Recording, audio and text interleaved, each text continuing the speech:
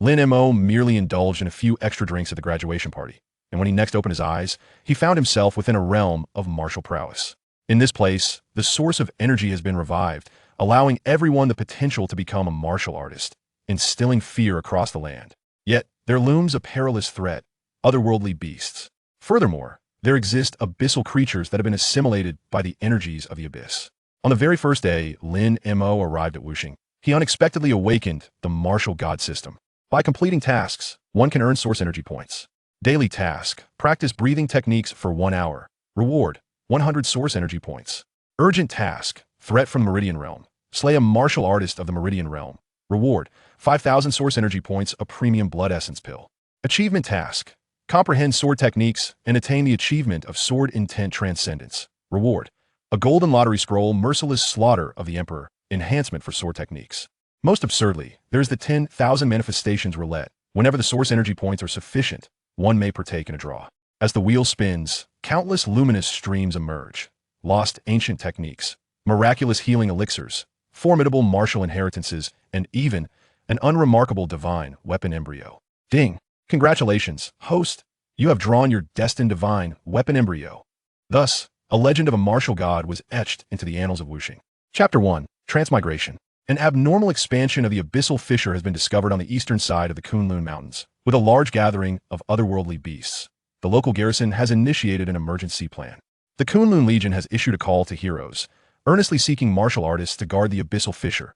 Even mortals may serve as shields. Huangshe volcano has detected anomalous thermal energy data from the magma. Fluctuations in magma activity are being continuously assessed by expert teams.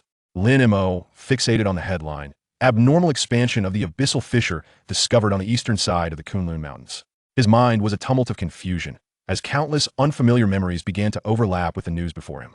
Anomalous magma heat, gathering beasts, recruitment of martial artists. These terms wove together a surreal, yet strikingly real world. Transmigration, he murmured softly, his voice tinged with incredulous bewilderment.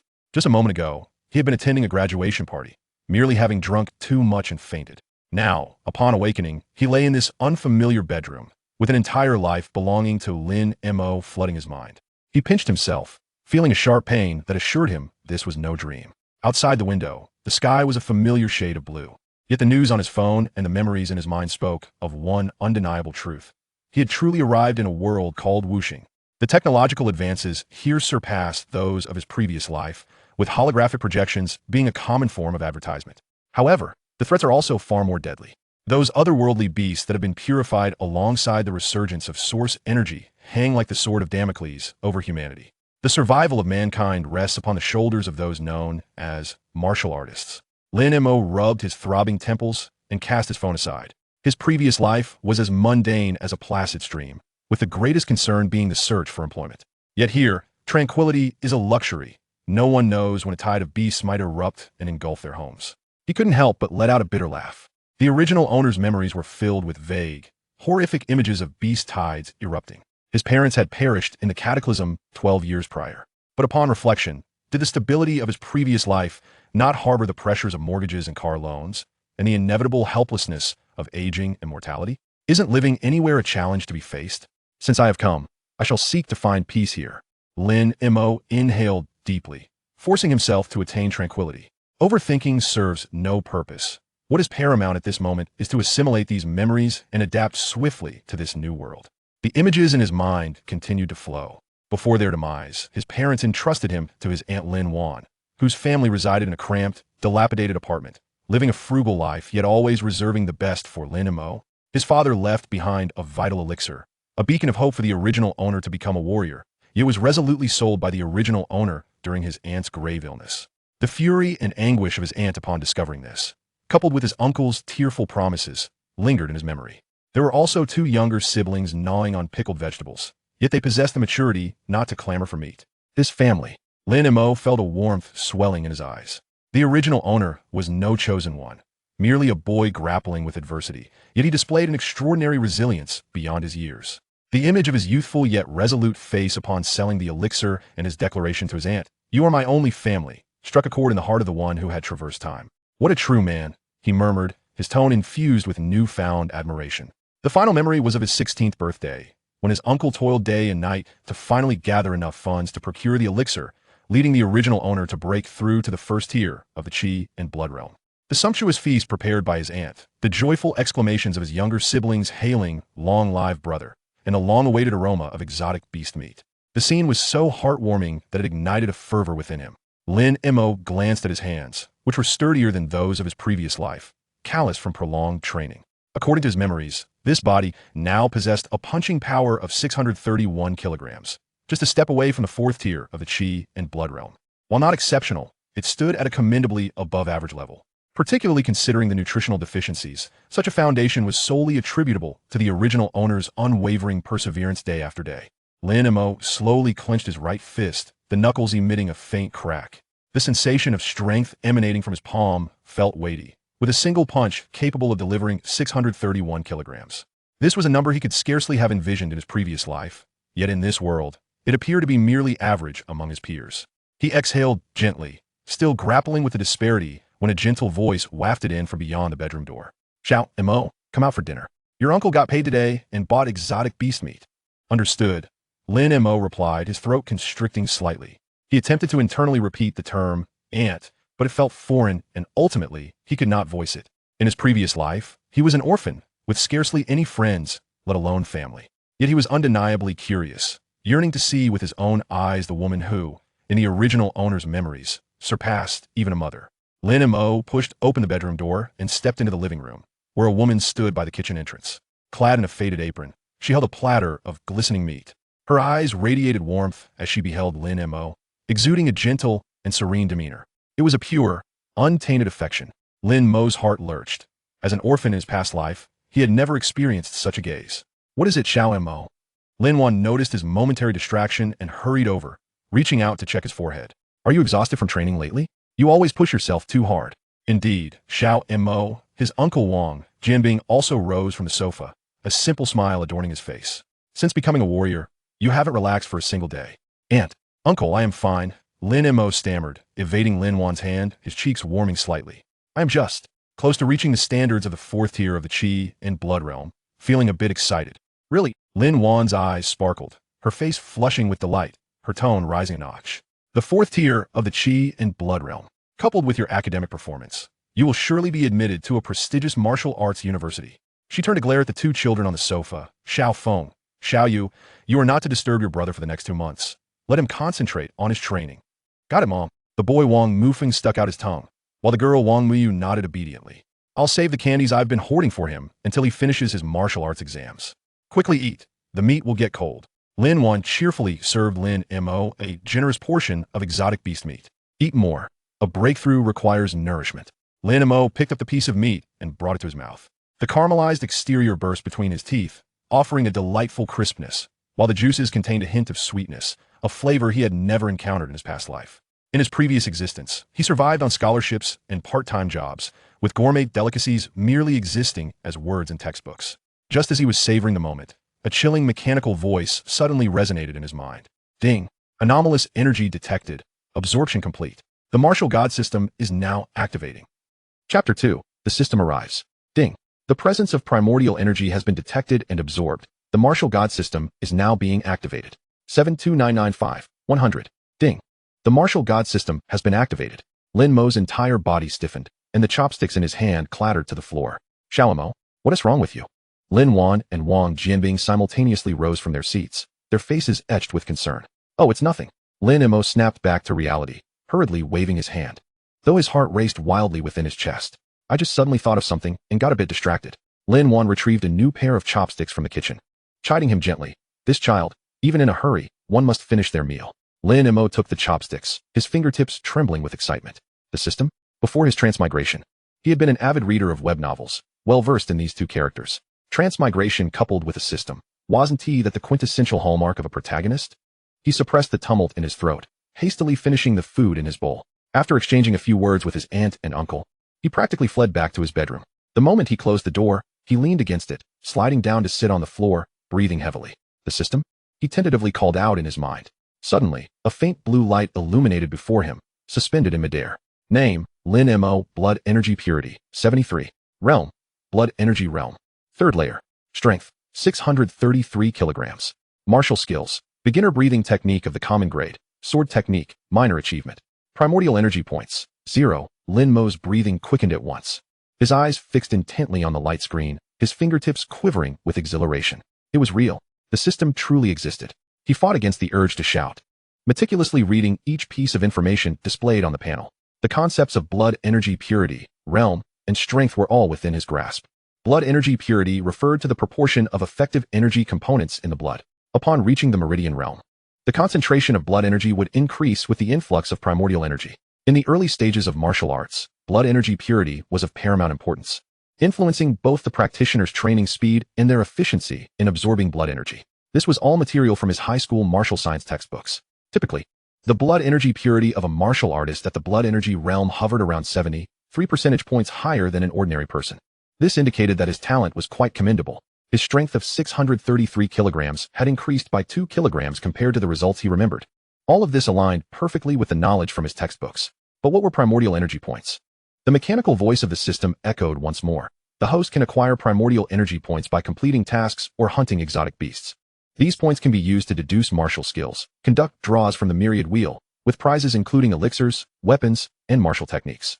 Lin Mo's gaze immediately darted to the right side of the light screen, where indeed there were 3 sections: tasks, storage space, and myriad wheel. With a thought, he clicked on the tasks section. It was divided into 3 categories: daily, urgent, and achievements.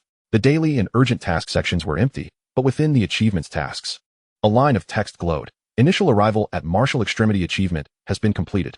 Reward: 1 golden lottery scroll. A novice gift pack? Lin Mo's heart raced as he quickly switched to the storage space. The 200 empty slots were pitch black, with only the first slot containing a scroll. Its golden light exceptionally radiant. Golden lottery scroll, used for the myriad wheel lottery, guarantees a golden prize. Guaranteed to yield gold. Lin Mo could not help but gasp, covering his mouth.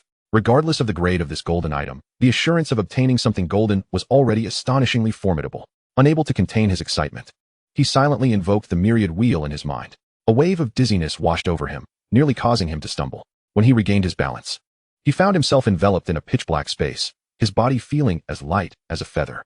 He reached up to touch his face, only for his fingertips to pass through as if he were a ghost. Am I experiencing an out-of-body experience? The legends of the underworld he had heard in his past life surged to the forefront of his mind. Lin Mo shivered in fright, contemplating an exit. Yet with another thought, the dizziness returned. Upon opening his eyes, he was back on the floor of his bedroom, his back slick with cold sweat. So, I can control it myself.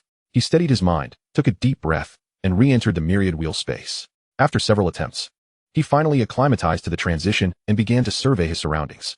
In the darkness, a dark golden wheel, several meters in diameter, slowly ascended. Its outline was blurred yet exuded an overwhelming aura, as if it had existed since the dawn of chaos. Standing before it, Lin Mo felt an overwhelming sense of insignificance, akin to a mortal gazing upon the weapon of a celestial being. The myriad wheel required 300 primordial energy points for a single draw, and a 10-fold draw cost 2,700 points at a 10 discount. The system explained, every 40 draws guarantees a golden heavenly item. If 3 consecutive draws yield no weapons, the 4th will assuredly produce a red-colored Divine Weapon Embryo. Lin Mo's lips twitched. This was reminiscent of the card-drawing mechanics from his past life. However, at this moment, he had no inclination to critique, as all his attention was captivated by the golden scroll in the storage space. System, utilize the golden lottery scroll. No sooner had he spoken than the scroll transformed into a beam of golden light, soaring directly into the myriad wheel. The dark golden wheel began to rotate slowly. An array of luminous points swirling upon its surface, ultimately coalescing into a dazzling golden light that halted at the center of the wheel. Lin Mo held his breath, watching as the golden light approached him, landing in the palm of his hand. As the golden radiance gradually dissipated, it revealed a dark red elixir.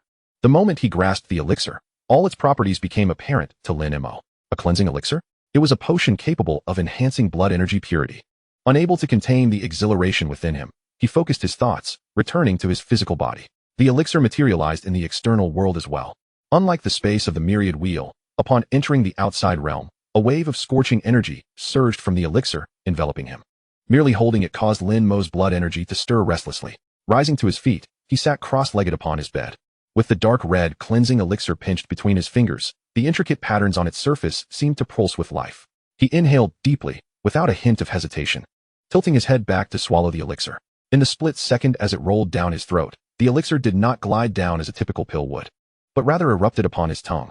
A torrent of searing dark red energy, akin to molten iron, surged down his throat. Wherever it coursed, his throat felt as if it were being scorched, leaving behind a burning pain.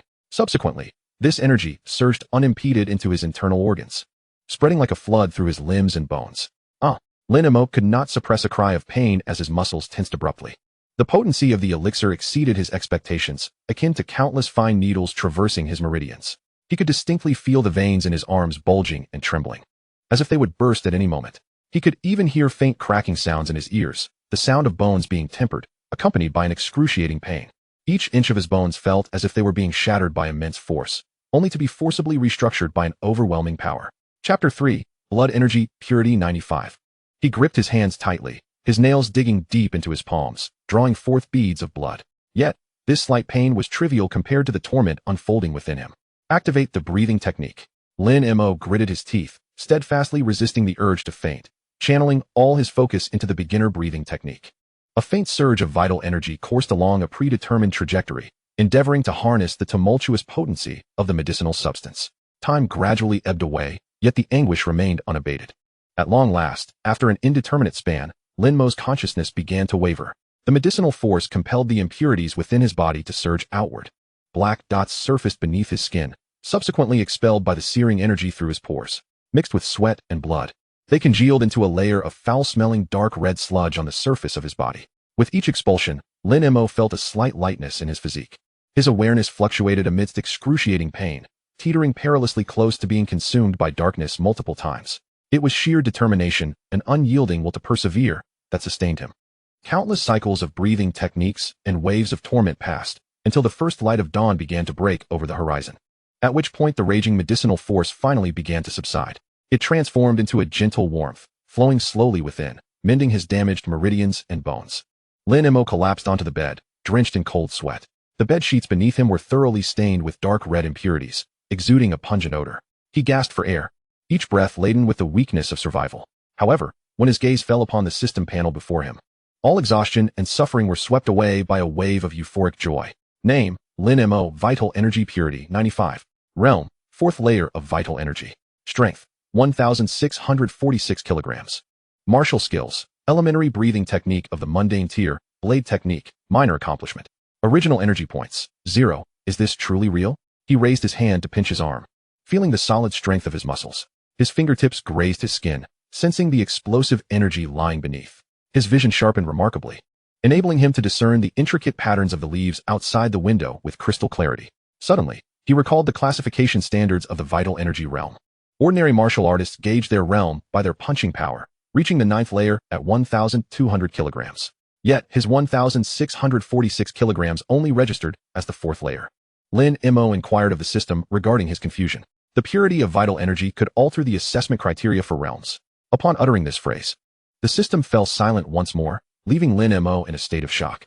Though he remained uncertain about the specifics of this assessment standard, the more than double increase in strength was undeniably real. Moreover, his current vitality purity was merely 95. If he were to elevate it to a full 100, the enhancement in strength would be monumental. He clenched his fist, the joints cracking with the sound of resolve, filled with anticipation for the future. At that moment, the dawn light outside had already begun to brighten. Lin Mo suddenly recalled the daily tasks from the system and hurriedly glanced at the taskbar. Indeed, he saw a new line of text. Defeat the strongest student in the class. Reward, 1,500 original energy points.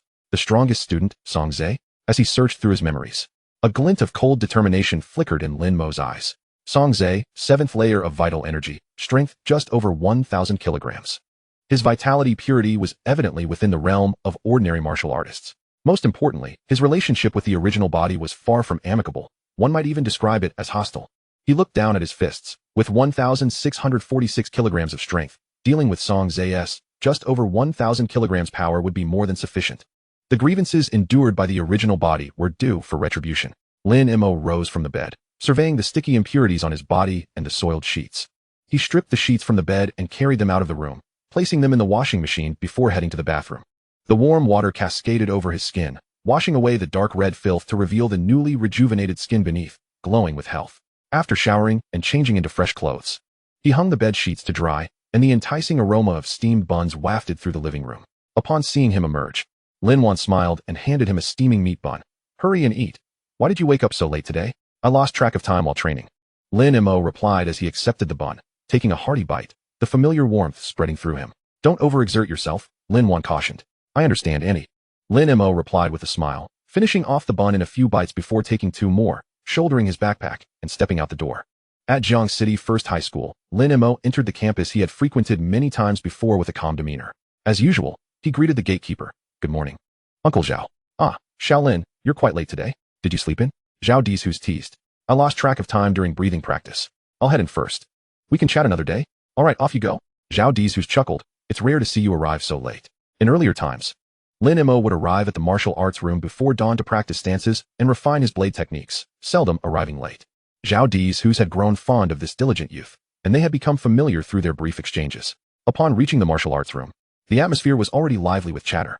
He walked straight to the weapons rack, picking up the familiar practice blade. The moment he grasped the hilt, an inexplicable sense of familiarity washed over him. Though this was his first time wielding a blade with this body, the motions of chopping, slashing, and thrusting flowed effortlessly, as if he had practiced them a million times. However, with the sudden surge in strength, his wrist felt a bit heavy, and he gradually adjusted his technique. The blade's wind became increasingly sharp, drawing the attention of several classmates nearby. As the preparatory bell rang, Lin Mo stood poised with the blade. At that moment, a slender youth approached, Liang. He regarded Lin Mo with a hint of confusion and remarked, You've grown stronger. You've broken through to the 4th layer. Lin Mo replied calmly. Indeed. Li Yang's eyes sparkled with excitement as he clenched his fist. Congratulations. Just wait, I will catch up to you soon. With that, he turned and exited the martial arts room. Lin Mo observed his retreating figure, a faint smile gracing his lips. This diligent youth, more industrious than himself, was one of his few friends. Returning to the classroom, the cultural studies teacher was already at the podium. Lin Mo listened attentively, his gaze fixed on the textbook section discussing the weaknesses of exotic beasts. In this world, the college entrance examination was divided into liberal arts and martial arts.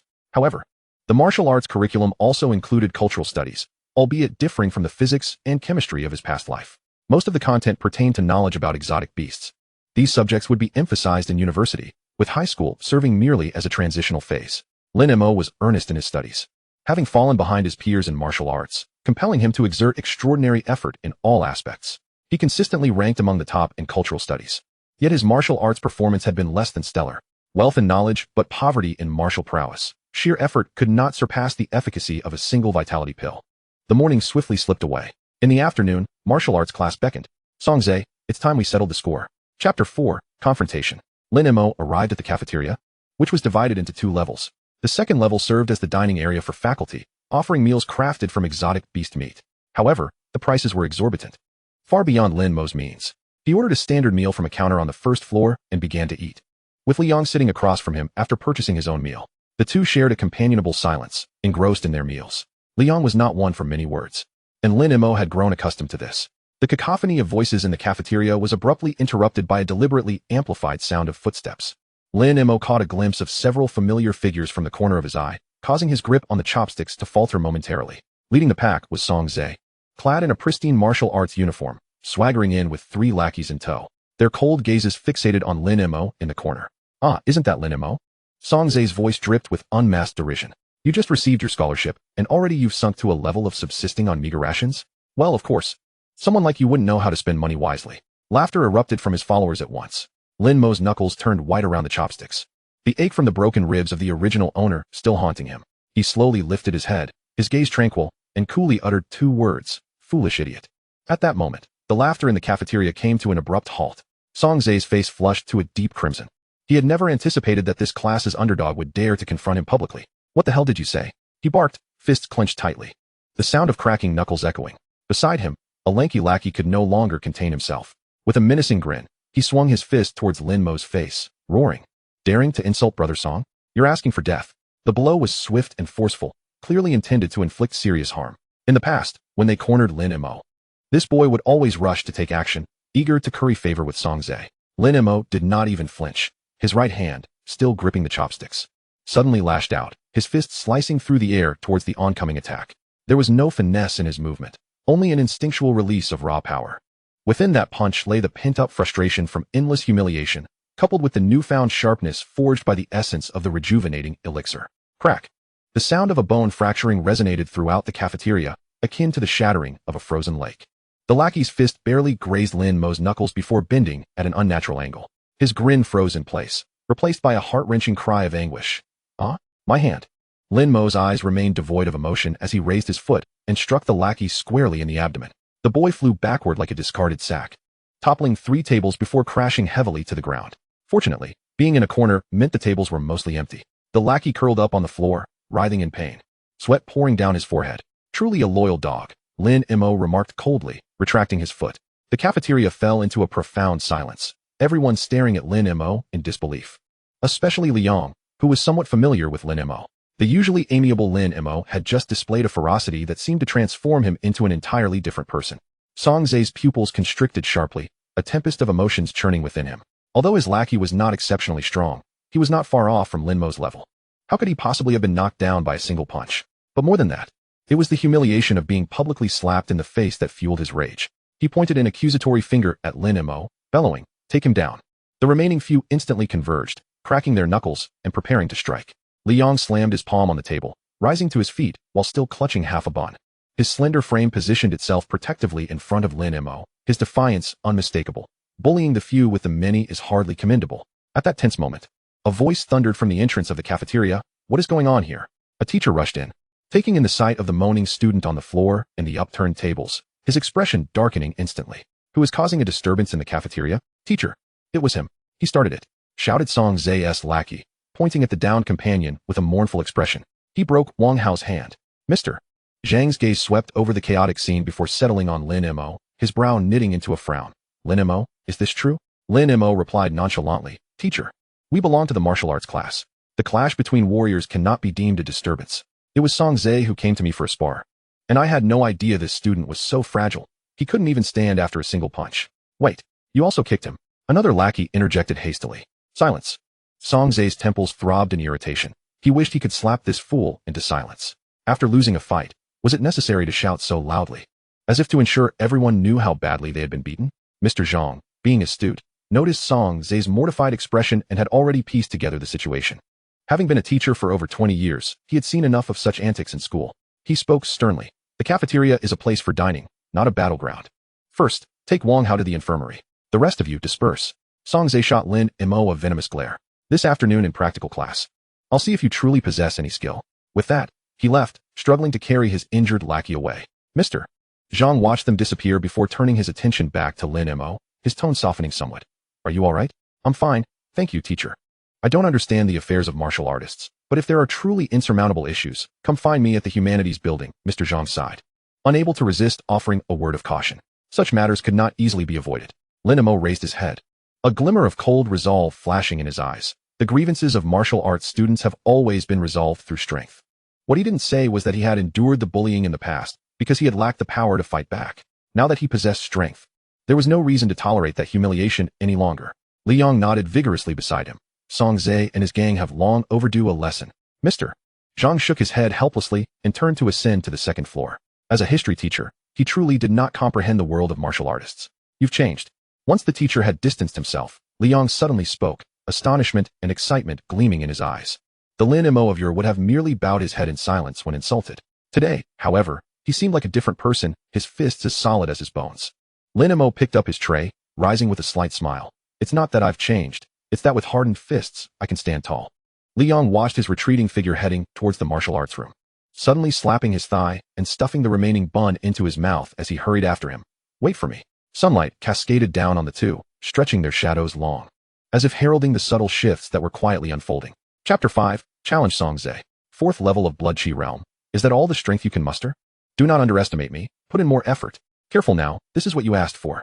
Before the words could settle, the sharp sound of metal clashing erupted. Boom. Hiss. Lin Mo advanced slowly, extending his hand to help the fallen Liang to his feet, a smile lingering on his lips. "You told me to exert myself, don't blame me." Coughing as he clutched his chest, Li Yang's eyes widened in disbelief. "Are you sure you only broke through to the 4th level? Did you leap directly to the 9th? No 4th level martial artist could send me flying over 10 meters. Are you coming back for more? If not, I might start practicing breathing techniques." Lin Mo changed the subject. Liang gazed at Lin Mo's calm profile and deeply understood the chasm that lay between them. With his current strength, he could hardly pose any pressure on Lin Mo, let alone serve as a sparring partner. A flicker of disappointment crossed his eyes, but he quickly straightened his back. "You go ahead." I'll practice a bit longer on my own. Liang had never been one to concede easily. Watching Lin Mo's retreating figure, he silently vowed, "One day, I will catch up to you." Turning to the side, he wielded his long knife with renewed vigor, the blade slicing through the air with a fierce whistle. Igniting the spark of determination within him, Lin Mo found a vacant space and stood still, commencing his breathing exercises. His legs slightly bent and eyes gently closed. His seemingly frail body exuded an unshakable steadiness akin to a millennia-old mountain. Time during training always seemed to slip away swiftly. And soon it was time for the practical combat lesson. One by one, his classmates arrived, filling the martial arts room with a lively buzz. Song Zhe, along with his small entourage, huddled in a corner, casting a disdainful glance at Lin Mo, who was deeply engrossed in his practice. Who is he trying to impress with that pretense? No amount of practice will allow him to catch up to me, he scoffed, noticing the hostile gaze directed at him. Students caught in his line of sight instinctively tensed. The imposing presence of this old tiger Yuan was not to be underestimated. Some of you still carry yourselves with such nonchalance. He raised his voice suddenly, startling Song Zhe and his friends. Song Zhe, do you truly believe you are invincible? It might have been acceptable to play tricks in the past, but now you dare to slack off? If this continues, you will inevitably find yourself trampled underfoot. Though they had long dominated the class, they genuinely feared this hands-on instructor. Yuan Jin paused and surveyed the room. If today's practical performance does not meet my standards, the training for the next 2 months will be doubled. Who will step forward first? Lin Mo did not hesitate for a moment. He emerged from the crowd and stood at the forefront. This action immediately drew everyone's attention. Some secretly admired his courage to stand up against the wrath of old Tiger Yuan, while many others expressed disdain. What does it matter how well Lin Mo performs in academics? Without strength, he will never enter a martial arts university. Among them, many could not even compare to Lin Mo's past self, yet they sought a sense of superiority through belittling others. Lin Mo disregarded the gazes around him and respectfully saluted Yuan Jun with a fist. A flicker of approval flashed in Yuan Jun's eyes. Lin Mo then turned his gaze toward Song Zhe, his eyes suddenly sharp as blades. Song Zhe, step forward. The room fell silent. Everyone shared the same thought. Has Lin Mo lost his mind? Song Zhe, shocked and furious, pushed past those near him and confronted Lin Mo, glaring fiercely. Lin Mo, you have guts. Just wait. I will make sure you can't even crawl afterward. I'll be waiting, Lin Mo replied calmly. Yuan Jun, momentarily taken aback by the unexpected turn of events, called out hastily. Remember, this is just sparring. Song Zhe scoffed. I've only heard that fists have no eyes. He felt a surge of anger. Having previously broken 2 of Lin Mo's ribs, he had been eager for revenge. And now this fool had delivered himself right to his doorstep.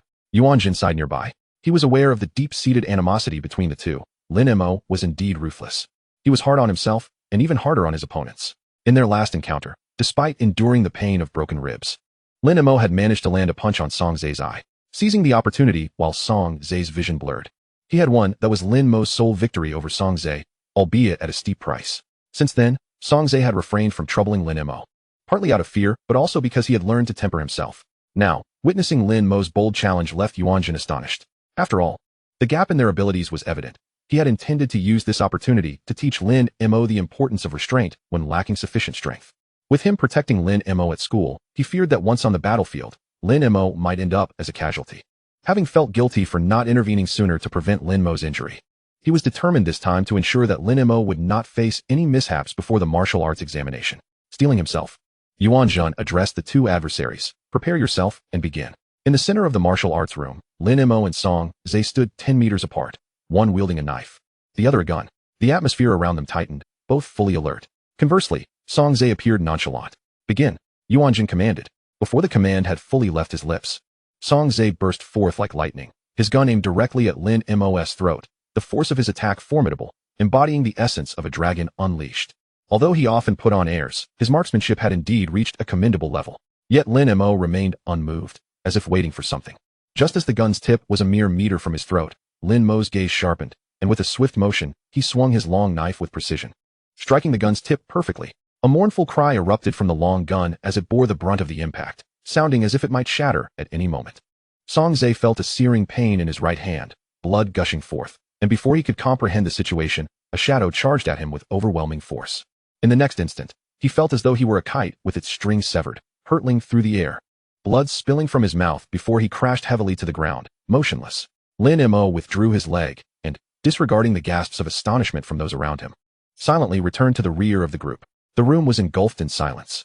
No one had anticipated that the once arrogant Song Zhe would be vanquished by Lin Mo in a single strike, and in such a thunderous manner. Even Liang, who was aware of Lin Mo's recent progress, could not help but clench his fists, murmuring, "Have you truly become this strong?" After a brief moment of shock, Yuan Jun hastily instructed 2 students to carry Song Zhe to the infirmary. From the looks of it, he had likely broken several ribs. Yuan Jun felt a headache coming on. Wasn't he supposed to be watching out to prevent Lin Mo from getting hurt? How had it ended with Song Zhe lying there instead? Although he had little fondness for students who bullied the weak, Song Zhe was still one of his own. Such injuries would heal within a month with current medical technology, and with sufficient funds, recovery could be expedited to merely 3 days. However, Song Zhe's family was only of a moderately well-off status, or else they wouldn't have needed the scholarship. They clearly could not afford exorbitant medical bills and would have to rely on conventional means. This would undoubtedly impact his performance in the upcoming martial arts examination. Perhaps this was karma. As for Lin Mo's sudden surge in strength, Yuan Jun chose not to delve deeper.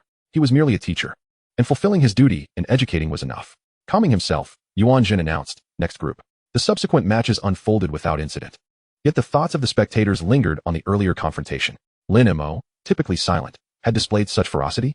His strength must surely place him among the top 5 in the school. How conservative, defeating the 8th-ranked Song Zhe in one blow. I believe he could claim the top spot. However, just as these words were spoken, derisive glances were cast in response. Lin Mo is indeed strong. But do you know who the top student in the school is? Jiang Luoli. At the mention of that name, no one dared to contradict. It seemed Lin Mo's recent achievement was still insufficient to shake the standing of that individual. Lin Mo, oblivious to the discussions around him, had already heard the system's notification echoing in his mind. Defeated the strongest in the class, 1,500 origin points have been credited to your account. He gazed at the system panel. Name, Lin Mo, Purity of Vitality, 95. Realm, 4th layer of Vitality Realm. Strength, 1,646 kilograms. Martial skills, entry-level breathing technique of the mundane tier, knife technique, minor completion. Origin points, 1,500. As Lin Mo gazed at the 1,500 origin points that had just arrived, a subtle smile crept upon his lips. The technique following the swordsmanship was undoubtedly what the system referred to as a means to enhance martial arts proficiency. Although it was his first time utilizing it, Lin Mo felt an uncanny familiarity with the process. Without a moment's hesitation, he silently intoned, "Swordsmanship, allocate points." Chapter 6, Perfection of Swordsmanship. Swordsmanship, allocate points. In the instant his thought landed, a torrent of memories regarding sword practice surged into Lin Mo's mind. Vivid images of wielding the blade, striking, and parrying flooded his consciousness, as if he had personally undergone these experiences 1,000 times. Within mere moments, his swordsmanship had reached its zenith. Observing the lingering numeral beside the swordsmanship on the panel, Lin Mo hesitated not a second longer and summoned the system once more. He temporarily dismissed the notion of a lottery. After all, with so few origin points, he harbored little belief in the luck that would grant him a windfall. Another overwhelming wave of memories crashed over him, far more expansive than the flood he had just encountered during his earlier mastery. Lin Mo's body trembled violently, nearly compromising his balance. He hastily seated himself in a lotus position, closing his eyes tightly, striving to absorb the torrent of information racing through his mind. In the recesses of his memories, he saw himself tirelessly wielding the long blade, unperturbed by the harshest of winters or the fiercest of storms. From the first light of dawn to the zenith of the moon, the whistle of the blade cleaving through the air never ceased, until a certain moment arrived, when a stroke was executed, smooth and flawless, as if it were destined to be so, without a trace of error. Swordsmanship perfected. Lin Mo opened his eyes, directing his gaze to the system panel. Name, Lin Mo, Blood Purity, 95. Realm, 4th layer of Blood Chi Realm. Strength, 1,646 kilograms. Martial skills, entry-level breathing technique, swordsmanship perfected. Origin points, 0. With his origin points depleted once more, he sighed softly, realizing he must devise a means to earn more. Currently, the only known avenues for acquiring origin points were through tasks and the slaying of extraordinary beasts. With no progress on achievement tasks or urgent missions, he could only wait patiently. As for the wilderness zone, he was contemplating how to enter and hunt extraordinary beasts, but he understood that this matter could not be rushed.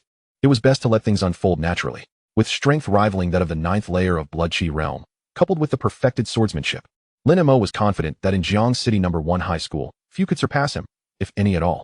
All of this had been accomplished within a mere day. The potential for future enhancements would only broaden further. Having come to this realization, Lin Mo's gaze returned to the 2 individuals engaged in a sparring match in the arena, one of whom was Li Yang.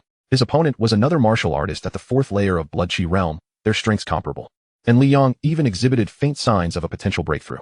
In terms of swordsmanship, Li Yang clearly held the upper hand.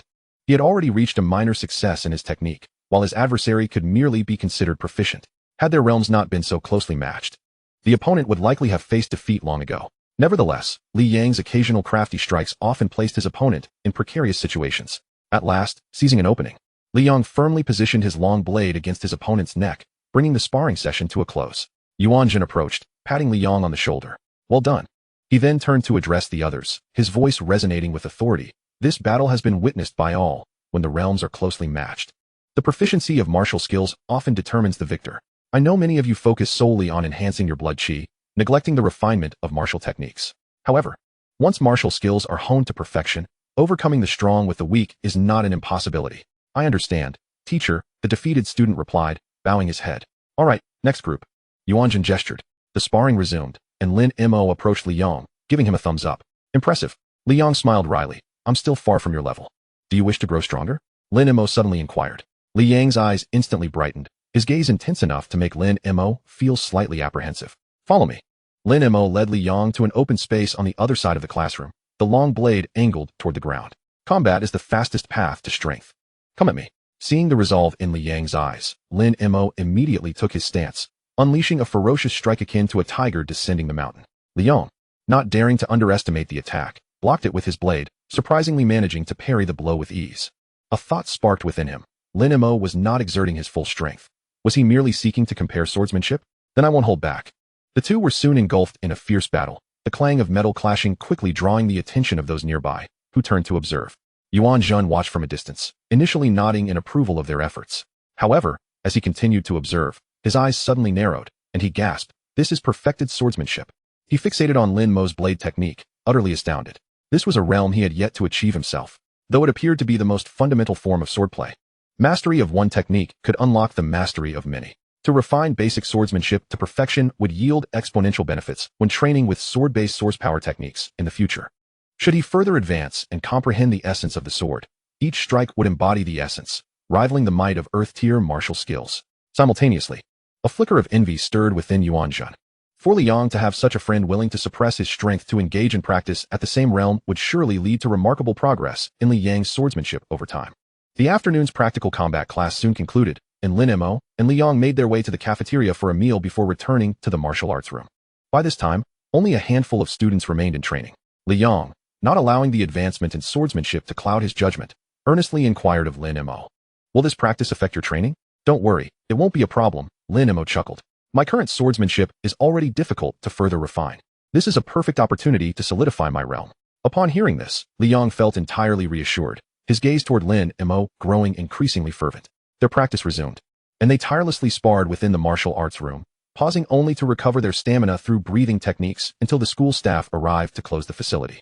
At that point, Li Yang was drenched in sweat and panting heavily, while Lin Mo appeared unperturbed, his breath steady and showing no signs of fatigue, a testament to his remarkable endurance. Upon returning home, Lin Mo was greeted by his aunt's reproachful voice. "Xiao Mo, why are you practicing so late again? Don't overexert yourself." Lin Mo smiled and replied, "It's all right, aunt. A martial artist's body is not so fragile. By the way, I've broken through to the 4th layer of Blood Chi realm." Really? His aunt's voice soared with uncontainable joy. "Jianbing, come quickly. Xiao Mo has broken through to the 4th layer." Wang Jianbing rushed out from his room, giving Lin Mo's shoulder a hearty pat. "Good lad. Are you exhausted? Go take a shower. The extraordinary beast meat from yesterday is still here. I'll cook it for you right away, and you can eat as soon as you come out." After dinner, Lin Mo lay on his bed, staring at the ceiling in a trance. Reflecting on the events of the past 2 days felt like a distant memory. After a moment of contemplation, a wave of fatigue washed over him, and he closed his eyes, swiftly drifting into slumber. The following day, before dawn had broken, Lin Mo was awakened by the system's notification sound echoing in his mind. Upon reading the daily tasks content, he could not help but mutter a curse. "Damn it. Are you kidding me? 100 points? Is this a joke? Daily task. Practice the breathing technique for 1 hour. Reward, 100 origin points. Why is it only 100 points?" Lin Mo questioned skeptically. "Just because this task is simple? Defeating Song Zhe in merely 2 seconds earns me 1,500 points. A task that was supposed to take an hour to complete, yet it only awarded a mere 100 points? Despite his grievances, Lin Mo resigned himself to the situation. After all, even the smallest of flies yield some meat. Subsequently, he finished his morning routine and set off for school. Chapter 7, A Masterful Guidance. As was his custom, Lin Mo entered the campus, greeting the gatekeeper, Uncle Zhao, before making his way directly to the martial arts room. Upon entering, he found the room deserted and chose a corner to stand, legs slightly bent, as he gradually began to practice his breathing technique. His breath flowed steadily within him, and his body soon began to radiate warmth. Time slipped by slowly in his cultivation. 2 hours later, as the preparatory bell rang, a system notification chimed in his mind. 1 hour of breathing technique practice completed. Reward, 100 primordial energy points. Lin Mo opened his eyes, a subtle smile gracing his lips. Though he feigned disdain, the sight of those 100 points being credited brought him genuine delight. Without lingering, he turned and headed toward the teaching building. Days passed in this rhythmic cycle of cultivation, and before he knew it, 3 days had elapsed. During this time, the system had issued 2 additional daily tasks, merely revolving around practicing the breathing technique and refining his swordplay.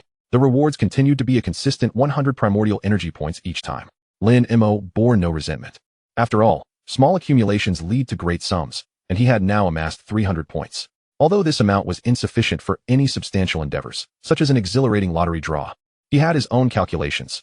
Once he saved up to 2,700, he could enjoy a discount on a 10-ticket draw.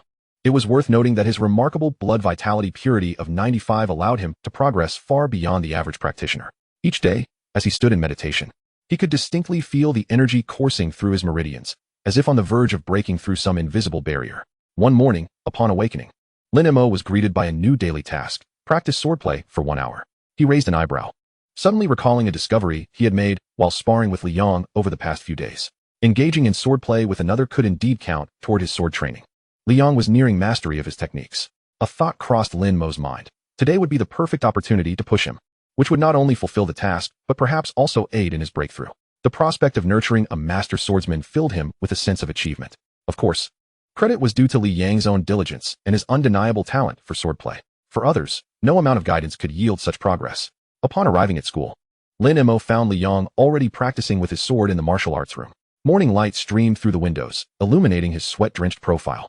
Each strike was executed with remarkable speed and ferocity, indicating that he was on the cusp of a breakthrough. As Lin Mo approached, he coincidentally caught Li Yang's blade in a sheathing motion. Practicing alone can be rather dull. Come, join me for some sparring. As he spoke, he drew his long sword, its blade reflecting the morning light with a cold gleam. A spark of excitement flickered in Li Yang's eyes, and he immediately assumed a stance. This could be troublesome. The clash of metals soon reverberated throughout the hall as their figures intertwined, the brilliance of their blades crisscrossing. Lin Mo maintained his blood vitality at approximately 650 kilograms. Engaging Li Yang solely through swordplay, sometimes executing clever ambushes, sometimes adopting a steady defense, vividly portraying the nuances of mastery.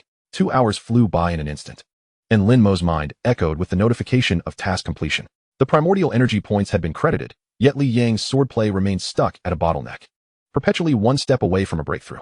Leaning on his sword, he panted, the veins on his forehead pulsing with frustration, his gaze filled with dismay. Lin Mo, am I just too dull-witted? You've been so generous in your assistance, yet I still patience. Lin Mo replied, standing with his sword sheathed, his tone calm. Mastery in martial skills requires a natural progression. I too invested considerable effort to reach my current level. Really? Li Yang looked up at him, skepticism evident in his eyes. Though Lin Mo was diligent, his training hours were not significantly greater than Li Yang's. Perhaps this was simply a matter of talent. Lin Mo cleared his throat to mask his embarrassment. Of course. Now, let us head to class. If one day isn't enough, we'll try 2 days. And if that fails, we'll try 3. Eventually, success will come. The two walked side by side toward the teaching building.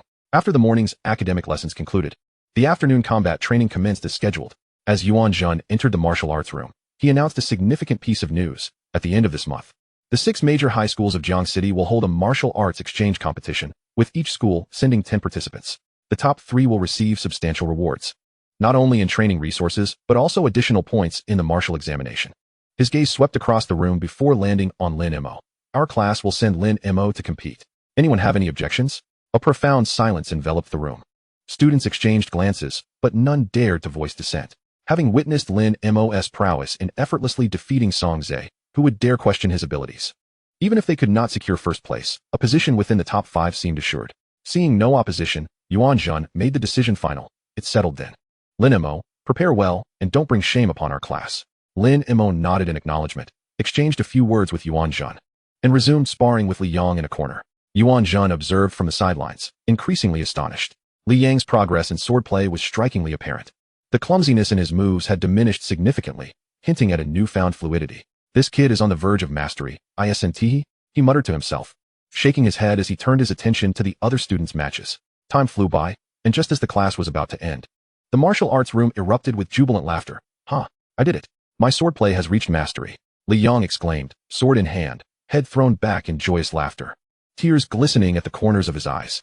No one knew the extent of the struggles he had faced over the past 3 years. A boy whose family circumstances were even more challenging than Lin Mo's. He lived in constant fear of failing to gain admission to university, of being unable to afford treatment for his father, of not being able to support his younger brother's education. At that moment, achieving mastery in swordplay felt like an immense weight had been lifted from his shoulders. His laughter concealed genuine relief and exuberance. Let us not underestimate the significance of mastering swordplay. Yuan Jun, after years of combat on the battlefield, had only attained such a level through immense effort, transitioning to a martial arts instructor at Jiang City No. 1 High School due to injury. He understood that a high school student achieving mastery in basic swordplay would provide a considerable advantage in martial examinations, potentially altering the course of their life. As Lin Mo reveled in Li Yang's triumph, a sudden system notification resounded in his mind, rendering him momentarily speechless. Achievement unlocked. Masterful guidance. Reward: 5,000 primordial energy points and a Lingshu medal. 5,000 points and a medal. Lin Mo's heart raced. Never having anticipated that merely offering guidance to Li Yang for a few days would unexpectedly fulfill an achievement task. This kid, Li Yang, truly is my lucky star. He could not help but cheer inwardly. As he directed his gaze to his storage space, the image of the medal clearly manifested, an unidentifiable metallic base, with a piece of jade intricately carved with elaborate patterns embedded in the center. Lingshu medal, when deducing martial techniques.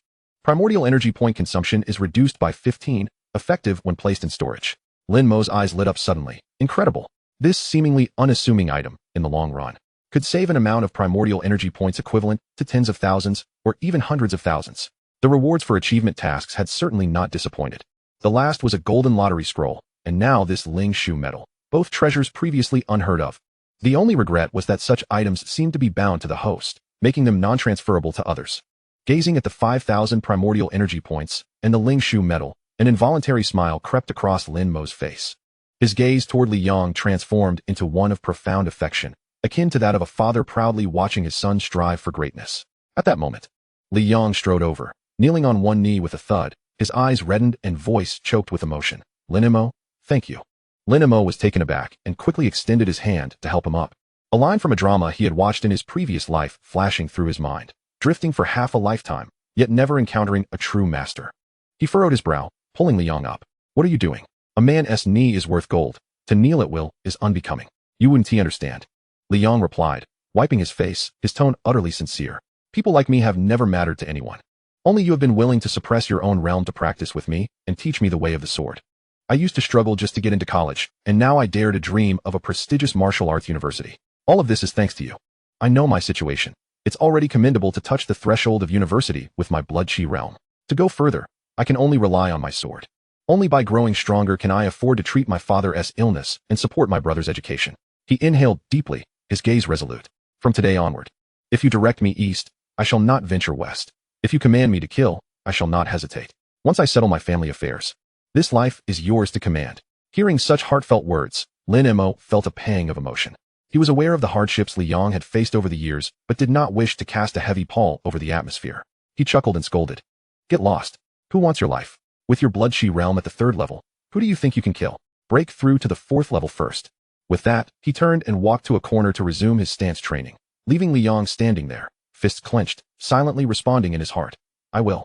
He too moved aside, continuing to wield his sword. The sound of the blade slicing through the air grew faster and heavier, as if pouring out all his unwillingness into the glimmer of the sword. Around them, whispers began to rise. Li Yang is truly fortunate to have a friend like Lin Mo. If I had such a master to feed me techniques, I would have perfected my skills long ago. No need for such a lengthy process. Indeed, a man's knee is worth gold. To kneel so easily is utterly spineless. Li Yang remained oblivious to their remarks. In this life, how could one please everyone? He had endured countless taunts over the years. Rather than concern himself with the gossip, it was better to grip tightly onto his sword. Once he became strong enough, he could sever all criticism with a single strike. Chapter 8. The Essence of Sword Intent. Lin Mo sat cross-legged to the side, disregarding the gazes around him as he examined the system interface. Name: Lin Mo, Blood Chi Purity, 95. Realm: Blood Chi Realm. 4th level. Strength: 1,689 kilograms. Martial skills: Basic breathing technique of the mortal level, sword technique, perfected. Original energy points: 5,300. As his gaze fell upon the number following the sword technique, Lin Mo's heart skipped a beat. An uncontrollable surge of ecstasy washed over him. Was he on the verge of comprehending sword intent? That was a pinnacle realm that countless martial artists spent their entire lives striving to reach. And he was about to achieve it so effortlessly? Suppressing the torrent of emotions, he silently urged, "System, allocate points."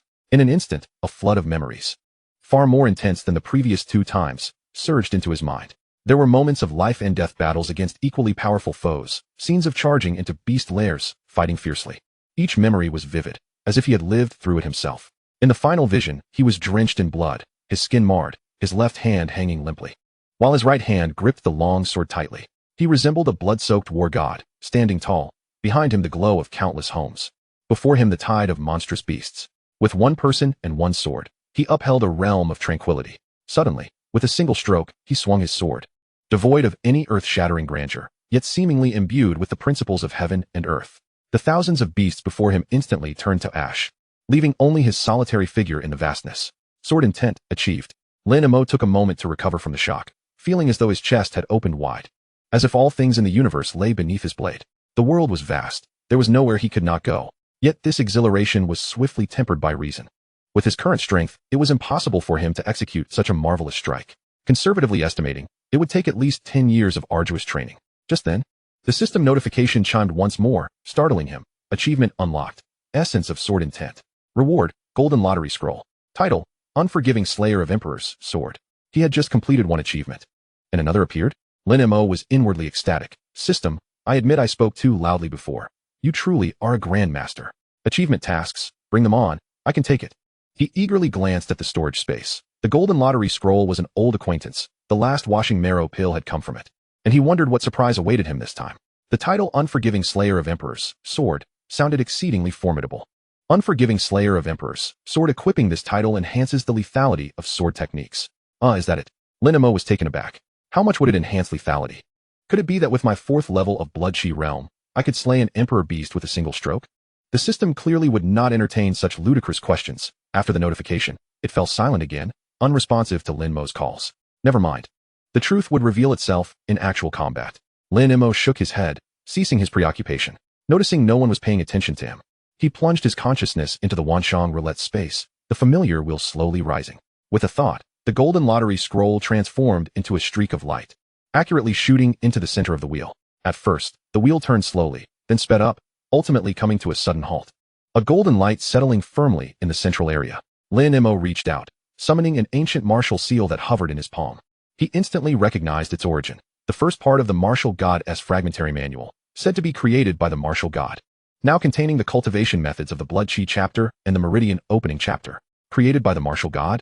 Lin Mo's consciousness entity could not help but swallow hard. Though unaware of its specific power, the mere mention of the martial god indicated it was extraordinary. Hadn't he seen that even the system referred to it as the martial god system? He pondered inwardly. If it weren't only the first part, this technique would likely be a red-tier divine item. In this world, martial skills were categorized into 5 levels: mortal, yellow, profound, earth, and heaven. This martial god's fragmentary manual evidently surpassed the heaven tier. Lin Mo did not forget the special mechanism of the Wanshang roulette. After 3 consecutive attempts that failed to yield a weapon, the 4th would surely produce a red-tier Divine Weapon Embryo. The golden lottery scroll was clearly not included in that count. Storing the martial seal in the system's storage space, Lin Mo's consciousness returned to his body. At this moment, his classmates were still sparring, yet he had no intention of immediately practicing this divine skill. Such a domineering technique, if it invoked any phenomena during cultivation, would draw too much attention. Better to wait until tonight in a secluded spot. With this in mind, he attempted to operate the mortal-level breathing technique, but barely completed half a rotation before halting. The martial seal in his storage space was like an alluring little enchantress, incessantly tugging at his heartstrings, making it impossible for him to settle down. Alas, ultimately, it was a lack of inner composure. Lin Mo sighed, gripping his long sword tightly, and the tumult within his heart instantly calmed. After several waves of memories, he had developed an inexplicable affection for the sword. As long as he held the hilt, all distractions would dissipate into thin air. He shook his head, dismissing further thoughts, and began to practice the sword technique. Unbeknownst to him, the class bell rang. His classmates left in groups, some heading home, others to the cafeteria for meals before resuming their training. Lin Mo did not return home. Instead, he made his way toward the small grove behind the school. The forest was enveloped in tranquility, with only the gentle rustle of leaves stirred by the wind, ensuring that he would not be disturbed. This was the place. He sat cross-legged, retrieving the martial seal and pressing it to his forehead. The seal transformed into a stream of luminous energy, swiftly merging into his mind. An overwhelming and profound torrent of information surged into his consciousness like a flood breaching a dam, assailing his awareness. Time became irrelevant, and it was only when nightfall completely enveloped the sky that the transmission finally concluded. Lin Mo felt as though his head might explode from the sheer force of the information. Such was the intensity of the martial arts scripture. Indeed, it was a divine martial technique. Merely the preliminary chapter was almost beyond his capacity to endure. If it had been the complete version, he feared he might not even qualify for the inheritance. He murmured to himself, perhaps not obtaining the complete version is a form of protection from the system? Having acquired such an extraordinary skill, he was eager to test its power immediately. Following the guidance of the martial god's fragmentary manual, Lin Mo began to circulate the technique. The ambient energy around him seemed to respond to an unseen force, wildly rushing into his body at a speed that far exceeded 100 times that of ordinary foundational breathing techniques. Was this the source power that could only be absorbed by those practicing the Meridian Realm techniques? Lin Mo felt a pang of astonishment within. Yet he had only just completed the inheritance of the Blood Chi Realm technique. The content of the Meridian Realm technique still lingered deep within his mind, yet to be unlocked. This was extraordinary. The martial god's fragmentary manual was truly remarkable. Casting aside further contemplation, he decided it was beneficial for him. The refining effect of the source power on his body was undeniable. The sooner he could absorb the source power, the faster his cultivation speed would increase. He need not worry about the burden on his body. After the cleansing of the marrow and muscles with the marrow washing pill, his physical strength had already reached the pinnacle of the Blood Chi realm. Lin Mo focused all his thoughts on comprehending the martial god's fragmentary manual. He understood that transitioning from a low-tier technique to a high-tier one would result in a dramatic surge in his blood chi. As his understanding of the martial god's fragmentary manual deepened, the shock within him intensified. A tingling sensation coursed through his bones and meridians, a sign that his power was quietly increasing. After approximately an incense stick's worth of time, Lin Mo suddenly opened his eyes. A flicker of dark red light flashed within his gaze, and his blood chi surged violently. A tempest erupted around him, bending the treetops to the point of breaking. More astonishingly, a dragon-shaped phantom, coalesced from pure blood chi, spiraled around him, emitting a deafening roar that threatened to upend the entire grove. This is not good. Lin Mo's heart raced. He hastily suppressed the boiling blood chi and, with a flash, dashed out of the grove. He deliberately avoided areas where people might be. Racing out of the school, just as he burst forth, a disheveled pair, a man and a woman, emerged from the depths of the woods. The young man glared in the direction Lin Mo had vanished, cursing, "Damn it, if I find out who it was, I'll make him pay." Enough with the cursing, the young woman urged anxiously, pulling him along. With such a commotion, the principal will definitely send someone to investigate. We need to leave before we get caught. The two hurriedly adjusted their clothing and stealthily slipped out of the grove. Chapter 9. Unfathomable Hostility. Lin Mo swiftly exited the school gates and, confirming that no one was around, let out a sigh of relief. With a flicker of thought, he summoned the system panel. Name, Lin Mo, Blood Chi Purity, 100. Realm, 4th layer of Blood Chi Realm. Strength, 2,347 kilograms. Martial skills, Divine Tier, Martial God's Fragmentary Manual, Preliminary, Sword Technique, Intent. Source Energy Points, 1050. Truly, it was a Divine Tier technique beyond the Celestial Tier. He murmured to himself, his gaze sweeping over the numbers on the panel. A glimmer of excitement flashing in his eyes. With full blood chi purity, his strength had surged to over 2,300 kilograms. Yet he was still stuck at the 4th layer? It seemed that a purity of 100 had raised the threshold for the 5th layer. He did not rush to break through, knowing that when the time was right, advancement would come effortlessly. However, he was acutely aware that after the initial explosive period of switching techniques, the rate of improvement would inevitably slow. With this exhilaration, Lin Mo pushed open the door to his home. Brother, little Mu Yu, resembling a plump koala, pounced into his embrace with a joyful cry. Lin Mo instinctively lifted her up, playfully pinching her tiny nose. Did you behave at school today, little Rain? Did you listen to your teacher? Of course I was good. Mu Yu nodded vigorously, her little head bobbing like a chick pecking at grains, eliciting laughter from Lin Mo. At that moment, his aunt, Lin Wan, peeked from the kitchen. Little Mo, you're back. Wash your hands. Dinner will be ready soon. After washing up, Lin Mo sat down at the dining table, his gaze landing on a bowl overflowing with exotic beast meat, slightly taken aback. Uncle, didn't Tiwi just eat this a few days ago? Why buy more? Wang Jianbing placed a generous chunk of meat into his bowl, chuckling. Aren't you preparing for the martial arts examination? You need to replenish your strength. Uncle, I've already broken through to the 4th layer. I'm certain I can get into the martial arts university. There's no need for such extravagance. Lin Mo replied softly. He refrained from mentioning that his strength had already far surpassed that of an ordinary 4th layer. Such figures were too astonishing. Silly child. After a breakthrough, you need to replenish even more, Lin Wan said, bringing over a bowl of soup, her eyes filled with warmth. You train so hard every day. How can you not eat well? A warm current flowed through Lin Mo's heart, and his nose tingled. In 2 lifetimes. This was the first time he felt such genuine warmth. In that moment, he truly felt that he belonged to this family. Aunt, uncle, I will ensure you live well. He silently vowed, bowing his head and heartily devouring his meal. That night, Lin Mo practiced the martial god's fragmentary manual for several cycles, sensing the steady growth of his blood chi, before finally succumbing to sleep. The next day unfolded as usual. He completed the daily tasks in the martial arts room, earning 100 source energy points. While attending a cultural class, Yuan Jun suddenly entered, calling him outside. The 10-person special training for the exchange competition starts today, Yuan Jun informed him, leading him to another martial arts room. Inside, 9 individuals were already waiting. Upon their entrance, 8 pairs of eyes turned to them, while only the girl on the far left maintained her unyielding posture, not glancing aside. Among the crowd, a burly young man fixed his glare on Lin Mo, his anger visibly intensifying. The silhouette of this brat began to merge with that of the scoundrel who had spoiled his plans last night. The sudden commotion had nearly frightened him into a fit. So it's you. The young man gritted his teeth, taking 2 steps forward. He was none other than Sun Hongyue from the Grove last night. Lin Mo furrowed his brows, sizing him up. This man stood nearly 6 feet tall, his muscles bulging, resembling a robust boxer. Yet Lin Mo realized he did not know him, and this inexplicable hostility was puzzling. Yuan Jun sensed the tension and glared at Sun Hongyue. What are you trying to do? Teacher, why does he get to join the special training? Sun Hongyue pointed at Lin Mo, his tone unfriendly. Wasn't he the 10th spot reserved for that Songzae? Where did this nameless nobody come from? Yuan Jun glanced at the calm Lin Mo and replied indifferently.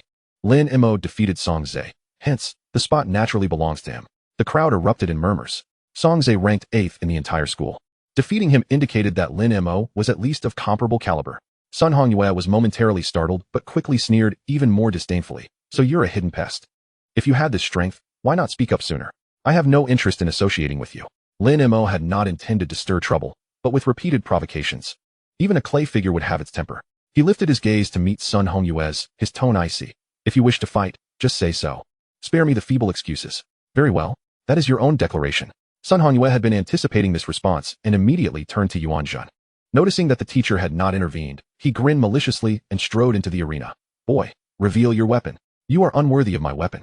Before Lin Mo's words had fully settled, Sun Hongyue's straight punch, accompanied by the whistling of the wind, came hurtling towards his face. Lin Mo did not flinch or evade. He responded with a punch of his own. This strike appeared unremarkable, as if it were merely a casual flick, yet it collided with Sun Hongyue's fist with pinpoint accuracy. Crack! The sound of bones cracking was accompanied by a muffled groan, and Sun Hongyue was shockingly lifted off the ground. He staggered backward, sliding several meters. His right hand twisted at an unnatural angle, blood dripping continuously from his palm. Before he could regain his composure, Lin Mo's figure approached him like a specter. Yuan Jun felt a tightness in his chest and attempted to intervene, but it was already too late. He could only shout sternly, Lin Mo, show mercy. The exchange match is paramount. With me here, we cannot afford to lose. Lin Mo's voice remained frigid as his fists relentlessly struck Sun Hongyue's chest. Bang! With a dull thud, Sun Hongyue was sent flying like a broken kite, crashing against the wall and falling to the ground in silence, his chest visibly caved in. Yuan Jun sighed, covering his forehead, mentally berating Sun Hongyue 1,000 times. This fool. Why provoke anyone when he had to challenge Lin Mo, the harbinger of doom? Does he not recall that years ago, he dared to clash with the 7th level Songzae, nearly blinding him? Surely, now no one would dare to provoke him. Rubbing his temples in frustration, Yuan Jun lamented how increasingly difficult it was to manage this team. In the corner, Jiang Loli finally raised her eyes, a flicker of surprise crossing her gaze. She had not anticipated such a formidable character hiding within Jiang City No. 1 High School. Lin Mo dusted off his hands and returned to the team with an expression as tranquil as if he had merely crushed an ant. The remaining few were so terrified that they dared not utter a sound, their eyes filled with fear as they regarded Lin Mo. This man was ruthless. Having beaten the 3rd-ranked student of the entire school to such a state that he might even delay the martial arts examination. They secretly rejoiced that they had not sided with Sun Hongyue. Bring 2 people to escort him to the infirmary. Yuan Jun waved his hand. 2 boys, friends of Sun Hongyue, hurriedly rushed over and carefully lifted him away. Your methods are rather brutal, Yuan Jun remarked, his tone complex as he looked at Lin Mo. Adults must take responsibility for their actions. Lin Mo replied coolly. The others internally scoffed. Adults? No, it seems we are all above 18. Yet Lin Mo spoke no falsehood. With Sun Hongyue's robust build, one could easily mistake him for someone in his 30s. Yuan Jun suddenly lowered his voice. Sun Hongyue's family runs a martial arts school. His father is a practitioner of the Meridian realm. Be cautious on your way home these days. They likely won't let this matter rest. Understood. Thank you, teacher. Lin Mo nodded, his eyes devoid of fear. the Meridian Realm? Just the opportunity to test the might of the martial god's residual techniques. Chapter 10. The initial glimmer of blade intent. After the incident with Sun Hongyue, the special training finally fell into a structured routine, except for Zhang Luoli. The others regarded Lin Mo with a mix of trepidation and barely concealed respect. This was the advantage of showcasing one's strength. It eliminated much unnecessary trouble. This session of special training was no different from a typical combat class, still consisting of paired practice. However, the participants selected for the exchange match were all top students from their respective schools, making it difficult for ordinary opponents to apply any pressure. Originally, due to the withdrawal of Song Zhe and Sun Hongyue, Yuan Jun had arranged for himself to spar with Lin Mo, while the top-ranked Zhang Luoli would face the second-ranked Lu Ziyuan. But before long, Yuan Jun realized he had miscalculated. The prowess of Zhang Luoli and Lin Mo was still on an entirely different level among these 10 individuals. Zhang Luoli, without even drawing her sword, effortlessly toppled Lu Ziyuan with just 3 moves. Yuan Jun, resigned, had no choice but to readjust. Lin Mo, you will spar with Zhang Luoli. Lu Ziyuan, step forward. Lin Mo stood before Zhang Luoli, his gaze briefly lingering on her face. Her long, dark hair cascaded like a waterfall, her features exquisitely delicate as if they belonged to another realm. Her skin was as fair as snow, and her demeanor was as frosty as an ice mountain snow lotus. There was an aloofness in her eyes that seemed to repel all, far surpassing any star he had encountered in his previous life. Lin Mo swiftly reined in his thoughts, tilting his blade towards the ground. Zhang Luoli also unsheathed her sword, the blade reflecting her calm, steady gaze. Without uttering a single word, their weapons clashed in an instant. Upon contact, both retreated. Lin Mo stepped back half a pace, while Zhang Luoli withdrew 3 steps. This initial exchange gave both parties a clear understanding. Lin Mo confirmed that Zhang Luoli had undoubtedly utilized treasures such as the cleansing marrow pill, her strength far exceeding that of an ordinary 9th-level practitioner. Now nearly on par with him. A flicker of astonishment crossed Zhang Luoli's cool eyes. She had initially believed Lin Mo to be strong, yet ultimately inferior to herself, only to discover that in their first encounter, she had fallen behind. Once more, she called, charging forward with her sword, the momentum suddenly intensifying. Come forth. A spark of combat fervor ignited in Lin Mo's eyes. Since arriving in this world, his opponents had always been effortlessly subdued. Finally, someone could compel him to unleash his full strength. The two engaged in a whirlwind of combat. Zhang Luoli's swordplay had reached perfection. Yet Lin Mo's mastery stemmed from systematic enhancements, his foundation impeccably solid. In contrast, Zhang Luoli's perfection was born of relentless practice. The superiority of their skills was evident. The clash of blade and sword produced a resounding symphony, sparks dancing in the air. Each strike and maneuver was executed with the utmost precision, showcasing their mastery without the slightest deviation. This duel captured everyone's attention. Even Yuan Jun and Lu Ziyuan paused their practice, holding their breath as they intently observed the spectacle. After hundreds of exchanges, neither combatant could claim victory. Lin Mo was wholly absorbed in the battle when, all of a sudden, an overwhelming blade intent erupted from within him. The spectators' pupils dilated, as if the youth before them had transformed into a legendary blade capable of cleaving mountains and slicing seas. Fierce, domineering, exuding a pressure that left one breathless. Zhang Luoli's spirit trembled, her sword momentum faltering. A long blade now hovered before her throat, the fierce wind cutting against her skin. Her loose hair swept back by the blade's intent. She murmured softly about the blade intent, her eyes filled with disbelief. The onlookers were left speechless, their expressions frozen in shock. It was blade intent. He had actually comprehended blade intent. Here I was, taking pride in my mastery of marksmanship, while Lin Mo had silently grasped the realm of intent. No wonder he claimed Sun Hongyue was unworthy of his weapon. It turned out he had attained blade intent. Yuan Jun took a deep breath, exclaiming, "This kid is truly a prodigy." Zhang Luoli sheathed her sword and approached Lin Mo, clasping her hands. "Our bout has been immensely enlightening." Lin Mo returned the gesture, offering no further words. Zhang Luoli turned and retreated to a corner, sitting cross-legged with her eyes closed, clearly processing the insights gained from this battle. The impact of this duel on her was profound. She had always regarded herself as a genius, achieving perfection in her swordplay by 18, enough to feel prideful. Yet today, encountering Lin Mo, she finally understood what it meant to be outclassed. Even her father, a practitioner of the condensation realm, had not grasped the realm of intent. Lin Mo also reaped rewards. Synthesizing the fragmented combat experiences from his memories, his practical skills rapidly ascending. The morning's special training passed in the blink of an eye. During the midday break, Zhang Luoli suddenly approached Lin Mo and expressed her gratitude for his guidance during today's battle, suggesting that she treat him to a meal. Although Lin Mo initially intended to decline, Zhang Luoli's insistence left him no choice but to acquiesce. The two of them walked side by side towards the cafeteria, drawing countless gazes along the way. Zhang Luoli's reputation was immense, and she was never short of admirers at that moment. The envious stares directed at Lin Mo felt almost incendiary. Unfazed, Lin Mo accompanied Jiang Luoli to the second floor. She ordered an extravagant feast of exotic beast meat, several varieties of which Lin Mo had never encountered before, clearly indicating a hefty price tag. This meal likely cost upwards of 100,000. What a wealthy lady, Lin Mo thought, feeling quite ravenous himself, and he proceeded to eat heartily without pretense. At a nearby table, Lu Ziyuan was dining with a few others. One of the young men, glancing in Lin Mo's direction, slammed his hand on the table and exclaimed, "Lu, who is that guy? How dare he compete with me for women? He must have a death wish." Lu Ziyuan, startled, nearly spat out his food, swiftly kicked the offender to the ground, and cursed, "How dare you? If you want to die, don't drag me into it." The commotion drew the attention of the entire cafeteria, including Lin Mo and Jiang Luoli, who turned to observe. Noticing their gaze, Lu Ziyuan quickly stood up, clasped his hands in apology, and bowed repeatedly.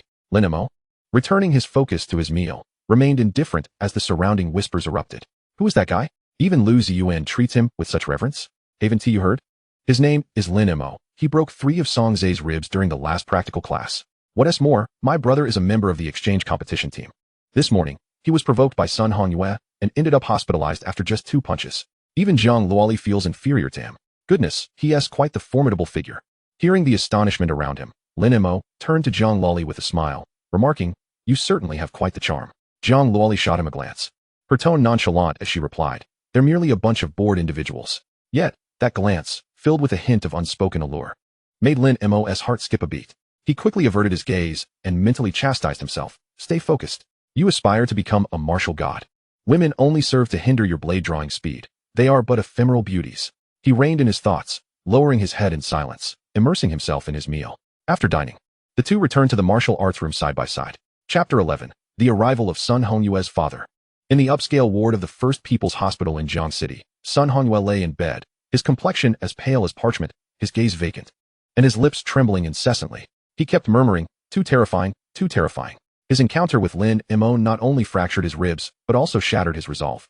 Even now, he felt the shadow of death looming over him. Beside the bed, a woman named Guiyuero clutched her son's hand tightly, her eyes swollen from crying for what seemed like ages. Not far away, a man dressed in loose martial attire stood with his arms crossed. The contours of his well-defined muscles were apparent beneath his clothing, exuding an aura of fierce dominance. This was Sun Hongyue's father, Sun Chongwu, the master of the Chongwu Martial Arts School and a practitioner at the Pulse Realm. His eyes, bloodshot and unblinking, fixated on the window rather than his son. His jaw clenched tightly. His knuckles whitened from the force of his grip, clearly struggling to suppress his fury. "Do not worry, my son. I will ensure that scoundrel pays in blood." Sun Chongwu's voice was hoarse.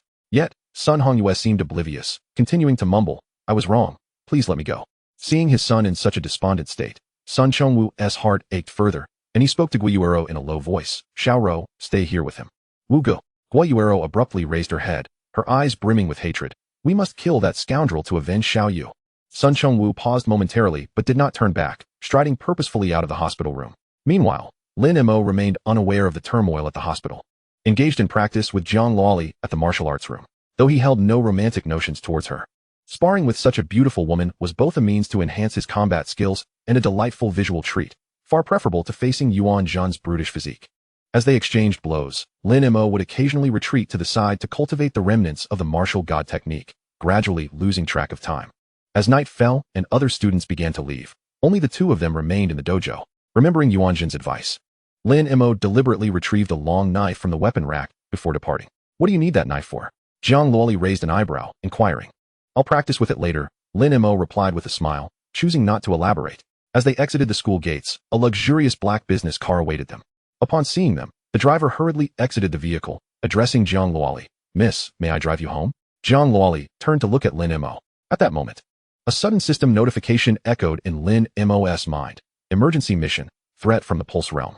Eliminate the Pulse Realm warrior Sun Chongwu. Reward, 5,000 original energy points, and 1 premium vitality pill. Lin Mo's heart sank. The inevitable had indeed arrived. He glanced at the premium vitality pill reward, pondering its true value. However, he knew one thing for certain. He must not involve his aunt's family. Without hesitation, he turned to Jiang Luoli and said, "I have something to attend to. You should head back." Although Jiang Luoli felt puzzled, she did not press further and nodded before getting into the car. After the business vehicle drove away, Lin Mo surveyed his surroundings. The night was thick and obscuring, rendering visibility nearly non-existent. Yet an instinctive sense of danger alerted him that Sun Chongwu was nearby. He no longer hesitated, turning and sprinting away, intentionally taking a convoluted route before finally stopping in front of a dilapidated, abandoned building. What of the Pulse Realm? This shall be your final resting place, Lin Mo murmured, charging up to the rooftop with his knife in hand. No sooner had he steadied himself than a shadow flitted by like a wraith. It was Sun Chongwu. Boy, did you deliberately lure me here? Sun Chongwu's eyes gleamed with ferocity. What is your trump card? This is my confidence. Lin Mo tightened his grip on the long knife, his tone calm. Arrogant. Sun Chongwu, seething with rage, retorted with a derisive laugh. Today, you will pay for my son's life. Before his words had fully escaped, he lunged forward like a ferocious tiger, his fists slicing through the air towards Lin Mo's face. Lin Mo dared not be complacent, raising his blade to block. With a resounding clang, he felt an overwhelming force surge against him, his feet carving shallow grooves into the ground as he was forced back 3 meters before regaining his balance. Impossible. Sun Chongwu's pupils dilated in shock. He had unleashed 70% of his strength in that vengeful strike, expecting to incapacitate his opponent instantly, only to find this little brat could withstand it. Lin Mo maintained a calm demeanor. It was only natural for a Pulse Realm warrior to possess such power, perhaps even slightly less than he had anticipated. However, the true strength of the Pulse Realm did not lie in raw power. No matter how strong the Vitality Realm, it ultimately relied on physical strength. The Pulse Realm, however, could harness source energy to execute source energy combat techniques, which highlighted the fundamental disparity between them. He needed to conclude this battle swiftly, ensuring that he did not grant his opponent the opportunity to unleash any combat techniques. As his thoughts raced, Lin Mo took the initiative to launch an offensive, targeting Sun Chongwu's vital points with each strike. When Sun Chongwu saw him daring to counterattack, he roared in fury, his fist striking with the ferocity of a tempest. Lin Mo deliberately concealed his blade's intent, relying solely on his perfected knife techniques to engage with Sun Chongwu. Though it appeared he was being thoroughly overwhelmed and blood dripped from the corner of his mouth, he was actually biding his time for the right moment. As the relentless attacks continued without yielding results, Sun Chongwu gradually lost his patience. After narrowly missing Lin Mo several times with his heavy strikes, his anger surged. Boy, let us see how long you can endure. Suddenly, a faint lion-shaped phantom materialized above his fist. To die beneath my lion's fist is a blessing. Source Energy Combat Technique. Lin Mo's expression turned grave. He had been waiting for the right opportunity all along. To Lin Mo's astonishment, the old man became impatient much sooner than expected. Thus, he resolved to fight with all his might. With a sudden snap, Lin Mo closed his eyes, concentrating all his mental faculties on the long blade in his hand. The surrounding sounds of the wind, the opponent's advancing fists, the flow of his own vitality, all faded from his perception, leaving only the presence of the blade in the vastness of the universe. In the blink of an eye, he opened his eyes, and a flash of cold steel gleamed within them. Sun Chongwu's fist was already upon him, the phantom of a raging lion roaring with a devastating intensity. This was the moment he was most vulnerable, just as he was about to deliver a fatal blow to his enemy. In that critical instant, Lin Mo moved. With a single stroke, he unleashed a torrent of blade intent, imbued with the unrelenting force of a royal assassin, crashing into Sun Chongwu's mind like a tidal wave. It was the pinnacle of a strike that encompassed all his will and strength. Sun Chongwu felt his consciousness shatter, his mind blank. As the lion-shaped phantom accompanying his fist disintegrated instantaneously, he could only watch helplessly as the blade's radiance sliced toward him like a silken ribbon, devoid of any strength to evade. With a swift motion, the blade sliced upward from his waist, cleaving Sun Chongwu in twain. The threat posed by the completion of the mission's conduit realm was neutralized, and the system's alert chimed. At that moment, as Lin Mo's taut nerves began to relax, he could no longer suppress his injuries and spewed forth a mouthful of blood. Without daring to linger, he forced himself to descend the stairs, inwardly lamenting. That was a close call. I nearly fell here. In the dimness of the night, the youth staggered towards home. Each step tugged at his internal injuries, prompting him to furrow his brow. Upon reaching his doorstep, Lin Mo had already wiped the blood from his lips, although his complexion remained pallid. Seeing him, Lin Wan rushed over, exclaiming, Xiao Mo, why do you look so unwell? Are you sick? Nothing to worry about, Andy. I'm just worn out from training, Lin Mo replied, managing a smile. I've had my meal. I'll head to my room for some rest. Watching his weary figure retreat, Lin Wan felt a wave of concern wash over her. That child pushes himself so hard every day. How can his body withstand it? He was well aware of his condition. Wang Jinbing approached and placed a reassuring hand on his wife's shoulder. Our child has grown. We must support him. Upon returning to his room, Lin Mo could no longer bear the weight of exhaustion. He collapsed onto his bed, fully clothed, and drifted into a deep slumber. Chapter 12. The 10 consecutive draws of the myriad manifestation roulette. The following day, as dawn broke, Lin Mo awoke from his slumber. The pain from his injuries lingered, yet it had considerably improved, though his complexion still bore a hint of pallor. Today's daily task was, unexpectedly, to recover from his injuries. Lin Mo gazed at the system panel, slightly taken aback. It seems I must devise a way to procure some healing elixirs. Without further contemplation, he tidied himself and set off for school. Upon reaching the martial arts room, everyone had already gathered.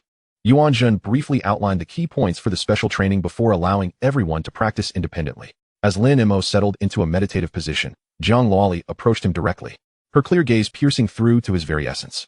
Sun Chongwu is dead. Her tone was flat, but undeniably resolute. Lin Mo's expression remained unchanged, though a flicker of surprise stirred within him. Jiang Luoli continued, "You killed him." Maintaining a calm demeanor that betrayed no emotion, Lin Mo replied, "I did not." Sun Chongwu did not return home last night, and his family reported him missing.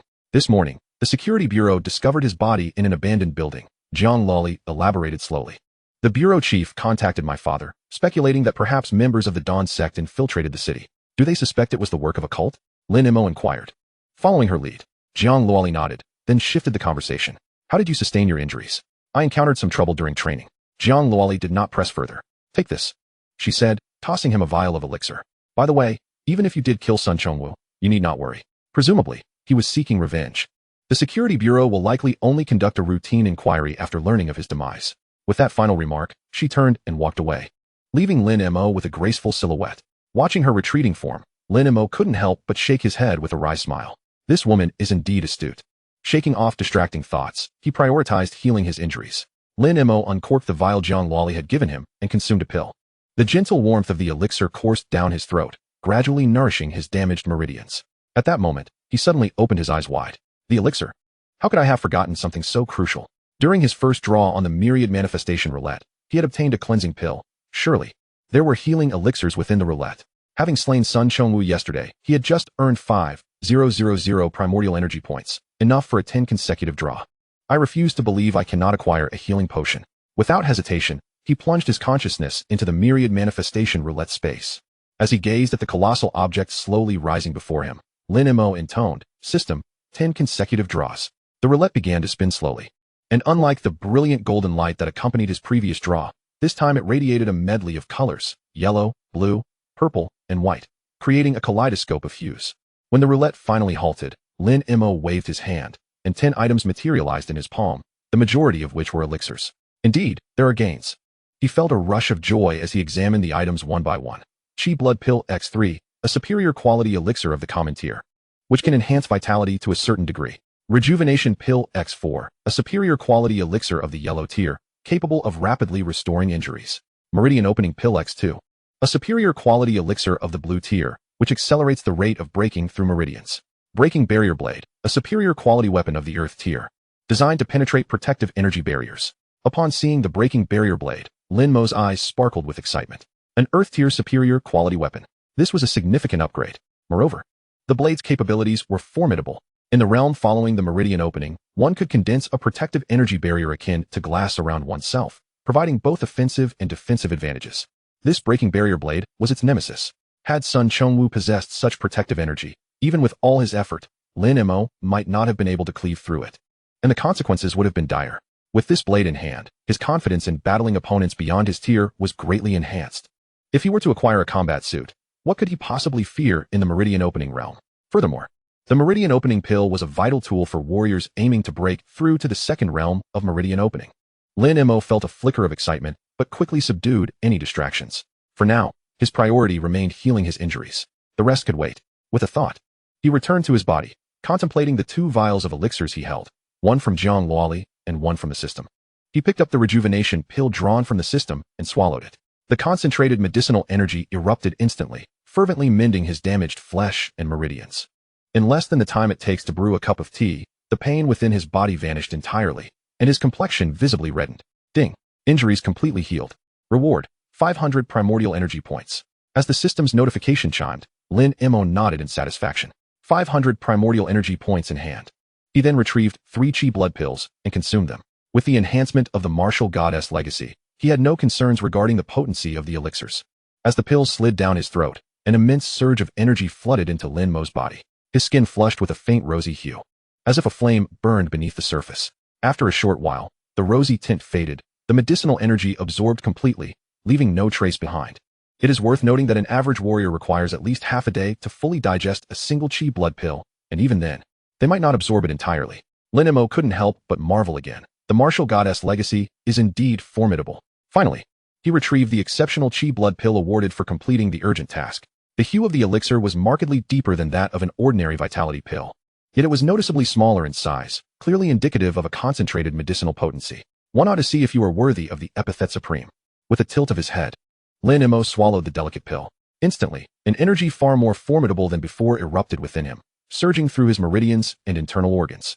Without hesitation, he immediately activated the martial goddess legacy, meticulously guiding the energy, compressing and refining it with great care. After a period equivalent to the burning of a stick of incense, this ferocious energy was finally tamed and absorbed. Lin Mo slowly opened his eyes, feeling the tumultuous flow of vitality within him, an overwhelming urge to unleash a roar towards the heavens welling up inside. However, recalling that he was still in the martial arts chamber, he suppressed the impulse. Yet, at the very moment he opened his eyes, an inexplicable chill swept through everyone present in the chamber, as if they were being scrutinized by some terrifying entity. In unison, they turned their gazes towards the source. There, Lin Mo sat in tranquil meditation, his seemingly frail form resembling a coiled dragon poised to strike, harboring an immense power.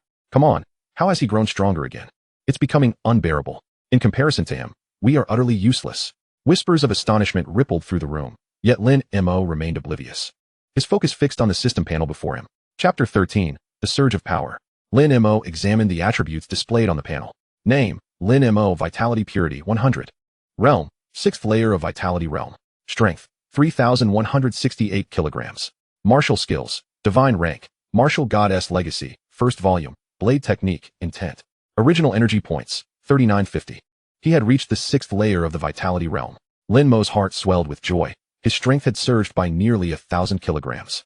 The elixir provided by the system was indeed exceptional, with far fewer impurities and a vitality content that surpassed anything available on the market. Clenching his fists, he felt the invigorating power coursing through his entire being, a smile unconsciously gracing his lips. With this 3,000 kilograms of might, who in the vitality realm could stand against him? With 3,950 original energy points remaining, should he indulge in a tenfold draw? The thought barely crossed his mind before he quashed it. This batch of energy points had been solely acquired through an emergency mission, which had only occurred once since his transmigration. Who knew when the next would arise? Achievement missions were even more challenging, with each completed one diminishing the total, so it was prudent to conserve them. Having come to this realization, Lin Mo rose and approached Jiang Luoli. He wished to test just how formidable his current strength truly was. Noticing his approach, Jiang Luoli lifted her gaze. Her eyes swept over his rosy complexion and steady, prolonged aura, raising an eyebrow. Your injuries have healed? Yes, thanks to your elixir, Lin Mo replied with a slight smile, carefully guarding the system's secrets. It was merely a common elixir, Jiang Luoli said nonchalantly, yet her fists clenched slightly. What was that pressure just now? Lin Mo had anticipated this question and replied half-truthfully. My recent training yielded some insights, and I managed to break through to the 9th layer of the Vitality Realm today. He dared not disclose the truth, revealing his 6th layer status alongside his astonishing feat of slaying a Harmonization Realm opponent would undoubtedly lead to extraordinary scrutiny.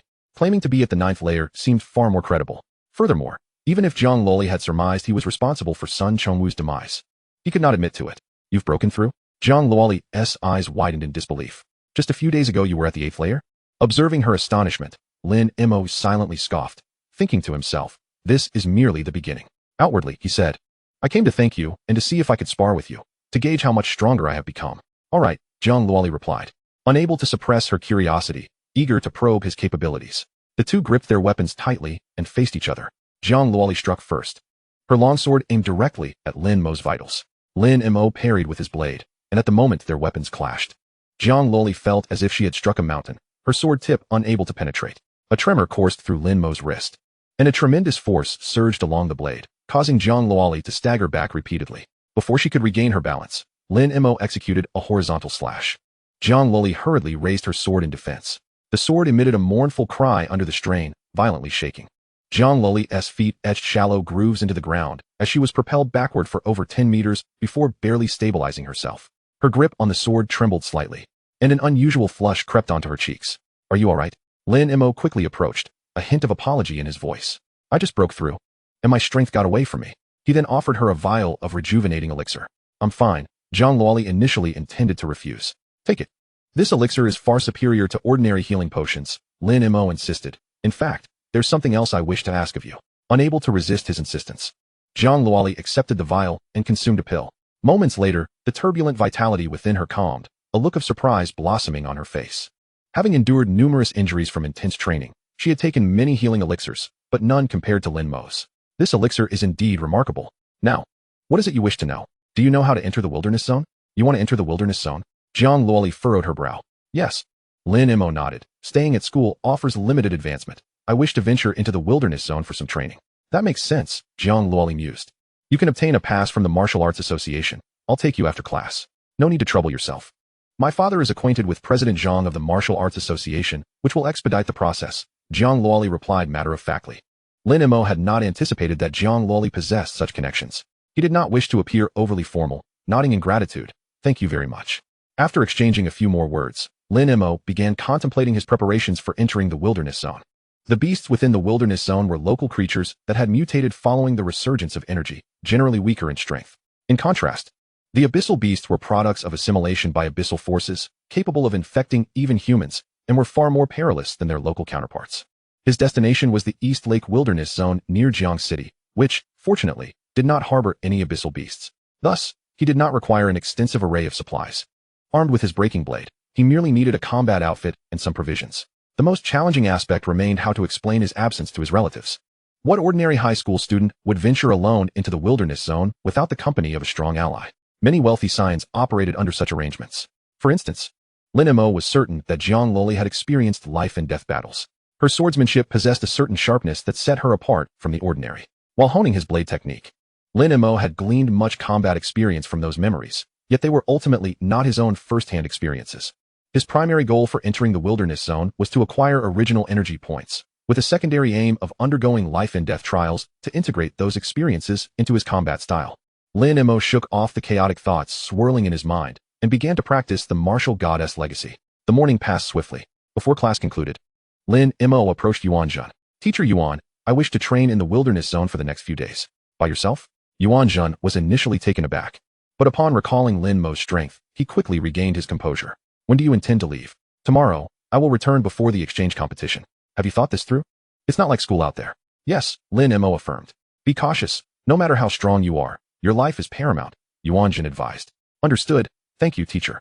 Bidding farewell to Yuan Zhen, Lin Mo departed the school alongside Jiang Luoli.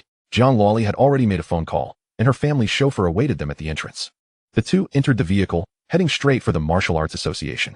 The imposing edifice of the association buzzed with a constant flow of visitors. As they stepped inside, a male staff member approached, his gaze momentarily captivated by Jiang Luoli's enchanting visage, before he warmly inquired, May I assist you with something?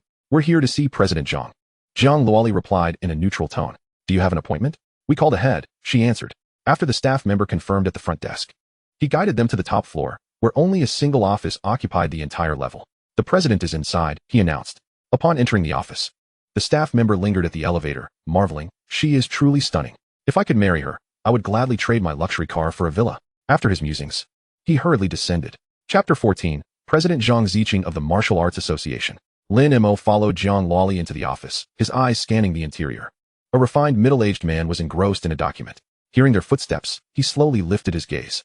Upon recognizing the visitors, he set aside the papers and rose with a smile. Ah, Jiang girl, how has your father been? It has been quite some time since I last saw him. Jiang Zhenshou. Lin Mo's heart jolted, his pupils contracting. With the surname Jiang and referred to as Zhenshou by the president, could it be? Jiang Luoli's subsequent words confirmed his suspicions. Taking a step forward, Jiang Luoli smiled gently. Hello, Uncle Zhang. My dad mentioned you just the other day, saying he would visit you when you had time. He has prepared some fine wine. Lin Mo's heart surged with tumultuous waves. It turned out that Jiang Luoli was not only from a privileged background, but also the daughter of the Zhenshou. The Zhenshou was the paramount authority in Jiang City, overseeing even the Martial Arts Association. The higher-ranking Zhenxing governed an entire province, truly a figure of significant stature in Huaxia's upper echelons. As Lin Mo's thoughts whirled, Zhang Ziqing beamed, excellent. Once I clear this pile of matters, I shall certainly come knocking for that wine. After exchanging pleasantries, his gaze shifted to Lin Mo. His brow slightly raised, scrutinizing him with interest. Observing this, Jiang Luoli stepped aside to make space. Uncle Zhang, we are here to ask for a favor. This is my friend, Lin Mo. He wishes to enter the wilderness zone for training. However, he is still a student at Jiang City No. 1 High School. And according to regulations, obtaining a pass requires considerable procedures. Could you possibly make an exception? Zhang Ziqing then appraised Lin Mo earnestly. He was well aware of Jiang Luoli's character. Many scions of prestigious families had pursued her with resources in hand, yet she had always responded with indifference. Now, however, she actively advocated for this young man, indicating that he must possess exceptional qualities. Young man, are you aware of the dangers that lurk within the wilderness zone? Zhang Ziqing's tone was solemn. President Zhang, I have given it considerable thought, Lin Mo replied, his demeanor neither servile nor arrogant, his gaze unwavering. Good. You have courage. Zhang Ziqing laughed heartily, patting Lin Mo's shoulder. Since you were brought here by Luoli, I trust you. Follow me. He decisively turned and strode out, with Lin Mo and Zhang Luoli hurrying to keep pace. As they traversed the corridor, the staff members they encountered bowed respectfully, not daring to breathe loudly. Upon reaching the service counter, Zhang Ziqing pointed at Lin Mo, his tone brooking no argument. Issue him a high-level pass, with my name as guarantor. A high-level pass? Lin Mo's pupils contracted, hastily declining. President Zhang, that would be too much trouble. A basic one would suffice. The high-level pass would allow him unrestricted access to the wilderness zone and exemption from the cumbersome checks for high-speed trains and flights. Even capable martial artists typically required significant social standing to secure such a pass. It's no trouble at all. Zhang Ziqing waved his hand dismissively. As Luoli's friend, I cannot let you suffer any inconvenience. The staff promptly retrieved a fingerprint scanner from a drawer and presented it to Lin Mo with a polite smile. Sir, please provide your fingerprint. With no other option, Lin Mo extended his index finger. The device's screen instantly displayed his information. Jiang City No. 1 High School. Senior year, Class 7, Lin Mo.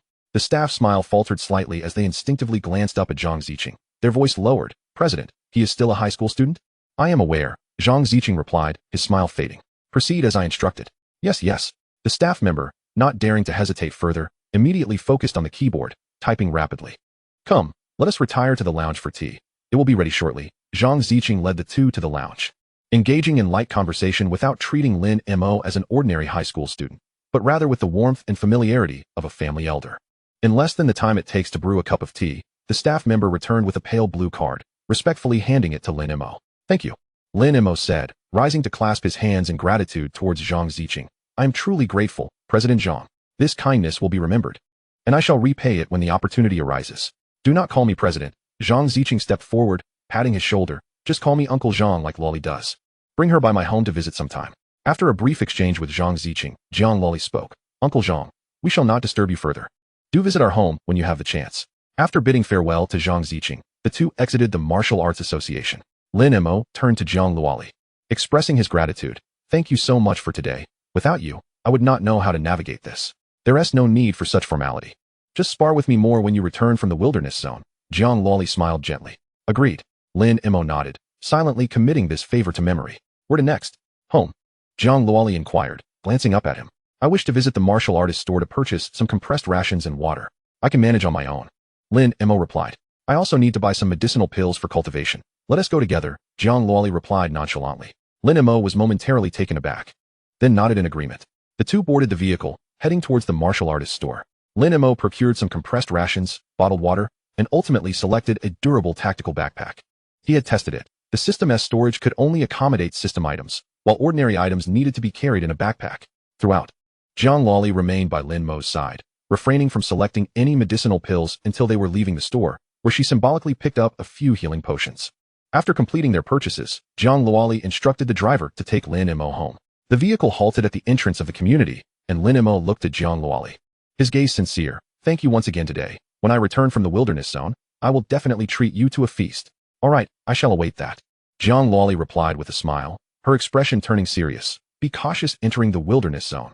The most terrifying threats are not the beasts, but the people. Always stay vigilant. And do not easily trust strangers. I will remember that. Thank you for the reminder. Lin Mo nodded earnestly, opening the car door to step out.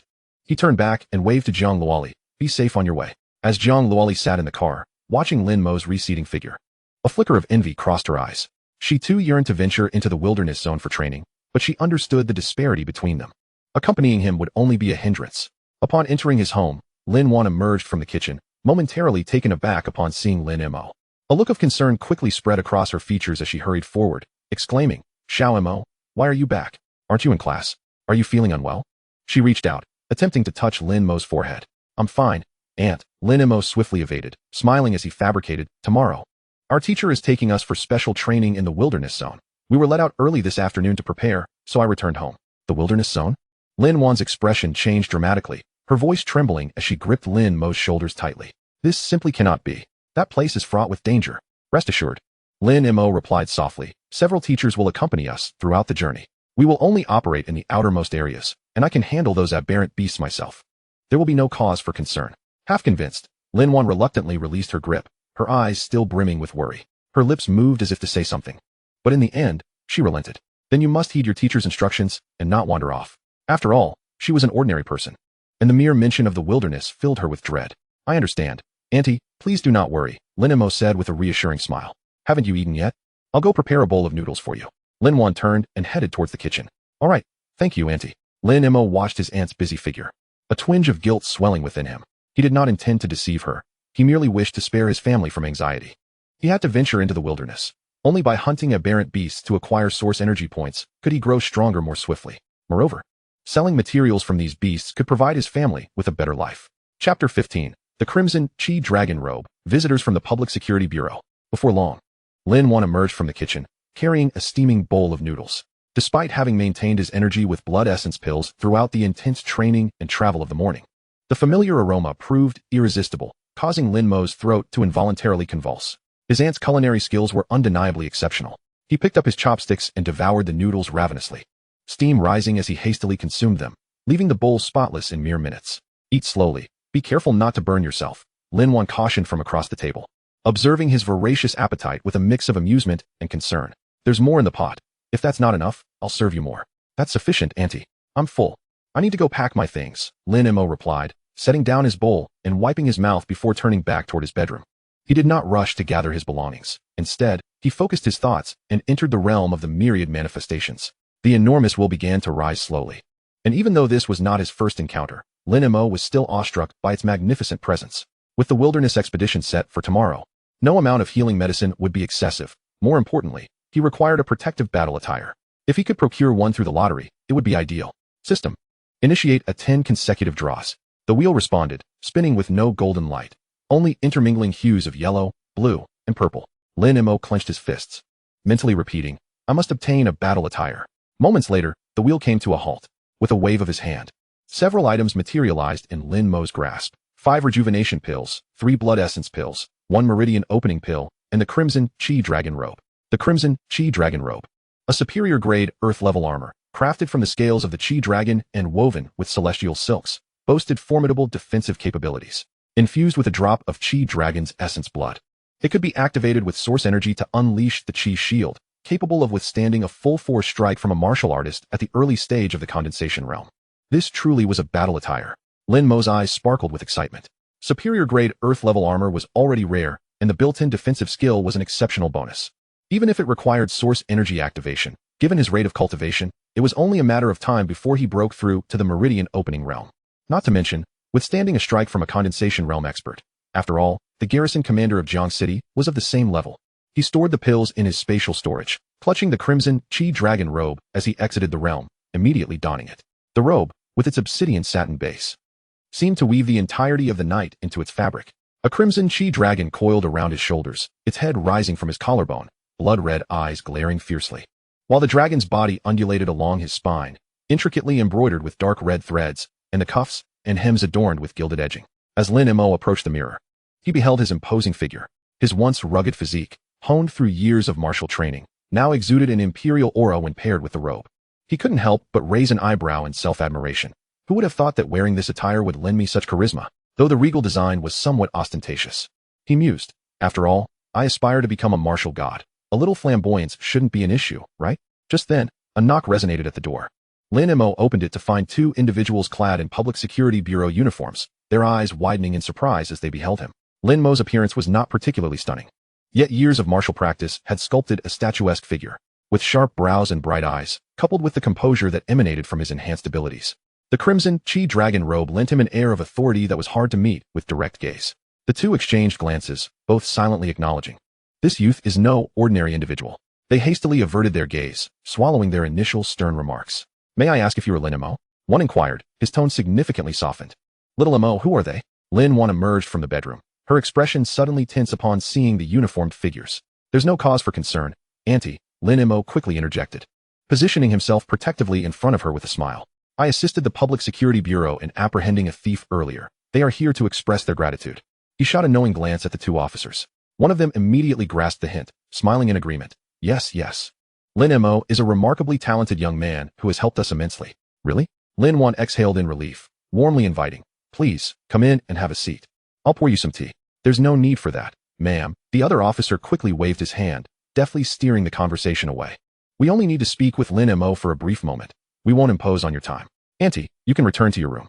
I'll join you shortly after our conversation, Lin Mo added. Once Lin Wan retreated to her room, the three moved to the hallway. One officer produced a notebook and activated his body camera, while the other delved straight into the matter. Lin Mo, we are here regarding Sun Chongwu. Someone has vouched for you, affirming that you are not affiliated with the Dawn sect, so this is merely a routine inquiry. There is no need for you to feel anxious. I understand. Please feel free to ask your questions, Lin Mo replied calmly. Do you have any grievances with Sun Chongwu? Yesterday, I sparred with his son, Sun Hongyue, and inadvertently injured him. He couldn't accept this and sought revenge, Lin Mo answered nonchalantly. The two officers exchanged incredulous glances, their lips twitching involuntarily.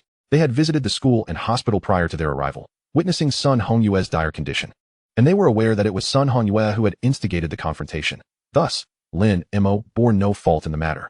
Was anyone else present during your encounter with Sun Chongwu? This was their primary concern. How could a youth at the Blood Essence realm possibly kill a martial artist at the Meridian opening realm alone? No, it was just me. Just you? The officer's eyes widened in disbelief, their mouths dry with anticipation. Could you elaborate on the incident? They had visited the scene of the incident, where Sun Chongwu had been gruesomely cleaved in two, which had initially sparked suspicions of occultist involvement. Lin Mo offered no further explanation, simply stating, I comprehended the intent of the blade, and when he let his guard down, I used that to disrupt his concentration and struck him down.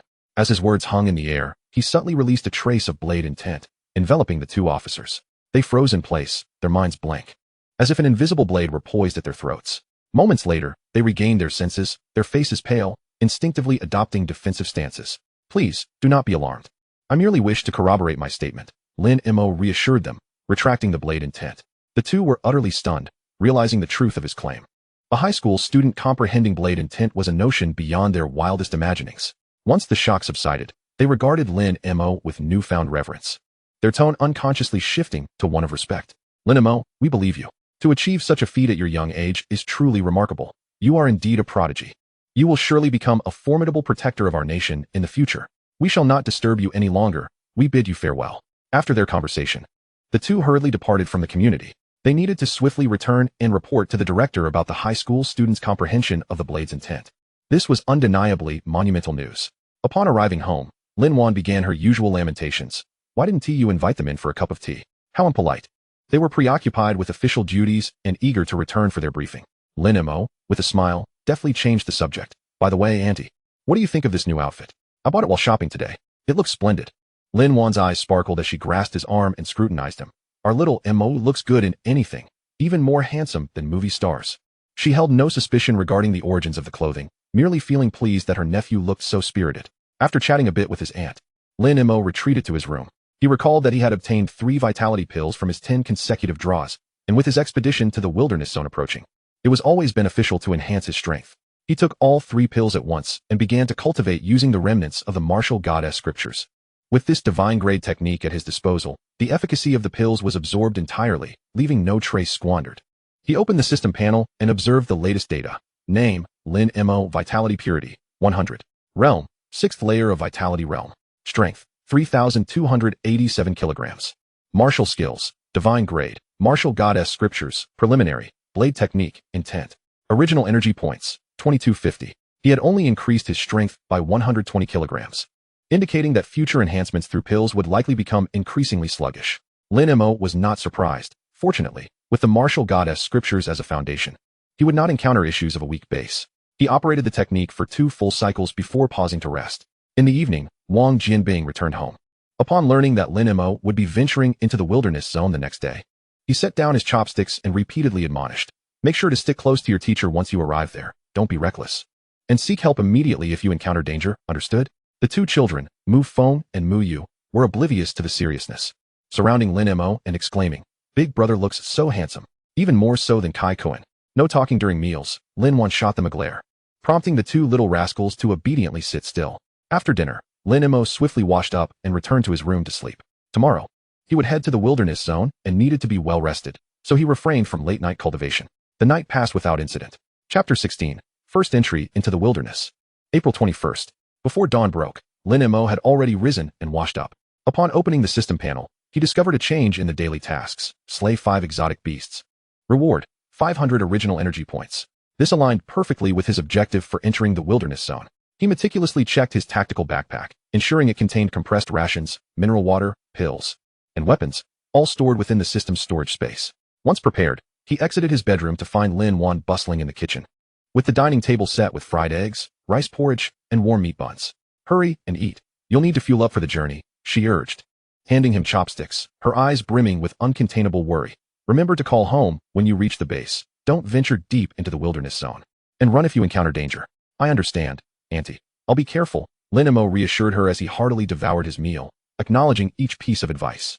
After breakfast, he opened the Dida app, a ride-hailing service specifically designed for martial artists, familiar with the routes to and from the wilderness zone. Within 3 minutes, a black SUV arrived at the foot of the building, emblazoned with the martial artist transport insignia. Driver, to the East Lake base, please. Lin Mo opened the door and settled into the back seat. All right. The driver, a middle-aged man with dark skin, pressed the accelerator, sending the vehicle speeding southeast. He glanced at Lin Mo through the rearview mirror, noting the youth's upright posture and composed demeanor, and couldn't he help but comment, "Young man, you don't look very old. You're still in high school, right?" Lin Mo nodded. "Yes, 3rd year." "Impressive." The driver gave a thumbs up, his tone rife with admiration. "To brave the wilderness zone at such a young age is far beyond what I managed in my youth. You certainly carry an air about you that suggests you are no ordinary martial artist." Having spent years traversing the base routes, he had encountered many reckless individuals but seldom saw a youth so composed. Lin Mo smiled faintly and said nothing further, leaning back against the seat to rest his eyes, quietly circulating the martial goddess scriptures. The SUV sped along the highway, and after over 3 hours, a faint outline of a defensive line appeared in the distance. The East Lake base had finally arrived. The vehicle halted at the entrance, and Lin Mo paid the fare before stepping out.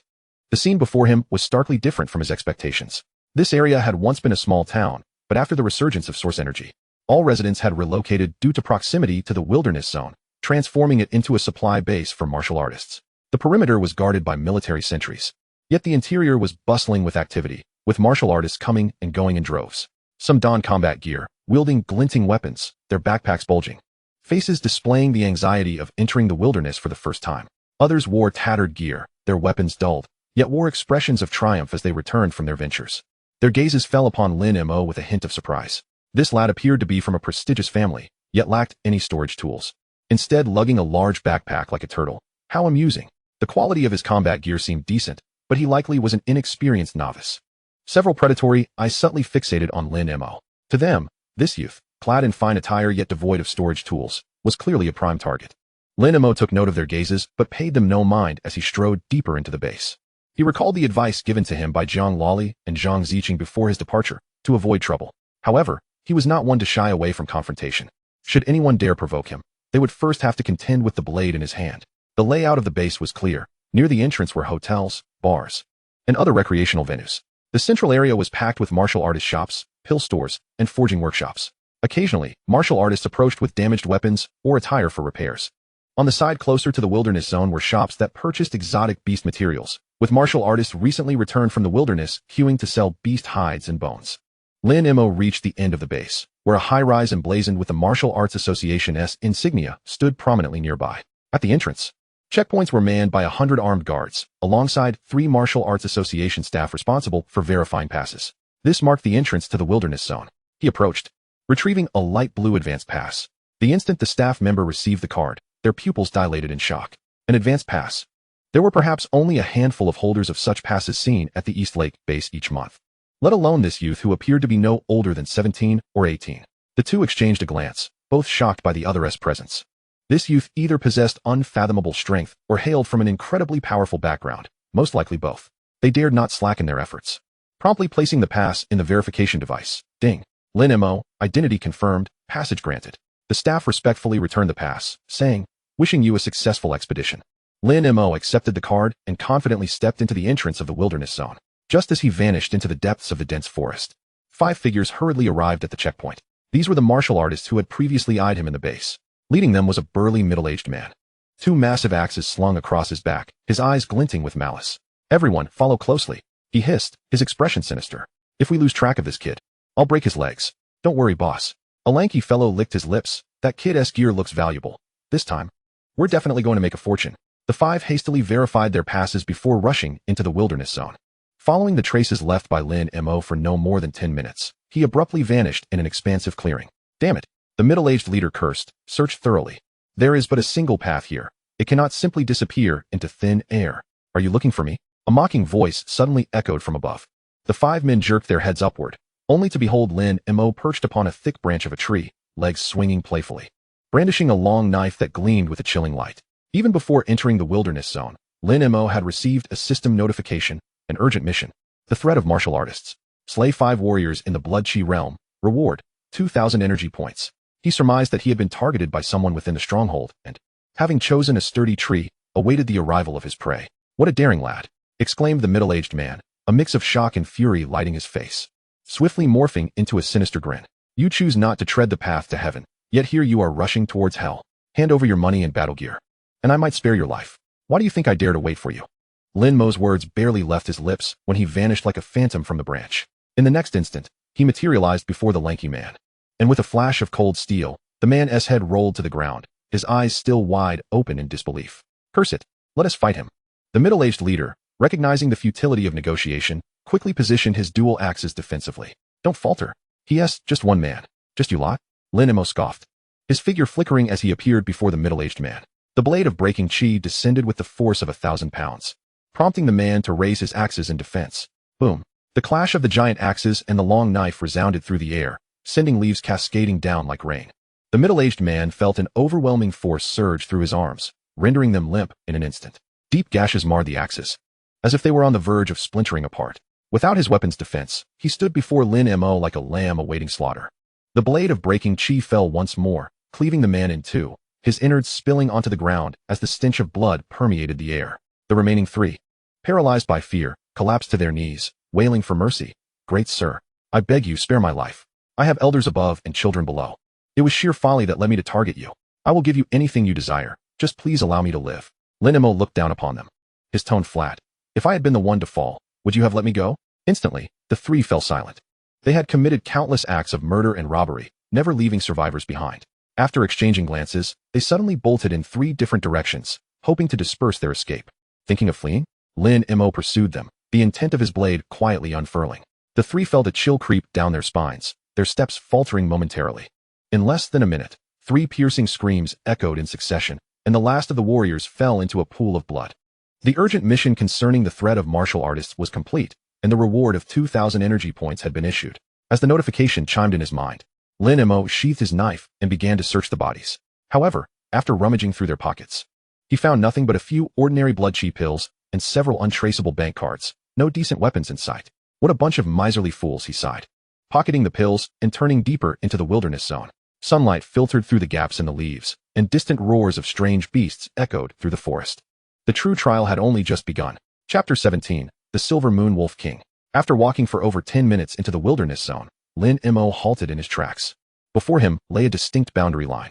The trees behind him appeared sparse, evidently cleared by human hands, allowing for timely detection of beastly disturbances for the external military to act accordingly. In stark contrast, the jungle ahead was a different realm altogether, with trees so large that they required several people to encircle them, their leaves forming a canopy that obscured the sun. The distant roars of beasts could be faintly heard, indicating that this truly was the heart of the wilderness. Without hesitation, Lin Mo pressed forward. Mere steps into the thicket, a colossal figure burst forth from the underbrush. Lin Mo deftly pivoted, evading its charge. As he regained his footing, he was finally able to discern the creature's form. It resembled a small mountain, its body encased in a tough, jet-black hide. Its limbs were extraordinarily robust, and the fangs within its massive jaws glimmered menacingly. A mane of bristles flowed from the top of its head down its back, while its tail resembled a steel whip, glinting with a metallic sheen. Lin Mo's knowledge of beasts proved beneficial, and he quickly identified it as a black steel boar. The creature's small eyes, disproportionate to its massive frame, glowed a fierce red as it fixated on its prey. It let out a low growl, its hind hooves stomping against the ground as if gathering strength, raising clouds of dust. In an instant, it charged forth like a heavy truck laden with cargo, barreling straight for Lin Mo, gripping the blade of breaking chi. He advanced rather than retreat. Stepping forward with his left foot, he swiftly drew the knife, bringing it down to meet the charge of the black steel boar. The beast instinctively raised its tusks to block the impending strike. Clang! The sound of metal clashing resonated through the jungle. In a moment of sheer disbelief on the boar's part, its massive body was sent hurtling backward, crashing into a tree with a resounding thud before coming to a halt. Upon inspection, one of its fangs lay shattered, and a deep gash marred its snout, blood oozing from the wound. The ferocity it once possessed dissipated as it struggled to rise, instinctively attempting to flee. Lin Mo, however, would not grant it such mercy. He leapt into the air, positioning himself level with the boar's gaze, and thrust the blade of breaking chi directly into its eye. The creature emitted a heart-wrenching wail as it collapsed, shaking the earth and sending dust swirling into the air. Congratulations, host, for slaying a mid-tier soldier-class beast. The Black Steel Boar. Reward, 50 energy points. The system's voice echoed in Lin Mo's mind, yet he felt no joy in the kill. Observing the carcass before him, he frowned. I still lack experience in battling beasts. It took 2 strikes to take down a Black Steel Boar of the 6th level in the Blood Chi realm. Shaking his head, he dismissed further contemplation and began to process the beast's body. The boar's tail and tusks were valuable materials, and he meticulously extracted these parts to stow in his backpack. Regrettably, he had inadvertently severed one tusk. He would need to control his strength better next time. Finally, he also sliced off a generous piece of marbled meat. Not all beasts are edible, but the meat of the Black Steel Boar is renowned for its exquisite flavor. Once everything was packed away, Lin Mo continued deeper into the wilderness. Along the way, he encountered several more beasts, all of which he dispatched with efficiency, collecting only valuable materials without wasting time. Eventually, while dispatching a red-eyed rabbit, the system notification chimed once more. Daily task, slay 5 beasts has been completed. Reward, 500 energy points. Upon checking his panel, he found that, combined with the previous urgent mission's 2,000 points, his total energy points had reached 4990. Moreover, he had discerned the patterns of acquiring energy points from slaying beasts. Defeating beasts of the same realm, mid-tier soldier class, granted 50 points, while slaying high-tier soldier class beasts yielded 80 points, and low-tier soldier class beasts only awarded 30 points. In this world, the realms of exotic beasts are classified from low to high as soldier, general, marquis, king, and emperor levels, corresponding to the 5 major stages of human vitality: blood chi, meridian opening, condensation, divine abode, and nirvana. However, the minor stages are merely divided into early, middle, and late phases, lacking the meticulous classification found among humans. Lin Mo currently possesses a blood chi level of 6, which translates to the mid-soldier realm in the context of exotic beasts. He couldn't help but lament, why can't these foolish beasts have more minor divisions? I slay a fully realized soldier, yet it only counts as 1 level up. What a loss. While he grumbled, he understood that there was little that could be done. Higher-tier exotic beasts might possess intelligence comparable to that of humans, but they evidently do not concern themselves with refining their realm classifications. As for the corpse of the red-eyed rabbit, Lin Mo dismissed it entirely. Such rabbit-like exotic beasts have little meat and soft fur, rendering them of negligible value, thus not worth the time to process. He chose not to venture deeper, as proceeding further would lead him to the central area of the wilderness, where general-level exotic beasts roamed. These creatures could evolve various special abilities, akin to martial artists in the meridian opening stage who wield source power. Encountering one alone might be manageable, but facing more than one could prove fatal. Additionally, some beasts favored social structures, led by a single general-level creature with dozens of soldier-level subordinates. Should he encounter such a scenario, it would undoubtedly be troublesome. Even with his breaking gang blade and crimson dragon cloak, he could easily find himself in peril. As dusk descended, Lin Mo dispatched a late-stage soldier that had attempted a surprise attack and decided to find a place to rest. The nighttime wilderness was even more perilous than during the day. He deliberately retreated several kilometers and settled in a relatively open area. He took out his flint, chopped off a few dry branches from a nearby tree to use as firewood, and then skewered the pork belly from the black steel pig he had prepared earlier that afternoon, placing it over the fire to roast. Fresh ingredients often require only the simplest of cooking. He rotated the branch steadily, ensuring the pork received even heat. Occasionally, he would gently press down with the back of his knife, gauging the doneness by the meat's springiness. Meanwhile, he remained vigilant, his peripheral vision constantly scanning for potential ambushes by exotic beasts. Before long, the pork belly began to sizzle and exude delectable juices, which fell into the fire, creating a tantalizing aroma. Lin Mo couldn't help but swallow hard. He hastily extinguished the fire, seized the meat skewer, and took a hearty bite.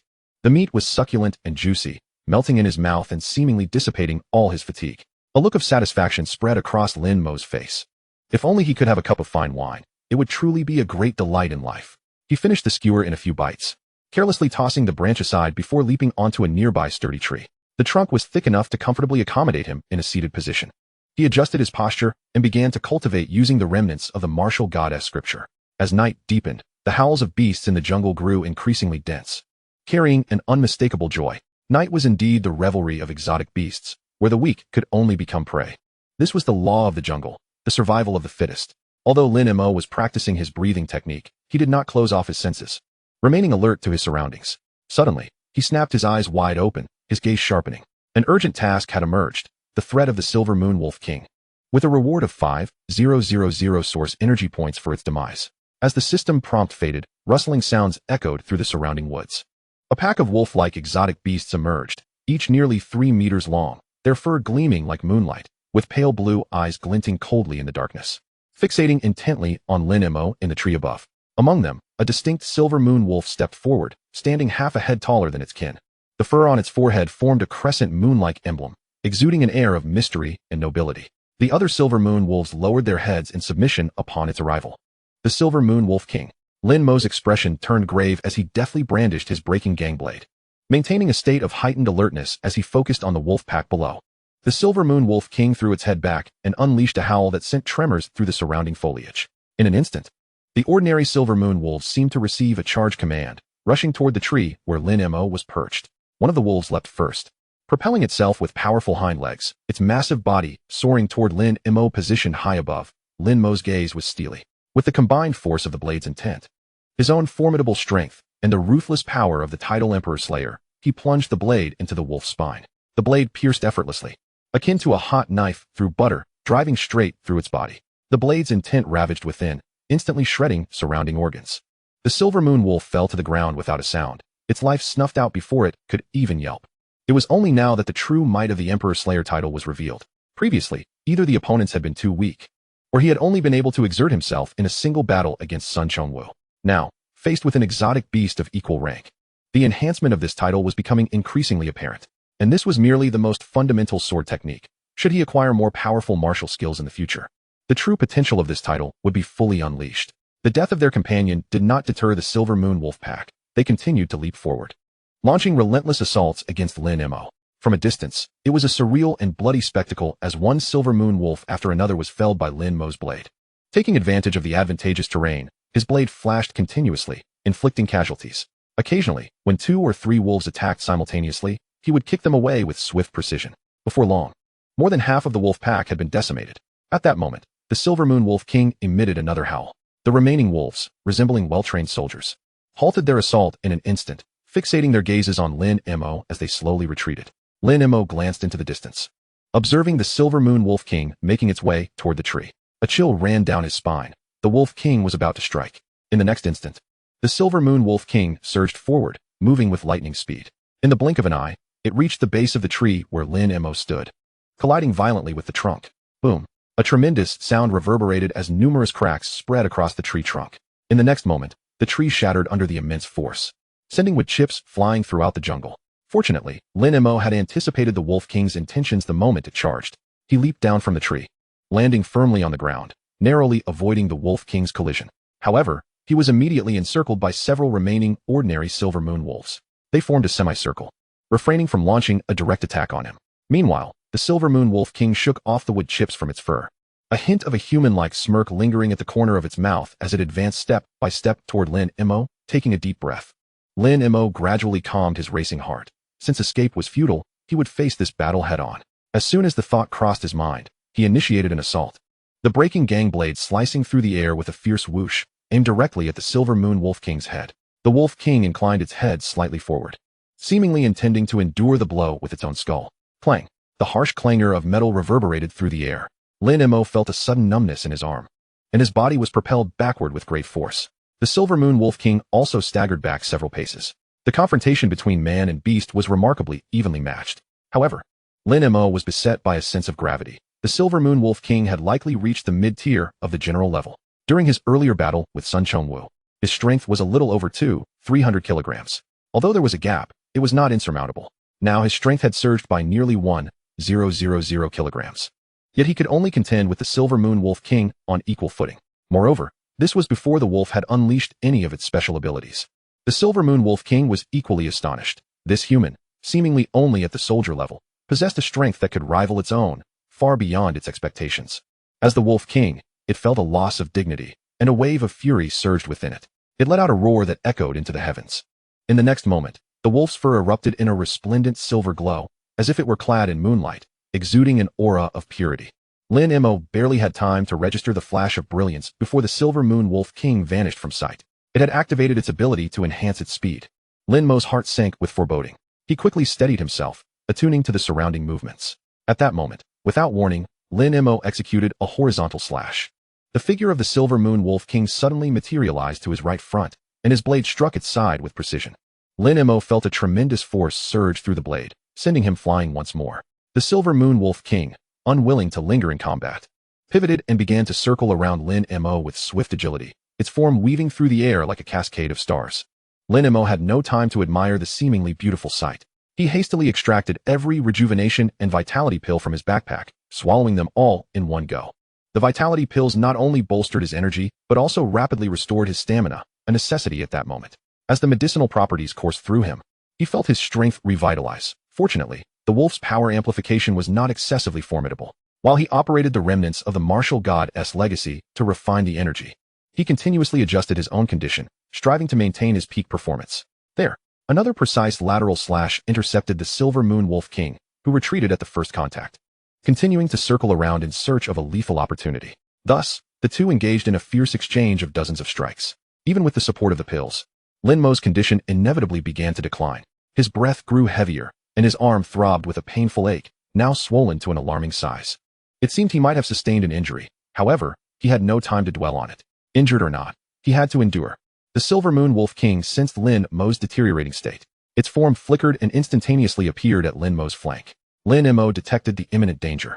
Yet it was too late to mount a complete defense. The wolf king's paw struck heavily upon Lin Mo's shoulder. With a sharp crack, he was sent hurtling through the air, spewing a copious amount of blood, crashing through two slender tree branches before landing heavily on the ground, unconscious. The silver moon wolf king slowly approached Lin Mo, its eyes glinting with mockery, before it lifted its head and unleashed a series of roars. Even though Lin Mo could not comprehend the beast's language, he could discern the thick layers of derision and disdain within those howls. Just as the silver moon wolf king was about to stand over Lin Mo, the latter's eyes suddenly snapped open, revealing a fierce determination. The intent of his blade erupted in an instant. The slaughtering emperor's unforgiving enhancement activated. The breaking blade surged with a thunderous might, slicing through the wolf king's jaw and driving straight into its skull. The blade's intent wreaked havoc within its brain, obliterating it in an instant. The silver moon wolf king had met its demise. The urgent quest to eliminate the threat posed by the silver moon wolf king was complete, awarding Lin Mo with 5,000 primal energy points and an additional 380 points for slaying a mid-tier beast. The surrounding silver moon wolves watched in shock as their king fell, ready to howl in mourning. Yet, a powerful pressure suddenly erupted from within Lin Mo, enveloping the entire area in an instant. The remaining silver moon wolves were utterly suppressed by this newfound force, trembling on the ground, too fearful to raise their heads. They recognized this aura as belonging to their fallen king. Lin Mo had prepared himself for a fierce battle with the remaining silver moon wolves, but he was momentarily taken aback by the dramatic turn of events. Regaining his composure, he began to assess the rewards bestowed upon him by the system. This time, the rewards were peculiar. The silver moon wolf king's pressure was neither a title nor a medal. It was not even an item. This pressure seemed to have fused with his very being, radiating effortlessly and wondrously. Lin Mo did not dwell on it for long, recognizing it as a fortunate turn of events. Reflecting on the earlier battle, he realized that without the protection of the Crimson Scales robe, the silver moon wolf king's final strike would have undoubtedly claimed his life. Even so, he had sustained significant injuries. His shoulder throbbed with sharp pain, and his internal energy felt disordered. Fortunately, the residual potency of the rejuvenation pills was gradually healing his wounds. With the immediate crisis averted, it was time to reap the rewards. Struggling to his feet, Lin Mo approached the corpse of the silver moon wolf king. Although its skull was shattered, its fur remained pristine and unscathed. Under the moonlight, it shimmered with a silvery glow. If fashioned into a battle garment, it would surely fetch a handsome price. Lin Mo drew forth the breaking blade, carefully skinning the wolf. Given the limited capacity of his backpack, he had to remove all previously stored items, including the tusks and tail of the black steel boar, to accommodate the wolf pelt. After a strenuous effort, he managed to stow the pelt within, before severing the wolf king's claws, filling his backpack to the brim. Just as Lin Mo was engrossed in collecting the valuable parts of the silver moon wolf king, he suddenly noticed a gem-like object nestled beneath its skull. He bent down to retrieve it, examining it closely, only to discover it was the crescent-shaped mark that adorned the wolf king's head. This mark emitted a gentle silver glow, resembling the most radiant crescent moon captured within this small artifact. The surface of the mark was smooth as a mirror, warm to the touch, and upon contact, Lin Mo felt a significant portion of his fatigue dissipate. Remarkably, this mark also exuded a faint pressure, akin to that of the Silver Moon Wolf King, albeit with a considerably diminished intensity. Grasping the crescent mark, Lin Mo approached the few remaining Silver Moon Wolves still cowering on the ground. In a low voice, he commanded, "Stand guard around the perimeter." Under the weight of his imposing aura, the ordinary Silver Moon Wolves dared not defy him. Trembling, they rose and dispersed to maintain their vigil. Chapter 19, Boundless Clouds, Void Ring. With the Silver Moon Wolves on alert, Lin Mo finally felt at ease. He sat cross-legged on the ground. His thoughts focused as he opened the system panel. Name: Lin Mo, Blood Purity, 100. Realm: 6th layer of Blood Realm. Strength: 302 kilograms. Martial Arts: Martial Goddess Legacy, Preliminary, Blade Technique, Intent. Primal Energy Points: 10, 800. The original energy points have finally surpassed 5 digits. A glimmer of excitement flashed in Lin Mo's eyes. I must try my luck with the 10 consecutive draws. As soon as this thought crossed his mind, his consciousness swiftly entered the exclusive realm of the wuxian roulette. With a mere thought, the roulette began to spin slowly. Its speed gradually increased until it abruptly halted. 10 beams of various colors converging at the center of the wheel. Lin Mo deftly waved his hand, collecting all the prizes into his palm. 3 Chi Blood Pills, 4 Rejuvenation Pills, 2 Superior Chi Blood Pills, and the Solitary Swan Shadow, an advanced Earth-grade sword technique. Upon examining the rewards one by one, Lin Mo's eyes instantly lit up. A sword technique. This is the first time I've drawn a martial technique. He eagerly gazed at the martial imprint radiating a faint azure glow. Lines of information flooded his mind. Solitary Swan Shadow, an advanced Earth-grade source power martial skill, capable of unleashing 3 deadly strikes when fueled by source energy. Feather Piercer, utilizing source energy to induce high-frequency vibrations in the blade, specifically designed to pierce heavy armor. Also effective against weapons and protective barriers. Cloud Cleaver, unleashes a fan-shaped blade of light, accompanied by wind blades for simultaneous attacks on multiple foes. Return to Nest. Each strike leaves behind an afterimage, which can be detonated upon sheathing the blade, causing secondary damage. Note: in the absence of source energy, this martial skill merely surpasses ordinary sword techniques in speed and power. Truly, it is an advanced Earth-grade skill. Lin Mo's face was aglow with delight. The system has not let me down. Even without source energy, it is perfectly suited to my current needs.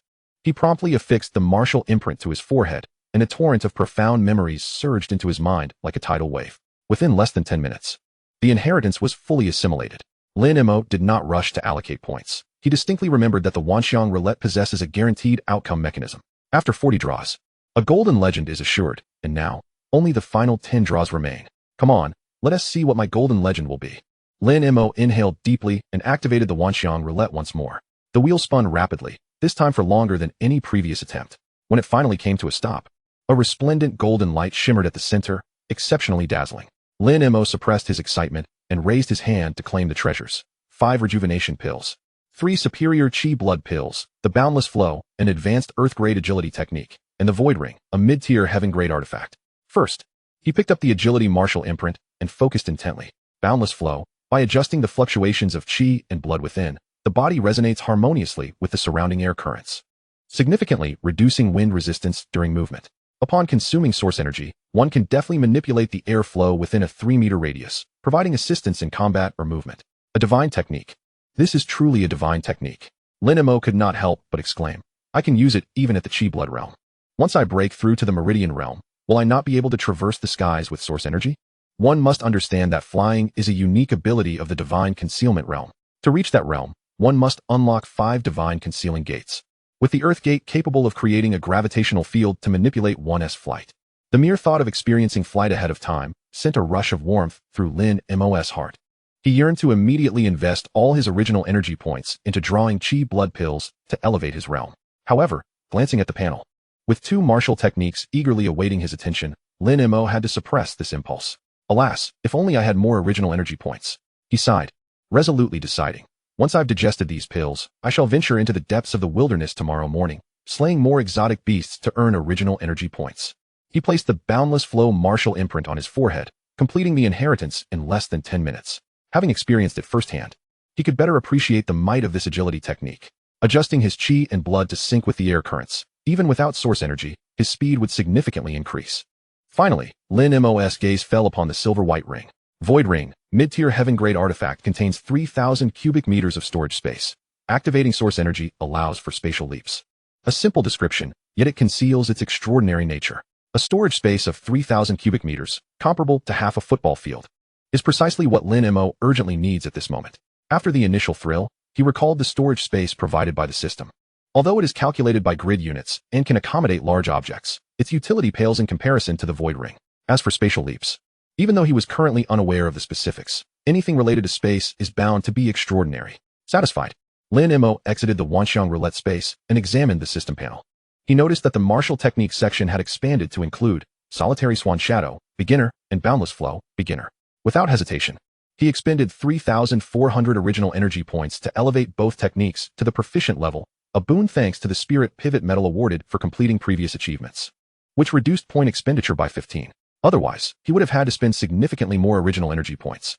With everything in place, Lin Mo retrieved several bottles of pills from the system space, 5 superior Qi blood pills, and 3 Qi blood pills. Without a moment's hesitation, he swallowed them all at once. The explosive potency of the pills erupted within him. Lin Mo's complexion turned crimson, veins bulging on his forehead, his entire body trembling uncontrollably with muscle spasms. This was the first time he had consumed pills so aggressively. The overwhelming sensation of surging qi and blood was something most could hardly endure.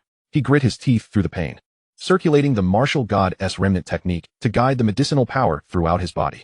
Time passed, and when the first rays of dawn pierced through the treetops, illuminating Lin Mo, he slowly opened his eyes, a fleeting brilliance flashing within. Name: Lin Mo, Qi Blood Purity, 100. Realm: Qi Blood Realm, 9th layer. Strength: 4,278 kilograms. Martial techniques: Divine Grade, Martial God's Remnant Technique, Prelude, Boundless Flow, Proficient, Solitary Swan Shadow, Proficient, Swordsmanship, Intent. Original energy points: 5,400. The 9th layer of the Qi Blood Realm. I have finally broken through. Lin Mo clenched his fists, reveling in the surging power within him. Filled with joy, this trip to the wilderness was indeed worth it. I must frequently hunt monsters from now on. With the college entrance examination concluded, I have some time to earn original energy points. In his past life, he was also a university student, acutely aware that reality often fell short of expectations. However, this is a martial arts university. Perhaps it will offer a different experience. I hope the martial arts university will surprise me. Lin Mo stood up, and with a thought, he stored his backpack and the corpses of the exotic beasts he had slain last night into the Void Ring. The 3,000 cubic meters of space was more than sufficient. He had no time to deal with these corpses, so he simply stored them all in the Void Ring. Subsequently, he released the Silver Moon Wolf King's aura, spreading it outward. Soon, 8 beast silhouettes came racing from the distance, obediently prostrating themselves before him, not daring to breathe a word. They had patrolled the area all night, fully aware of Lin Mo's commands, not daring to entertain even the thought of fleeing. They were more obedient than domesticated dogs. Lin Mo mounted the largest Silver Moon Wolf, waving his hand with a regal air befitting a wolf king, commanding, "Let us move out." At the same time, he assigned tasks to the remaining 7 Silver Moon Wolves, instructing them to disperse and search for prey, capturing any they could defeat and bringing them back for Lin Mo to handle. Those they could not defeat were to signal their location immediately. Free labor is not to be wasted. Lin Mo chuckled inwardly, thinking that this maneuver would surely bring tears to the capitalists and provoke shame in the slave owners. Chapter 20, The Blazing Lion. Lin Mo rode upon a Silver Moon Wolf, leisurely ambling through the primordial forest. His daily task today remained the same, to slay 5 aberrant beasts. However, the reward for his efforts had diminished to a mere 300 primordial points. With the assistance of the Silver Moon Wolf, his efficiency in dispatching these beasts had significantly increased. In just 1 hour, his yield nearly matched that of an entire day's work yesterday, though this did not account for the night's harrowing encounter with a pack of wolves. That night had indeed been fruitful, as he had slain 8 Silver Moon Wolves, including 1 Silver Moon Wolf King, while the remaining Silver Moon Wolves had transformed into primordial points. They had nonetheless provided Lin Mo with substantial assistance. 7 Silver Moon Wolves collaborating in an assault could barely ensure the survival of an elite beast. Regrettably, he had not encountered many of them in recent days. As Lin Mo listened to the incessant chimes of the system notifications in his mind, a subtle smile curled at the corners of his mouth. He received 40 primordial points for slaying a mid-tier soldier class beast, the Horned Rhino, 30 points for dispatching a low-tier soldier class beast, the Red-Eyed Rabbit, and 50 points for defeating a high-tier soldier class beast, the Gale Wolf. With the elevation of his own realm, the primordial points accrued from eliminating lower-tier beasts had steadily dwindled. Yet, Lin Mo continued to delve deeper into the forest, encountering an increasing number of high-tier soldier class beasts, rendering his harvest quite satisfactory. Thus, 5 days passed, and on April 27th, Lin Mo halted his steps to summon his attribute panel for review. Name: Lin Mo, Blood Purity, 100. Realm: Ninth layer of blood chi. Strength, 4,299 kilograms. Martial skills, fragment of the martial god-s legacy, preliminary, boundless clouds, minor achievement, shadow of the lone swan, minor achievement, blade technique, intent. Primordial points, 50-40. In these days, he had utilized the newly acquired martial skills, elevating both to the minor achievement level, expending a total of 6,800 points. Gazing at the dwindling 4-digit primordial points, Lin Mo could not help but murmur, the primordial points granted by system missions are indeed far more gratifying. Over the past few days, he had also confronted 2 Meridian Realm aberrant beasts. To vanquish them, he had sacrificed 3 Silver Moon Wolves, yet regrettably, no emergency missions had been triggered. Could it be that the system deemed the Meridian Realm no longer a threat to him? He stroked his chin thoughtfully, contemplating.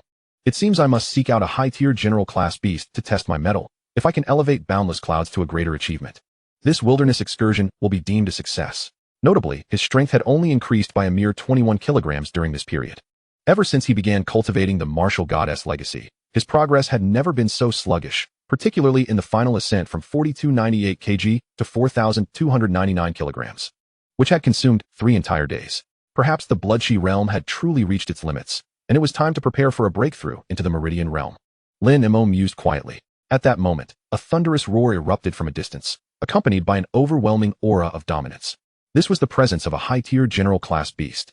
Lin Mo's gaze sharpened. The Silver Moon Wolf beneath him trembled in fear. Cowering to the ground and refusing to advance another step, Lin Mo did not force it. Instead, he gently pressed down on the wolf's back and leapt into the air.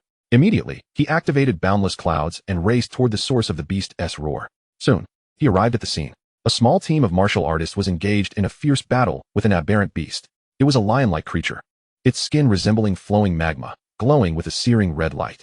Most striking was its mane, which flickered like flames, radiating heat that warped the surrounding air. It was none other than a blazing lion. At the forefront of this martial team stood a richly dressed young man, flanked by 2 obvious bodyguards.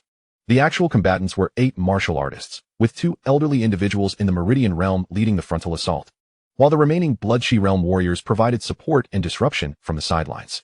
Despite their efforts, they appeared utterly beleaguered, each bearing injuries and displaying erratic breathing. Hold on. This beast has employed the blood-burning secret technique. It will not be able to sustain itself for long before entering a state of weakness, shouted a disheveled elder. As he defended against the blazing lioness onslaught, Lin Mo, concealed nearby, sighed internally. It appeared this prey belonged to someone else. His chance was lost. However, at that moment, the blazing lion abruptly abandoned its tussle with the elder and launched a fierce attack. Watch out! The other Meridian realm elder cried out, scrambling to defend. To their astonishment, the blazing lion executed a move that defied the laws of physics, maintaining its speed as it charged directly at a Blood Chi realm warrior. The 2 elders, realizing the dire situation, could only shout in vain.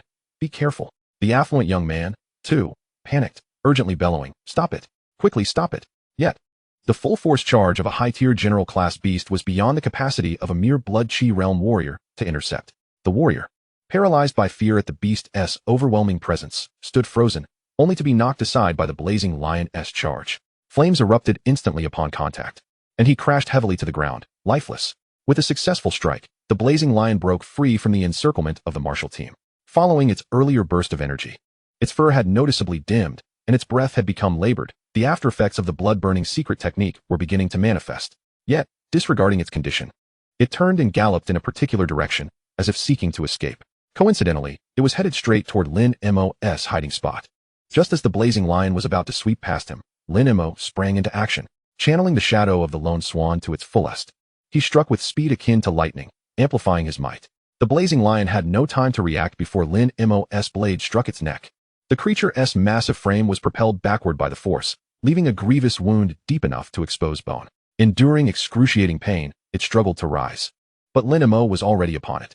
He thrust his blade into the previous wound, unleashing the intent that wreaked havoc within its body. The blazing lion emitted a heart-wrenching howl, and in an instant, fell silent. Slaying a high-tier general class beast, the blazing lion, rewards 380 primordial points. As Lin Mo sheathed his blade, the martial team caught up with him. A kindly-looking elder from the Meridian realm stepped forward, ready to express his gratitude. Thank you, young. What are you doing lurking here so sneakily? A haughty voice interrupted him. It was the young man in fine attire, casting a scornful gaze upon Lin Mo. Seeing his attitude, Lin Mo's expression turned cold as he replied coolly, the wilderness is not your family's territory. I shall go wherever I please without needing to report to you.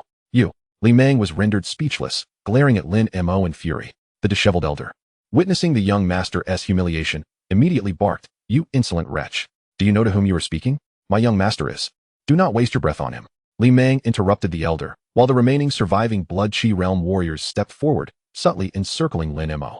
The kind elder, seeing the situation, hurriedly attempted to mediate. "My young master, calm down. This time, we owe our thanks to this young friend. Otherwise, the blazing lion would have surely escaped." Humph. Li Meng let out a cold snort, his gaze greedily fixated on the corpse of the blazing lion lying on the ground. He arrogantly addressed Lin Mo, "Brat. If you know what's good for you, hand over the blazing lion and kneel before me, bowing your head 3 times. I might consider sparing your wretched life." Lin Mo, uninterested in engaging in idle chatter, deftly flipped his wrist and directly stored the blazing lion's corpse into his spatial ring, his attitude unmistakable. "You seek death." Li Meng's fury surged as he glared, nearly bursting with rage. He roared at the elder beside him. "Uncle Hu, kill him. I want his body to be torn to shreds.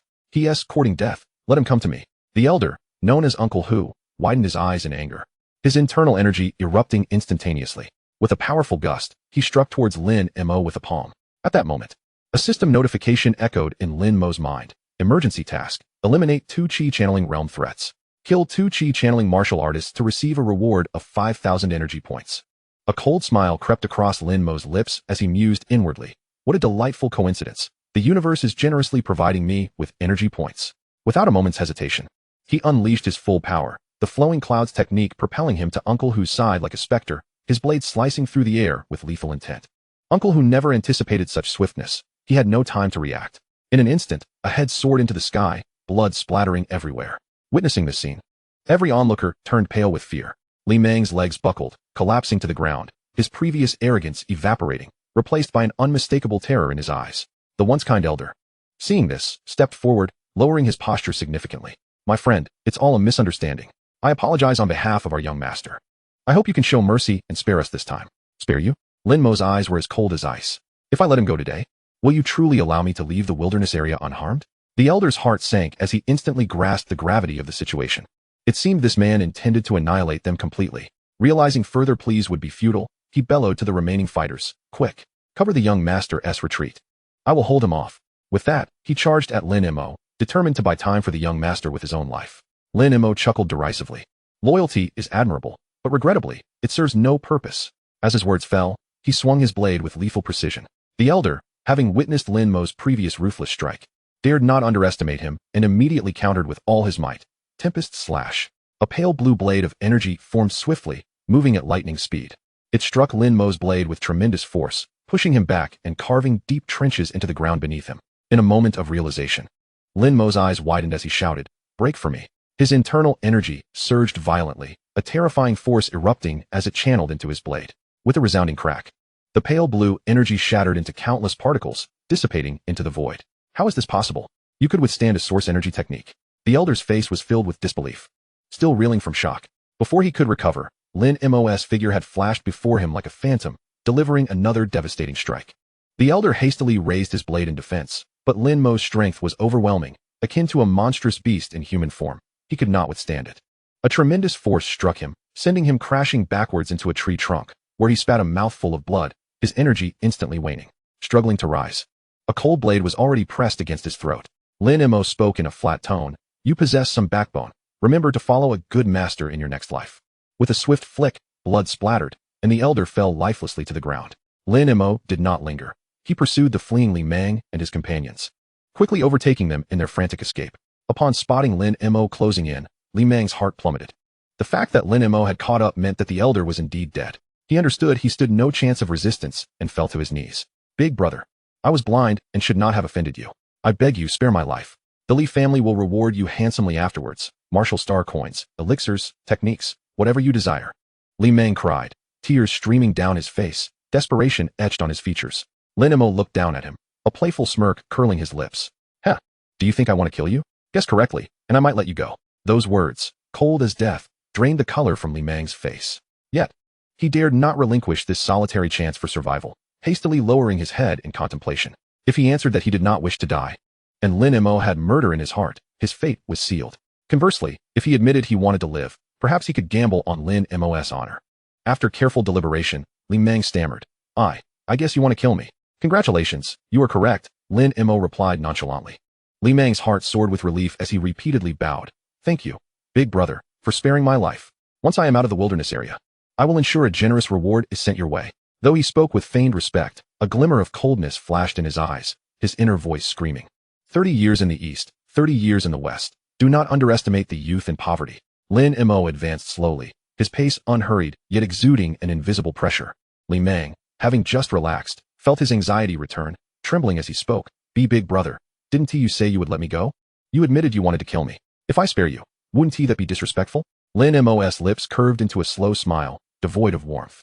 Realization dawned on Li Mang that he had been played. Ignoring his fear of death, he erupted in a fit of rage. You scoundrel. You dare to trick me. My Li family will not let you off. Lin Mo paid no heed to his threats, swiftly plunging his blade, executing him with ruthless efficiency. Afterward, he continued to hunt down the remaining Qi Blood Realm martial artists, slaying them all without leaving a single survivor. He would not make the mistake of leaving roots that could sprout again. Li Mang was clearly a scion of a prominent family, and with his current strength, he was far from capable of contending with such a powerful lineage. Leaving any survivors would only invite future retribution. Lin Mo rifled through Li Mang's storage ring, finding it contained not only materials from beast-class creatures, but also a substantial amount of martial star coins and several vials of elixirs. A rough estimate suggested a value in the millions, a considerable haul indeed. However, the true prize lay in the system rewards. To his surprise, slaying the late-stage, general-level Blazing Lion did not trigger the emergency task. Instead, eliminating 2 Qi channeling realm martial artists did. This was a tremendous gain. Having reached the limits of the Qi Blood Realm, it was time to break through to the Qi channeling realm. Lin Mo surveyed his surroundings. The corpses around him exuded a strong metallic scent of blood, which would soon attract beasts. He needed to find a safe haven. He released the imposing aura of the Silver Moon Wolf King, and shortly after, the Silver Moon Wolf that had been following him hurriedly approached. Mounting the Silver Moon Wolf, Lin Mo sped away until he discovered a secluded cave. He instructed the wolf to remain vigilant at the cave's entrance while he entered, settling down to adjust his state. Though the battle had been brief, every strike had been executed with full force. He dared not be careless against Qi channeling realm martial artists. Both his energy and spirit had been considerably depleted. After a full tea's worth of time passed, Lin Mo finally opened his eyes. His breath steady and his state restored to its peak. With a deft twist of his wrist, 3 pulse-opening pills materialized in the palm of his hand. These were acquired through a previous system lottery, reputed to enhance the speed of unblocking acupoints. Whether they would prove effective was a question that could only be answered through experimentation. Without further hesitation, he placed one of the pills into his mouth. This marked his inaugural consumption of a pulse-opening pill, and he approached it with utmost seriousness. The pill dissolved instantly, transforming into a pure essence of energy that aimlessly meandered within his body. Lin Mo promptly initiated the operation of the martial god's residual technique, and the energy surged forth, guided by the method, toward the first acupoint. Prior to being unblocked, acupoints were intangible, relying solely on the technique to indicate their location.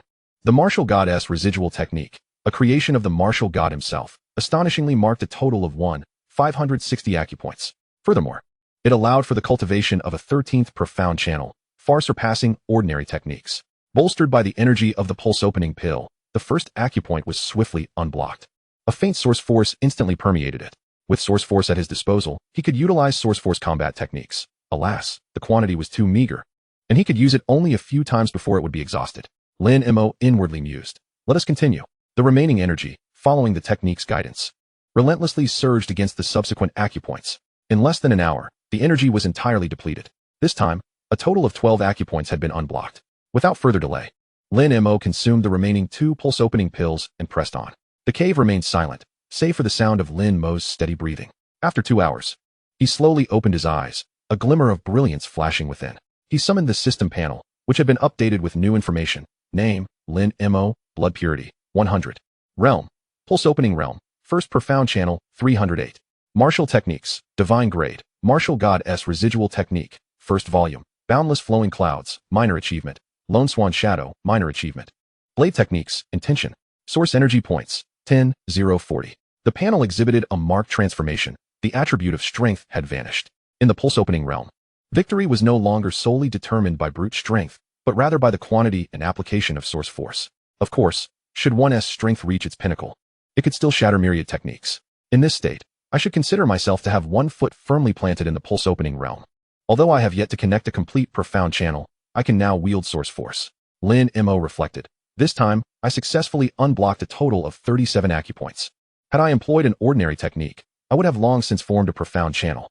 Only the martial goddess residual technique is so tyrannical as to necessitate such a foundation of acupoints. He glanced at the source energy points, which were just sufficient to elevate boundless flowing clouds to the grand achievement realm. Without hesitation, he focused his thoughts, and the source energy points began to deplete instantly. A vast comprehension flooded into his mind, illuminating the enigmatic aspects of body techniques in an instant. Lin Mo stood, taking a few casual steps within the cave.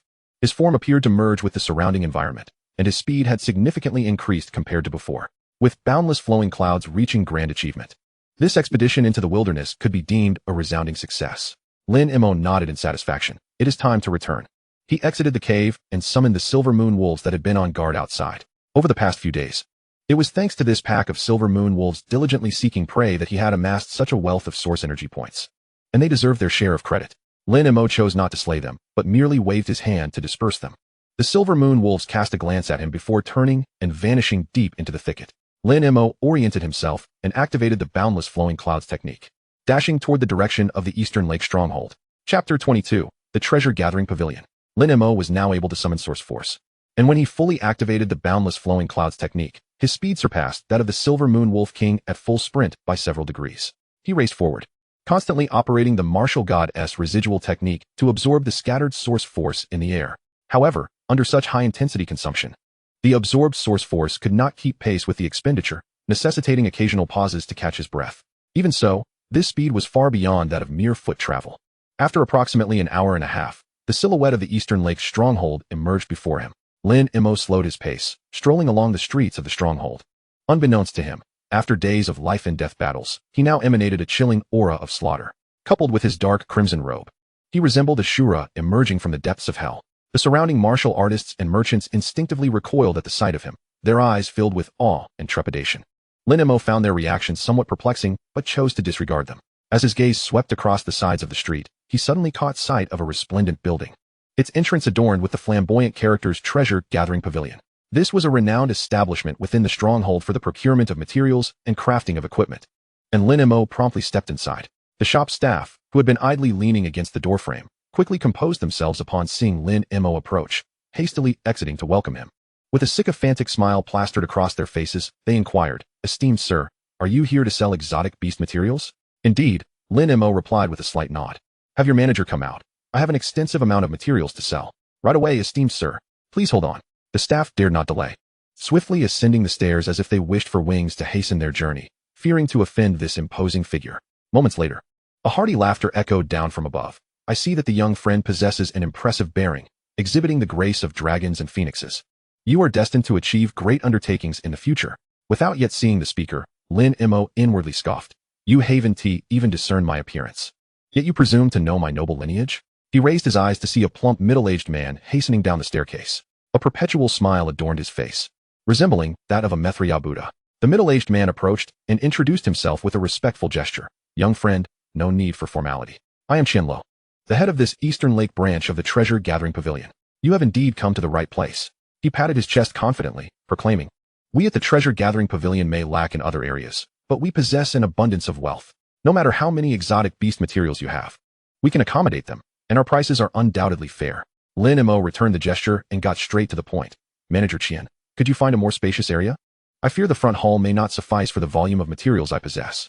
Certainly. Please follow me." Qianlu immediately led Lin Mo to a large room deep on the third floor. This room resembled a warehouse, but was entirely empty, evidently designated for accommodating major clients. "Rest assured, young friend, our treasure gathering pavilion conducts business across all of Huaxia, and we ensure absolute confidentiality regarding our clients," Qianlu explained with a smile, alleviating Lin Mo's concerns. "Thank you, Manager Qian." Lin Mo no longer hesitated. With a thought, the ground was suddenly strewn with the carcasses of exotic beasts. They piled up densely, resembling a small mountain. These were merely the corpses of soldier-level exotic beasts. Those of the general level had yet to be brought forth. Even so, the room was nearly filled to capacity, necessitating the processing of this batch before proceeding further. Even Qianlu, well-versed and seasoned, was momentarily taken aback upon witnessing such a multitude of intact soldier-level exotic beast materials. The fatal wounds on these beasts were remarkably clean, clearly inflicted by a single decisive strike, showcasing a method that was both efficient and clean. Fortunately, they were merely soldier level, so it was not overly extravagant. He quickly regained his composure and smiled, saying, Young friend, you truly possess remarkable skill. Please wait a moment. I shall find someone to assess the value and ensure you receive a satisfactory price. Qianlu immediately dialed a number, and before long, a group of appraisal experts clad in white arrived in haste. Without a moment's delay, they swiftly surrounded the materials, commencing their meticulous counting and evaluation. The sound of calculators clicking rhythmically in the air. In a short span, the lead appraiser approached Qianlu, holding a report. Master, these materials from the rank of beast level are well preserved, valued at approximately 83 million Wu-star coins. With a grand gesture, Qianlu decisively declared to Lin Mo. Young friend Lin, I shall take the liberty of rounding this up to 40 million Wu-star coins. We at the Jujia Pavilion will acquire this batch. Are you content with this price? Lin Mo, having never encountered such a substantial sum of money in either his past or present life, was momentarily taken aback. The rounding method was indeed extravagant, granting him an additional 200 million. He quickly nodded. I am satisfied. Thank you, Master Qian. As soon as he finished speaking, Lin Mo waved his hand, and the corpses of 4 rank-level beasts instantaneously manifested within the room. The previously severed claws of the Silver Moon Wolf King and its hairless body also appeared. However, the most precious fur and the forehead insignia of the Wolf King were temporarily withheld. These are the claws of the Silver Moon Wolf King and the Crimson Flame Lion. 4 rank-level beasts. The appraiser's eyes widened in astonishment, immediately igniting with a ghostly green light as they fixated on the corpses sprawled on the ground, their breaths quickening with excitement. After a considerable pause, they regained their composure and hurriedly approached to examine the materials, fearful of overlooking even the slightest detail. Although the quantity of materials was limited, their high rank necessitated greater scrutiny during appraisal. Fortunately, the experts were seasoned, and it wasn't long before they completed their evaluations. Wiping the sweat from his brow, the lead appraiser addressed Qianlu. Master, the Silver Moon Wolf King is missing its most valuable fur and Wolf King insignia, and the meat of wolf-type beasts tends to be priced lower. After comprehensive assessment, the value of these 4 rank-level beast materials stands at 56 million Wu-star coins. Lin Mo slightly nodded in acknowledgement of this valuation, then inquired, Master Qian, may I ask if your esteemed pavilion is capable of crafting equipment? Before Qianlu could respond, a venerable appraiser with white hair interjected with a smile. Young friend, you may not be aware, but the primary business of our Jujia Pavilion is the sale of various weapons, armors, and other equipment. Our craftsmanship is exceptional, and we enjoy remarkable sales, even exporting to foreign lands. Upon hearing this, Lin Mo's mind began to formulate a plan, and he hesitated no longer. He immediately produced the complete fur of the Silver Moon Wolf King and the crescent insignia. I wish to have a battle armor crafted from the fur of the Silver Moon Wolf King and a necklace fashioned with this insignia. The remaining materials can serve as the crafting fee. Should it fall short, we can deduct from the previously provided materials. Qian Li's eyes sparkled with interest as he beheld the intact fur of the Silver Moon Wolf King and the softly glowing Wolf King insignia.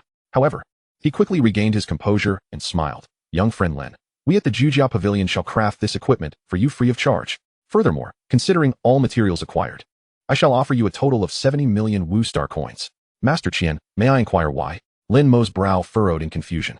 He was acutely aware that there is no such thing as a free lunch. If someone treats another with extraordinary generosity, it is often for ulterior motives. Qianlu, understanding his concern, continued to smile reassuringly. Rest assured, my young friend, this is not a mere gift. First, I consider it a means to cultivate friendship. Second, as a businessman, I seek profit, and there are indeed benefits to be gained here. You are young and have already hunted so many beasts, including the mid-rank Silver Moon Wolf King and the Crimson Flame Lion. Your future potential is boundless. By befriending you, I may open the door to further collaboration down the line. As I am a few years your senior, if you do not mind, you may call me Brother Qian. Old Qian would suffice.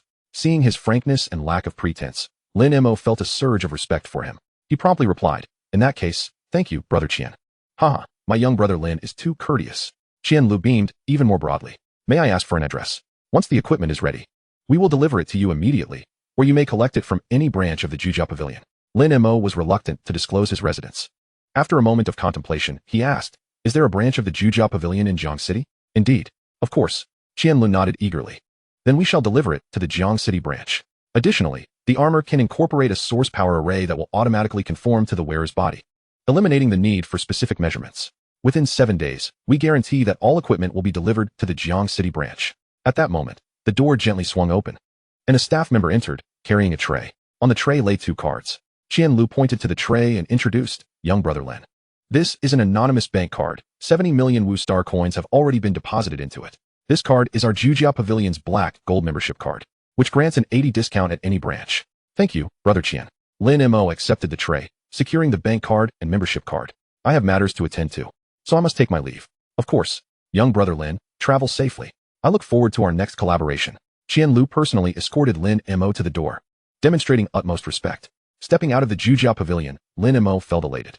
With the 70 million Wu Star coins, he could ensure that his aunt and the others would lead carefree lives. He retrieved his phone, opened the app, and discovered a plethora of messages awaiting him. There were greetings from his aunt Lin Wan and uncle Wang Jianbing, expressions of concern from Jiang Luoli, and inquiries from his homeroom, teacher Yuanjin. He replied to each message, assuring them of his safety and that he was on his way home. Subsequently, he opened the dedicated ride-hailing app for warriors and summoned a taxi to Jiang City. As he settled into the vehicle, leaning back against the seat and watching the scenery rush by outside the window, his mind swirled with myriad thoughts. This expedition into the wild not only pushed the limits of his vitality realm, but also brought him closer to the channeling realm. Moreover, he had amassed a substantial fortune in Wu Star coins and was on the verge of acquiring precious equipment, making this journey truly rewarding. Reflecting on this, he felt a pang of reluctance to leave. Yet, the fatigue he felt was tangible. It was not merely physical, but primarily mental exhaustion. He resolved to return home and rest, planning to return again in the future. Chapter 23, The Warmth of Home. After a 3-hour journey, on the afternoon of April 27th at 5 o'clock, Lin Mo finally returned to Jiang City. He did not head straight home, but first visited the bank to open a new bank account.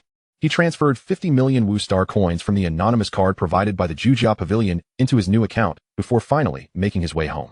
Prior to his departure, Lin Mo had informed his aunt that he would be returning today. Thus, Wang Jianbing had taken a special leave, and Mu Feng and Mu Yu had returned home early from school, eagerly awaiting his arrival. This was Lin Mo's first long trip since coming to this family. And considering he had ventured into the perilous wilds, the family's concern was palpable. While he was in the wilderness, Lin Wan and Wang Jianbing had sent countless messages inquiring about his safety. Mu Feng and Mu Yu had even sent several voice messages via their aunt's phone. Their youthful voices brimmed with longing. "Brother, when are you coming back? We miss you so much." When Lin Mo heard this voice message in the afternoon, his heart melted, and he wished he could sprout wings and fly back to his family immediately. Now, standing at the doorstep, he felt an inexplicable sense of nervousness. With a graceful motion, he adjusted his attire before retrieving his keys to unlock the door. As he stepped over the threshold, two jubilant voices erupted in unison. "Brother is back." Instantly, Mu Feng and Mu Yu rushed into his embrace like two playful koalas. Lin Mo, smiling, bent down to lift them, savoring their affection. The weariness accumulated over recent days dissipated almost entirely in that moment. Lin Wan hurried out of the kitchen, her eyes glistening with unshed tears. She approached, grasping Lin Mo's arm with a fervent gaze, appraising him from head to toe. "Little Mo, you've finally returned. You have no idea how worried we've been. You must be exhausted after these days. You look so thin. Aunt, there's no need to fret. I'm back safe and sound." Lin Mo reassured her with a smile. "My teacher took great care of me in the wilderness. I encountered no trouble at all. That's a relief indeed." Lin Wan replied, wiping her eyes. "Come, sit and rest for a while. Dinner will be ready shortly, and it's all your favorites." "I know," Aunt Lin Mo said, settling onto the sofa with the two little ones, indulging in their playful antics for a spell. Soon, a sumptuous feast was laid out on the table. The family gathered around, engaging in lively conversation. Lin Mo produced his newly acquired bank card from his pocket, handing it to Wang Jianbing. "Uncle, this is the money I earned from hunting exotic beasts and selling materials in the wilderness. Please use it." Wang Jianbing quickly waved his hands in refusal. No. Little Mo, this is precisely when you need funds for your martial training. Purchasing elixirs and martial techniques costs a fortune. How can the family burden you further? Uncle, rest assured, I still have plenty left," Lin Mo insisted, placing the card firmly in his hands. "Use it to enhance your lives and alleviate your hardships. Also, get Mu Feng and Mu Yu some exotic beast meat to nourish their bodies." Unable to withstand his determination, Wang Jianbing reluctantly accepted the card. However, when he heard Lin Mo mention a sum of 50 million, he was rendered speechless, nearly dropping the card in disbelief. Having toiled for much of his life, he had never encountered such wealth. It was astonishing that Lin Mo had amassed such a fortune in just 7 days. After a brief moment of shock, the family resumed their cheerful banter about mundane matters and shared tales from the wilderness. Lin Mo selectively recounted only the safe and amusing incidents, omitting any mention of the dangers he had faced. The warmth of home enveloped him like a soothing tide, thoroughly dispelling the fatigue that had settled in his mind. He longed for time to freeze in that blissful moment. Yet, deep down, he understood that the path of martial arts was destined to be solitary. To grow stronger and protect his family, he could not remain ensnared in this tranquility. After dinner, Lin Mo lingered with his family for a while before retreating to his room. He took out his phone and chatted with Jiang Luoli on Super Chat, sharing the news of his safe return. She recounted recent happenings at school, and as their conversation flowed, the tension that had gripped him for days began to unwind, leading him into a deep slumber. The next morning, Lin Mo continued his routine of rising early, preparing himself before heading to school. With his departure from the wilderness, the system's daily tasks had also transformed. Instead of hunting exotic beasts, he was now tasked with practicing breathing techniques, earning a reward of 100 energy points. Upon reaching the school gate, he spotted Mr. Zhao Dezuzu sitting at the entrance of the guardhouse with a cheerful demeanor. Upon noticing Lin Mo's approach, he greeted him warmly. "Little Lin, it's been quite a while since I last saw you. Have you been unwell?" "Good morning, Mr. Zhao." Lin Mo replied with a smile. "I was out in the wilderness for training the past few days, which is why I missed school." "Ah, that's impressive, young man," Zhao Dezuzu exclaimed, his eyes lighting up as he slapped his thigh. "At such a young age, you dared to venture into the wilderness. You have the spirit of my younger self. Were you a martial artist in your youth, Mr. Zhao?" Lin Mo inquired, somewhat surprised. The elderly gentleman appeared no different from an ordinary senior citizen, devoid of any noticeable energy fluctuations, and his vitality seemed somewhat diminished, making it hard to believe he had once been a practitioner. "What, doesn't it seem so?" Zhao Dezuzu raised an eyebrow. "Oh, it certainly does," Lin Mo affirmed with a grin. "In your youth, Mr. Zhao, you must have been a formidable martial artist. You have a way with words, young lad." Zhao Dezuzu chuckled heartily, waving his hand dismissively. "I'm old now, past my prime. The future belongs to your generation. Now, off you go, and train diligently." After bidding him farewell, Lin Mo made his way directly to the martial arts room. Upon entering, he found Liang already engaged in training. Upon seeing Lin Mo, Liang's eyes brightened instantly. He halted his movements and sprinted over to Lin Mo. "I was beginning to worry when you didn't show up in the martial arts room for a few days. I even asked Teacher Yuan and learned you were in the wilderness." "I just returned yesterday," Lin Mo replied with a slight smile. "What's the wilderness like?" Liang eagerly inquired, his eyes sparkling with anticipation. Coming from a humble background, his father's illness burdened the family financially, and his younger brother's education also required funds. Earning money through hunting exotic beasts could significantly alleviate their struggles. Lin Mo's expression turned serious as he replied. "The wilderness is exceedingly perilous. The strength of the exotic beasts varies greatly, and a moment of carelessness could cost you your life. However, the greatest danger lies not with the beasts themselves, but with human hearts. Many will resort to murder and theft for profit in the wilderness. While your desire to earn money there is commendable, your current strength is still inadequate. It would be far too risky." Liang's face fell slightly at his words. Yet the determination in his eyes remained unwavering. He clenched his fists and quietly declared, "I understand. Thank you, Lin Mo. I will train diligently and wait until my strength is sufficient before venturing out." With that, he turned away to focus on his training, practicing his breathing techniques with resolute concentration. Regardless of the difficulties ahead, he would not falter. Lin Mo observed his silhouette, nodding in approval before settling down to practice the martial god's residual technique. The ambient energy flowed swiftly into his body, circulating through his limbs and bones. After an hour, the system notification chimed, signaling the successful completion of the daily task. At that moment, several others began to arrive at the martial arts room, all aware that the martial examination was approaching, and everyone was diligently honing their skills, leaving no room for complacency. An hour later, the class bell rang, and apart from the members of the exchange competition, the other students gradually departed the martial arts room. Jiang Luoli also arrived, joining her peers in their earnest training, all eager to break through to the next level before the examination. After a while, Yuan Zhen entered the martial arts room, surveying the classroom until his gaze settled on Lin Mo, to whom he nodded slightly. He then announced, "The martial arts exchange competition among the schools in Jiang City will take place the day after tomorrow at the Jiang City Martial Arts Hall. Many prominent figures will be present, so everyone should showcase their true abilities." He paused, continuing, "The rewards remain unchanged from previous years. The top 3 schools will earn spots in the energy cultivation chamber. The first place receives 3 spots, second place 2, and third place 1. This is a rare opportunity. You must all give your utmost effort, not only for the honor of the school, but also for your own futures."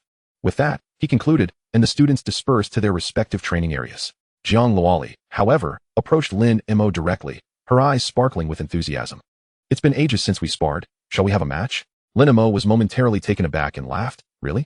After such a long separation? You want to jump straight into a fight? Didn't you say you would spar with me as soon as you returned?" Jiang Luoli teased, her brows arching slightly, her tone laced with playful mischief. Lin Mo shook his head in resignation, rising to his feet and flexing his wrists. "Very well, let us proceed. I am keen to witness the extent of your prowess at the channeling realm." He had learned of Jiang Luoli's recent breakthrough during their conversation the previous night. During his time in the wilderness zone, Jiang Luoli had not remained idle. She had successfully ascended to a new tier of strength. No sooner had Lin Mo's words left his lips than Jiang Luoli launched the first attack, drawing her long sword. A fierce sword aura shot forth towards him. This strike was exponentially more formidable than her previous ones, Even before the sword's energy reached him, Lin Mo felt a sharp sting against his skin. Was this the embryonic form of sword intent? Lin Mo's gaze sharpened, reflecting his internal acknowledgement. Truly, she was the foremost genius of Jiang City No. 1 High School. He was acutely aware that his achievements to date were largely attributed to the assistance of the system. In terms of innate talent, he could only consider himself average. In contrast, Zhang Luoli had grasped the nascent form of sword intent at such a young age, an aptitude far beyond his own. While a favorable family background could undoubtedly facilitate martial cultivation, providing ample resources such as elixirs and esteemed mentors, there were many in Jiang City with comparable lineage. Yet none had managed to comprehend sword intent before the age of 20. Chapter 24. The Mishap with Qianlu. Lin Mo's expression sharpened. Facing this strike imbued with the embryonic form of sword intent, his interest was piqued. This was his first encounter with someone who had comprehended sword intent. Even in its nascent stage, which was already an impressive feat, he activated his cloudless flowing steps, moving with a ghostly swiftness to narrowly evade the fierce strike. The wind from the sword swept past him, leaving a faint mark along his clothing. Seeing this, Zhang Luoli flicked her wrist, and the momentum of her sword shifted dramatically. The long sword wove countless intricate sword shadows, enveloping Lin Mo like an elaborate net, leaving him with no avenue of escape. Lin Mo, fully aware of the gravity of the situation, gripped his right hand tightly, and the breaking force blade appeared in an instant. Without channeling his source power, he relied solely on his vitality to propel the blade, achieving astonishing speed. As the blade danced through the air, a myriad of dazzling lights erupted, intertwining with Zhang Luoli's sword shadows. In an instant, the martial arts room was filled with the sound of whistling winds and the crisp clang of metal meeting metal, capturing the attention of all present. The classmates, who had previously been absorbed in their own training, paused to witness the spectacle, their eyes filled with awe and astonishment. My heavens, this is extraordinary. With both of them participating, our school is certain to excel in this exchange competition. One could not help but exclaim softly. Another chimed in. The first place will secure 3 slots in the source energy training chambers. Lin Mo and Zhang Luoli are bound to claim 2 of them. It remains to be seen who will seize the last. Upon hearing this, the crowd instinctively cast wary glances at one another, their expressions tinged with a newfound vigilance, as they now regarded each other as potential rivals. Yet, none dared to covet the slots that belonged to Lin Mo and Zhang Luoli. Lin Mo's previous battle against Sun Hongyue, where he had decisively overwhelmed his opponent, had already silenced any doubts among his peers. Meanwhile, Zhang Luoli, the prodigy of Jiang City No. 1 High School, had long since established her position through her prowess, leaving no one willing to challenge her. The spectators fell silent once more, their attention riveted back to the duel. Deep down, they understood that once the exchange competition concluded, a fierce contest would inevitably arise for that final coveted slot. In the arena, every strike from Zhang Luoli was executed with her utmost effort, barely managing to withstand Lin Mo's relentless assault. The embryonic form of sword intent, after all, was merely a nascent stage. Its disparity compared to Lin Mo's perfected blade intent was stark. Lin Mo had been intentionally holding back, controlling the intensity of his blade intent, hoping that Zhang Luoli might glean some insight from his technique. At that moment, Zhang Luoli suddenly warned, "Be careful." Lin Mo keenly sensed a surge of powerful source energy and smirked, "Bring it on." Before he could finish, Zhang Luoli's longsword surged forward with newfound speed. The blade exuded an ethereal quality, akin to a silent breeze. Where it passed, not a sound was made. It was a source energy combat technique. Lin Mo's heart raced with excitement. "Lonely Swan's shadow, 1,000 feathers piercing," he called out, unleashing the source energy stored within his acupoints, channeling it entirely into the breaking force blade. Simultaneously, Zhang Luoli's sword neared, its tip aimed directly at Lin Mo's heart. Instead of retreating, Lin Mo pressed forward, thrusting his blade in kind, the tips of their weapons poised against one another, creating an atmosphere thick with tension. In the blink of an eye, Lin Mo twisted his wrist sharply, causing the breaking force blade to tremble violently. A surge of ferocious power coursed along the blade's edge. With a resounding crack, Zhang Luoli's long sword emitted a mournful cry, shattering into fragments that scattered across the ground. Lin Mo stood there, momentarily stunned, quickly retracting his energy. "I'm so sorry. I didn't mean to," he exclaimed, his face etched with regret. It was his first time employing a source energy combat technique, and he had misjudged the force. The long sword had withstood a prolonged exchange with the breaking force blade, yet it had fractured under the 1,000 feathers piercing. It was important to note that 1,000 feathers piercing was particularly effective against heavy armor and possessed immense destructive capability. The sword's resilience had indicated that it was no ordinary weapon, likely a top-tier treasure of the mysterious grade. Zhang Luoli was left with only a hilt in her hand, staring blankly at the scattered shards on the ground, her expression vacant as she pondered something deep within. After a considerable pause, she slowly regained her composure, stowing the hilt away in her storage space. Forcing a smile, she addressed Lin Mo, "It's fine. Congratulations on your breakthrough to the channeling realm. Her voice bore no trace of emotion, yet Lin Mo could distinctly sense the undercurrent of disappointment in her words. With that, Jiang Luoli turned and returned to her spot, sitting cross-legged in meditation, ignoring everyone around her. Lin Mo, fully aware of his transgression, refrained from intruding. But his mind began to churn with thoughts of how to make amends. Had it not been for Jiang Luoli's assistance, he would never have gained entry into the wilderness zone so swiftly, nor would he have achieved his current progress. This debt of gratitude remained unpaid. And now he had inadvertently shattered her treasured sword. Considering Jiang Luoli's background, a mysterious grade sword might not seem particularly valuable. However, her evident despondence indicated that the sword held significant sentimental value. Perhaps it was a memento gifted by her father on her birthday, or a relic from an esteemed elder. Yet, their relationship had not yet reached the level of intimacy where such personal matters could be broached, leaving him to ponder how to compensate her. Suddenly, an idea sparked in Lin Mo's mind. What if he were to have the system draw a sword for him? A ground-grade sword would cost at most 2,700 source energy points. Given his current earning rate, he could easily replenish that amount in no time, treating it as an investment in peace of mind. With this thought, Lin Mo entered the realm of the 10,000 manifestations roulette. After having upgraded his cloudless flowing steps to perfection, he had 3,240 source energy points remaining, just enough for a 10 consecutive draw. At this moment, the only thing that could assist him was the 10,000 manifestations roulette.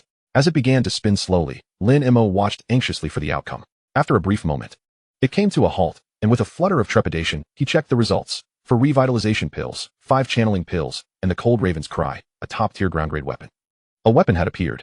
Lin Mo's heart leaped with joy as he eagerly examined the description of the Cold Raven's Cry, forged from the ice of the far north. It can condense the air upon swinging, slowing the enemy's movements. Infusing it with source energy allows it to freeze the foe entirely with a single strike. What a pity. It was a blade and not a sword. Lin Mo pondered deeply, suddenly sensing something amiss. In previous draws, the system had always provided him with precisely what he needed at the time. However, although this item is indeed valuable, it does not align with his immediate need for a remedy. Could it be that his lack of sword practice has resulted in his inability to draw weapons related to swords? A bold thought emerged in Lin Mo's mind. Perhaps next time he requires a weapon, he should first learn the corresponding martial technique, and he might then draw one. Whether this approach succeeds or fails can be determined in due time. Even if it does not yield results, there is no significant loss. Lin Mo privately resolved to pursue this idea, but soon set it aside. The pressing matter at hand is to swiftly procure a precious sword to compensate Jiang Luoli. The battle attire and necklace he had customized for her would take at least 7 days to complete, and distant water cannot quench a near thirst. Just as Lin Mo found himself at a loss, he suddenly recalled Qian Lu from the treasure-gathering pavilion. Of course, Brother Qian, they must have swords. Lin Mo promptly exited the space of the Wanxiang roulette, opened the super message app, located Qian Li's contact information, and sent a message. Brother Qian, are you there? I have an urgent matter that requires your assistance. As soon as the message was sent, Qian Lu responded instantly. What's up, Brother Lin? Just let me know. Whatever I can do, I assure you it will be handled properly. Do you have swords available at the treasure-gathering pavilion? Lin Mo got straight to the point. Naturally. Qian Lu replied enthusiastically. We have long swords, short swords, light swords, heavy swords, all types of swords. What kind does my younger brother wish for? I would like a top-tier earth-grade long sword, Lin Mo stated directly. In his office, Qian Lu, just about to sip his tea, suddenly spat it out in shock. Staring at the text on his phone, he was utterly astonished. What? A top-tier earth-grade? Does Brother Lin think earth-grade weapons are as common as cabbages? Qian Lu quickly composed himself and replied. Brother, are you certain you want a top-tier earth-grade sword? Yes, I am certain.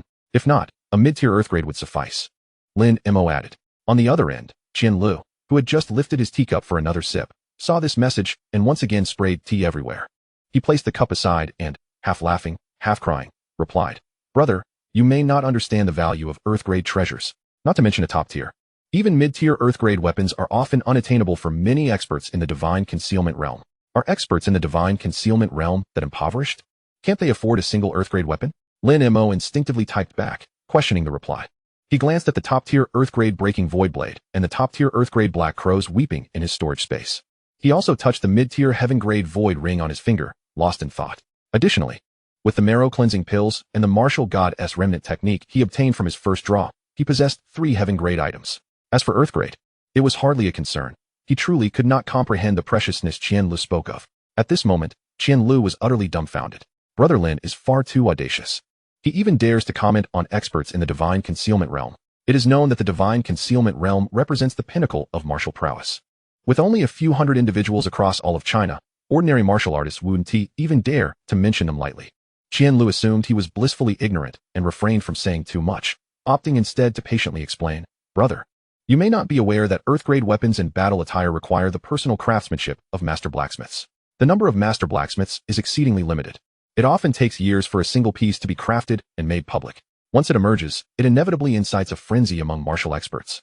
It is not that experts in the divine concealment realm cannot afford them, but rather that they are simply unattainable." He paused before continuing. "However, since my younger brother has a need, I do have some news. On the 1st of next month, the Jiangxing Treasure Gathering Pavilion will host a large auction. Among the featured items is a mid-tier Earth-grade sword. If you are interested, you may come and take a look." Upon reading this message, Lin Mo felt a surge of joy and quickly replied, "A mid-tier Earth-grade? That is acceptable. I will definitely attend. Thank you, Brother Qian." Qianlu couldn't help but twitch at the words that is acceptable. A mid-tier Earth-grade sword is considered a top treasure throughout the entire Linjiang province, enough to drive countless martial artists into a frenzy. Yet, in Lin Mo's mouth, it was merely described as acceptable. He held back a torrent of words that he ultimately chose not to voice, opting instead to log off, choosing to see no evil. Naturally, Lin Mo was unaware of Qian Li's inner turmoil. After the initial excitement, he fell into worry. Although he had learned of the sword, money posed a considerable problem. He currently had just over 20 million martial star coins, whereas the starting bid for a mid-tier Earth-grade sword would likely be in the hundreds of millions. This amount was hardly sufficient. Subconsciously, he glanced towards his storage space, his gaze landing on the breaking void blade and the black crows weeping. Chapter 25. Do you know who I am? For Lin Mo, possessing a single blade sufficed. He had never intended to pursue a dual blade style. Moreover, whether Earth-grade or Heaven-grade weapons were merely transitional for him, he had always awaited the emergence of his destined divine weapon, and currently, he would utilize whichever was stronger. Considering that the Black Crow's Weeping was a top-tier Earth-grade weapon, it surpassed the Breaking Void Blade by a level. Thus, it seemed he would have to make do with the Breaking Void Blade, though he felt a pang of reluctance. Lin Mo was inherently the type to repay kindness with great generosity. Zhang Loli had assisted him immensely, and now, with the sword broken due to him, he could not simply turn a blind eye. Resolutely, Lin Mo decided to visit the treasure gathering pavilion at an opportune moment to consign the Breaking Void Blade for auction. This was the only way he could gather enough funds to purchase the mid-tier Earth-grade sword. Having come to this conclusion, he focused himself and resumed his training. Earlier, he had drawn 5 meridian opening pills and promptly consumed them all, channeling the martial god's remnant technique to guide the pure energy released by the pills. He forcefully struck at the acupoints within him. Time passed slowly, and in the blink of an eye, for hours had gone by. Lin Mo successfully opened 63 acupoints this time. Adding those to the previous ones, the total reached 100. This was already the acupoint count of many mid-stage meridian opening realm martial artists, significantly enhancing his source power endurance. He then attempted to open acupoints using his own strength, but the speed was excruciatingly slow. Soon, class time ended. Lin Mo approached Zhang Loli and softly said, "Before I went to the wilderness area last time, I mentioned treating you to a meal. Do you have time now?" Zhang Loli looked up, her expression noticeably better than before, and nodded in response. "Sure, I'm free. Let us go then." Lin Mo waited for her to rise, and the two walked side by side out of the martial arts room.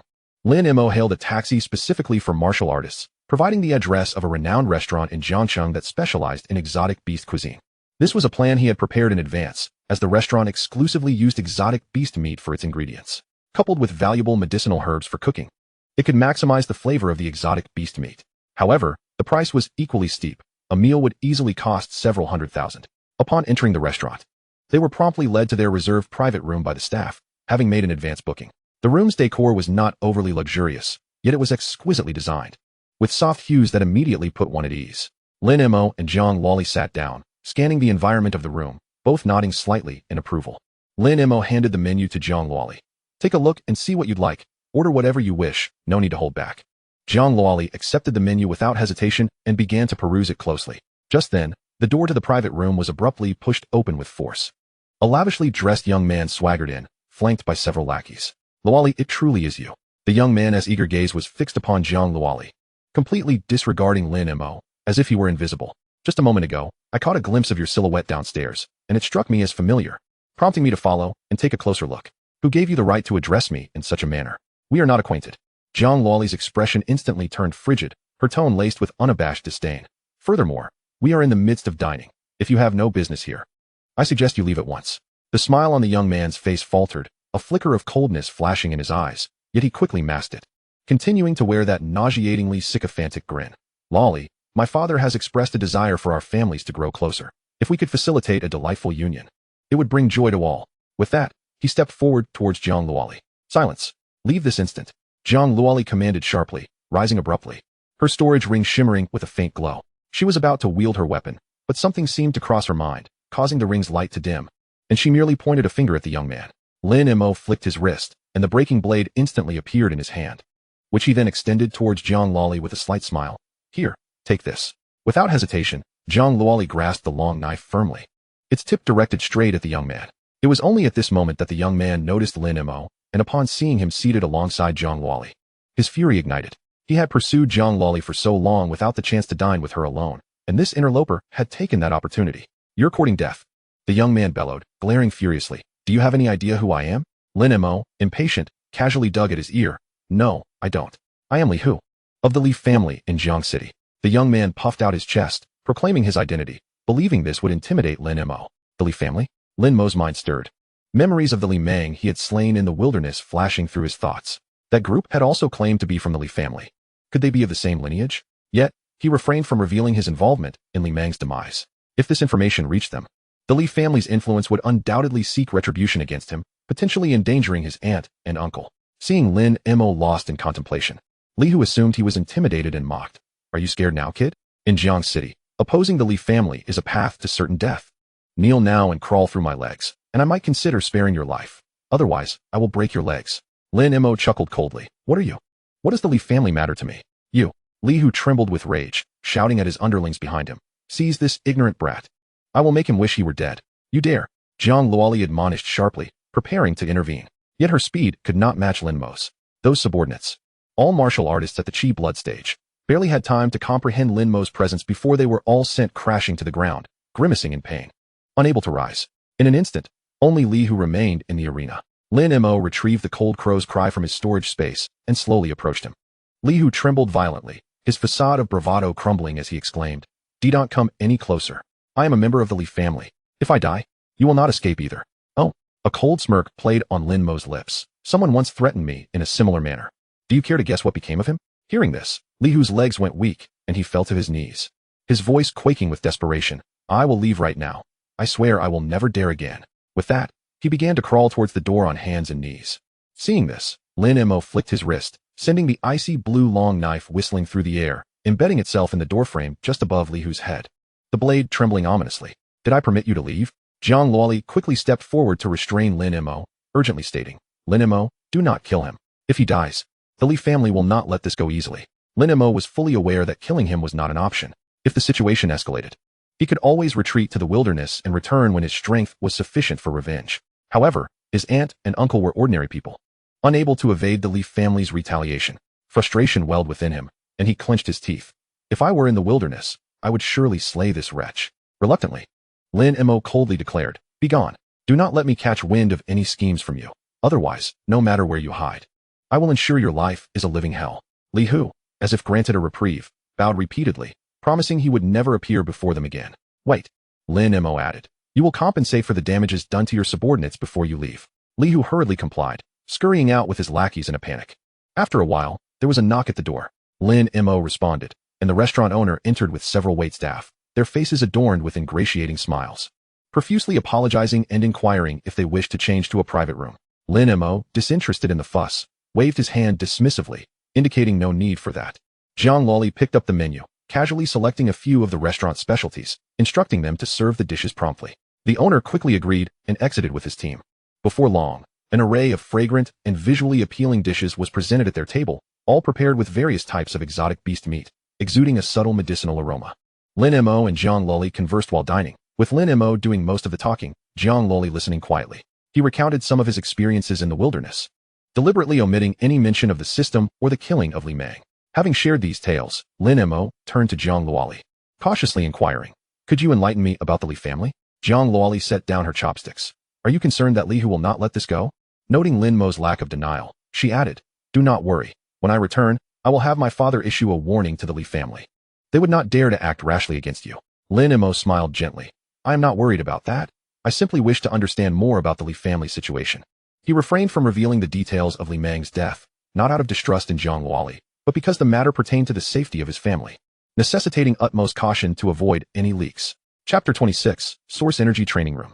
Zhang Luoli began to elaborate on the Li family's background. The Li family has amassed wealth through the business of exotic beast materials. The patriarch, Lianghua, Li Hu's grandfather, made his living in the wilderness in his early years. He was a generous man and, through his adventures, formed a bond with a group of martial artists. Eventually, he organized a team of martial artists to hunt exotic beasts together and collect materials. With a stroke of fortune and strength, Li broke through to the Meridian realm, seizing the opportunity to establish the Li group, incorporating those initial companions into his ranks. In a few short years, many of them also achieved breakthroughs, and the Li group's influence grew stronger.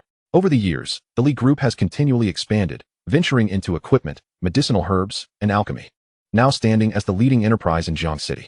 She paused, adding, moreover, I have heard that the old master of the Li family has withdrawn from worldly affairs in recent years, focusing solely on his cultivation in hopes of breaking through to the condensation realm. Therefore, the current head of the Li family is Li Hu's father, Li Jinzong, who manages all matters of the group. Lin Mo listened intently, curiosity prompting him to ask, how does the Li family compare to the treasure-gathering pavilion? At this, Jiang Loli gently shook her head. There is simply no comparison.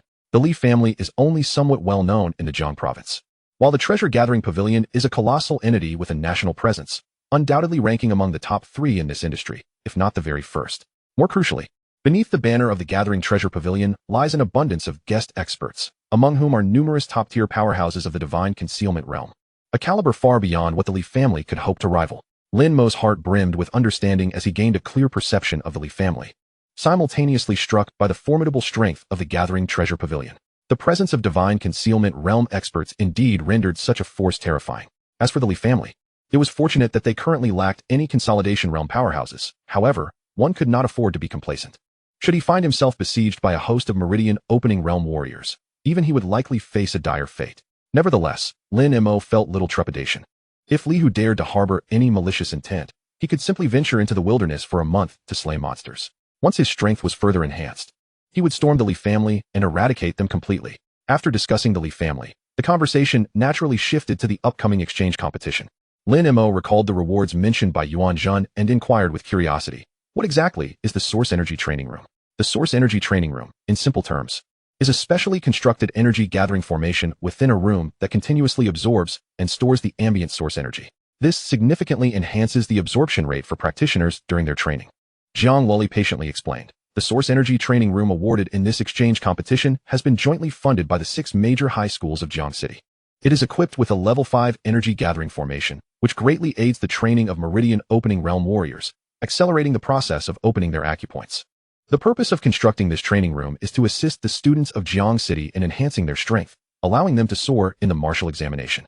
It is said that the annual maintenance cost of this training room reaches several hundred million martial star coins, a burden that ordinary schools cannot bear.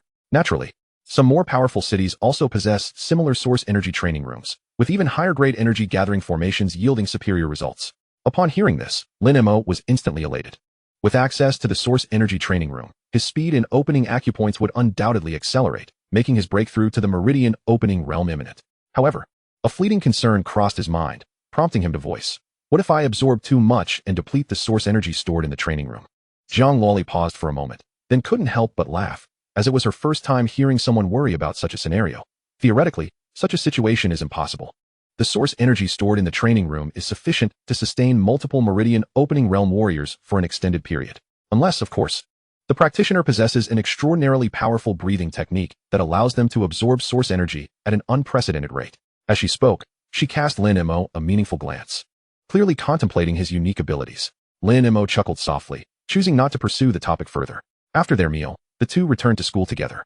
In the martial arts room, the other students were busy honing their skills with one another. Yuan Zhen merely nodded in acknowledgement when he saw them return, saying nothing more.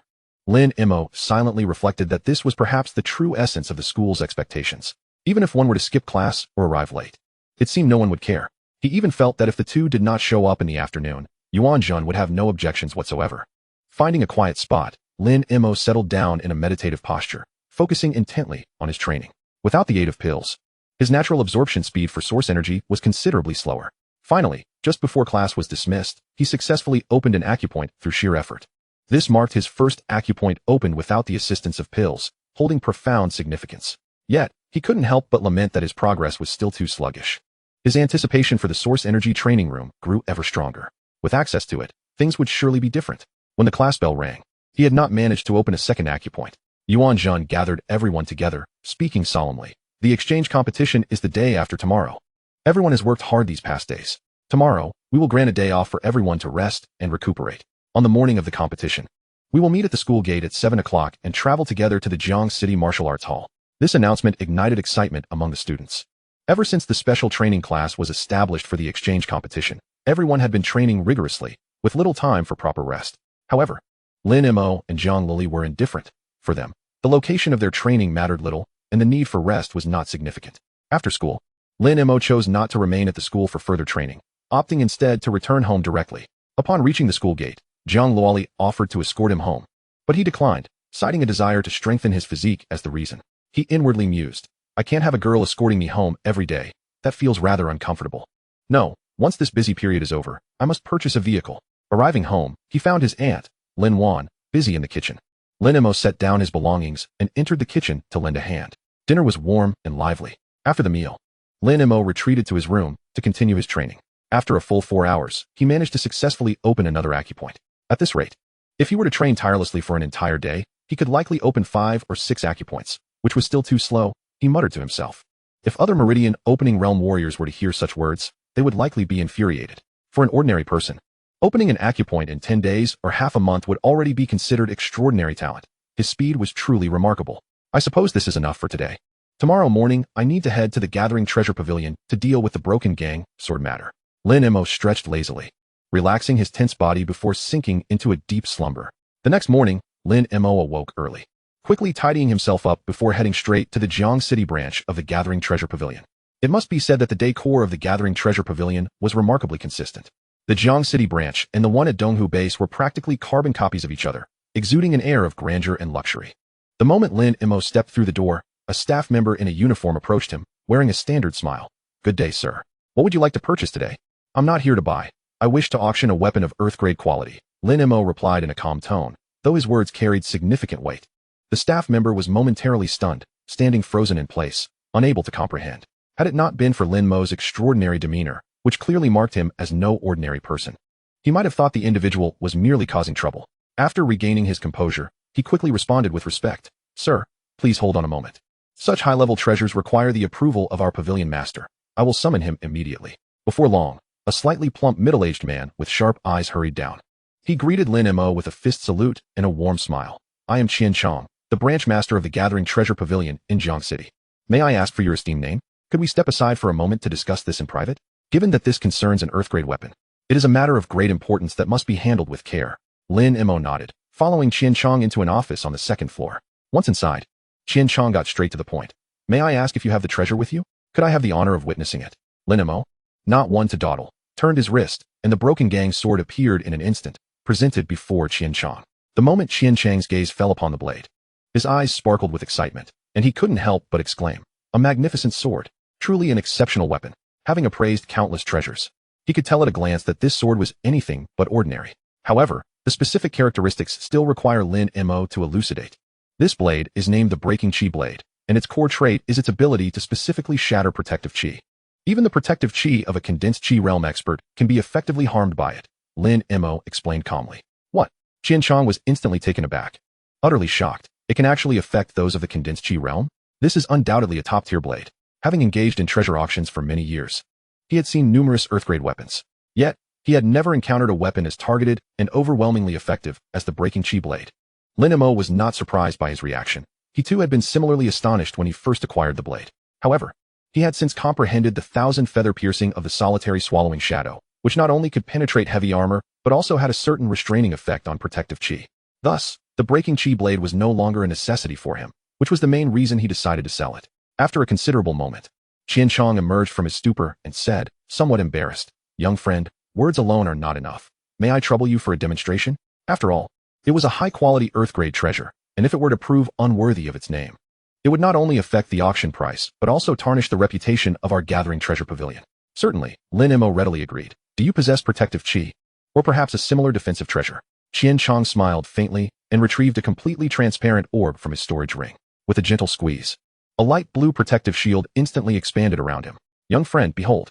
This is a disposable protective energy orb developed by our Gathering Treasure Pavilion. Upon activation, it generates a protective shield capable of withstanding a full force strike from a perfected Meridian Realm expert. Its defensive effect is exceptionally reliable. Without further ado, Lin Mo silently infused his source power into the breaking chi blade. Then with a subtle flick of his wrist, he slashed towards the protective shield. With a crisp crack, the once impenetrable shield shattered into countless motes of light, dissipating into nothingness. Qianchong was utterly stunned, his mouth agape as if one could fit an egg inside.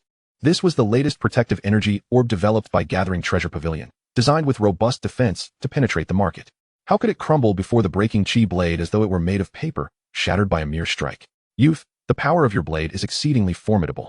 I am no longer qualified to appraise such a treasure. Qianchong finally regained his composure and hastily stated, "Please hold on a moment. I will contact headquarters immediately to have an expert make the assessment." With that, he hurriedly exited the office. Approximately half an hour later, Qianchong returned, his face brimming with barely contained excitement. "Young friend, the experts from headquarters have provided an evaluation. The starting bid for the breaking chi blade is set at 380 million star coins. Are you satisfied with this price?" Lin Mo nodded and then inquired, "I have heard that your Jiangqing branch will be auctioning a mid-grade Earth-tier longsword in a few days. May I ask its starting bid?"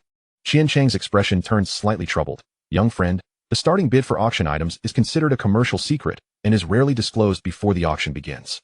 However," he shifted his tone, smiling, "seeing how much you trust our Gathering Treasure Pavilion by entrusting us with such a valuable blade for auction, I will make an unprecedented decision and share this information with you. The starting bid for that mid-grade Earth-tier longsword is 230 million star coins." Lin Mo expressed some confusion. Why is there such a vast difference in starting bids? Is the gap between mid-grade and high-grade Earth-tier items truly that significant? Not at all. Young friend, Qianchong quickly clarified.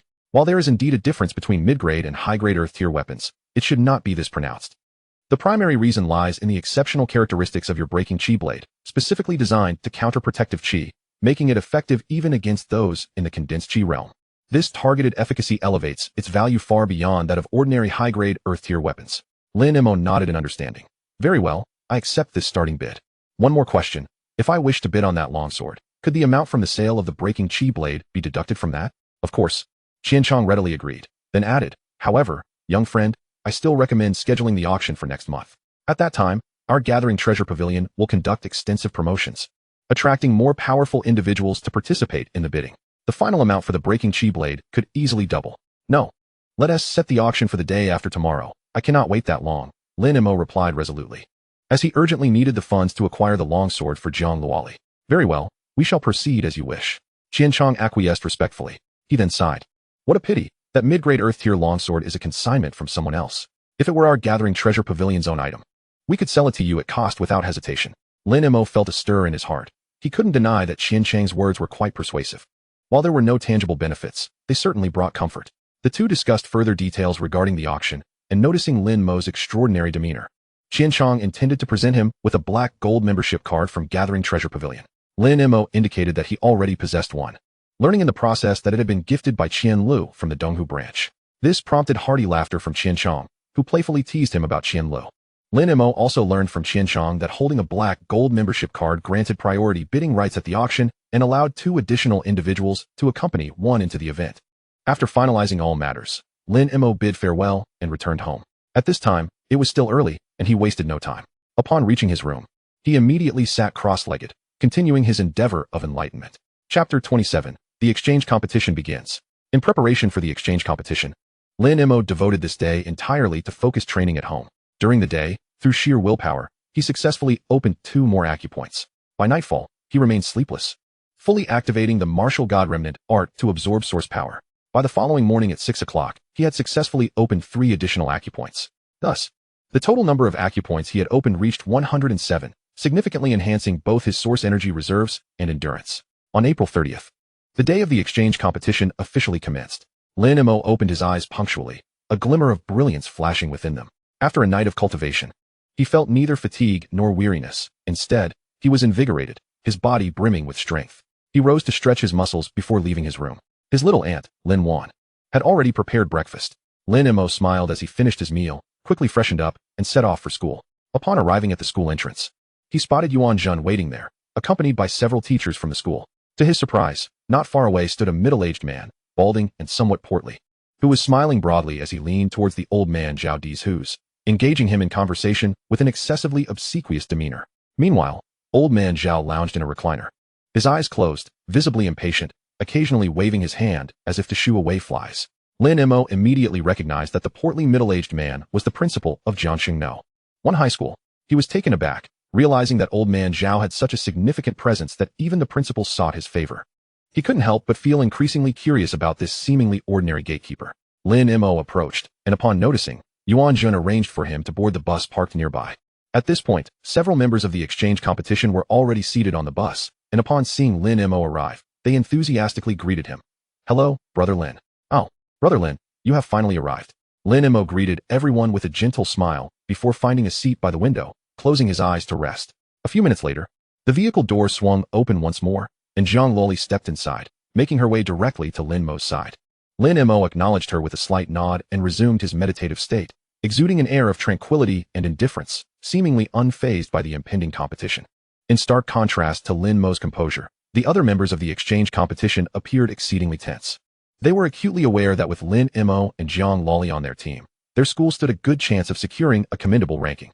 However, this exchange competition attracted numerous prominent business figures and esteemed veterans from the martial arts community. A remarkable performance could potentially catch the eye of a notable patron, leading to a training contract that would serve as an invaluable shortcut for them.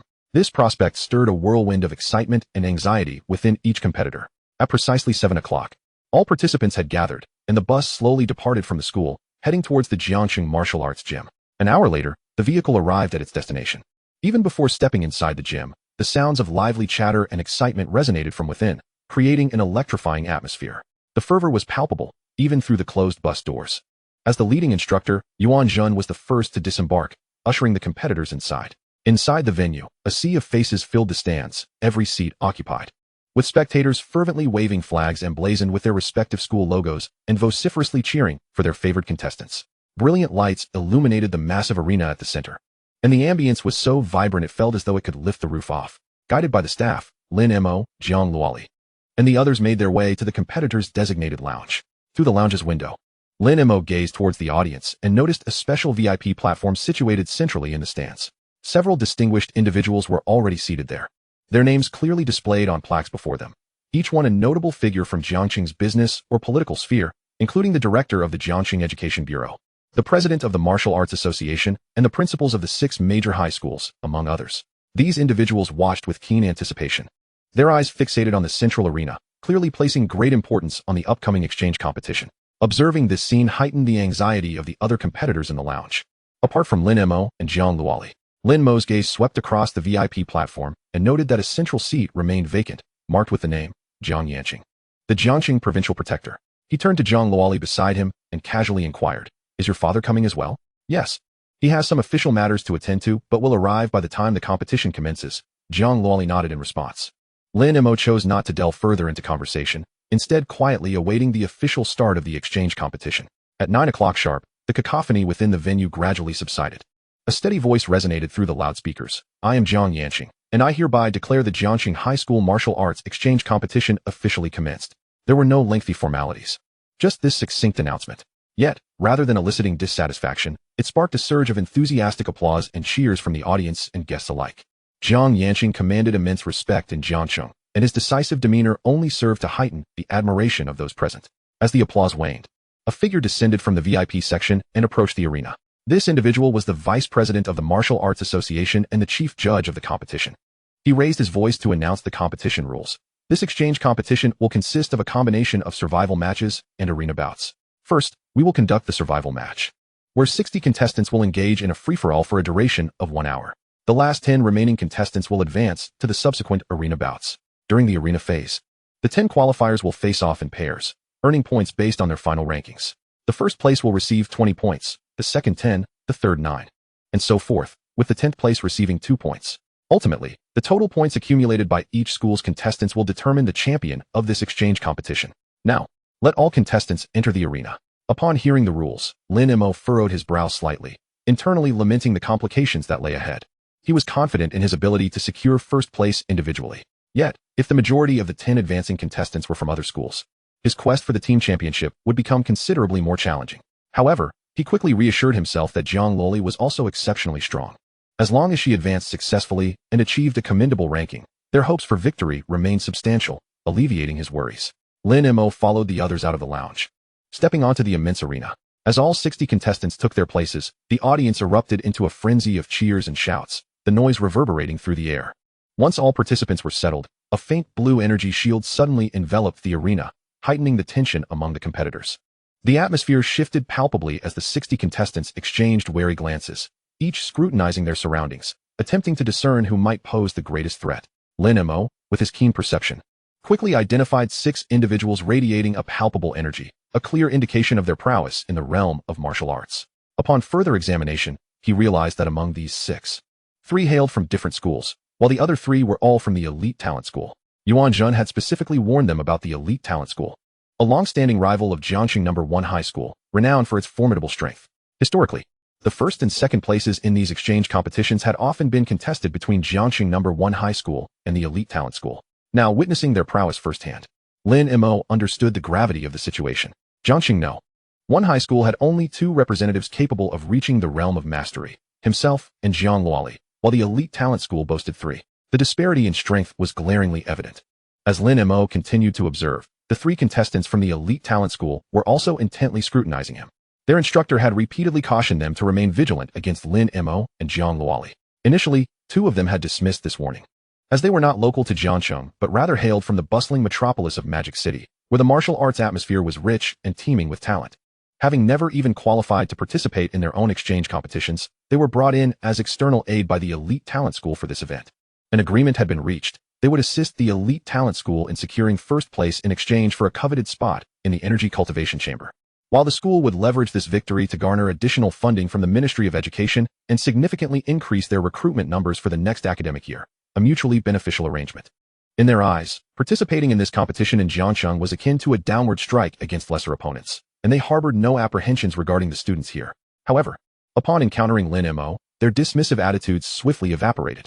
Though Lin Mo did not overtly display his own energy, an unsettling aura of danger emanated from him, particularly through the piercing intensity of his gaze, which seemed to penetrate the very souls of those before him. This unspoken message resonated clearly. The individual before them was not to be trifled with. Exchanging a glance, both external contestants recognized the gravity of the situation reflected in each other's eyes. Without a hint of hesitation, the trio exchanged a knowing glance, swiftly reaching a consensus. At the onset of the survival competition, they resolved to collectively target Lin Mo, seeking to eliminate this most formidable threat first. Jiang Luoli, noticing the unusual behavior of the 3 from the elite academy, stealthily approached Lin Mo's side and whispered a warning. The elite academy has always been at odds with us. Once the melee begins, they are likely to join forces against you. It would be prudent for us to stick together for mutual support. No need, Lin Mo replied, a dangerous smile curving his lips as his gaze swept over the trio from the elite academy. You handle the others. These 3 are mine to deal with. He inwardly scoffed, thinking, you wish to band together against me? It would be more accurate to say that I alone could take on all 3 of you. Chapter 28, Siege and Being Besieged. On the arena, all 60 competitors stood poised, their breaths held and bodies taut, ready to unleash their full potential. With a commanding shout from the chief referee, the first battle of this martial arts exchange officially commenced. As the survival contest erupted, the vast majority of competitors from various schools immediately clustered together, forming alliances with their peers. Yet, 2 individuals stood apart, Lin Mo and Jiang Luoli. Lin Mo turned to his fellow competitors from his school and advised, be cautious, stick together for safety. No sooner had he spoken than he surged forward, darting like an arrow straight into the ranks of the elite academy, his speed leaving only fleeting shadows in his wake. Jiang Luoli followed closely, her steps light as she swiftly caught up to him. Their objectives were clear and their roles well defined. Lin Mo's target was the 3 formidable practitioners from the elite academy, while Jiang Luoli would contend with the remaining 7 from the Blood Qi realm, ensuring Lin Mo would not be overwhelmed by 10 opponents. As the 3 practitioners from the elite academy witnessed Lin Mo charging towards them alone, their initial disdain was swiftly replaced by indignation. They had always considered Lin Mo to be a mere product of exaggerated acclaim. Now, his audacious approach, seemingly unperturbed by their presence, was nothing short of an affront.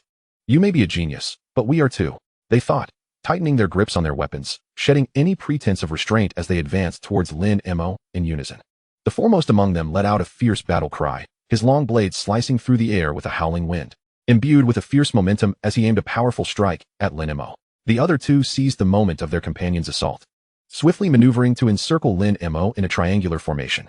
They launched a coordinated attack from both sides, their swords glinting ominously as they aimed directly for his vital points, effectively cutting off all avenues for his evasion.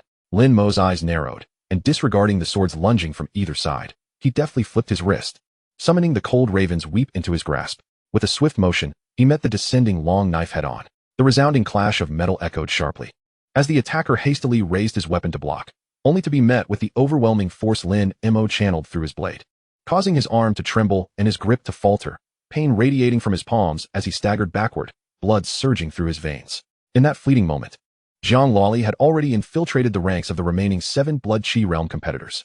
Her movements were graceful, her long sword darting like a white serpent, striking left and right with precision aimed at their vital points. The opponents found themselves utterly defenseless against her onslaught, their cries of despair resounding as one by one they were sent tumbling from the arena, with more than half of them incapacitated in mere moments. Meanwhile, having repelled the foremost attacker, Lin Mo found himself confronted by the remaining 2 assailants. He launched himself with sudden force, the stone floor of the arena cracking beneath his feet as he narrowly evaded their blows.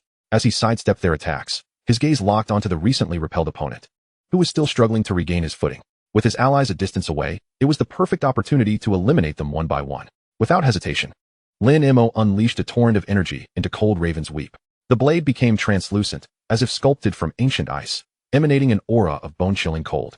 With a flick of his wrist, the long knife shot forth, prompting the staggered opponent to hurriedly raise his weapon in defense. Clang! The tip of Cold Raven's weep struck true against the adversary's blade, and a bizarre scene unfolded. Frost rapidly crystallized along the point of contact, spreading swiftly along the weapon's length until it transformed into a solid ice blade. Just then, Lin Mo twisted his wrist sharply, causing Cold Raven's weep to vibrate violently. "1,000 feathers piercing," he intoned, and the air was filled with the sound of shattering ice as the opponent's frozen weapon disintegrated into countless shards, scattering across the arena. The tip of Lin Mo's blade remained poised mere inches from the man's neck, the icy chill causing every hair on his body to stand on end, rendering him incapable of any further movement. At that moment, the 2 remaining practitioners from the Elite Academy launched their next wave of attacks. Lin Mo, dismissing the subdued opponent, pivoted to confront them. The defeated man, still seething with resentment, gritted his teeth and prepared to charge once more. However, the chief referee swiftly appeared at his side, sternly admonishing, "You have been defeated. Vacate the arena immediately. Failure to comply will result in the disqualification of your entire school." Flushed with indignation, the man could only cast a begrudging glare at Lin Mo before retreating from the platform. Lin Mo had single-handedly faced 3 opponents and managed to eliminate one with overwhelming force, a spectacle that sent the entire venue into a frenzy of excitement. Gasps echoing throughout as spectators marveled at his terrifying prowess. The dignitaries in the VIP section nodded in approval, their expressions filled with admiration. Meanwhile, Lin Mo had now engaged the remaining 2 competitors from the Elite Academy. "Cloud-severing slash," he bellowed, as he swung Cold Raven's weep with ferocity, unleashing a blade of piercing cold that enveloped the 2 adversaries. This blade was not only infused with the unique cutting power of the Cloud-severing slash, but also bore the chilling attributes of Cold Raven's weep, leaving a trail of white mist in its wake. The 2 opponents, their faces etched with gravity, recognized the severity of the situation and prepared to counter with all their might. The individual on the left ignited his long knife in flames, sending forth a blazing arc of fire to intercept Lin Mo's icy blade. The one on the right, seizing the moment when the 2 attacks would collide, surged forward with great speed, his sword transforming into a blur aimed directly at Lin Mo's heart. He clearly intended to exploit Lin Mo's momentary vulnerability, hoping for a decisive strike. Regrettably, he had both underestimated Lin Mo's strength and overestimated his companion's capabilities. The 2 blades collided with a thunderous roar, vapor rising instantaneously to form a dense fog. Within mere seconds, the fiery blade was subdued by the icy one, its flames flickering out, while Lin Mo's icy arc only diminished slightly. Though fire may typically counter ice, a formidable source of power could allow ice to conquer fire. The man on the left's eyes widened in disbelief, regret flooding his mind. Had he known Lin Mo was this formidable, he would have never provoked him. But with no turning back now, his only option was to brace himself as the icy blade surged forth, piercing through the remnants of the flames, and hurtled toward him. He clenched his teeth, summoning all his strength, and thrust his sword toward the oncoming icy arc. However, the moment the long sword made contact with the frigid blade's radiance, it was thrust backward by an overwhelming force, dragging his body swiftly along the ground. The long sword in his grasp was gradually encased in ice, shattering under the relentless assault of the cold, emitting a series of crackling sounds. "Stand back, let me take over," his companion shouted, witnessing the dire situation. As he unleashed his source power, a fiery red protective shield erupting around him in an instant. It was indeed a defensive source power technique. The swordsman, feeling as if granted a reprieve, hastily retreated. Lin Mo's icy blade radiance surged directly toward the flame shield. Boom! A thunderous sound resonated, followed by a billowing cloud of white mist that enveloped the battlefield, obscuring the view for those below. Within the shield, the man felt a surge of relief. Thankfully, he had managed to block it. With such a formidable strike, Lin Mo must have expended a significant amount of source power. It was time for a counterattack. Just then, a gentle breeze swept through, dispersing the rising mist. The man's heart sank. Something was amiss. Why was there wind here? Quite astute, but ultimately futile, Lin Mo's voice, laced with a hint of mockery, emerged from behind him. Before he could react, the blade of the crying crow had already cleaved through the already precarious flame shield. Crack! A sound akin to shattering glass rang out, followed by a cacophony of breaking noises. The flame shield was instantly riddled with a multitude of cracks. In the next moment, it shattered spectacularly, transforming into a flurry of icy shards. The man turned pale, about to cry out for help from his companion, only to witness his ally being unceremoniously thrown from the arena by the judge. It turned out that while he was desperately defending against the blade's radiance, Lin Mo had already diverted his focus, swiftly incapacitating his recently retreated companion and handing him over to the judge. Realizing the dire turn of events, the man's eyes were filled with reluctance, yet he could only grit his teeth and concede, "I admit defeat." With that, he trudged dejectedly off the stage. On the sidelines, the principal of the elite academy watched this unfold, his teeth nearly grinding in frustration. The three talented individuals from their institution, who had been so highly anticipated, were utterly defeated. The remaining 7 were swiftly dispatched by Jiang Luoli, leaving them not only bereft of a chance at first place, but also without a single competitor remaining on the stage, plunging them to the bottom of the rankings. Utterly humiliated. In stark contrast, the other 3 school principals gathered around the venerable principal, Zhao Yozhong of Jiangxing No. 1 High School, offering their congratulations. "Old Zhao, congratulations indeed. With Lin Mo and Jiang Luoli in your ranks, this year's exchange competition is undoubtedly yours. Not just the exchange competition. I foresee Lin Mo making a remarkable impact in the forthcoming martial arts examinations, perhaps even bringing home the provincial champion for us." Zhao Yozhong beamed, his joy evident as he waved his hands dismissively. "You are all too kind. The students from your schools are equally impressive, formidable contenders for the title." As he absorbed their compliments, he felt an overwhelming sense of satisfaction, his smile spreading widely. Meanwhile, the principal of the elite academy sat in silence, his expression grim. Realizing that with no representatives left on the arena, any further words would only serve to deepen his humiliation. On the arena, Lin Mo swiftly appeared by Jiang Luoli's side. Inquiring with concern, "Are you unscathed?" Jiang Luoli rolled her eyes. "Who do you think I am? They are merely a bunch of Blood Chi realm fighters. They can't harm me." Lin Mo chuckled, surveying the remaining contestants on the stage, casually remarking, "This arena competition is quite tedious. Who knows how long it will drag on? Why don't we take advantage of this moment to eliminate the other school-esque contestants and conclude this survival match?" Jiang Luoli's eyes lit up slightly. "What a splendid idea." Lin Mo continued, "How about we compete to see who can eliminate more opponents? The loser treats the winner to a meal." Before his words had fully settled, he was already darting towards a nearby cluster of contestants. "Childish." Jiang Luoli shook her head helplessly, yet a hint of a smile graced her lips. With that, she too sprang into action, charging towards another group of contestants. Chapter 29, the survival match, also the finals. On the side of Jiangxing No. 1 High School. After Lin Mo and Jiang Luoli took the initiative, only 8 Blood Chi realm contestants remained. However, thanks to the overwhelming prowess displayed by Lin Mo and Jiang Luoli, most contestants from the other schools were filled with trepidation, hesitant to provoke them. Yet, there were always a few who dared to defy the odds. The contestants from Jiangxing No. 7 High School and Jiangxing Experimental High School, seeing Lin Mo and Jiang Luoli straying from their ranks to eliminate opponents elsewhere, concocted a devious plan. They secretly formed an alliance, intending to jointly attack the 8 from Jiangxing No. 1 High School, aiming to first expel this frail force from the arena before consolidating their strength against Lin Mo and Jiang Luoli. In their minds, 20 individuals collaborating should stand a fighting chance, even against the likes of Lin Mo and Jiang Luoli, especially with 2 Blood Vessel realm contestants bolstering their ranks, seemingly tilting the advantage in their favor. With their agreement forged, the contestants from both schools pounced upon the ranks of Jiangxing No. 1 High School. Though the 8 fought valiantly, the disparity in strength was insurmountable, forcing them to endure a relentless onslaught. It wasn't long before 2 were sent flying from the arena, tragically eliminated. The remaining 6 soon found their stamina waning, their defense crumbling. Just at this precarious moment, Lin Mo's battle had concluded. After dispatching his opponent, he turned to witness his own team besieged. The 20 assailants, noticing Lin Mo's gaze, felt a wave of panic wash over them, causing their assault to falter momentarily. The leading Blood Vessel realm contestant bellowed, "Stay calm. We have 20 against their 8. The advantage lies with us. Hold out until we finish them off. Then we'll deal with Lin Mo together." However, barely had he finished speaking when Lin Mo's figure appeared before them. He first addressed the contestants of Jiangxing No. One high school in a low voice, "You all step aside. Leave this to me." Before his words could fully register, he unleashed the full potential of his perfected cloudless flowing body technique, transforming into a blur as he charged toward the 20. On the arena, Lin Mo's figure darted about, so swift that it eluded the naked eye. He occasionally wielded the crying crow, each slash leaving behind a faint silhouette of the blade in its wake.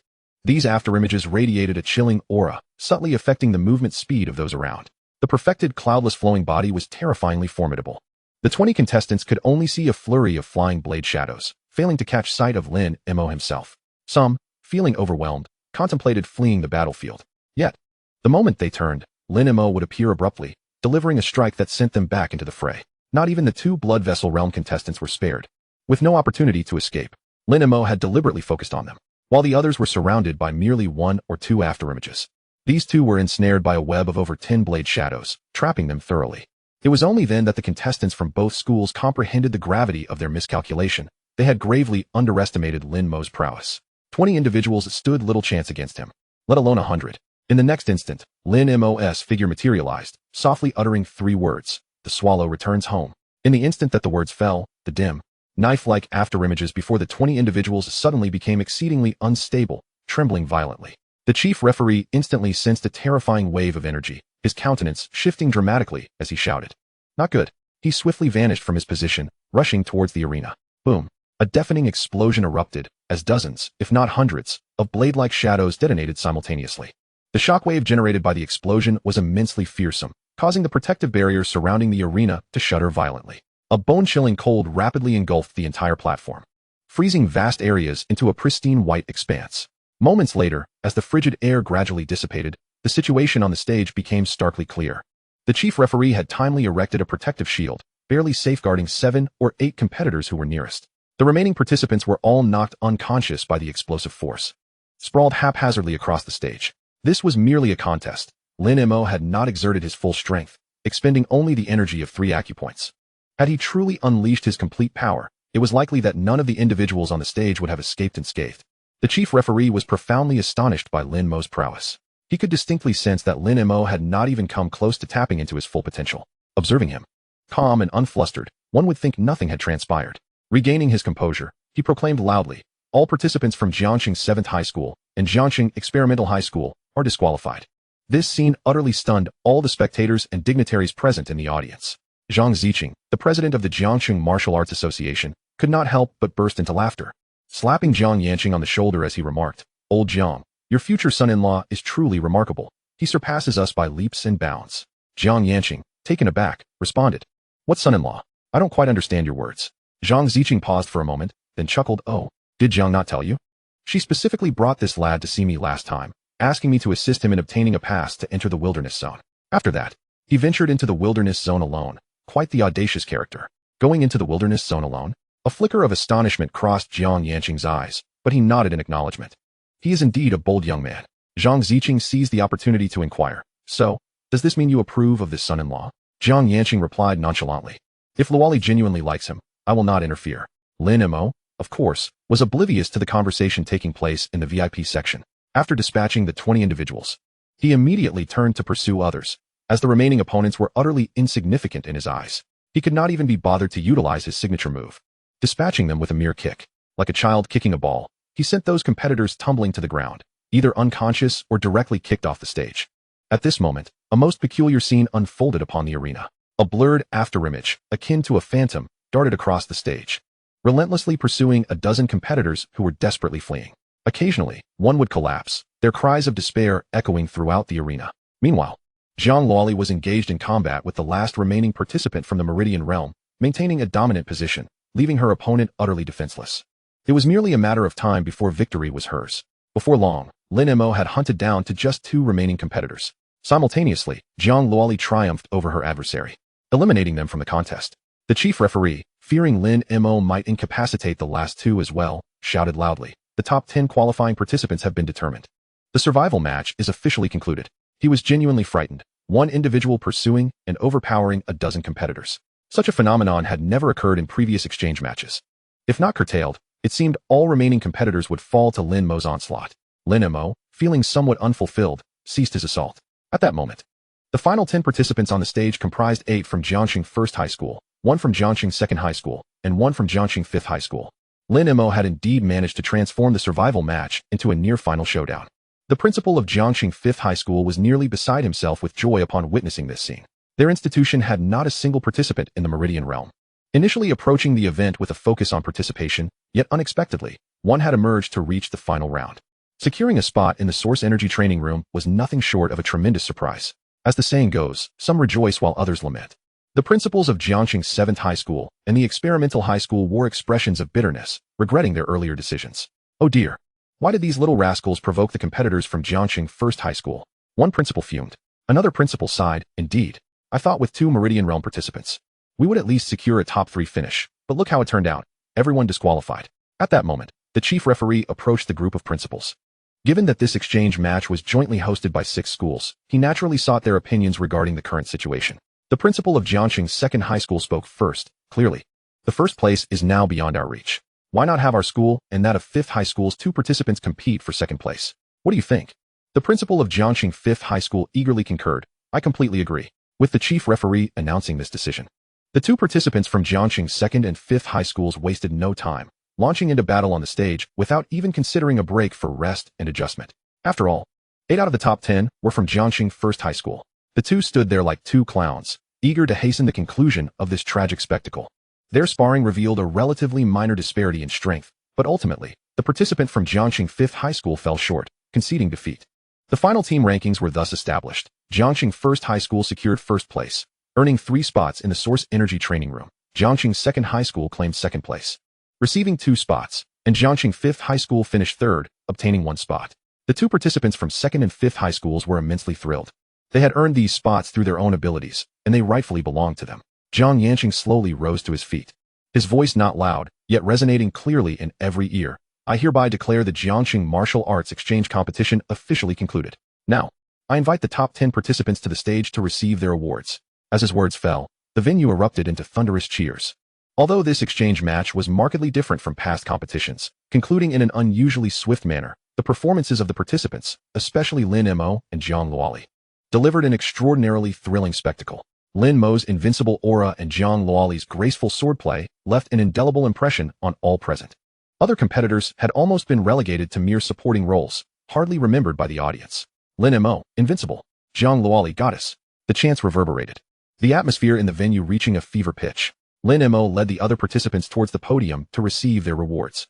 According to the rules, the top 3 schools would gain access to the Source Energy training rooms, while the remaining 7 participants would receive corresponding cash rewards. Chapter 30, Old Deng.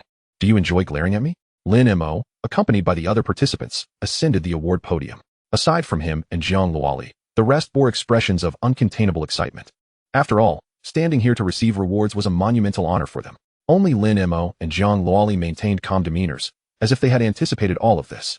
The awards ceremony commenced in earnest, with the director of the Jiangxing Education Bureau taking to the stage to present trophies to the top 3 schools. Naturally, Lin Mo accepted the trophy on behalf of Jiangxing No. 1 High School. Subsequently, Jiang Yanqing gracefully approached the front, holding 6 exquisitely crafted cards. These were the admission tokens to the Source Energy training room. According to the rankings, Jiangxing No. 1 High School secured 3 slots, all of which Lin Mo was to collect. As for the allocation of the 3rd slot, it remained undecided within the school and would be determined later in discussions between Yuan Zhen and the school administration upon their return. As Lin Mo accepted the 3 cards, a clear system notification resonated in his mind. Achievement unlocked. First place in the exchange competition, reward, 10,000 Source Energy points. A surge of delight welled within him. It was quite unexpected that such a low-tier event would yield a reward of 10,000 points, an absolute windfall. Just as he reveled in the joy of the system's reward, Jiang Yanqing stepped before him, firmly patting his shoulder with a tone that bore a hint of approval. Well done. To Lin Mo's surprise, even with his body tempered to the channeling realm, the pat stung slightly. Snapping back to reality, he raised his gaze to meet that of the Jiangxing governor. Jiang Yanqing then turned his attention to Zhang Luoli, his face softening into a gentle smile. Luoli, come home with me later. Not today, Dad, we're going out to eat. Zhang Luoli replied, pointing at Lin Mo beside her. Upon hearing this, the smile on Jiang Yanqing's face froze, and he slowly turned his head, his gaze locking onto Lin Mo like a hawk eyeing its prey. A pang of anxiety gripped Lin Mo, and he desperately glanced at Zhang Luoli, hoping for her to mediate. Yet, a mischievous glint flickered in her eyes as she teasingly remarked, "What's wrong? Didn't you say you wanted to take me out to eat?" Lin Mo could barely contain his reaction. Seriously? You actually said that so plainly. The scene was reminiscent of a daughter introducing her boyfriend to her father, declaring, "Dad, we're going to book a room, I'll cover the cost. And you can give me some pocket money." Though the context differed, the impact was hardly lessened. Indeed, Jiang Yanqing's expression turned icier at her words. An oppressive aura enveloping the air, almost palpable. Lin Mo's temper flared. "What have I done to deserve this? You slapped me upon arrival. And now you glare at me just for wanting to eat? Is that really necessary?" With that thought, Lin Mo boldly grasped Jiang Luoli's hand and dashed towards the exit of the stage. Jiang Luoli shivered slightly, taken aback by his sudden action, yet after a brief hesitation, she did not pull away. They ran a distance until they realized Jiang Yanqing was not in pursuit, and Lin Mo finally exhaled in relief. He turned to glance back at the stage, arching an eyebrow provocatively at Jiang Yanqing's silhouette. With Jiang Yanqing's keen eyesight, he certainly observed the scene clearly, muttering under his breath, "This little rascal." His aura surged ominously, causing Lin Mo to flee in haste, though ultimately, Jiang Yanqing did not follow. Once outside the martial arts hall, Jiang Luoli softly reassured him, "Don't worry, he won't come after us." "Uff, I'm not afraid of him," Lin Mo retorted defiantly. "Oh really? Then why did you run so fast just now?" Jiang Luoli teased, a playful smile gracing her lips. "I was just hungry and wanted to get to the food quickly," Lin Mo stammered, offering a feeble excuse, a blush creeping onto his ears. Jiang Luoli rolled her eyes dramatically, playfully chiding. "Have you held my hand enough?" "Not enough," Lin Mo blurted out without thinking. Only realizing his words after they left his mouth, he quickly released Jiang Luoli's hand, his cheeks burning scarlet. In his past life, he had never even held a girl's hand, let alone that of a stunning beauty like Jiang Luoli. Nonetheless, the sentiment behind "not enough" was genuine. Her fingers were delicate and fair, resembling jade carved with exquisite craftsmanship. Holding her hand felt warm and smooth, akin to mountain spring water gliding over his fingertips, sending a delightful shiver through him. A faint blush crept across Jiang Luoli's charming face. This was her first experience of such intimate contact with the opposite sex.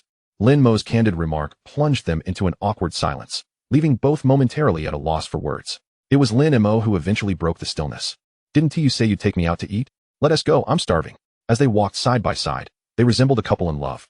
Drawing glances from passersby, Jiang Luoli's extraordinary beauty, paired with her ethereal demeanor, made her appear as if she had stepped out of a painting. Lin Mo's appearance, while not strikingly handsome, exuded a resolute confidence, his eyes gleaming with determination. With his enhanced abilities, he now carried an air of self-assuredness, often graced by a calm smile, making him a rather dashing young man. Together, they formed a visually stunning pair, captivating attention wherever they went. With nothing pressing on his mind, Lin Mo discreetly opened the system panel to review his stats. Name, Lin Mo, blood purity, 100. Realm, channeling realm, first level, 891. Martial skills, fragment of the martial god's legacy, advanced. Boundless flowing clouds, mastered. Shadow of the lone swan, minor achievement. Blade techniques, concept. Source energy points, 10, 420. Upon seeing the number of source energy points, Lin Mo felt a surge of excitement. Over 10,000 source energy points. That's enough to elevate Shadow of the Lone Swan to mastery. However, he refrained from acting impulsively, adhering to his earlier speculation. If he could master a sword technique, perhaps he could draw a sword-type weapon from the myriad of possibilities. Although the breaking blade had been sent for auction, keeping it for personal use would also be a commendable choice. With the system's enhancements, mastering a sword technique would be swift, allowing him to wield both a sword and a blade, unleashing the essence of both simultaneously. What an exhilarating prospect. The more he pondered, the more exhilarated he became, unable to suppress a sudden chuckle. The image of a person laughing out loud while walking could indeed be alarming. Jiang Luoli jumped slightly at the sound, halting her steps. Her brow furrowed in confusion. What is so funny? Realizing his lapse in composure, Lin Mo quickly composed himself, waving his hand dismissively. "It's nothing. Just thought of something amusing." After a moment's pause, he cautiously inquired, "By the way, if you have time, could you teach me some sword techniques?" "Why the sudden interest in swordsmanship? Aren't you doing well with your blade?" Jiang Luoli asked, perplexed by his request. "I just want to give it a try. What if I have a talent for it?" Lin Mo chuckled, careful not to reveal the secret of the system. Jiang Luoli, bemused, remarked, "So that's why you burst out laughing earlier?" She paused, then added seriously, "Achieving a realm of understanding in swordsmanship is not an easy feat. I've been practicing since I was 7, and after 10 years, it's only with your help that I've barely coalesced a semblance of sword intent. Moreover, your talent for the blade is exceptional. Rather than splitting your focus on swordsmanship, it would be more beneficial to hone your skills with the blade." Lin Mo discerned her underlying message. Just because he excelled in the blade did not guarantee success in swordplay, so he should not waste his efforts. Little did she know, he possessed a system that bolstered his strength. Quietly accumulating points and steadily growing stronger, he was determined to amaze everyone in due time. I merely wish to give it a try. It will not hinder my training in swordsmanship, Lin Mo insisted resolutely. Observing his steadfast demeanor, Jiang Luoli could only shake her head in resignation. Very well. After we finish our meal, you shall accompany me home, and I will instruct you in swordplay. What? To your house? Lin Mo's eyes widened in disbelief, and he shook his head vigorously. Absolutely not. If your father is home, he would surely flay me alive. I cannot go. Jiang Luoli shot him an exasperated glance and retorted, rest assured, he will not harm you. In fact, he has important business to attend to today and will not be at home. After a moment's hesitation, Lin Mo finally nodded. All right, I will trust you this once. The two made their way to the exotic beast-themed restaurant they had visited previously, ordering several signature dishes. As they dined, their conversation flowed effortlessly, creating a delightful atmosphere. Once their meal was concluded, Jiang Luoli led Lin Mo to her residence. The Jiang family home was a magnificent villa, boasting a spacious courtyard and an elegant architectural style. She guided him directly to the backyard's training ground. The training area was laid with specially crafted bluestone, with an array of swords of varying grades displayed nearby. Jiang Luoli casually picked up a standard iron sword and said to Lin Mo, I will first demonstrate the most fundamental sword techniques. Pay close attention. With that, she began to execute a series of movements with the sword, cuts, thrusts, sweeps, and slashes. The foundational techniques flowed seamlessly from her, appearing deceptively simple, yet imbued with profound sword principles. Lin Mo focused intently, committing each movement to memory. After she finished, the system panel in his mind displayed the words sword technique, uninitiated. Elated, he silently urged, sword technique, level up, citing the need to digest and comprehend. He moved aside to meditate. As he expended his energy points, Lin Mo successfully elevated his sword technique to the realm of sword intent, having spent a mere 900 energy points in the process. At that moment, a notification echoed in his mind. Congratulations, host, for achieving the accomplishment sword intent mastery. Reward, 5,000 energy points for the skill Imperial Slaughter, sword. Lin Mo's heart soared with joy as he calculated. I just spent 900 energy points to improve my sword technique. And now I've earned back 5,000. It's as if I acquired the sword intent realm and title for free. The 900 energy points expenditure is negligible. Furthermore, the power of the Imperial Slaughter Sword was unparalleled. If it hadn't been for its enhancement during his battle with Sun Chongwu, the outcome could have been uncertain. He glanced at the system panel. His remaining energy points had surged to 9,520, suppressing the urge to indulge in a tenfold draw. After all, he was still at Jiang Luoli's home and could not afford to reveal any weaknesses. Rising to his feet, he grasped an iron sword and began practicing the moves Jiang Luoli had demonstrated. He deliberately restrained his strength, employing only his proficient level of sword technique. Even so, Jiang Luoli stood astonished, her eyes wide. Did you really master the basic sword technique after just one demonstration? Is this what it means to be a genius? Jiang Luoli was utterly flabbergasted, her expression a mix of disbelief and admiration. She had trained for a decade, barely managing to form the rudiments of sword intent with Lin Mo's assistance. Yet here he was, having achieved proficiency merely by observing once. Such innate talent was astonishing. Even more alarming was that, concurrently, his knife technique had also reached the level of intent. Watching Lin Mo's figure, Jiang Luoli was overwhelmed by a profound sense of helplessness, akin to a mayfly gazing up at the vast sky, unable to catch up. After completing a set of sword techniques, Lin Mo noticed Jiang Luoli standing motionless and smiled. So how did I do? Am I not progressing quite well? Jiang Luoli collected herself with a deep breath, striving to quell her astonishment. Have you studied swordplay before? How could you possibly learn so quickly? Not at all. This is my first encounter with it, Lin Mo replied innocently. Though internally he reveled in his own cleverness. With the system at his disposal, not only sword techniques, but any martial skill could be mastered in a heartbeat. Jiang Luoli remained skeptical, but as she gazed into Lin Mo's sincere eyes, she found herself devoid of any counterarguments. At that moment, a gentle voice suddenly resonated. Luoli, who is at home with you? Lin Mo's heart sank. This was bad. Why had that old man returned so suddenly? Before he could finish his thought, a figure strode into the training ground. It was none other than Jiang Luoli's father, Jiang Yanqing, the town's guardian, dressed in a long robe. He exuded an air of scholarly elegance, his neatly combed hair revealing a broad forehead, strands of silver intertwined with his hair, adding to his mature charm. His features were sharply defined, with brows like ink strokes and piercing eyes that seemed to penetrate the soul, emanating an aura of authority that demanded respect. As Jiang Yanqing surveyed the scene, his gaze landed on Lin Mo, and a smirk played at the corners of his mouth. You rascal, have you willingly walked into the lion's den? Lin Mo, mustering his courage, approached and bowed respectfully. Good day, Uncle Jiang. I am here to accompany Luoli in practicing swordplay. Jiang Yanqing let out a cold snort, his eyes scrutinizing. I recall you wield a knife. Why the sudden interest in swordplay today? Actually, I have a slight understanding of sword techniques as well, Lin Mo replied respectfully, though anxiety gnawed at him internally. Oh, is that so? Jiang Yanqing's eyes gleamed with intrigue. How about we have a spar? Surely not, uncle. You, as the town's guardian and protector of the people, would engage in a spar with a mere junior like me? Fear not. I will not exploit my advantage, Jiang Yanqing replied nonchalantly. We shall only discuss sword techniques, without the use of source power. What say you? Dare you accept my challenge? Do not underestimate me. Very well, I shall be in your care, Uncle Jiang, Lin Mo sighed, inwardly lamenting, beneath someone's roof. One must bow their head, not daring to unleash his full strength, especially since he had only just learned sword techniques that afternoon. He resolved to employ only a basic level of swordplay. The two took their positions, with Jiang Luoli eagerly assuming the role of referee, her expression tense as she cautioned. Dad, Lin Mo, please be gentle, don't get hurt. Seeing them nod, she took a deep breath and shouted, begin. As soon as the words left her mouth, Lin Mo surged forward, thrusting his iron sword towards Jiang Yanqing's chest. Unfazed, Jiang Yanqing sidestepped gracefully, his wrist deftly raising his sword to block the strike. With a resounding clang, sparks flew. Lin Mo quickly altered his technique, his wrist flicking as he unleashed a flurry of strikes from various angles aimed at Jiang Yanqing's vital points. Jiang Yanqing moved with a lightness akin to a leisurely stroll, effortlessly evading each blow with precision. After several exchanges, Lin Mo was inwardly astonished. Jiang Yanqing's refined demeanor belied a swordsmanship that had reached perfection. His movements both fierce and composed, truly a master concealed from view. Jiang Yanqing, equally surprised, noted, though this lad's swordplay is merely rudimentary, his proficiency and adaptability are remarkable. It is evident he did not achieve this skill by mere chance. Meanwhile, Jiang Luoli was astounded. How can he improve so rapidly? Is there truly such a prodigious talent in the world? Suddenly, Jiang Yanqing seized the opportunity, exploiting a gap in Lin Mo's technique to launch a sudden offensive.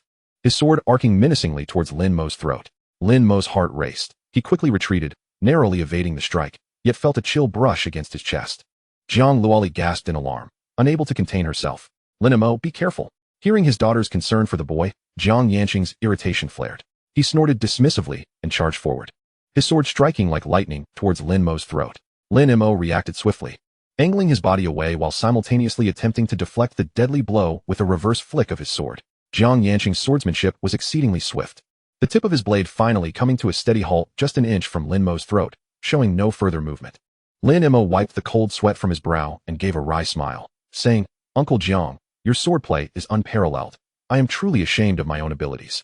Jiang Yanqing sheathed his sword and nodded, remarking, well done, young man. Your swordsmanship has indeed reached a commendable level. Have you practiced specifically? Not at all. Lin Mo replied candidly. Jiang Luoli stepped forward, her face a mixture of disbelief and urgency as she explained, Dad, he really hasn't practiced. He came to our house this afternoon specifically for me to teach him swordplay. He has barely trained at all. Jiang Yanqing was momentarily stunned, his eyes wide and mouth agape, caught between wanting to say something and holding back, his expression one of incredulity. After several seconds of silence, he managed to utter two words, not bad. With that, he turned and strode towards the main villa, evidently still reeling from the shock. Lin Mo observed his somewhat hasty retreat, a smile tugging at the corners of his mouth. Seeing this old man take a hit is quite satisfying. Just as he was preparing to take his leave, Jiang Luoli grasped his arm, saying, It's mealtime. Let's eat before you go. I've asked the kitchen to prepare a few extra dishes. Recognizing her sincerity, Lin Mo nodded. Then I won't be courteous. Jiang Luoli led Lin Mo to the dining room, where the table was already laden with exquisite dishes. Jiang Yanqing sat at the head of the table, and upon seeing Lin Mo enter, he retrieved an elegantly packaged wine jar from the side and chuckled. Come, how about a couple of sips? This is a fine vintage I've treasured for years. Lin Mo quickly waved his hand. Uncle Jiang, I don't drink. Are you even a man if you can't drink? Jiang Yanqing teased him deliberately. Lin Mo, unable to tolerate such provocation, straightened his neck defiantly. Drink or not, who is afraid? Jiang Yanqing's lips curled into a triumphant smile as he filled Lin Mo's glass. Lin Mo raised the cup and downed it in one go. The fiery liquid cascaded down his throat, sending a wave of warmth surging through his abdomen, igniting a fire within him. His blood felt as if it were boiling, and his cheeks turned an instant crimson. Jiang Luoli watched him grimace and couldn't help but laugh. Handing him a glass of warm water, take it slow. At the table, Jiang Yanqing and Lin Mo engaged in light conversation. With the martial arts examination approaching, have you decided which martial arts university to attend? Lin Mo answered honestly, not entirely. It will depend on which school offers the best benefits. You're quite straightforward. But you do speak the truth, Jiang Yanqing chuckled. With your strength, you indeed have the luxury of choice. He paused, his expression growing serious. In cultivating martial arts, do not be overly modest. When it's time to shine, you must forge ahead without hesitation. Only with an indomitable spirit can one stand at the pinnacle of the martial path. Lin Mo rose, clasping his fists in a formal salute. I have learned much. You've become quite polite all of a sudden. Jiang Yanqing shot him a glance. Where did that boldness from earlier in the martial arts hall go? Uncle Jiang. That was merely a moment of impulsiveness. Lin Mo scratched his head, feeling somewhat embarrassed. I have always held you in great respect. Flattery, Jiang Yanqing scoffed. Yet his eyes held a hint of amusement. He set down his wine glass, his gaze suddenly sharpening as it fixed intently on Lin Mo. By the way, young man, I have a question for you. Please, Uncle Jiang. I assure you I will speak candidly. Lin Mo felt a sudden unease in his heart. Jiang Yanqing spoke slowly, his tone ominous. What is the current status of your relationship with my daughter? Lin Mo nearly choked on the wine he had just taken in, managing to stifle it just in time. He swallowed hard, causing tears to well up in his eyes. Uncle Jiang, we are merely ordinary friends. Nonsense. Ordinary friends do not hold hands. Jiang Yanqing's eyes widened. Jiang Luoli quickly interjected. Dad, we really are just friends. Hearing his daughter's reassurance, Jiang Yanqing seemed to relent slightly. But he pressed on. So, do you like my daughter? Lin Mo stammered. Uncle Jiang, I'm still young. I'm only 18. Jiang Yanqing slammed his hand on the table. Martial stars can marry at 18. Youth is no excuse. Speak up, or I will chop off the hand that held my daughters. As Lin Mo contemplated his response, he realized that Jiang Yanqing was at the condensation realm. And even at his fullest strength, he had only a 20% chance of escaping. But the odds of dying were far greater. No, that wouldn't he do. He glanced at Jiang Luoli, whose ears had taken on a delicate blush, reminiscent of cherry blossom petals kissed by morning dew, evoking an irresistible urge to bite. Lin Mo admitted to having feelings for Jiang Luoli. However, he was unwilling to rush into an early marriage, for his long-term goal had always been to grow stronger. Suddenly, inspiration struck him. Lin Mo's eyes sparkled as he concocted a plan. He filled a glass to the brim and downed it in one swift motion. Slamming his hand on the table, he declared, while the beasts remain unvanquished, how can one think of home? Jiang Luoli regarded Lin Mo, contemplating the weight of his words. What kind of spirit must one possess to utter such a statement? At that moment, Lin Mo etched an indelible impression in her heart.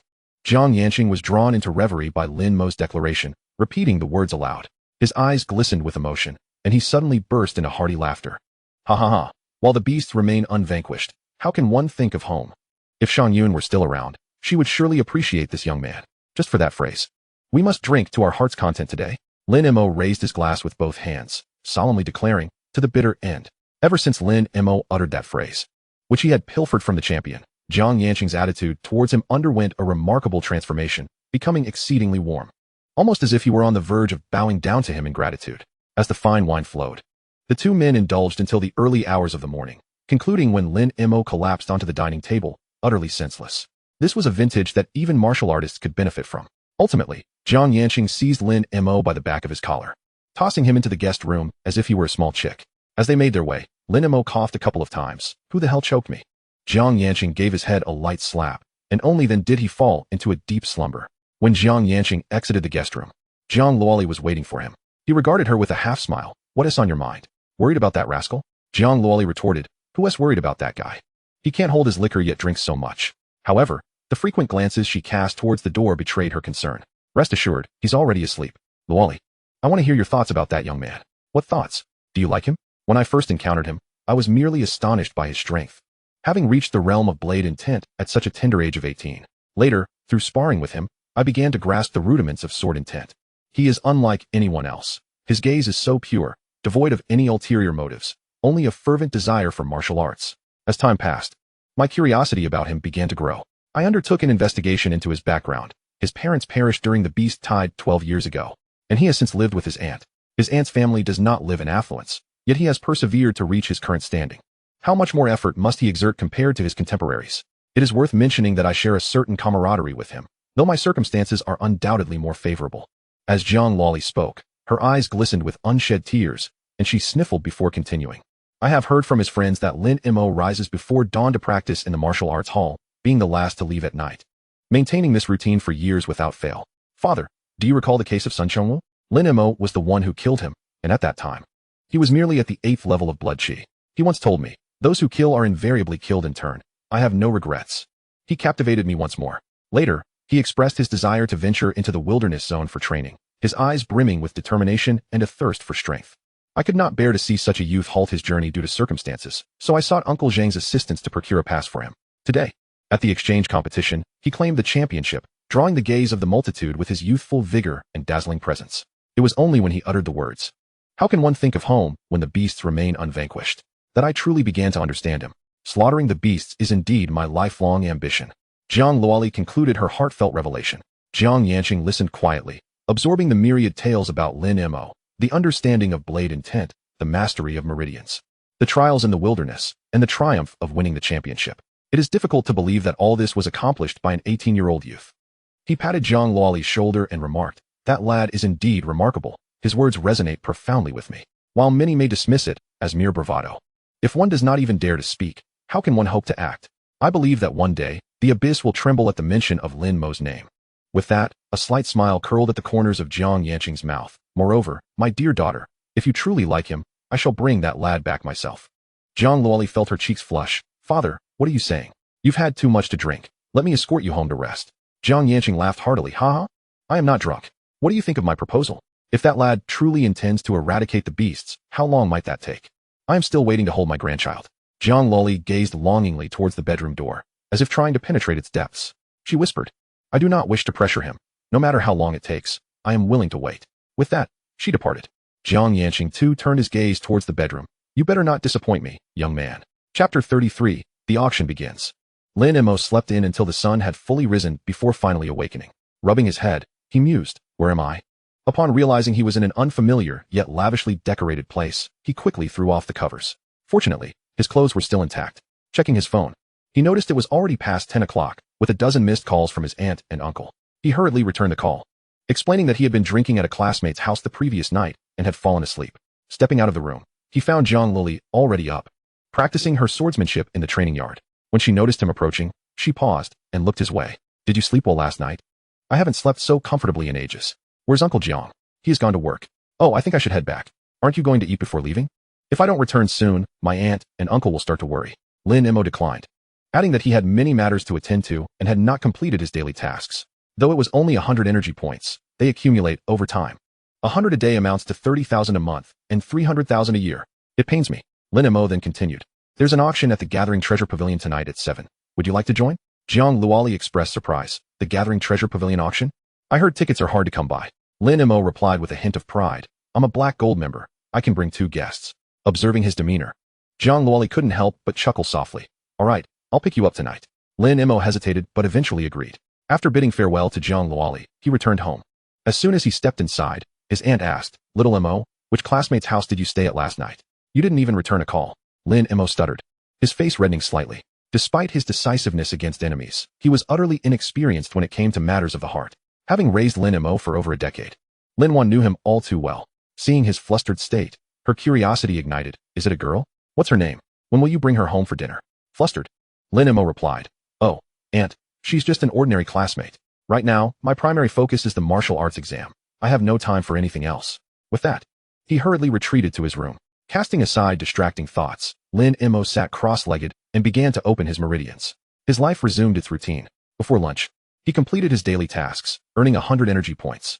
After lunch, he continued his training. Throughout the afternoon, he managed to open 1 meridian, and the second was close behind. At that moment, Jiang Luoli called to inform him that she had arrived downstairs. Lin Mo greeted his aunt before heading down. Today, Jiang Luoli's attire differed from her usual style. She donned a simple yet elegant white dress, her long hair cascading casually over her shoulders, radiating an extraordinary beauty in the glow of the setting sun. Lin Mo was momentarily entranced, only snapping back to reality to exclaim, "You look stunning today?" Jiang Luoli's cheeks flushed slightly as she softly replied, "Let us hurry, we shouldn't be late." Upon arriving at the Gathering Treasure Pavilion, they were met with a bustling crowd, filled with experts and affluent individuals from various fields. Lin Mo, using his Black Gold membership, effortlessly gained entry for both himself and Jiang Luoli. They found a vacant spot to sit. As the clock struck 7, the lights on the auction stage illuminated abruptly, under the gaze of countless eyes. A charming auctioneer clad in a red qipao ascended the stage. The figure, accentuated by the tight fabric, immediately drew heated glances from many in the audience. With an alluring smile, the auctioneer addressed the crowd, her mature charm igniting the atmosphere. Lin Mo, however, was not captivated. Instead, he surveyed the attendees, assessing his potential competitors. Normally, the proceeds from selling his broken gang knife would suffice, but should someone desperately desire that sword, the bidding could escalate beyond its original worth. After observing for a while, he discerned that most present were merely at the Meridian realm, while the truly formidable figures in the condensing gang realm were sequestered in private rooms. Upon entering, Lin Mo had already noticed attendants leading several powerful martial artists into separate chambers, indicating that certain dignitaries wished to conceal their identities. Lin Mo's black gold membership had yet to reach such heights. As the auctioneer sensed the atmosphere was ripe, she finally spoke. I trust everyone is eager to begin. I shall refrain from prolonging the wait. I am confident that the upcoming items will not disappoint. At that moment, a display platform slowly rose to the center of the stage, showcasing a jade vase. The auctioneer introduced the Tongmai pill, a name that many are likely familiar with. Known for its ability to assist martial artists in unblocking their meridians. I shall refrain from elaborating on its efficacy. There are 3 pills contained within this jade vial, with an opening bid set at 2 million martial star coins. As the auctioneer's words echoed, a wave of excitement swept through the crowd. The Tongmai pill is quite a rarity in the market, and its appearance invariably incites a fervent scramble among bidders. Possessing the Tongmai pill implies a certain probability of breaking through to the Tongmai realm, provided one has the requisite techniques. Furthermore, there is a demand for the Tongmai realm itself. Lin Mo gazed at the animated video playing on the large screen above, revealing the Tongmai pill, albeit in a slightly paler hue than that of the system's variant. He shook his head, deciding against participating in the bidding. After several minutes of fervent auctioning, the vial of Tongmai pills was secured by a middle-aged man for the sum of 4,200,000 martial star coins. Subsequently, a series of items were auctioned off, elixirs, techniques, sword arts, and more, all of which were of too low a tier to capture Lin Mo's interest. Nor did Zhang Luoli require them, thus they refrained from bidding. Once these items were concluded, the auctioneer smiled and announced, "Ladies and gentlemen, I am aware that many of you are here for the last 3 items, and the appetizers have now concluded. I present to you the third to last item." With that, a martial artist emanating waves of source energy approached, carrying an exquisite box. The crowd buzzed with speculation. Truly, a treasure worthy of being escorted by a martial artist of the Tongmai realm. As the box was opened, a martial seal lay within. The screen displayed its information, and the auctioneer elaborated. The Xiaofeng Secret Scroll, a low-grade Xian-tier technique for the Tongmai realm, capable of unblocking 240 meridians. Its worth is self-evident. The starting bid is set at 48 million martial star coins. I invite the esteemed bidders to place their offers. Lin Mo's eyes widened in disbelief. What on earth? 240 meridians? And they demand 48 million? Zhang Luoli chuckled softly. 240 meridians is quite a substantial number. Many Tongmai realm techniques can unblock only 100. Though Lin Mo held little regard for it, a frenzied bidding war ensued. 50 million, 57 million, 64 million. In the end, a martial artist from an upstairs box claimed the scroll for 87 million. Following the auction of this technique, the excitement among the attendees reached a fever pitch. The auctioneer's sultry voice rang out. Next, we present the penultimate item, a mid-grade earth-tier sword, the Qingming sword, with an opening bid of 230 million martial star coins. As the announcement concluded, another martial artist from the Tongmai realm brought the Qingming sword to the stage, and the large screen displayed its introduction. The Qingming sword, with a blade as blue as the azure sea, bore faint azure patterns swirling along its surface. The hilt was adorned with a blue gemstone, radiating a mysterious glow. The auctioneer continued. The Qingming sword has been experimentally proven by our esteemed martial artists to enhance wind attribute attacks by approximately 15. Furthermore, the Qingming gemstone embedded in the hilt can store a wind attribute sword technique attack, which may be utilized in combat and replenished thereafter, capable of withstanding a full-force strike from a martial artist of the condensing chi realm. Once the introduction concluded, gasps of awe erupted from the audience. Lin Mo's eyes sparkled. This was indeed a remarkable sword. 240 million. A middle-aged gentleman clad in fine attire immediately placed the first bid. 250 million. Another voice quickly followed suit. The auction continued with fervent enthusiasm, as Lin Mo observed quietly, biding his time. 300 million. Suddenly, a robust voice resonated from the upstairs box, silencing the bidding momentarily. Everyone understood that this individual was at least of the condensing chi realm. Once such a formidable opponent set their sights on the Qingming sword, it would be nearly impossible for others to claim it. Just as it seemed the outcome was settled, a slight smile graced Lin Mo's lips as he slowly raised his bidding paddle. 310 million.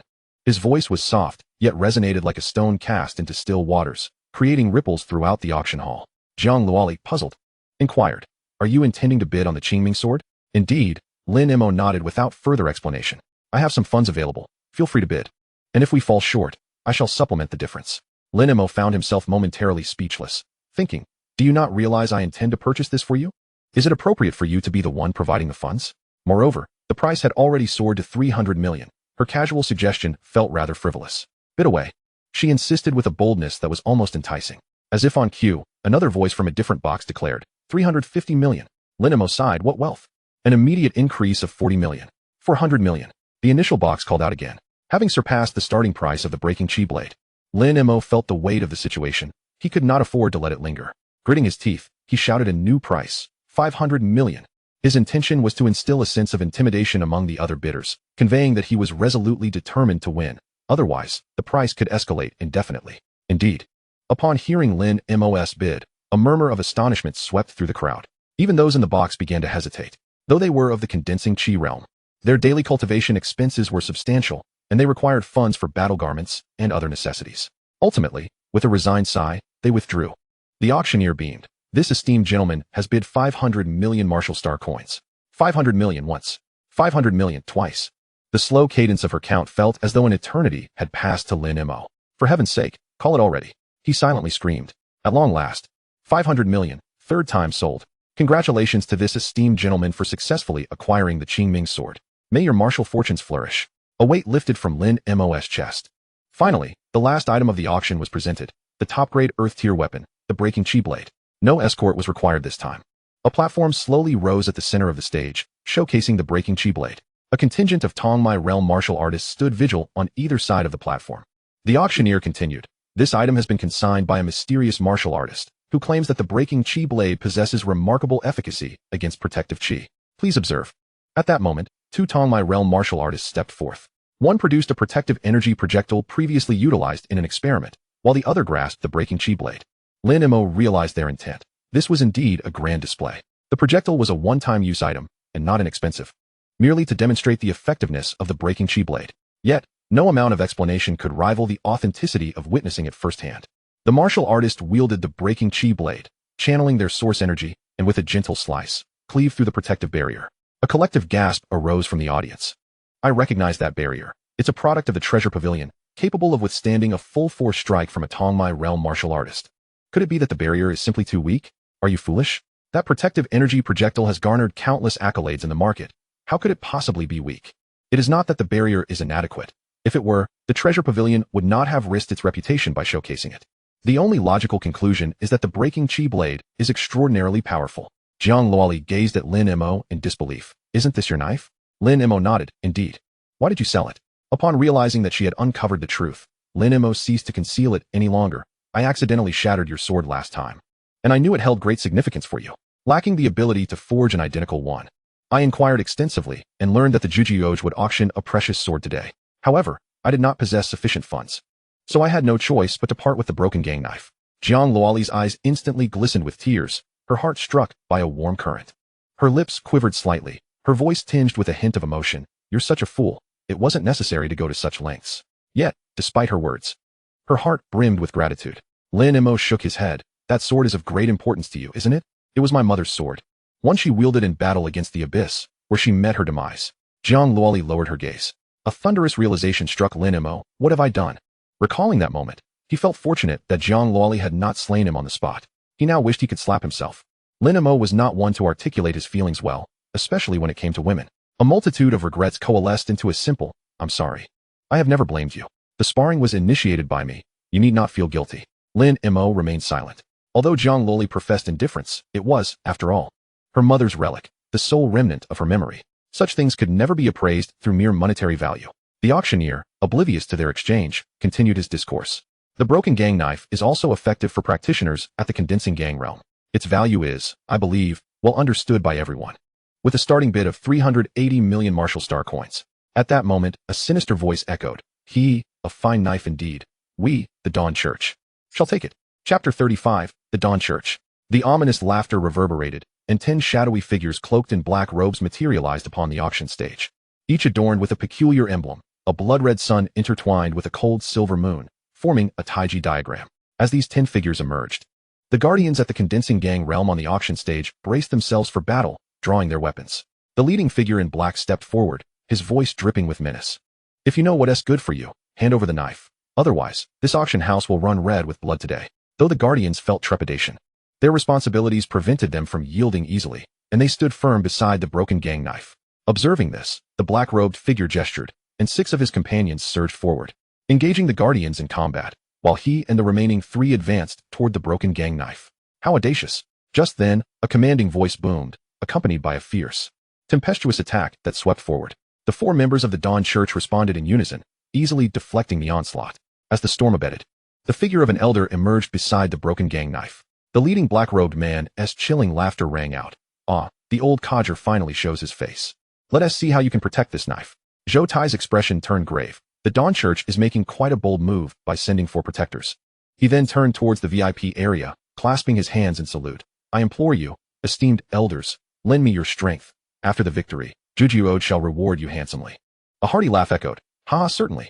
A white-robed elder smashed through the glass of the room, landing beside Zhou Tai. Another figure followed suit, silent but resolute, drawing his blade and pointing it directly at the members of the Dawn Church, demonstrating his stance through action. What does it matter if you have assistance?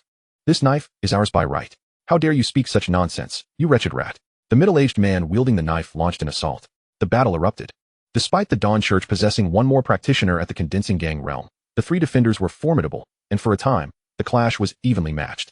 Seeing that their prolonged assault yielded no results, the leading black-robed figure declared, Stop hiding. Unleash your full power. They surged forward, forcing the 3 defenders back to a distance. Extending his palm, a transparent vial floated above it, containing a single drop of blood, emanating a savage aura. The 4 black-robed figures shattered the vial and consumed the drop. Unleashing a chilling scream, Zhou Tai shouted, This is bad. It's the Beast Emperor's blood. We must stop them. He charged towards the 4. The anguished cries from the Dawn Church members did not last long. Enveloped in a shroud of black mist, their features obscured, only their crimson eyes glowed with unrestrained brutality. Their bodies trembled, arms bursting into a spray of blood mist, as 2 beastly claws visibly sprouted from their shoulders. With a mere swipe, they sent Zhou Tai flying. His internal energy surged, indicating a severe injury. Zhou Tai's forehead dripped with cold sweat. He realized the gravity of the situation. Astonished that the Dawn Church would offer 4 drops of Beast Emperor's blood for the broken gang knife, he could only hope for the swift arrival of the garrison commander. Having already sent word to Jiang Yanqing before the fray began, the members of the Dawn Church, now on all 4s, charged toward them. Their overwhelming power causing the entire venue to tremble. Like dark clouds descending upon a city, they exuded a profound sense of oppression. Appearing less like humans and more like true beasts, they moved with astonishing speed, swiftly reaching Zhou Tai and his companions, claws slashing through the air, forcing everyone into retreat. The might of the Beast Emperor's blood was indeed terrifying. Yet, it was not without peril. The malevolent aura swiftly assimilated them, transforming them into mindless killing machines. The middle-aged man gritted his teeth, swinging his blade at one of the protectors, only for it to clash with a metallic sound, sending him flying instead. The battle unfolded in a decidedly one-sided manner, with the 3 defenders from Jujuode now bloodied at the corners of their mouths. Meanwhile, Lin Mo, upon the appearance of the Dawn Church members, was jolted awake by an urgent notification in his mind. Emergency mission. Encounter members of the Dawn Church. Kill 1 practitioner at the condensing gang realm for a reward of 1,000 original energy points. Kill 1 at the condensing gang realm for 5,000 original energy points. Eliminate all for an additional reward of the exorcism medal. Lin Mo's thoughts had been consumed by a sense of indebtedness to Jiang Luoli. Yet he was now roused by the system's voice, just in time to hear their intentions to seize the broken gang knife. His expression sharpened, his aura radiating an intensity that even Jiang Luoli found stifling. He suddenly rose, the Han Yiqi appearing in his grasp, a chilling aura sweeping through the auction house, causing everyone present to shiver involuntarily. As Lin Mo prepared to charge into the fray, Jiang Luoli, sensing the murderous intent radiating from him, grasped his hand urgently. That is a battlefield for those at the condensing gang realm. We cannot intervene. I've already informed my father. He will arrive within 10 minutes at most. Please, don't be reckless. The moment the Dawn Church appeared, chaos ensued among the crowd.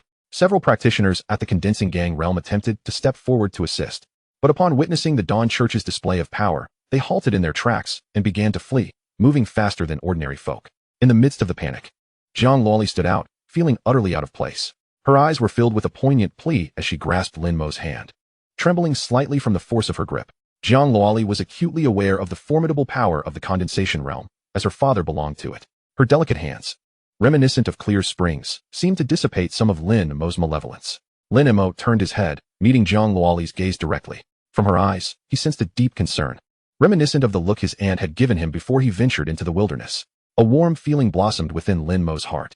It was the first time he had experienced such care from someone outside his family since arriving in this world. He reciprocated by gently holding her icy hand, his expression softening like water. I will be fine. Once I deal with these cultists, I will come find you. With that, he activated his technique, flowing clouds without limits, and made his way towards the auction platform. Jiang Luoli understood that once Lin Mo made a decision, no one could dissuade him. She gazed at his retreating figure, Whispering softly, Lin Mo, no matter what you do, I, Jiang Luoli, will wait for your return, forever. Chapter 36. Lin Mo takes action. Lin Mo's body trembled violently. Yet he did not falter. Instead, he tightened his grip on the long blade in his hand and instantly arrived at the battlefield of the Meridian Realm. He chose not to engage in the battle against those of the Condensation Realm, as his priority was to eliminate the Meridian Realm rabble. If these individuals escaped, Jiang Luoli would be in peril. With all his might, Lin Mo propelled flowing clouds without limits, reaching a level of mastery where no one could perceive his figure. All that could be felt was a fleeting azure light, leaving behind trails of afterimages. With each flash, a vibrant life was extinguished. Listening to the incessant notifications echoing in his mind, Lin Mo's intent to kill only intensified. Slay a member of the Meridian Realm of the Dawn Cult. Reward, 1,000 source points. Task progress, 110. Slay a member of the Meridian Realm of the Dawn Cult. Reward, 1,000 source points. Task progress, 210. Slay a member of the Meridian Realm of the Dawn Cult. Reward, 1,000 source points. Task progress, 610. In less than half a minute, the 6 members of the Dawn Cult were utterly annihilated. However, the toll on Lin Mo was substantial. Fully engaging flowing clouds without limits had consumed 1/3 of his source power. While this was usually sufficient for combat, he was about to face those of the Condensation Realm, and he could not afford to be careless. Lin Mo shouted to the Meridian Realm warriors of the treasure-gathering pavilion, "Protect me." He then sat cross-legged on the ground. The warriors had initially planned to assist Zhou Tai and his group, but having witnessed Lin Mo's prowess, they dared not oppose him. They formed a protective circle around Lin Mo, remaining vigilant of their surroundings. As for Jiang Luoli, upon Lin Mo's involvement, she did not flee. Instead, she moved to maintain order. The attendees of the auction rushed toward the exit in a frenzy, terrified that the Dawn Cult would slaughter them if they succeeded. There was no rationale, only the instinct to survive. Everyone aimed to be the first to escape, leading to a stampede. Upon Jiang Luoli unleashing her power in the Meridian Realm, the crowd collectively held their breath, including the Meridian Realm warriors. Under her imposing presence, everyone exited in an orderly fashion, ultimately escaping unharmed. Jiang Luoli cast a glance toward Lin Mo, who was already engaged in battle with the members of the Meridian Realm from the Dawn Cult. A sigh of relief washed over her heart. She clasped her hands tightly, whispering, "You must return safely, with the protection of the treasure-gathering pavilion's guards." Lin Mo chose not to recuperate his source power, but instead opened his system panel. Name, Lin Mo, Blood Essence Purity, 100. Realm, Meridian Realm, First Xian Meridian, 90. Martial Techniques, Martial Goddess Residual Art, Preliminary, Flowing Clouds Without Limits, Mastery, Solitary Swan Shadow, Minor Mastery, Blade Technique, Intent, Sword Technique, Intent. Source Points, 10, 612. Solitary Swan Shadow, Level Up. A surge of memories flooded him, indistinguishable from before. Observing the remaining 2, 112, source points, Lin Missouri felt a tinge of helplessness. He had initially considered using a few Meridian pills to replenish his source power. However, with the mastery of Solitary Swan Shadow, it should suffice. Those who dare touch what belongs to me shall perish. The broken Meridian blade had been seized, and the treasure-gathering pavilion would surely owe him a substantial compensation. Yet, with such a precious blade in the hands of the Dawn Cult, countless lives would be endangered. This was Lin Mo's possession, and no one could take it from him in his presence. Whoever dared would meet their demise. Lin Mo abruptly rose and darted towards the central battlefield. The Meridian Realm warriors stared in astonishment at Lin Mo's retreating figure, only able to catch glimpses of his afterimages. Is this all it takes? I could outrun him while taking a piss. Lin Mo paid no mind to them. Their involvement would not alter the tide of battle. He swiftly positioned himself behind Zhou Tai's opponent, unleashing the source power from his acupoints like a deluge, flooding into the morning crow's weep. The blade transformed into ice crystals, radiating a chilling aura. With one thrust, it pierced through the back of the black-robed man. Clang! It sounded as if metal had been struck. The blade tip could not penetrate, yet the immense force caused the man to stagger, halting his assault. Zhou Tai had not yet caught his breath when Lin Mo's voice rang out, "Stop him." Zhou Tai unleashed his full strength, gathering source power into his fists, forming crystal-like constructs as he struck at the black-robed man with fervor. The black-robed adversary found himself in a dilemma, caught between Zhou Tai's fists and Lin Mo's blade, both posing a significant threat. He lashed out with his claws at Zhou Tai, 1,000 feathers piercing. The sinister whisper echoed, and he felt the blade quaking violently against his back. His supposedly indestructible scales were easily pierced by the blade. Roar! The black-robed man could not help but let out a howl. Yet, the agony was just beginning. Lin Mo's blade intent erupted, wreaking havoc within his body, gradually dismantling his organs. Simultaneously, a bone-chilling cold surged from within the black-robed man, plunging him into a frigid abyss, rendering his movements increasingly stiff. At a certain moment, the black mist surrounding him dissipated, revealing that his internal organs had been completely frozen. Lin Mo did not hear the notification in his mind. You stubborn creature. Let's see how you withstand this. The remnants of 1,000 feathers piercing left within the black-robed man's body burst forth with blinding brilliance, as if attempting to escape his very being. Boom. A tremendous explosion ensued. Flesh and blood scattered like a slaughterhouse, painting a scene of gruesome carnage. From the moment Lin Mo struck until the black-robed man met his demise, less than 10 seconds had elapsed.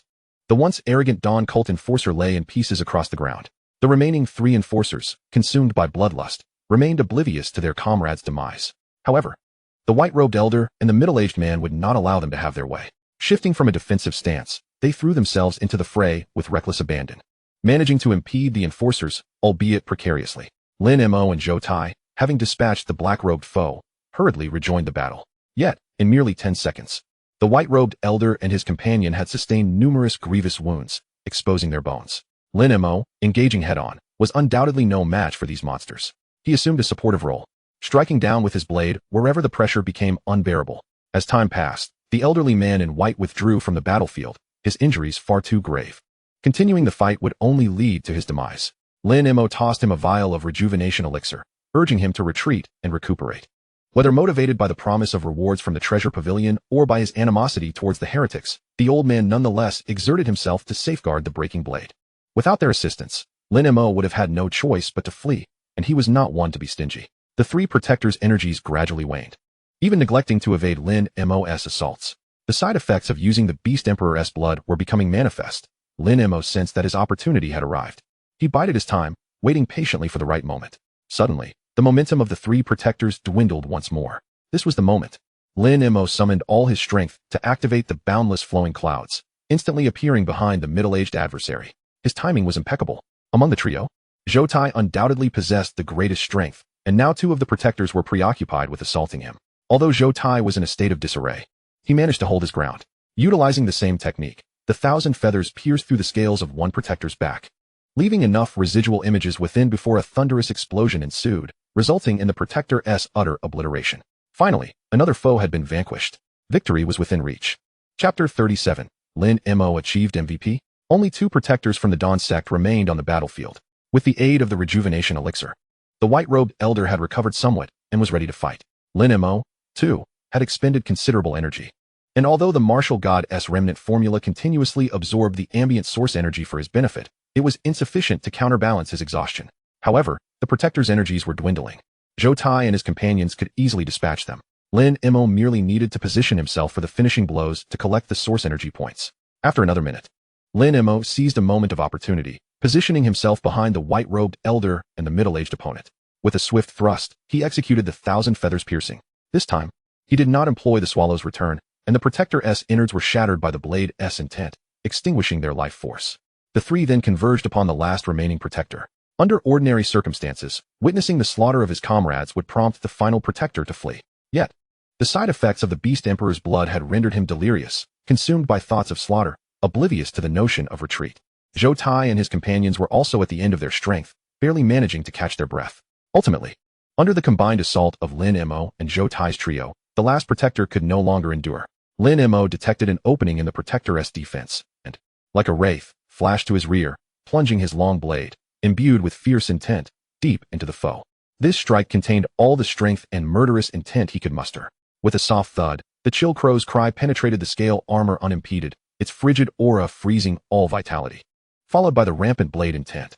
With this, the battle concluded. Lin Mo released a long sigh, feeling the source energy within him nearly depleted.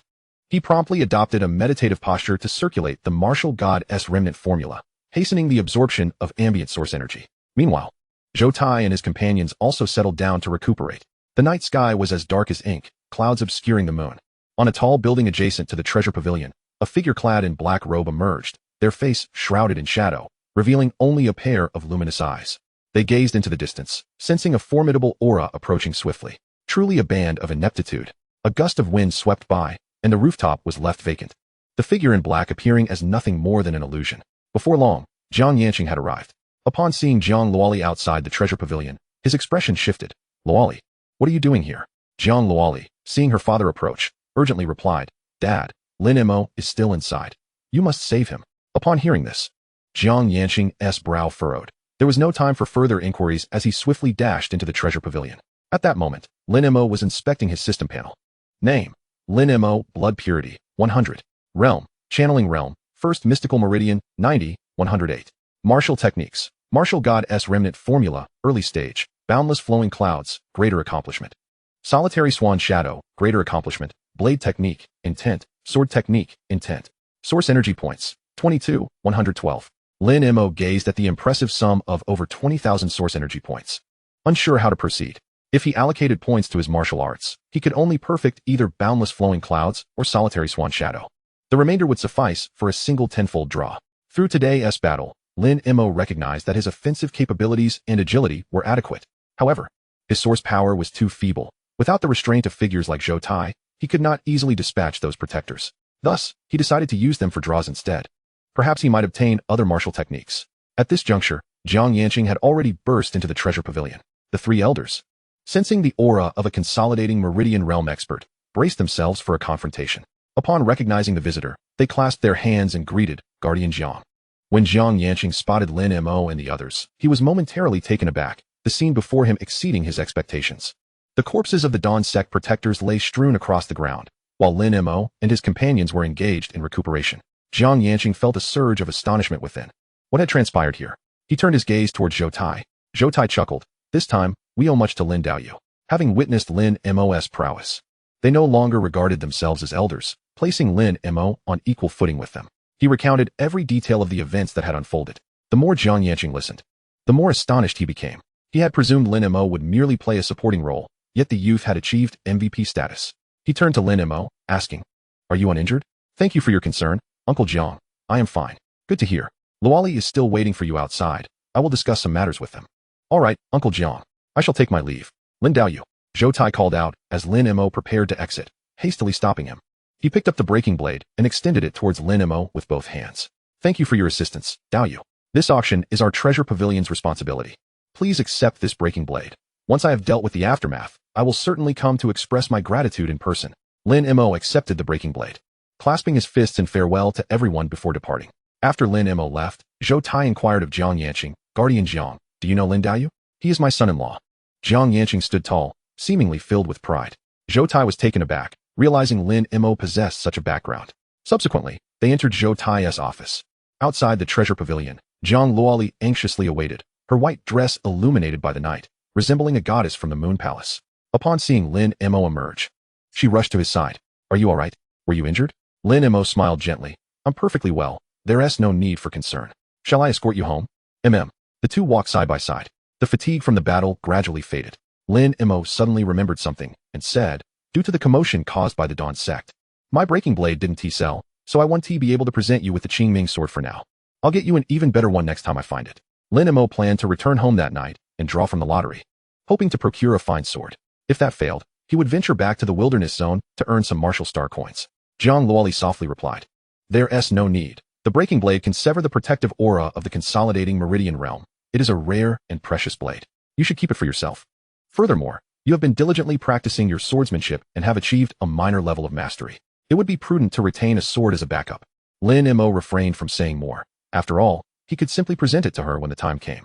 The journey was silent, and after escorting Jiang Luoli back home, Lin Mo could hardly contain his impatience. He summoned all his strength to activate the Flowing Clouds Infinite and rushed home. Upon arriving in his room, he seated himself cross-legged on the bed, his consciousness plunging into the realm of the 10,000 forms roulette. With 20,000 primal energy points at his disposal, he was determined to draw something exhilarating this time. Chapter 38. The 10,000 forms roulette is up to something. Lin Mo entered the space of the 10,000 forms roulette, barely able to contain his excitement. This time, he was confident he could procure at least 2 golden items. The first golden item he had drawn, the golden cleansing pill, had been a critical source of his overwhelming prowess in the blood chi realm. The second item, the fragment of the martial goddess manuscript, was an extraordinary technique beyond the celestial tier, capable of opening 1560 meridians in the channeling realm. The third item, the void ring, was of no immediate use, as it was not something his current adversaries could contend with. However, in a true moment of crisis, a single spatial leap could offer him salvation, indeed, a life-saving treasure. With a fervent thought, Lin Mo mentally commanded, "System, 10 consecutive draws." Each time the system paused, he waved his hand to deposit the acquired items into the system's storage space, unable to pause for inspection, continuing with the draws. Thus, he executed 8 consecutive 10 draws. leaving him with a mere 512 primal energy points before he finally halted. Gazing at the vibrant array of colors, his eyes nearly dazzled. He exited the realm of the 10,000 forms roulette and began to examine the items he had just acquired. He started with the yellow items, saving the best for last. Rejuvenation Pill, Yellow Tier, Superior Quality, X8. Healing Spirit Sand, Mystic Tier, Superior Quality, X12, accelerates external wound healing and purges curses. Fragrant Essence Powder, Mystic Tier, Superior Quality, X12, counters toxins. Continuation Pill, Mystic Tier, Superior Quality, X12, repairs internal injuries and heals mystical meridians. Channeling Pill, Mystic Tier, Superior Quality, X28. These comprised all the items obtained, excluding those from the Earth and Heaven tiers. All were elixirs, and these channeling pills could elevate Lin Mo's primal power to a terrifying degree. Moreover, he had amassed over 40 healing elixirs. In the East Lake Wilderness, there were no king-level aberrations, the highest being marquis level, equivalent to a human in the channeling realm. This trip to the wilderness would allow for unrestricted indulgence. Lin Mo's gaze shifted to the 6 shimmering purple Earth tier items. Wind Whisper Ash, Earth tier, Superior Quality. Absorbs primal energy and can summon 8 ethereal shadows of Wind Whisper Ash, each shadow inflicting 1/10 the damage of the original, enhancing wind attribute damage by 100. Truly, a remarkable sword, and of the wind attribute too. The Wind Whisper Ash appeared in a deep azure hue, seemingly crafted from the essence of wind itself. Its blade enveloped in flowing clouds, etched with wind-eroded patterns, and the delicate, spiderweb-like cracks hinted at the swirling air currents within, as if the entire sword were breathing. He recalled that Zhang Loli possessed an excellent wind attribute sword technique, at the very least, of mystic tier, and if paired with this Wind Whisper Ash, her combat prowess would multiply exponentially. Lin Mo felt a surge of joy, realizing he had grasped the method of utilizing the 10,000 forms roulette. What other treasures awaited him? He continued to explore further. The 1,000 Mechanisms Sword Shadow Formation, Earth Tier, Superior Quality, splits sword energy into 9 paths, ensnaring foes with a locking effect, while simultaneously allowing the sword shadows to strike at random enemies. This was a technique that could restrain opponents and possessed formidable spatial locking capabilities. Any item related to space was invaluable. He wondered just how potent the locking effect of the 1,000 Mechanisms Sword Shadow Formation was, and whether it could inhibit his spatial leap. A skill bestowed by the mid-tier heavenly treasure, the Void Ring, which surely was not easily restricted. Without lingering on it further, he pressed on. Cold Soul Crystal, which can be infused into ice attribute weapons, significantly enhancing their icy potency. The Cold Soul Crystal radiated a profound ice blue hue, its surface adorned with natural frost patterns resembling the core of a shattered glacier, with the flowing Cold Soul liquid faintly visible within, producing a crystalline crackling sound upon contact. This would pair perfectly with the Cold Raven's Weeping. He pondered whether absorbing this Cold Soul Crystal could elevate it to the celestial tier. The combination of an Earth tier premium item and a superior item surely held great promise. Ice Spirit 9 Slash, Earth tier, Superior Quality, unleashes 9 consecutive attacks. The third strike, Ice Spirit Domain, freezes enemies within its range. The stronger the primal power, the wider the area and the greater the freeze intensity. The sixth strike, Cold Soul Capture, targets the enemy's soul. The ninth strike, 9 Shattering Ice Storm, inflicts explosive damage on all enemies within the Ice Spirit domain. This technique is immensely powerful. Control, soul attack, and damage, all maximized. Moreover, it perfectly complements the Cold Raven's Weeping. Previously, when utilizing the Cold Raven's Weeping to activate the Lone Swan Shadow, he sensed a portion of energy dissipating, unable to unleash its full potential. Now, the Cold Raven's Weeping could fully manifest the might of this martial technique. Purifying Soul Glass Grass, Earth Tier, Superior Quality, crystallizes the soul, purifying the heart and restoring the spirit from damage. Lin Mo gazed at the purifying Soul Glass Grass, his eyes instantly lighting up. In the world of martial artists, soul injuries are exceedingly troublesome. Many adept warriors often falter due to soul damage. Yet, the purifying Soul Glass Grass could heal such injuries, rendering it an invaluable treasure. It emanated a soft, glass-like glow, enchantingly beautiful. A gentle whiff released a fresh aroma that invigorated Lin Mo's weary spirit. He envisioned a scenario in a fierce battle where an opponent suddenly unleashed a soul attack, causing his soul to be injured and plunging him into crisis. However, with the purifying Soul Glass Grass in hand, he could swiftly mend his soul wounds, restoring himself to peak condition and continuing the fight. Additionally, throughout the cultivation process, the soul would endure various stresses and losses, and the purifying Soul Glass Grass could also nurture the spirit, facilitating a smoother path in his cultivation journey. Lin Mo carefully stowed the purifying Soul Glass Grass, thoroughly satisfied with the rewards from this draw. Only one item remained. What could it be? Lin Mo rubbed his hands together in anticipation. Holy moly! Black Stockings, Earth Tier, Superior Quality, woven from the silk of the Night Ice Silkworm, possessing formidable defensive capabilities, resistant to damage, and featuring self-cleaning properties. Lin Mo stared at the item before him, sinking into profound doubt. Wasn't it promised that all drawn items would be those he most needed? What on earth was this black silk? Did I truly require this? System, are you playing tricks on me? What good is something that is resistant to damage and indestructible, although it boasts formidable defensive capabilities? What use does it hold for a man like me? The only woman I know is Jiang Luoli. Perhaps I should gift it to her? Suddenly, Lin Mo's imagination conjured an image of Jiang Luoli donning these stockings, causing his face to flush crimson, a sensation foreign to both of his lives as an untouched man. Ahem, let us put that aside for tomorrow and first examine the two heavenly treasures. Chapter 39, 9 Aperture Source Sap, promoting to near heavenly tier.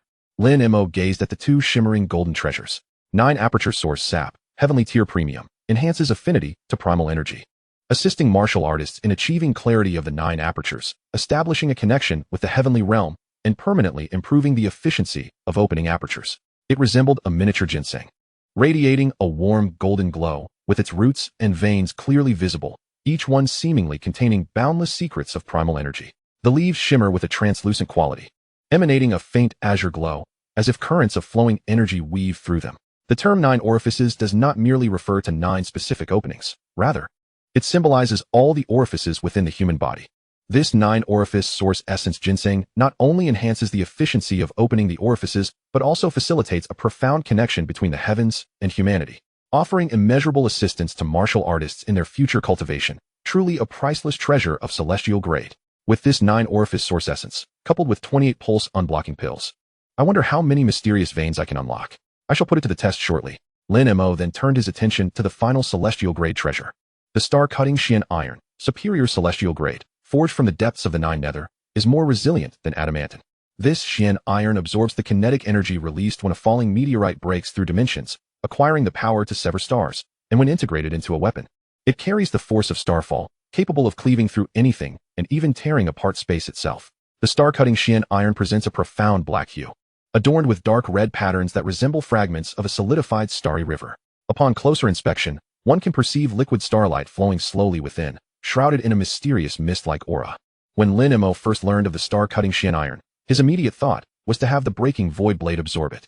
However, upon further contemplation, he realized that the breaking void blade was merely an earth-grade weapon. Although the incorporation of this star-cutting Xian iron would undoubtedly elevate it to a celestial grade, it would be an excessive use of resources. He recalled the safety net mechanism of the myriad manifestations roulette. After 3 consecutive attempts without yielding a weapon, the 4th attempt would surely produce a red innate divine weapon embryo. If he were to fuse this divine weapon embryo, its power would exceed expectations, considering that the embryo itself is already a red tier item. Moreover, he was not far from drawing this divine weapon embryo. The first safety net yielded the void ring. Today's celestial treasures were obtained on the 3rd and 7th attempts, both of which were guaranteed results. Just 3 more draws, and he would secure the divine weapon embryo. The primary objective of this journey into the wilderness is to extract that innate divine weapon embryo. Following that, he aims to elevate the realm of his newly learned techniques. With the objectives for his venture into the wilderness clarified, Lin Mo turned to the last item. This was not acquired through the lottery, but was a reward from the previous mission of vanquishing the Dawn sect. The evil exterminating metal increases damage to heretics by 15. Not bad. A 15 increase in damage is substantial. Now let us enhance my power. Lin Mo first summoned the Cry of the Cold Crow and the Cold Essence Crystal. The temperature in the room plummeted, enveloped in a chilling aura. He pressed the tip of the Cry of the Cold Crow against the icy blue patterns of the Cold Essence Crystal. 1,000 feathers piercing, he invoked. Lin Mo did not unleash his full strength. He merely pierced a hole just large enough for the blade's tip to enter. The cold essence liquid within the crystal began to flow along the blade, swiftly enveloping it entirely. Not only the cold essence liquid, but also the energy contained within the cold essence crystal was being absorbed by the Cry of the Cold Crow. The crystal's brilliance gradually dimmed, transitioning from icy blue to a misty white. Finally, with a soft pop, it exploded into icy powder, gently cascading down. The cold essence liquid. The essence of this endeavor had yet to alter in hue. An hour later, the cold essence liquid was no longer visible on the blade. The Cry of the Cold Crow radiated an intense luminescence, growing ever brighter, compelling Lin Mo to shut his eyes. As the light gradually faded, he opened his eyes to behold the Cry of the Cold Crow transformed anew. The blade had become more crystalline and translucent, emanating a chilling blue glow, with its original patterns deepening, as if concealing boundless power. A faint mist of cold swirled around the blade, and with a gentle sweep, a bone-chilling coldness rushed forth. The Cry of the Cold Crow, quasi-celestial grade, had significantly enhanced its ice attributes, although it had only improved its ice properties without acquiring additional traits. The harmonious synergy between the cry of the cold crow and the cold essence crystal meant the enhancement was far beyond a mere 112. A surge of ecstasy washed over Lin Mo quasi-celestial grade. It was evident that this was significantly stronger than Earth grade. After retracting the cry of the cold crow into the system's storage space, Lin Mo took out the 1000 machine sword shadow array and the ice soul 9 consecutive / martial seals. After approximately half an hour, he successfully grasped the basics. Only after mastering the fundamentals could one truly appreciate the formidable power of these two martial arts techniques. Having completed these preparations, the true spectacle was about to unfold. Lin Mo swallowed hard. Then without hesitation, he consumed the 9-orifice source essence ginseng. He quickly centered himself, employing the martial goddess remnant technique to aid in digesting the medicinal effects. The energy exploded within him, surging like a powerful tide through his body. He gritted his teeth, exerting all his effort to channel this energy to impact the orifices. Yet, this energy seemed uncontrollable, dispersing throughout his body. Lin Mo realized that the medicinal energy was not merely rampaging, but was evenly distributed across each orifice, including those already opened. Previously, he could not sense the locations of the unopened orifices, relying solely on the guidance of his technique to unlock them without any shortcuts. Now, he could clearly perceive the presence of 560 orifices. The energy gradually merged into the orifices. Since this energy was uncontrollable, he decided to focus solely on opening the orifices. Grabbing a bottle of pulse unblocking pills, he consumed all 5 at once. The orifices he was about to open were swiftly unlocked in the blink of an eye. Lin Mo directed the energy from the pulse unblocking pills toward the next orifice. This time, it took just over a minute to open. As time progressed, under the dual influence of the 9-orifice source essence ginseng and the pulse unblocking pills, the 3rd and 4th orifices were unlocked in quick succession like dominoes falling one after the other. Lin Mo was immersed in this wondrous breakthrough process, oblivious to the passage of time. As the night wore on, dawn began to break. Lin Mo remained seated cross-legged on the bed. The 28 pulse unblocking pills had been entirely consumed, leaving only the residual energy of the 9-orifice source essence ginseng, which continued to wash over the orifices, though it was nearly depleted. After another hour, Lin Mo finally opened his eyes. Feeling the abundant source energy within him, he was several times stronger than before.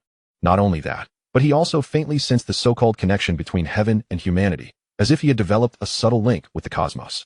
The surrounding source energy danced joyfully, effortlessly merging into Lin Mo's body, replenishing his consumption without him needing to perform any breathing techniques. Lin Mo glanced at the system panel. Name: Lin Mo, Blood Purity, 100. Realm: Pulse Unblocking Realm. First Mysterious Vein, 99. Second Mysterious Vein, 99. Fifth Mysterious Vein, 99. Sixth Mysterious Vein, 10. Martial Techniques: Martial Goddess Remnant Technique, Preliminary. Boundless Flowing Clouds, Great Accomplishment. Solitary Swan Shadow, Great Accomplishment. 1000 Machine Sword Shadow Array, Entry. Ice Soul 9 consecutive slashes, Entry. Blade Technique, Insight. Sword Technique, Insight. Source Points, 612.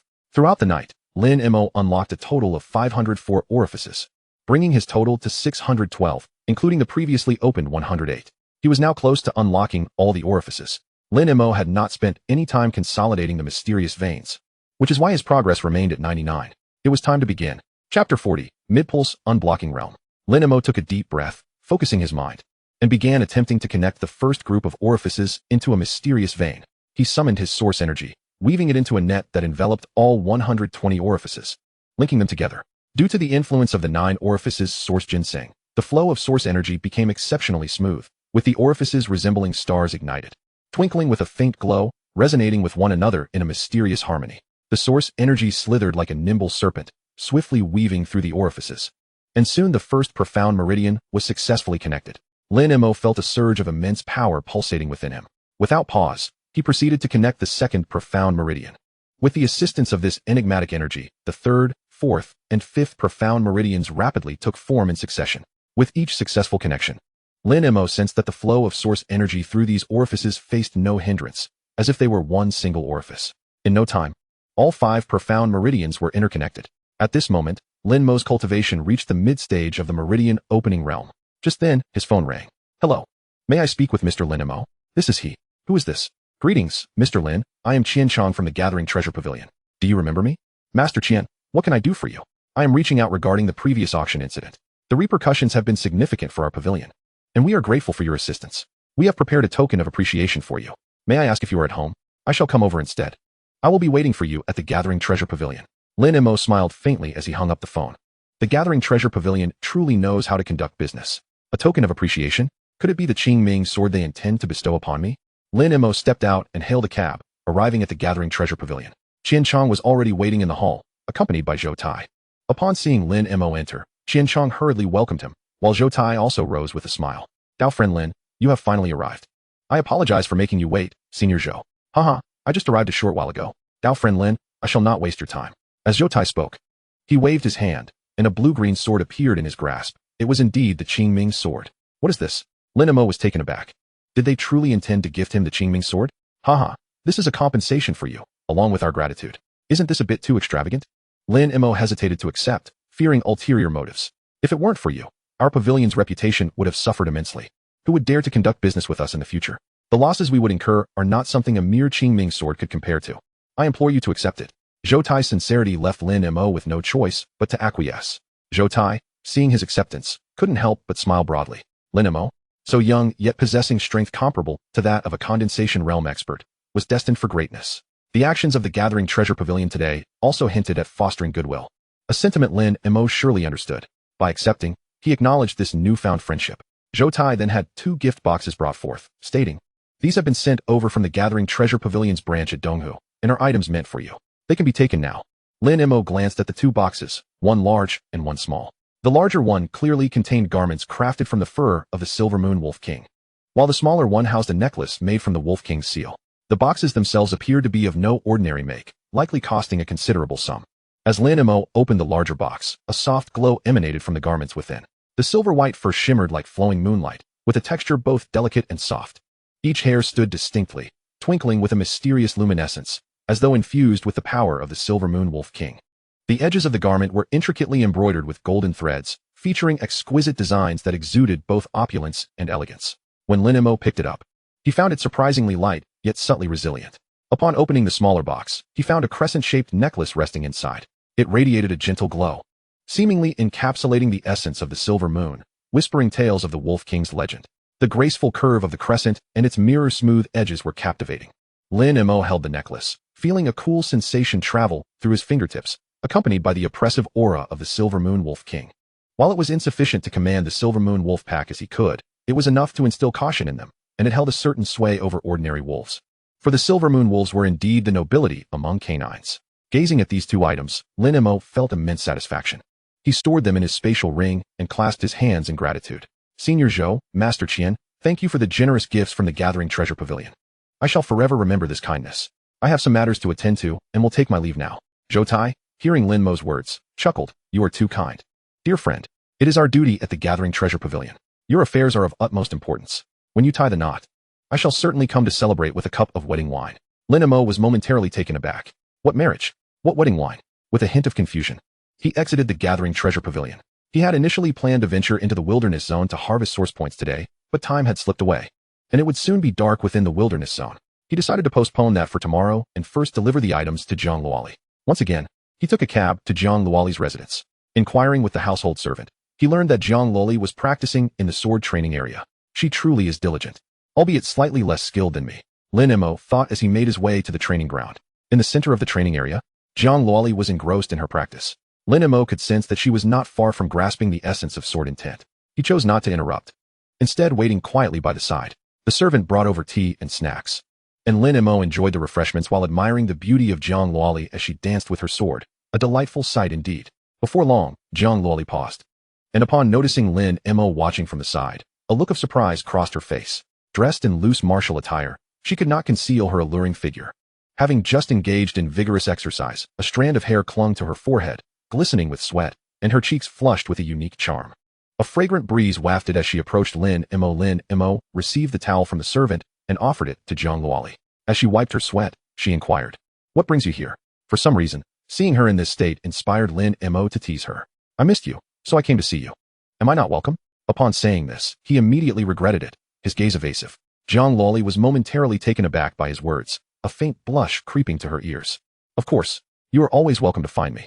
Lin Mo was at a loss for how to respond, so he changed the subject. Retrieving foam, Shi Jin from his spatial ring. "I came to deliver something to you." "What is it?" Zhang Luoli sensed the formidable aura emanating from the sword. This is the compensation from the Gathering Treasure Pavilion. I just received it and wanted to give it to you. Lin Mo continued. It is called Feng Shi Jin, a high-grade Earth-tier weapon. When infused with source energy, it can summon 8 phantoms of wind to engage in battle. Chapter 41. Old Dang. Your little cotton-padded jacket seems to have a bit of a draft. This sword was undoubtedly a top-tier weapon among Earth-tier artifacts. Zhang Luoli was at a loss. Lin Mo? This is far too valuable. I cannot accept it. Lin Mo stepped forward, gently placing the sword in her hands, and said earnestly, Luoli, this is my due compensation. Please. You must accept it, alright? Moreover, this sword suits you perfectly. You possess a wind attribute martial skill, and this sword can maximize its potential. Upon hearing this, Zhang Luoli felt compelled to accept it. She did not wish for Lin Mo to harbor any lingering guilt over the previous incident. As she grasped the sword, a cool sensation flowed from her palm, and the blade shimmered with an extraordinary brilliance. Zhang Luoli softly expressed her gratitude. Thank you, Lin Mo. Observing that Zhang Luoli had finally accepted his gift, Lin Mo's lips curled into a subtle smile as he waved his hand once more, conjuring 2 exquisite gift boxes. Curiosity piqued, Zhang Luoli inquired, What is this? It is also for you, Lin Mo replied, noticing her imminent refusal. He quickly added, These are my gifts to you. They are not of great value. Please, open them. Upon hearing that they were not precious items and realizing they were gifts from Lin Mo, Zhang Luoli felt compelled to accept and opened the 2 boxes. One contained a garment that radiated a soft glow, reminiscent of flowing moonlight, with edges woven in golden threads, elegant yet understated. The other box held a necklace, exquisitely crafted, its crescent shape remarkably delicate. Zhang Luoli's eyes sparkled with delight. After all, girls have an irresistible allure to beautiful clothing and accessories, and she was no exception. Do you like it? Lin Mo asked. Zhang Luoli nodded gently. Witnessing her fondness for his gifts filled Lin Mo with joy. A slight grin formed on his lips as he said, This was crafted by the Treasure Pavilion after I slayed a Silver Moon Wolf King during my last expedition to the wilderness. Moved by Lin Mo's words, Zhang Luoli's gaze softened further. Lin Mo felt an involuntary shiver run down his spine. Who could withstand such intensity? He almost felt the urge to flee. Zhang Luoli then suggested, Let's have a meal before you leave. I will cook for you.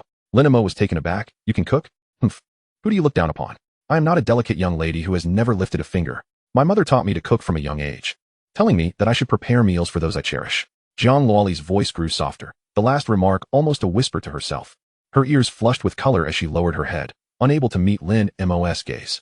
Lin Mo, having missed the latter part of her statement, chuckled heartily. Then I shall be fortunate enough to taste the culinary skills of Miss Jiang. He continued, Feel free to browse around while I prepare the meal. Wait a moment. Won't your father be home for lunch? Lin Mo asked timidly. Zhang Luoli smiled slightly. Do not worry. He will not return for lunch. With that, she walked towards her home. Lin Mo finally relaxed, yet a twinge of nervousness lingered, akin to a clandestine rendezvous. In no time, Zhang Luoli prepared a lavish spread. A feast for the senses that made Lin Mo's mouth water. She even produced a bottle of fine wine, a cherished vintage her father, Jiang Yanqing, seldom indulged in. Won't your father be upset if he finds that his wine is missing? Lin Mo queried.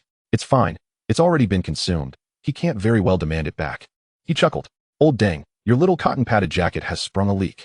He lamented, offering a moment of silence for the elder. At that moment, Jiang Yanqing, seated in his vehicle, sneezed. Master, the weather is getting chilly. Please take care of your health, the driver reminded.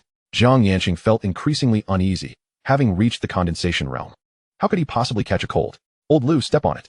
Unbeknownst to Zhang Luoli, her father was hurrying home. She poured Lin Mo a generous glass of wine. Lin Mo downed it in one gulp, exclaiming, Indeed, this is excellent wine.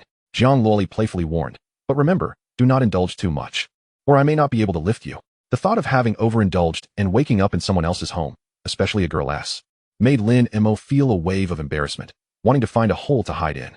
Noticing his discomfort, Zhang Luoli deftly shifted the conversation. They laughed and chatted, and soon the entire bottle of wine was consumed by Lin Mo. Just then, a voice echoed, Luoli, is there any food left? This bunch of fools insists on making me do everything myself. I'm exhausted. Both Zhang Luoli and Lin Mo silently thought, this is bad. Jiang Yanqing entered, and upon seeing Lin Mo feasting heartily, he paused in surprise. You little rascal, what are you doing here? His expression shifted as he rushed to the table, picking up the empty wine bottle and shaking it in disbelief. Not a drop left, he exclaimed, glaring at Lin Mo with barely concealed fury. You should have left me some, you little brat. That was my only bottle of tears of the departed. I rarely even drink it, and you've downed it all in one go. Worried that her father would direct his ire at Lin Mo, Jiang Luoli interjected, Dad, it was I who brought it out for Lin Mo to drink. If you must blame someone, blame me, not him. Jiang Yanqing smacked his forehead. Oh my dear daughter, why are you siding with him? I am your father. What could he say? His precious daughter was always a bit too generous, even if it meant exposing a few vulnerabilities. Lin Mo, sensing Jiang Yanqing had yet to eat, kindly suggested, "Uncle Jiang, you haven't eaten yet. Please sit down." He then called out, "Aunt Jiang, could you please bring another set of chopsticks?" Jiang Yanqing was about to blow a fuse, but upon hearing Lin Mo's words, his temper flared even more. "This is my house." He felt as if he might burst from his mounting frustration. Yet there was nothing he could do, given that his daughter had a soft spot for this foolish boy. Aunt Jiang quickly brought over another set of utensils. Jiang Yanqing fell silent, focusing on his meal. Lin Mo felt like he was stuck in limbo, unable to find his place. Finally, he attempted to break the silence. "Uncle Jiang, do eat more. This is cooked by Lolly herself." Upon hearing this, Jiang Yanqing's irritation surged, and he wolfed down 3 bowls of rice. "Damn it. I've hardly had the chance to enjoy my daughter's cooking, and here you are, feasting on it." Seeing Jiang Yanqing's face twist in frustration, Lin Mo helplessly glanced at Jiang Luoli. "Did I say something wrong again?" Jiang Luoli observed the two with amusement, unsure whether Lin Mo was being clumsy or intentionally provocative. If it were deliberate, it would indeed be rather mischievous. Lin Mo, however, could not possibly have been deliberate.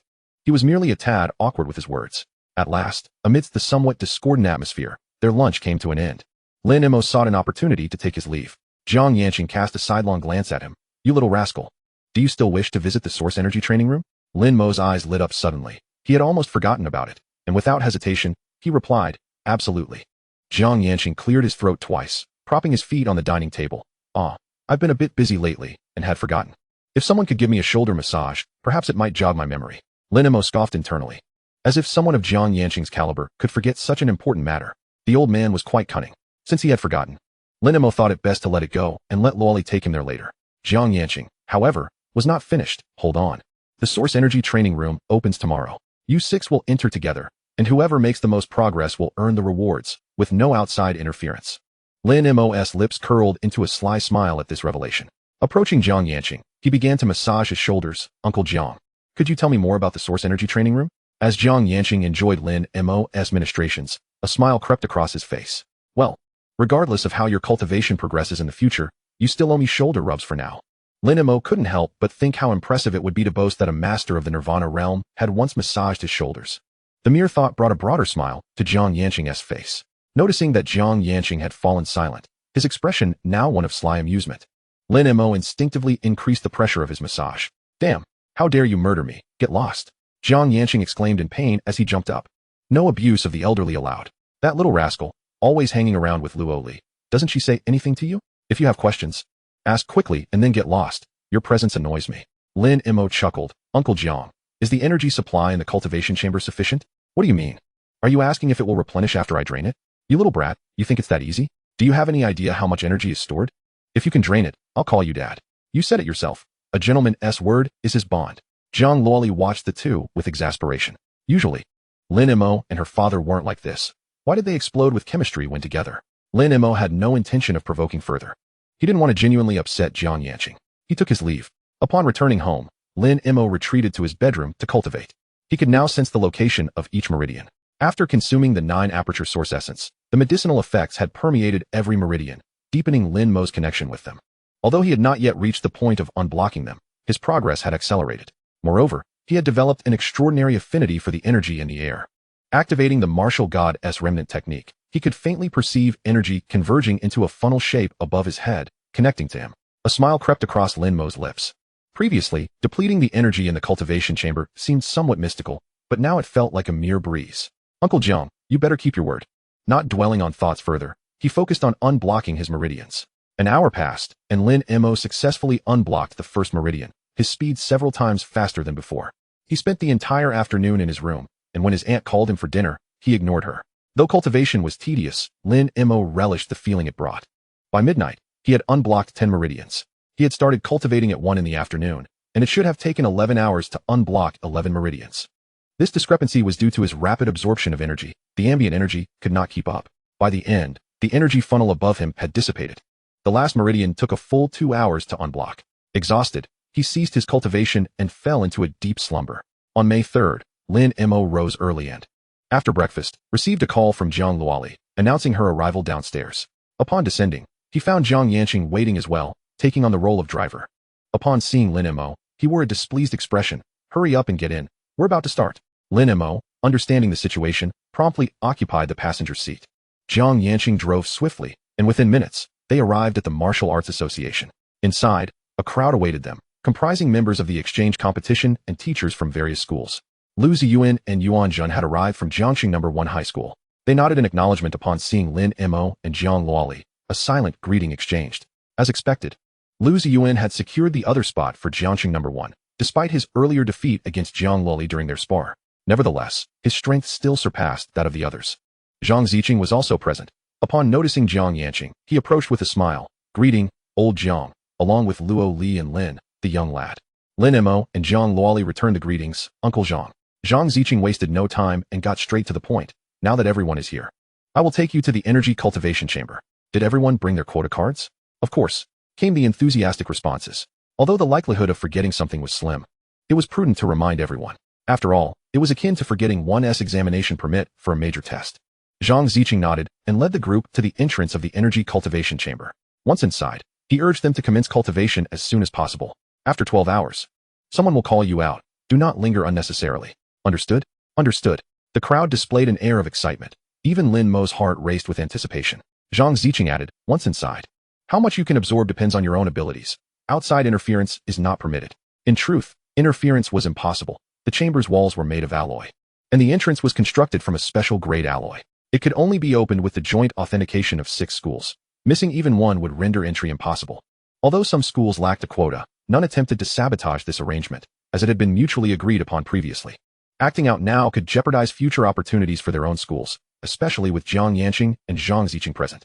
Yuan Jun and teachers from the other 5 schools approached, each producing a key-like device. They simultaneously inserted 6 keys into the grooves of the energy cultivation chamber and turned them gently. A series of clicks echoed as the reinforced door slowly opened. Beyond it lay another door, seemingly composed of glass, revealing the interior. As everyone leaned in for a closer look, they were awestruck by the sight before them. The previously formless source energy manifested as a pale blue mist, thick enough to seem tangible. The azure mist swirled within the chamber like a dreamlike sea of clouds, exuding a mysterious and potent aura. Joy and longing illuminated the faces of the onlookers, as if they had glimpsed the hope of transcending their limits. Excitement flickered in Lin Mo's eyes. This exceeded his expectations. Zhang Ziqing interjected, "All right, insert your quota cards to enter. Be swift, and try not to let any energy leak out. Make the most of these 12 hours." A student from Jiangxing No. 2 was about to step in when his companion pulled him back, casting a glance at Lin Mo. Only then did he halt. Having almost forgotten about this formidable figure, Lin Mo had left a lasting impression during the last exchange competition. The others turned their gazes towards him as well. Without hesitation, Lin Mo swiped his card on a device by the glass door. A small entrance opened, permitting only one person at a time. A gust of misty source energy enveloped him, invigorating his spirit. He quickly stepped inside as the door sealed behind him. Jiang Luoli followed closely, then Lu Ziyuan. Once the trio from Jiangxing No. 1 had entered, the others felt emboldened to proceed. Thus, 6 individuals entered the energy cultivation chamber.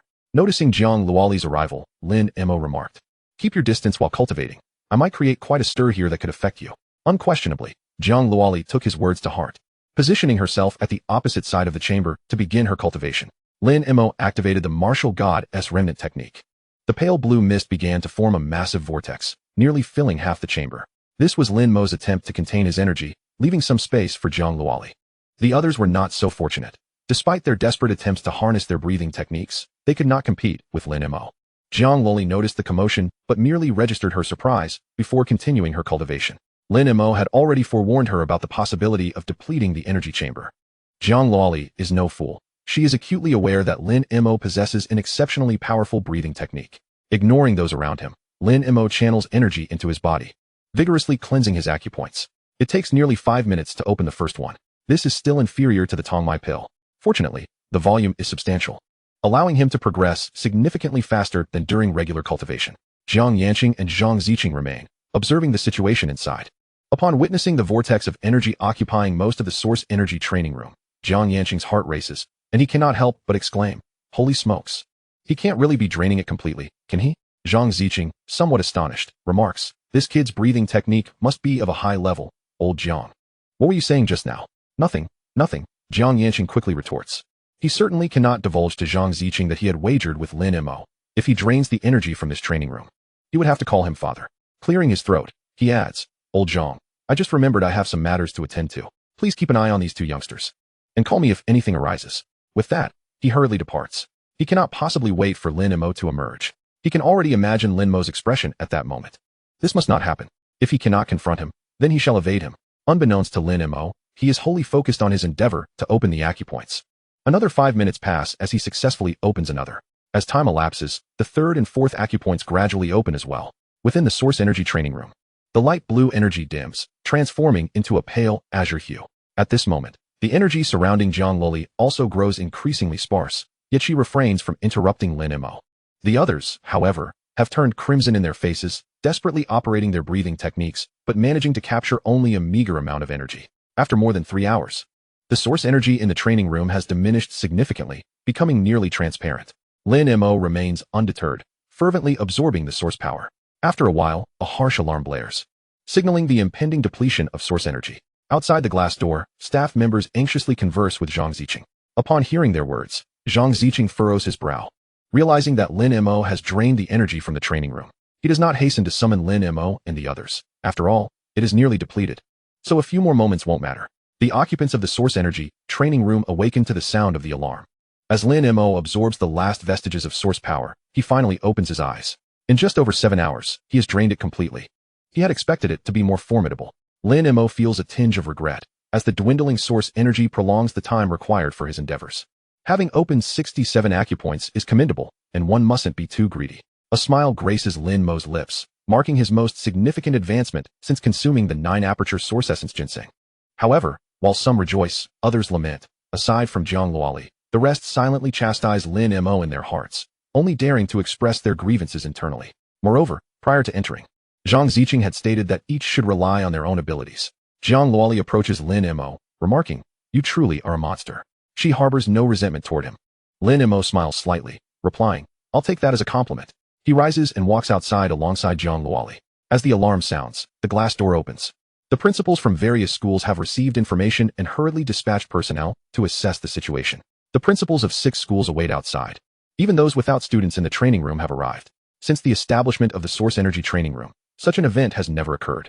Zhang Ziqing, having already learned the ins and outs of the situation, watches as Lin Mo emerges, and the other 2 principals who secured slots glare fiercely at the instigator. Yet, they refrain from uttering a word, for the notion of relying on one's own abilities is not mere rhetoric. The old principal of Jiangqing No. 1 high school smooths the scant hair remaining on his head and pats Lin Mo's shoulder, exclaiming, "Ha, splendid work, Lin Mo." Meanwhile, the principals from the remaining 3 schools watch with glee at the principals of number 2 and number 5. We may not have slots, but what difference does it make for you? They reflect on how Lin Mo has single-handedly ruined this year's exchange competition. What was meant to be a survival battle has turned into a personal showcase, and where can one find reason in this? All these principals share a common understanding.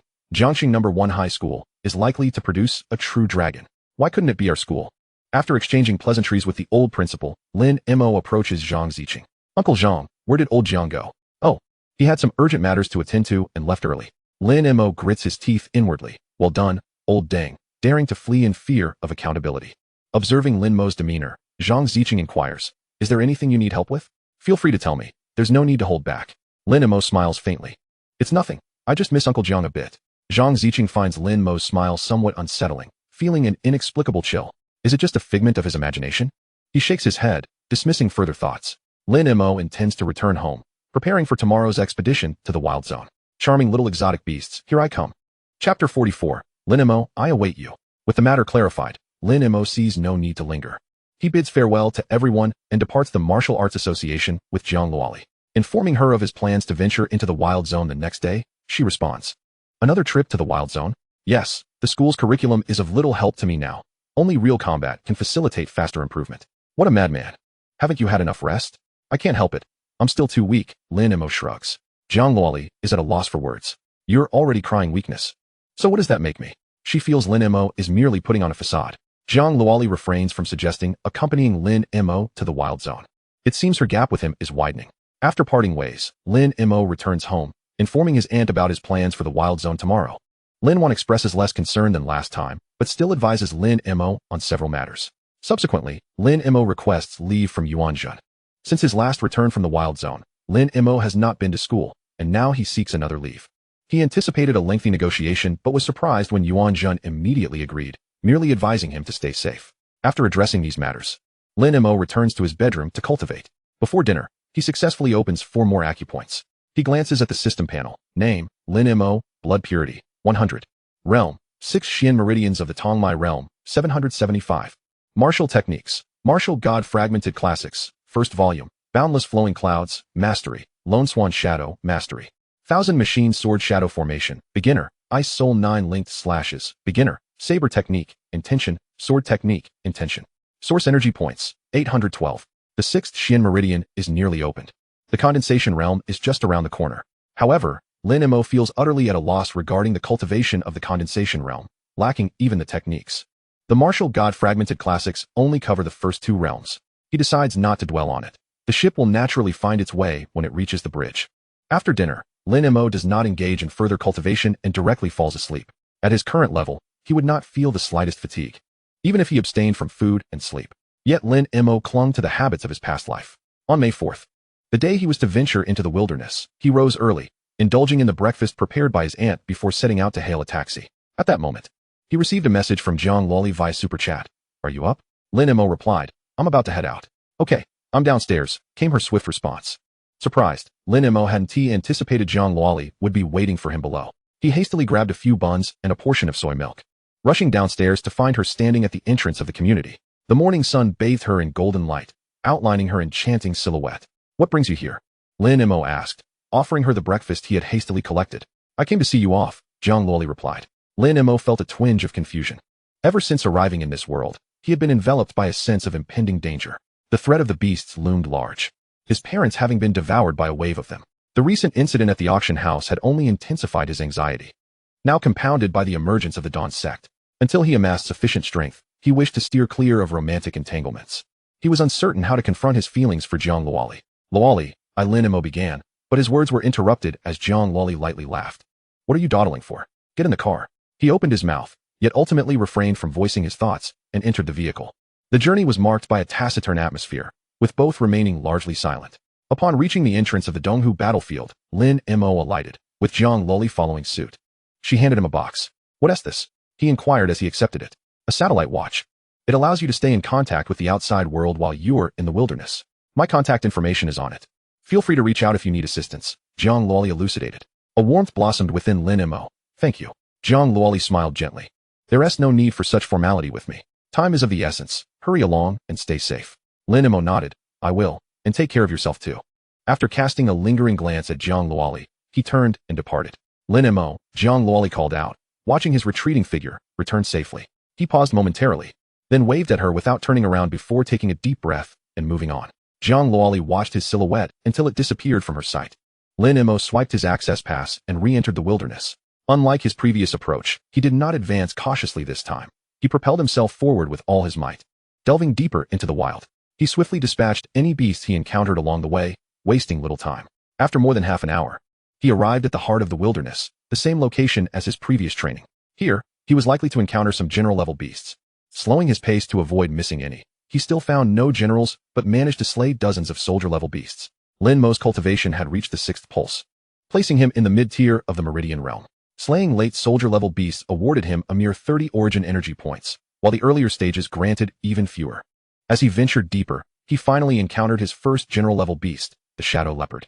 A smirk graced Lin Mo's lips. His figure vanished like a wraith, reappearing at the side of the Shadow Leopard. With a swift strike of his blade, he pierced its flank, unleashing a torrent of blade intent. The late-stage Shadow Leopard fell dead on the spot. So weak, Lin Mo remarked, recalling how he had needed a sneak attack to defeat a late-stage general last time. This time, it was a swift execution. He didn't bother to harvest its vital parts, simply storing the entire beast in his void ring, as there was ample space. Continuing on his journey, the system notifications rang in his ears. Slayed late-stage general-level beast Shadow Leopard, awarded 260 origin energy points. Slayed late-stage soldier-level beast Steelboar, awarded 30 origin energy points. Slayed late-stage soldier-level beast Gale Wolf, awarded 30 origin energy points. Slayed mid-stage general-level beast Unicorn Rhinoceros, awarded 200 origin energy points. Lin Mo's origin energy points soared rapidly. Before long, night fell. He roasted some Steelboar meat for sustenance and pressed onward, this time exercising great caution. Unlike the reckless abandon of the day, as night descended, general-level beasts became more prevalent. Within an hour, Lin Mo encountered 4, all falling victim to his blade. Suddenly, the ground quaked violently, reminiscent of a stampede. Trees in the distance toppled in disarray. Concurrently, a thunderous roar echoed through the air. Lin Mo sensed the pressure emanating from the sound, his eyes gleaming with anticipation. How many origin energy points will a Lord-level beast grant me? Chapter 45, The Earth Bear. Lin Mo moved against the tide of beasts, heading toward the source of the roar. Upon reaching the throng, he summoned his Qingming sword, deftly casting 2 formations of Qi sword shadows to block their path. The beasts charged heedlessly through, with only a few managing to escape the sword array. And even they emerged battered and bruised. The system notifications continued unabated. In mere seconds, he had slain dozens of soldier-level beasts. Satisfied with his handiwork, Lin Mo pressed onward, his pace unwavering. At last, he beheld the Lord-level beast, the Earth Bear. This bear-like creature was on all fours, chasing the preceding herd, casually snatching one and shoving it into its drooling maw. Lin Mo activated his flowing clouds and unfathomable technique, concealing his presence as he sought an opportunity. As the Earth Bear grasped another deer-like beast, preparing to feast, Lin Mo's gaze sharpened. Now is the moment. Like a gust of wind, he advanced unnoticed, arriving before the Earth Bear just as it raised the deer to its mouth, inadvertently obscuring Lin Mo's form. With a swift thrust, he pierced through the deer and aimed for the bear's throat. However, this action granted the bear precious moments to react, its massive jaws snapping shut around the blade's body. Lin Mo chuckled coldly, channeling his full power into the sinew piercing, causing the blade to tremble violently as his intent erupted. The Earth Bear could not withstand for long, its formidable teeth shattered, blood gushing from its mouth. In pain, the colossal paw swung towards Lin Mo. He swiftly withdrew while simultaneously executing a sheathing motion. The swallow returns to the nest, explode. A deafening explosion ensued as the Earth Bear's head was thrown back. Without hesitation, Lin Mo surged forward, wielding 2 blades. The breaking wave blade executed a cloud-cutting slash. A streak of azure light aimed squarely at the bear's throat. Following closely behind the blade's arc, Lin Mo arrived just in time. 9 consecutive ice blades. His strikes fell like lightning, delivering 9 rapid blows to the same spot. On the 3rd strike, an area with a 30-meter radius surrounding the Earth Bear transformed into a world of shimmering silver. Flowers, grasses, and trees froze instantly. Several straggling beasts were caught in the sudden frost, as if time itself had been halted. Each beast maintained its frantic posture, running, roaring, struggling, while their fur and the dust they stirred were encased in crystalline ice. The head of the Earth Bear glimmered with ice crystals, yet it remained unfrozen. A flicker of fear appeared in its eyes, soon replaced by confusion, for the 6th strike had arrived. The chilling essence pierced its soul. This blow rendered the Earth Bear devoid of any chance to flee. The 9th strike, a 9-fold ice storm. Everything within the realm of icy souls twisted into an eerie shade of blue and violet. The ice crystals that had encased the area began to vibrate with high frequency. With a resounding explosion, those crystals shattered into powder, including the frozen beasts and trees. The Earth Bear collapsed with a thundering crash. Still alive? Such tenacity of life. Almighty Bear, Lin Mo pondered, not hearing the notification tone in his mind. A blade pierced through the Earth Bear's eye, then he sheathed his sword. Its head exploded, a cascade of red and white painting the ground, utterly lifeless. Slaying the mid-level beast, the Earth Bear rewarded him with 2,500 primal energy points. Truly remarkable, mighty bear. Lin Mo stored the Earth Bear's carcass in his spatial ring and set off in pursuit of the fleeing beasts. Such a vast number of beasts was a rare sight.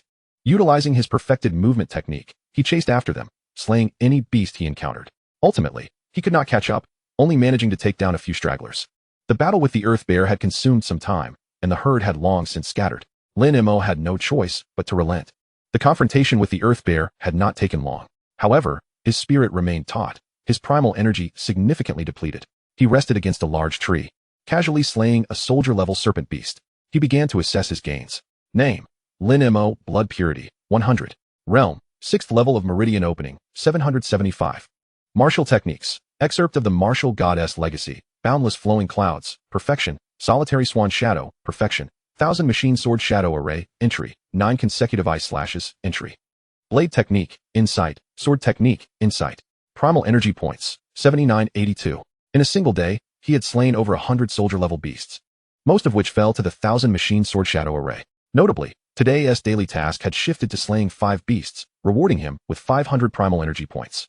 By day's end, Lin Mo had amassed a total of 7,170 primal energy points. Both the 1000 machine sword shadow array and the 9 consecutive ice slashes were eligible for enhancement, yet Lin Mo chose against it. His primary objective in the wilderness was to extract the embryo of his destined divine weapon. Other matters could await.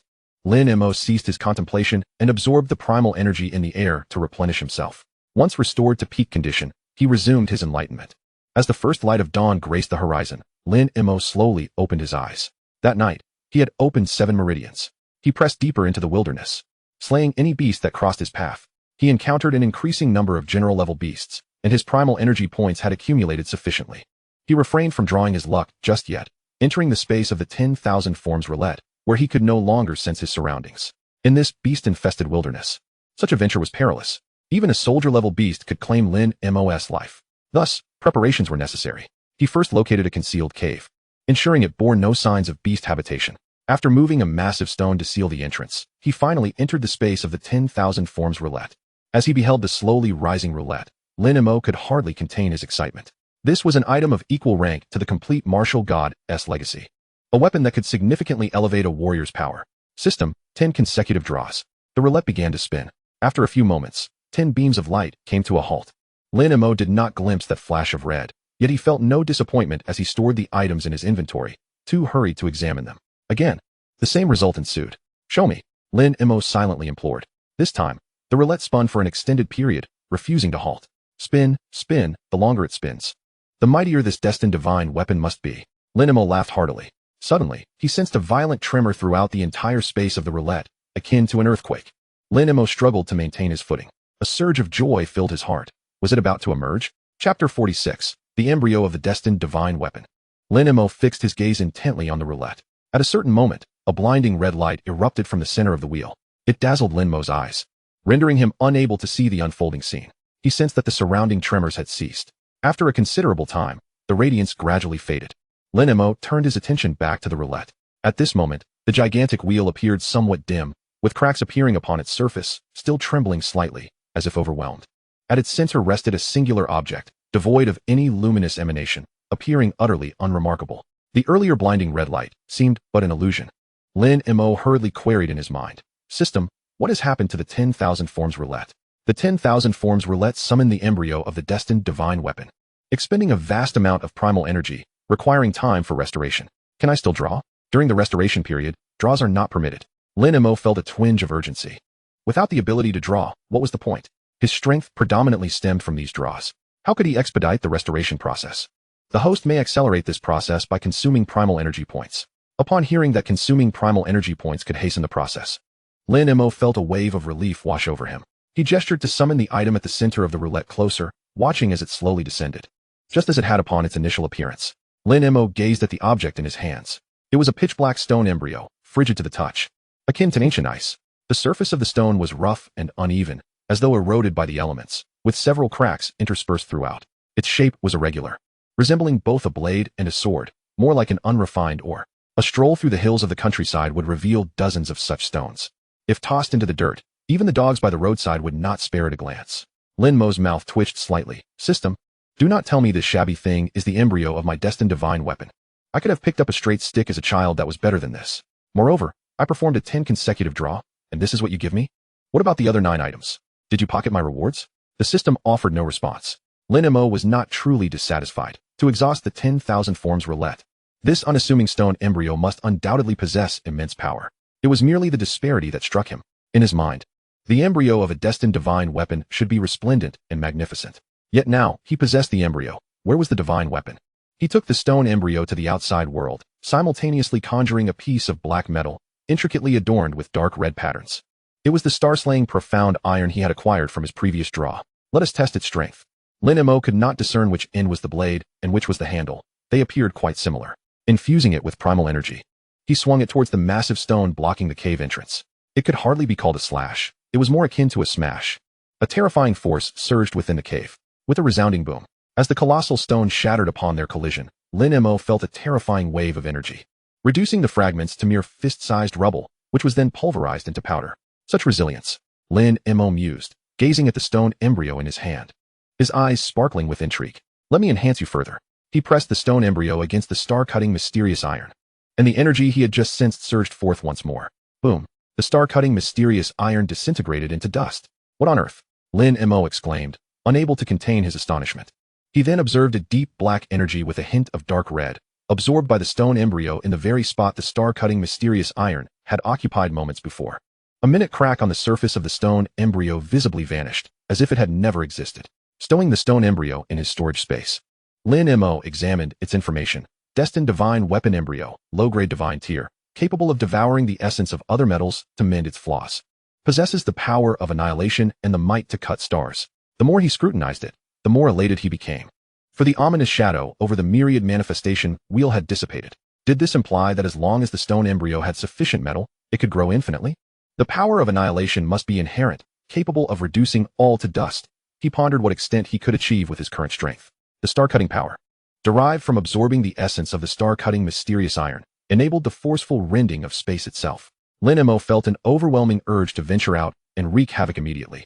However, he restrained himself, recalling that he had drawn 3 sets of 10 items, and perhaps the third time had been influenced by the stone embryo's annihilation power.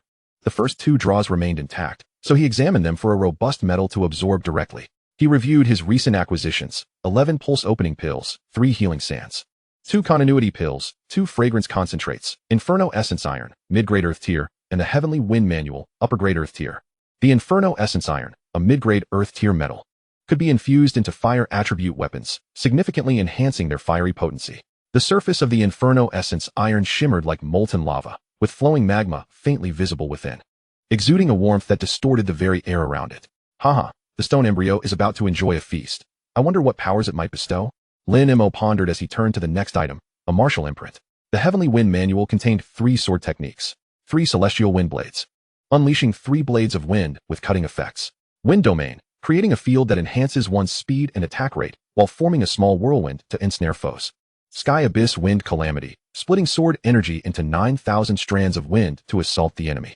Upon glimpsing this martial technique, Lin Mo had already determined its destined recipient. He had considered this matter long ago. Although he had achieved sword intent, he possessed only one destined divine weapon, making it impossible to wield both sword and knife techniques simultaneously. Moreover, the knife was his most familiar weapon, having trained in knife techniques from the outset. He could not forsake his roots. Retaining only a few exceptional sword techniques, such as the Thousand Mechanisms Sword Shadow Formation, which possessed a locking effect, was sufficient. As for the Heavenly Wind Manual, it represented an offensive method he already had in abundance, so it would be best to gift it to Jiang Luoli. After organizing his recent gains, Lin Mo brought the Inferno Essence Iron to the outside world. Pressing it against the stone embryo, it predictably exploded into dust, with a surge of fiery red energy being absorbed by the stone embryo.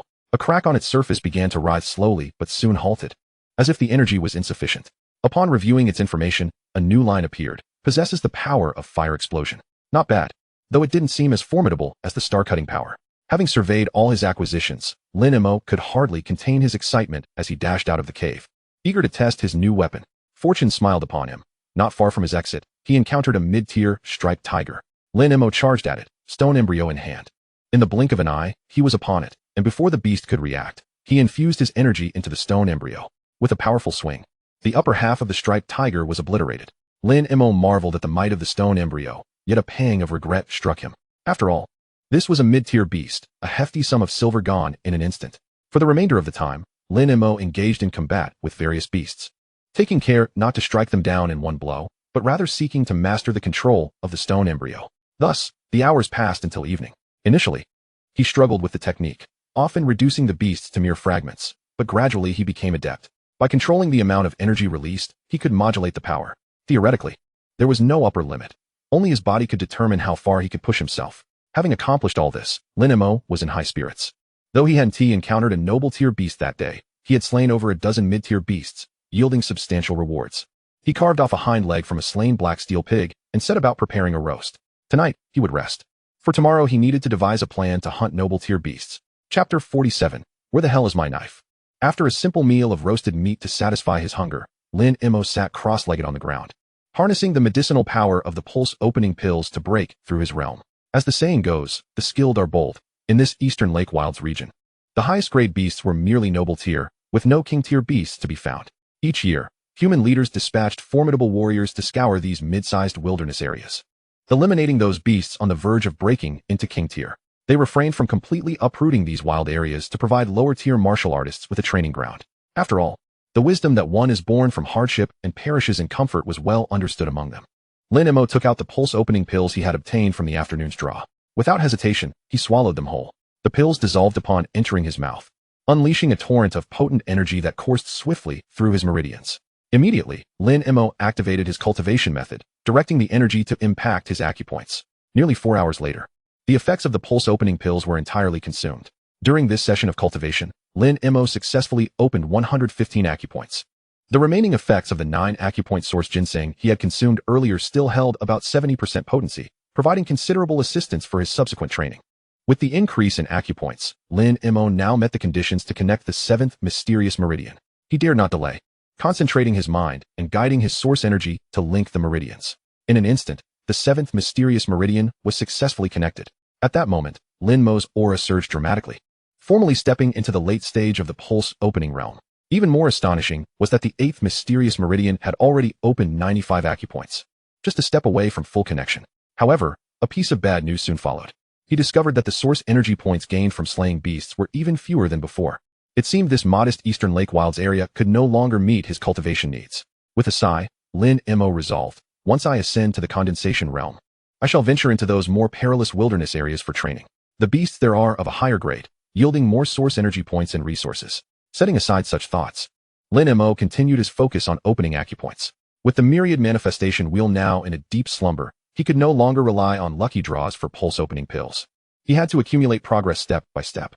May 6th marked the 3rd day since Lin Mo entered the wilderness area. He opened his eyes and checked the daily tasks issued by the system. Once again, it was to slay 5 beasts, with a reward of 500 source energy points. After a brief stretch to loosen his muscles, Lin Mo rose to begin his hunt. Before long, he encountered his first sovereign-level aberration. With a mere thought, the embryo of his innate divine weapon materialized in his hand. Just as he was poised to make his move, a fleeting sensation brushed against the void ring, hinting at something amiss. However, the battle had already commenced, and he had no time for contemplation. He had to first deal with the aberration before him. Moments later, a solitary horned rhinoceros collapsed to the ground, lifeless. Lin Mo stowed its carcass into his spatial ring, simultaneously probing deeper into its contents. Upon doing so, he found himself frozen in shock. Within the confines of the ring lay a veritable mountain of aberration corpses, each and every one a sovereign-level beast he had slain. Yet beneath this morbid mound, the spots where his cold crow perch, Qing Ming's sword, and breaking gangblade had once rested were now desolate and bare. Little crow, Gongzi, are you all right? Lin Mo's voice trembled, disbelief written across his features. He fought to suppress the unease brewing within him. Speculating, could they be buried beneath this mountain of corpses? He hastily began to extract the aberration bodies from the spatial ring, moving with painstaking slowness, fearful of missing any trace. After a full 10 minutes of labor, he had cleared the area, yet it remained as empty as before, devoid of any hint of his weapons. Where the hell is my blade? Lin Mo clenched his fists tightly, his gaze lowering to the stone embryo in his hand. A closer inspection revealed an anomaly. The fissures that had once marred the stone had now fully mended, while another crack was halfway repaired. More importantly, the previously irregular shape of the stone had begun to faintly suggest the contours of a blade, though its edges remained blunt. He swiftly examined the stone's information. Innate Divine Weapon Embryo, lower grade divine, capable of devouring other metallic essences to rectify its own flaws. It possessed the powers of annihilation, star severance, flame eruption, ice prison, and gale. As he absorbed the additional ice and wind attributes, a chilling realization struck him. His cold crow perch, Qing Ming's sword, and breaking gangblade had all been consumed by this innate divine weapon embryo. Lin Mo opened his mouth, at a loss for words.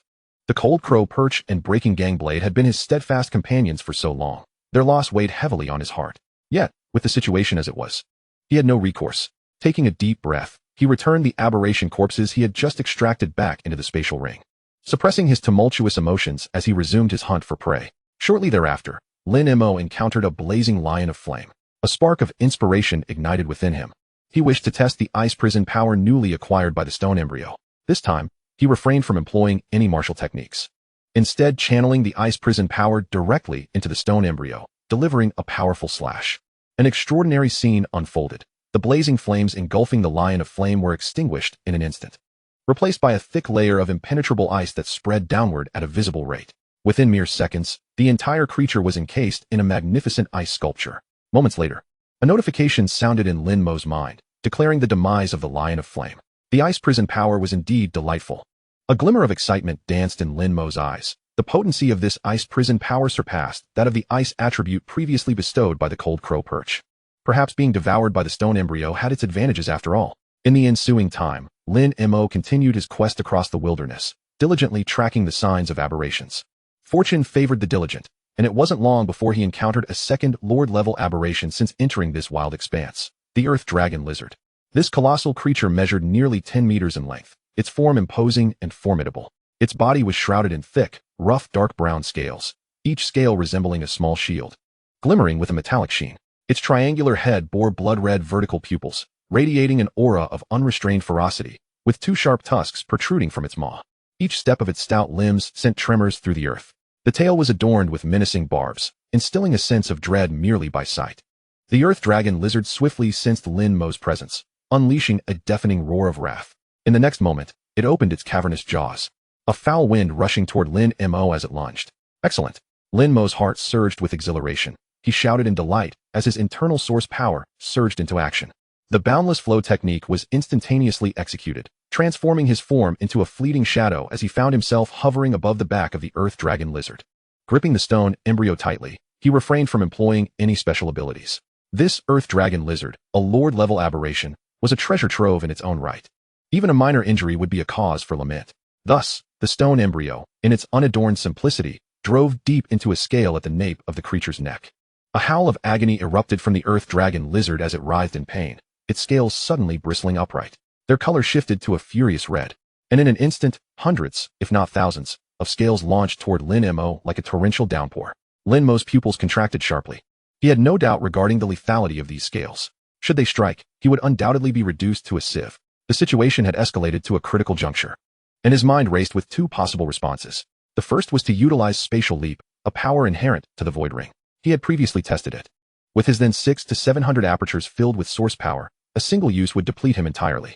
Although he had since expanded his apertures to 815. Employing it now would still render him incapable of further combat, relegating it to a last-ditch escape option. Fortunately, he had a better choice. Without hesitation, Lin Mo channeled his source power into the crimson dragon robe. In an instant, the embroidered red dragon upon the robe's shoulder ignited with brilliance, releasing an overwhelming draconic might. The earth dragon lizard, upon encountering this aura, froze in its tracks, its previously ferocious demeanor withering away as it collapsed to the ground, trembling uncontrollably, devoid of any will to resist. This was the superior pressure of the Chi dragon, a force far beyond that which a mere lord-level dragon-shaped aberration could withstand. However, the scales that had already been launched could not be recalled. They continued their relentless approach towards Lin Mo, just as the scales were about to make contact. A crimson protective shield erupted from the crimson dragon robe, adorned with a swirling dragon motif, embodying the defensive capability of the Chi dragon shield. Clank, clank. Hundreds upon hundreds of scales struck the Chi dragon shield, merely causing ripples upon its surface, failing to breach its defenses. Yet, the towering ancient trees nearby, caught in the crossfire of the scales, were cleaved in two. Moments later, the last of the scales lost their momentum, cascading to the ground as tranquility returned to the area. Lin Mo stood resolutely upon the back of the earth dragon lizard, gazing down at the quaking behemoth beneath him. He had not anticipated the crimson dragon robe to be so remarkably effective. Lin Mo felt a surge of astonishment. This was his first time employing the Chi dragon shield, having never before encountered a crisis that compelled him to utilize such a treasured artifact. Today, it was precisely due to the enhancement of his strength and weaponry that he had grown somewhat complacent, leading him into this perilous predicament. Fortunately, the situation turned out to be less dire than it initially appeared. Lin Mo no longer hesitated. He exerted a slight force upon the stone embryo in his hand, channeling an unparalleled sharpness as he struck towards the head of the earth dragon lizard, decisively ending its life. He stowed the creature's corpse into his spatial ring and meticulously collected the scattered scales surrounding the area. Damn it, what a waste of my time. Lin Mo brushed off the dust from his attire and continued deeper into the wilderness. Chapter 48, The Mighty Ape Tribe. Before long, afternoon had arrived. With the addition of 500 primal energy points contributed by the earth dragon lizard, combined with the prior slaying of several general-level beasts, Lin Mo's total of primal energy points soared to 673. The earth dragon lizard, which was originally at the late stage of the marquee level, should have yielded more energy points. Alas, he himself had concurrently advanced a small realm, thus diminishing the energy point gain. Without a moment's pause, Lin Mo expended 800 primal energy points to elevate the 1000 mechanism sword shadow formation to a minor success and successfully mastered the ice prison 9 cuts. As dusk approached, a general-level mighty ape entered Lin Mo's line of sight. Observing the robust beast, an audacious thought suddenly struck him. The mighty ape is a social creature. Should he intentionally let it escape and follow it, he might discover the location of its tribe. Without further ado, he acted on his impulse. Lin Mo did not unleash his full strength. With a casual swipe, he sent the mighty ape hurtling away. Sensing the vast disparity in power, the mighty ape dared not linger, letting out a frantic cry before bolting away. Lin Mo feigned a vigorous chase for a short distance before swiftly activating the boundless flowing cloud technique, suppressing his aura and silently trailing behind. The mighty ape dashed wildly, soon realizing the widening gap between them. Eventually, it vanished from sight, and a flicker of disdain crossed its features. Nevertheless, it no longer lingered in this perilous realm. Accelerating towards its tribe with all its might, Lin Mo trailed behind at an angle, employing the exquisite boundless flowing cloud technique without raising a single ripple of disturbance. As twilight descended, Lin Mo followed the mighty ape into a valley. Even from a distance, he could hear the cacophony of ape cries echoing within, a scene bustling with life. He focused his senses and felt a surge of joy. The valley housed no fewer than 100 beasts, all members of the mighty ape tribe. Tonight, he would revel in the slaughter. A slight smile graced Lin Mo's lips as he swiftly closed in behind the mighty ape that acted as a guide. Just as the creature sensed something amiss and turned to resist, it was already too late. Lin Mo's stone embryo rose and fell, cleaving the beast in two. After casually stowing it away, he charged into the valley. The sight within the valley momentarily stunned Lin Mo. It was teeming with mighty apes, numbering in the hundreds. Among them, there were at least a dozen at the general level. Moreover, deep within a cavern at the valley's heart, he sensed two colossal auras far beyond that of ordinary mighty apes. Astonishingly, two were at the marquee level. However, this presented no significant obstacle. Muttering to himself, Lin Mo soared into the sky, hovering at the valley's center while observing the throng of apes below. This time, he did not conceal his aura. He unleashed his formidable presence without reservation. The mighty apes immediately sensed the intrusion of an outsider, a human, and ceased their actions, erupting into furious roars directed at Lin Mo above. They then charged en masse towards him. The two marca-level mighty diamond apes in the cave also sensed the disturbance, bursting forth with ferocious roars and eyes filled with malice. Yet, Lin Mo remained unmoved, patiently awaiting the opportune moment. He waited until all the mighty apes gathered within a 100-meter radius of him, some even leaping desperately to strike him down from the air, yet always falling just short. Seeing the moment ripe, Lin Mo focused intently, then suddenly plunged downwards. The primal force within him surged into the stone embryo, and the power of the ice prison was fully channeled into the ice prison 9 cuts. The speed of his blade reached its zenith. The first 3 strikes seemed to occur simultaneously. Instantly, the area within 100 meters, centered around the foremost mighty ape, transformed into a realm of glistening ice. Hundreds of mighty apes were frozen in place, immobilized. The scene fell into an eerie silence, punctuated only by the crisp, melodious notifications echoing in Lin Mo's mind. The 2 mighty diamond apes outside the frozen perimeter were likewise paralyzed by the bone-chilling cold, halting in their tracks. Fear etched upon their faces as they gazed at Lin Mo, breathing heavily. Lin Mo noted that this strike had nearly depleted half of his primal energy. However, he understood that such an all-out explosion was necessary. Otherwise, some mighty apes might seize the opportunity to flee. Having encountered such a vast horde of beasts, he could not afford to let even one escape. Turning his gaze towards the 2 terror-stricken mighty diamond apes, he smirked coldly. "It's your turn." Without a moment's delay, he propelled himself towards them with all his might. The 2 mighty diamond apes, already terrified by Lin Mo's earlier display of power, dared not resist and turned to flee. Yet, their speed was akin to that of a snail in Lin Mo's presence. In an instant, he caught up to one, channeling primal energy into the stone embryo and unleashing the cloud-breaking strike. A blade of wind sliced through the air, and the mighty diamond ape did not even have time to utter a scream before it was cleaved in two. Slaying a mid-stage marquee-level beast. Reward: 3,000 primal energy points. The system notification chimed, and Lin Mo paused momentarily. Mid-stage marquee level, indeed. But why is the reward greater than that of the previous Earth Dragon Lizard? He did not linger on the thought, swiftly stowing the corpse before pursuing the other, fleeing mighty diamond ape. Soon, Lin Mo closed the distance, delivering a precise 1,000-feather-piercing strike into its back. A ripple of blade intent erupted within its body. The mighty diamond ape's form stiffened abruptly as its organs were shattered, collapsing lifelessly to the ground. Slaying a late-stage marquee-level beast. Reward: 3,750 primal energy points. Lin Mo gasped slightly. Truly, this divine weapon possesses astonishing power, effortlessly slaying even marquee-level beasts. However, the energy consumption is quite substantial. Feeling the dwindling primal energy within him, Lin Mo sighed softly. He secured the corpse and turned back, gathering all the general-level mighty apes that had been encased in ice into his storage space. After dealing with all the beast corpses, Lin Mo entered the cave where the two marquee-level mighty diamond apes resided. The territorial instinct of beasts is remarkably strong. This place, as the core of their tribe, would undoubtedly deter other beasts from encroaching, making it an ideal spot for recuperation. Settling into a meditative position, Lin Mo began to reflect upon the immense gains from this encounter. Earlier, when he had slain the lower-level mighty apes, he had vaguely heard the system announce the completion of an achievement task. However, He had been too preoccupied with pursuing the 2 mark-level mighty diamond apes to check at the time. Now that he had leisure, he promptly summoned the system panel for review. Slay 100 beasts within a limited time frame. Reward: 5,000 primal energy points. Title: Beast Slayer. Effect of the Beast Slayer title: increases primal energy points gained from slaying beasts by 50. A glimmer of surprise flickered in Lin Mo's eyes. No wonder the reward for slaying the Lord-level beast had increased significantly. It was due to this title. With excitement, he began to scrutinize the latest system panel. Name: Lin Mo, Blood Purity, 100. Realm: 7 Mystical Meridians of the Tongmai Realm, 79. Myriad Manifestations Roulette, Repair Progress, 01. Martial Techniques, Fragment of the Martial God's Legacy, Preliminary, Boundless Flowing Clouds, Major Achievement, Solitary Swan Shadow, Major Achievement, 1000 Mechanisms, Sword Shadow Array, Minor Achievement. Ice Spirit 9 Consecutive Slashes, Mastery, Blade Technique, Intention, Sword Technique, Intention. Original Energy Points, 25143. With the gains from slaying the beast and achievement rewards, his original energy points had surpassed 25,000, reaching 25143. Ever since the Myriad Manifestations Roulette had fallen into silence, an additional repair progress metric had appeared on Lin Mo's system panel. After a day of self-repair, it had only increased by 0.1.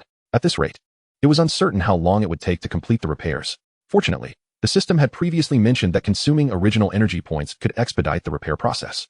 Lin Mo mused. My current attack power is sufficiently formidable, and my agility far exceeds that of the majority of condensing energy realm warriors. In terms of special techniques, the 1000 Mechanisms Sword Shadow Array has reached a minor achievement, and for group attacks, the Ice Spirit 9 Consecutive Slashes serves as a safety net. It seems I lack nothing. Moreover, I am not far from the condensing energy realm. I simply do not possess the techniques to reach it yet, and must rely on the Myriad Manifestations Roulette for a chance. Therefore, repairing the Myriad Manifestations Roulette has become paramount. System: how many original energy points are required to repair the Myriad Manifestations Roulette? Lin Mo inquired in his mind. For every 10,000 original energy points consumed, the repair progress of the Myriad Manifestations Roulette will increase by 10. The system's cold prompt resonated. Upon hearing this response, Lin Mo immediately sighed in relief. Even for a complete repair, it would only require 100,000 original energy points. Judging by today's bounty from the beast hunt, finding a few more such beast clans would soon suffice. Furthermore, with the newly acquired title of Beast Slayer, the rate of accumulating original energy points has significantly increased.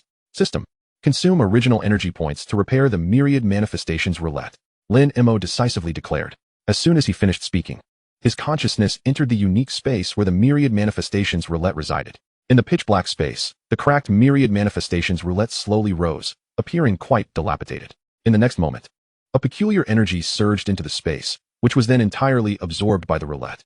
The cracks on its surface visibly diminished, and the repair progress accelerated rapidly. Lin Mo was astounded. What exactly is this original energy point? It can be used to enhance martial techniques and repair such extraordinary treasures as the Myriad Manifestations Roulette. It is truly remarkable. He shook his head, deciding not to dwell on it further, as it was evidently beyond his current understanding. After all, he was merely a high school senior from Jiang City No. 1 High School. These profound secrets could only be pursued once his strength was sufficiently formidable. After a moment, the Myriad Manifestations Roulette, having absorbed the original energy points, slowly sank back down. Lin Mo checked the repair progress, which had risen from 01 to 201. With the cracks reduced by a significant 20%, everything was progressing positively. Chapter 49. Am I being watched? Lin Mo took stock of the bounty collected in his spatial ring. The corpses of the beasts piled high, although the ring's space was ample. Such a plethora of precious beast materials would inevitably need to be sold, despite the reputable status of the treasure-gathering pavilion. Such a vast storage capacity would undoubtedly attract the envy of some ill-intentioned individuals. It was possible that someone might resort to desperate measures to seize the spatial ring. Rather than risk such an eventuality, it would be wiser to periodically clear out a portion. Resolute in his decision, Lin Mo sat cross-legged and concentrated on replenishing his source power. Approximately an hour later, his source power was fully restored. He stood up, dusted himself off, oriented himself towards the stronghold, and activated boundless flowing clouds to dash forward. The scenery around him blurred past in a whirlwind. After a little over an hour, Lin Mo finally emerged from the wilderness and arrived at the entrance of the treasure-gathering pavilion within the stronghold. Although it was now late at night, the stronghold, being a gathering place for martial artists, remained brightly illuminated, with a constant flow of practitioners coming and going. Without hesitation, Lin Mo strode directly into the pavilion. I wish to sell beast materials, including the complete corpse of a lord-level beast, Lin Mo stated matter-of-factly as he presented his black gold membership card to the front desk staff. The attendant, initially somewhat dismissive, instantly changed his demeanor upon recognizing the card's rank and hearing the words Lord-level beast, no longer daring to exhibit even the slightest negligence. He respectfully accepted the membership card. "Please wait a moment. I will take you to meet our esteemed appraisal elder," the attendant said, bowing slightly as he carefully led Lin Mo to the second floor. Upon reaching the door of an office, the attendant gently knocked. After receiving a response from within, he opened the door and gestured for Lin Mo to enter.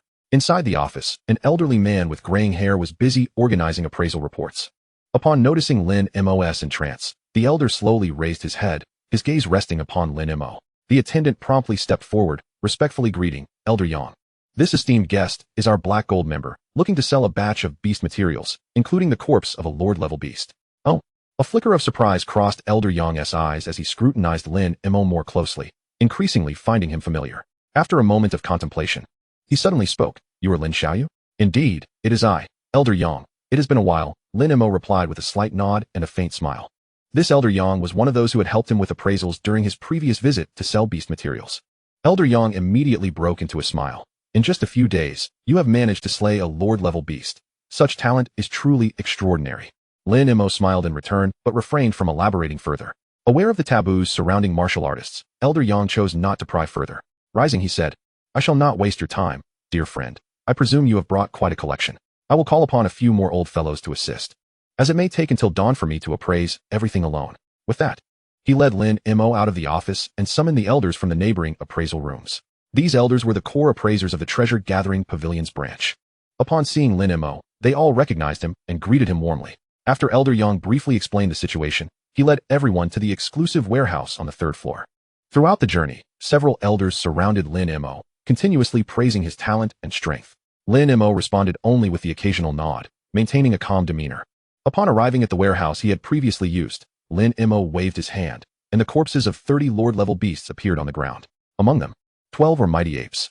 These beast corpses were impeccably preserved, with their cause of death being the annihilation of their internal organs, presenting no visible signs of damage externally.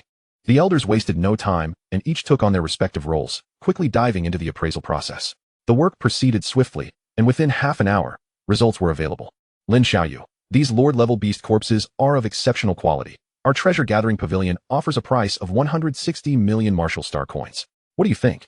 Elder Yang inquired respectfully, holding the appraisal list. Lin Mo nodded slightly, indicating his satisfaction.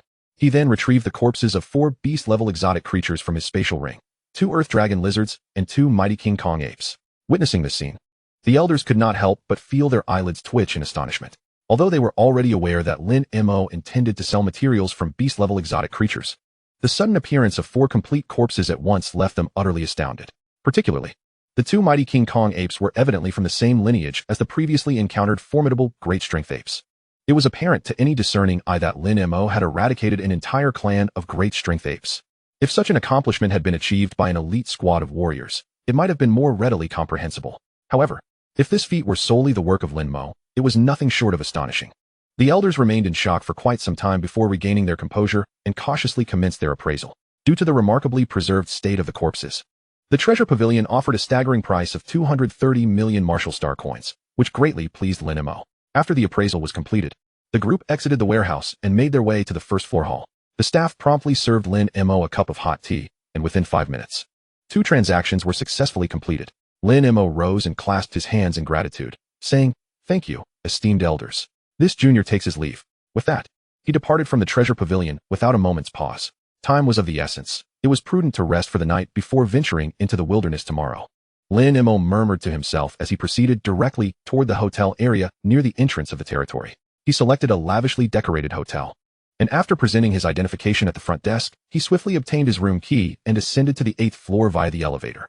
At this moment, within room 8021 on the 8th floor, a young man clad in opulent attire wore a grim expression, his eyes ablaze with barely contained fury. Holding a phone, he suddenly heard a hoarse voice on the other end.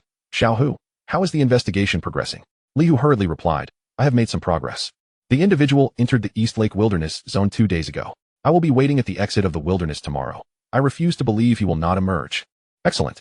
He must pay a steep price." The voice on the other end suppressed its rage before abruptly ending the call.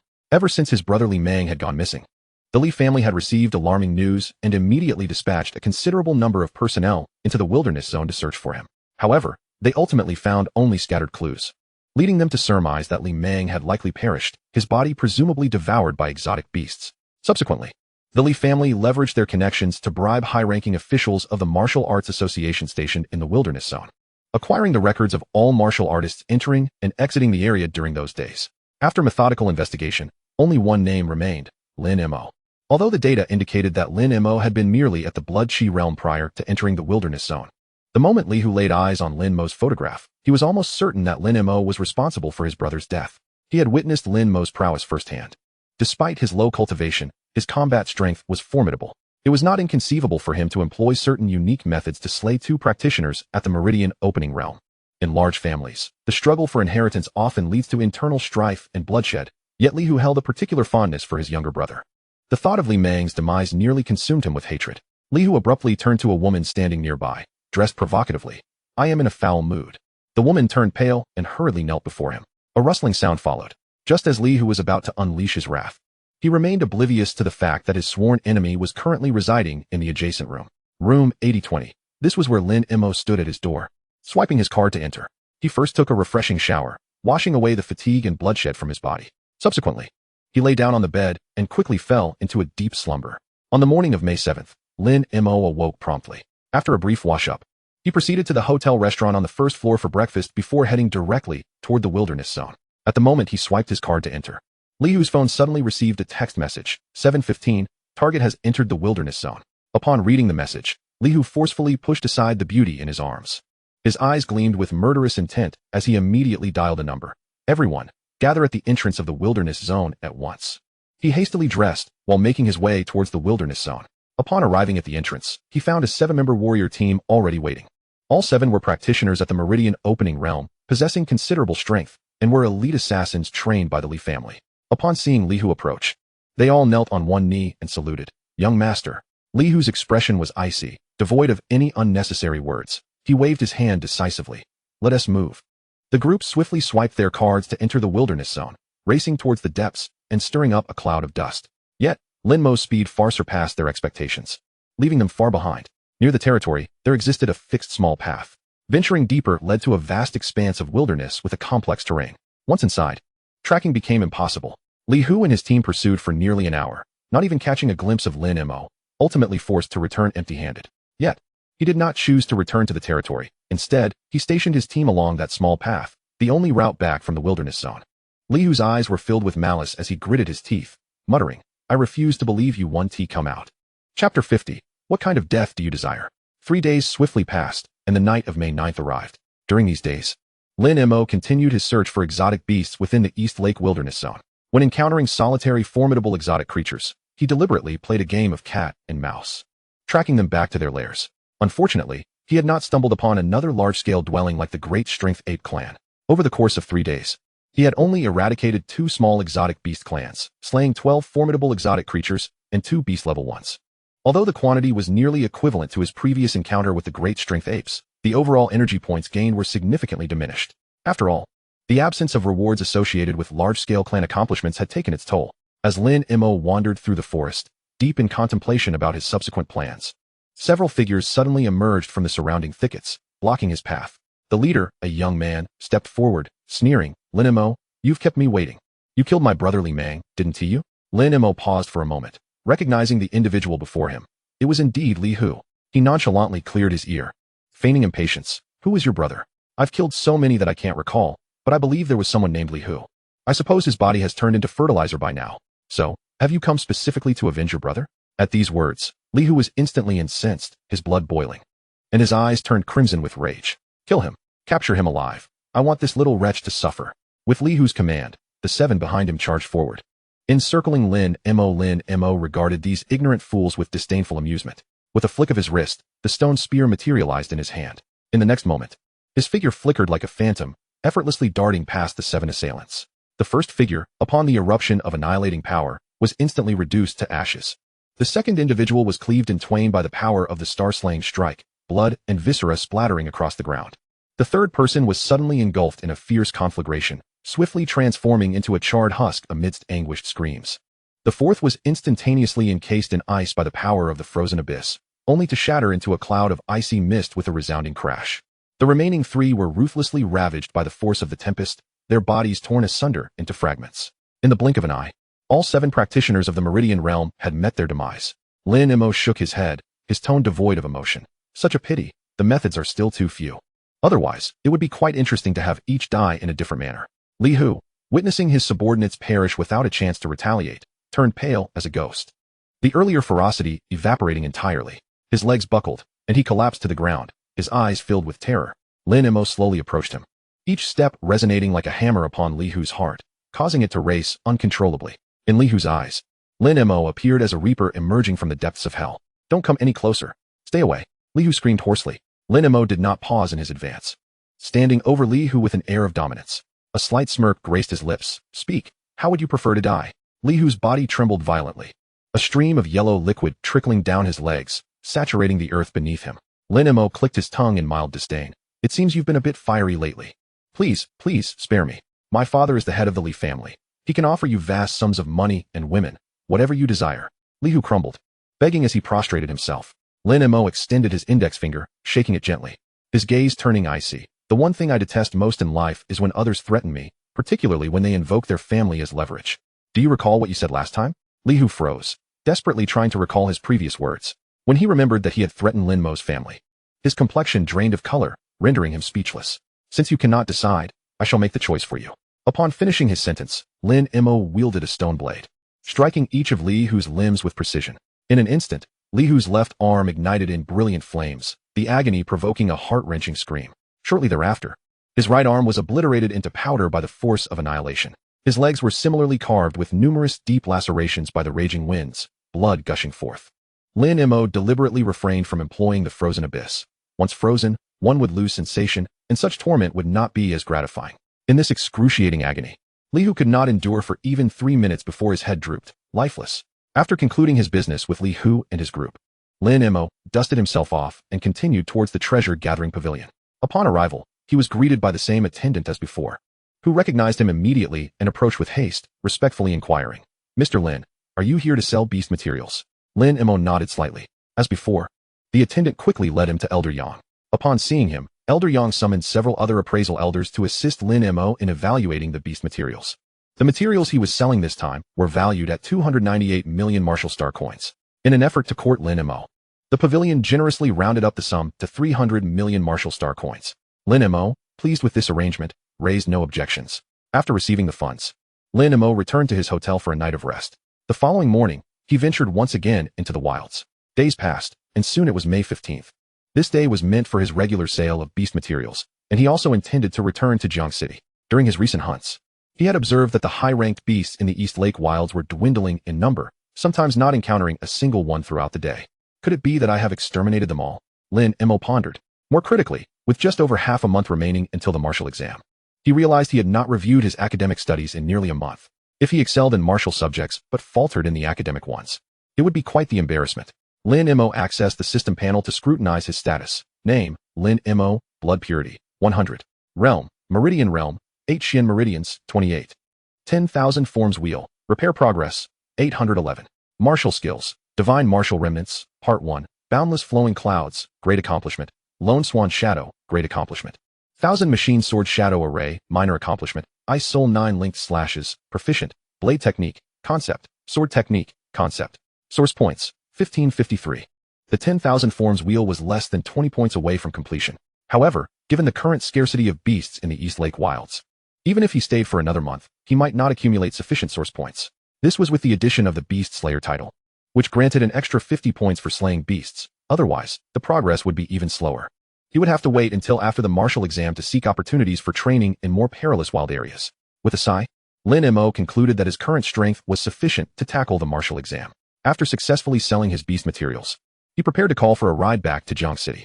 He first sent a message to his aunt, Lin Wan, to assure her of his safety. After a while, her reply came, laced with urgency.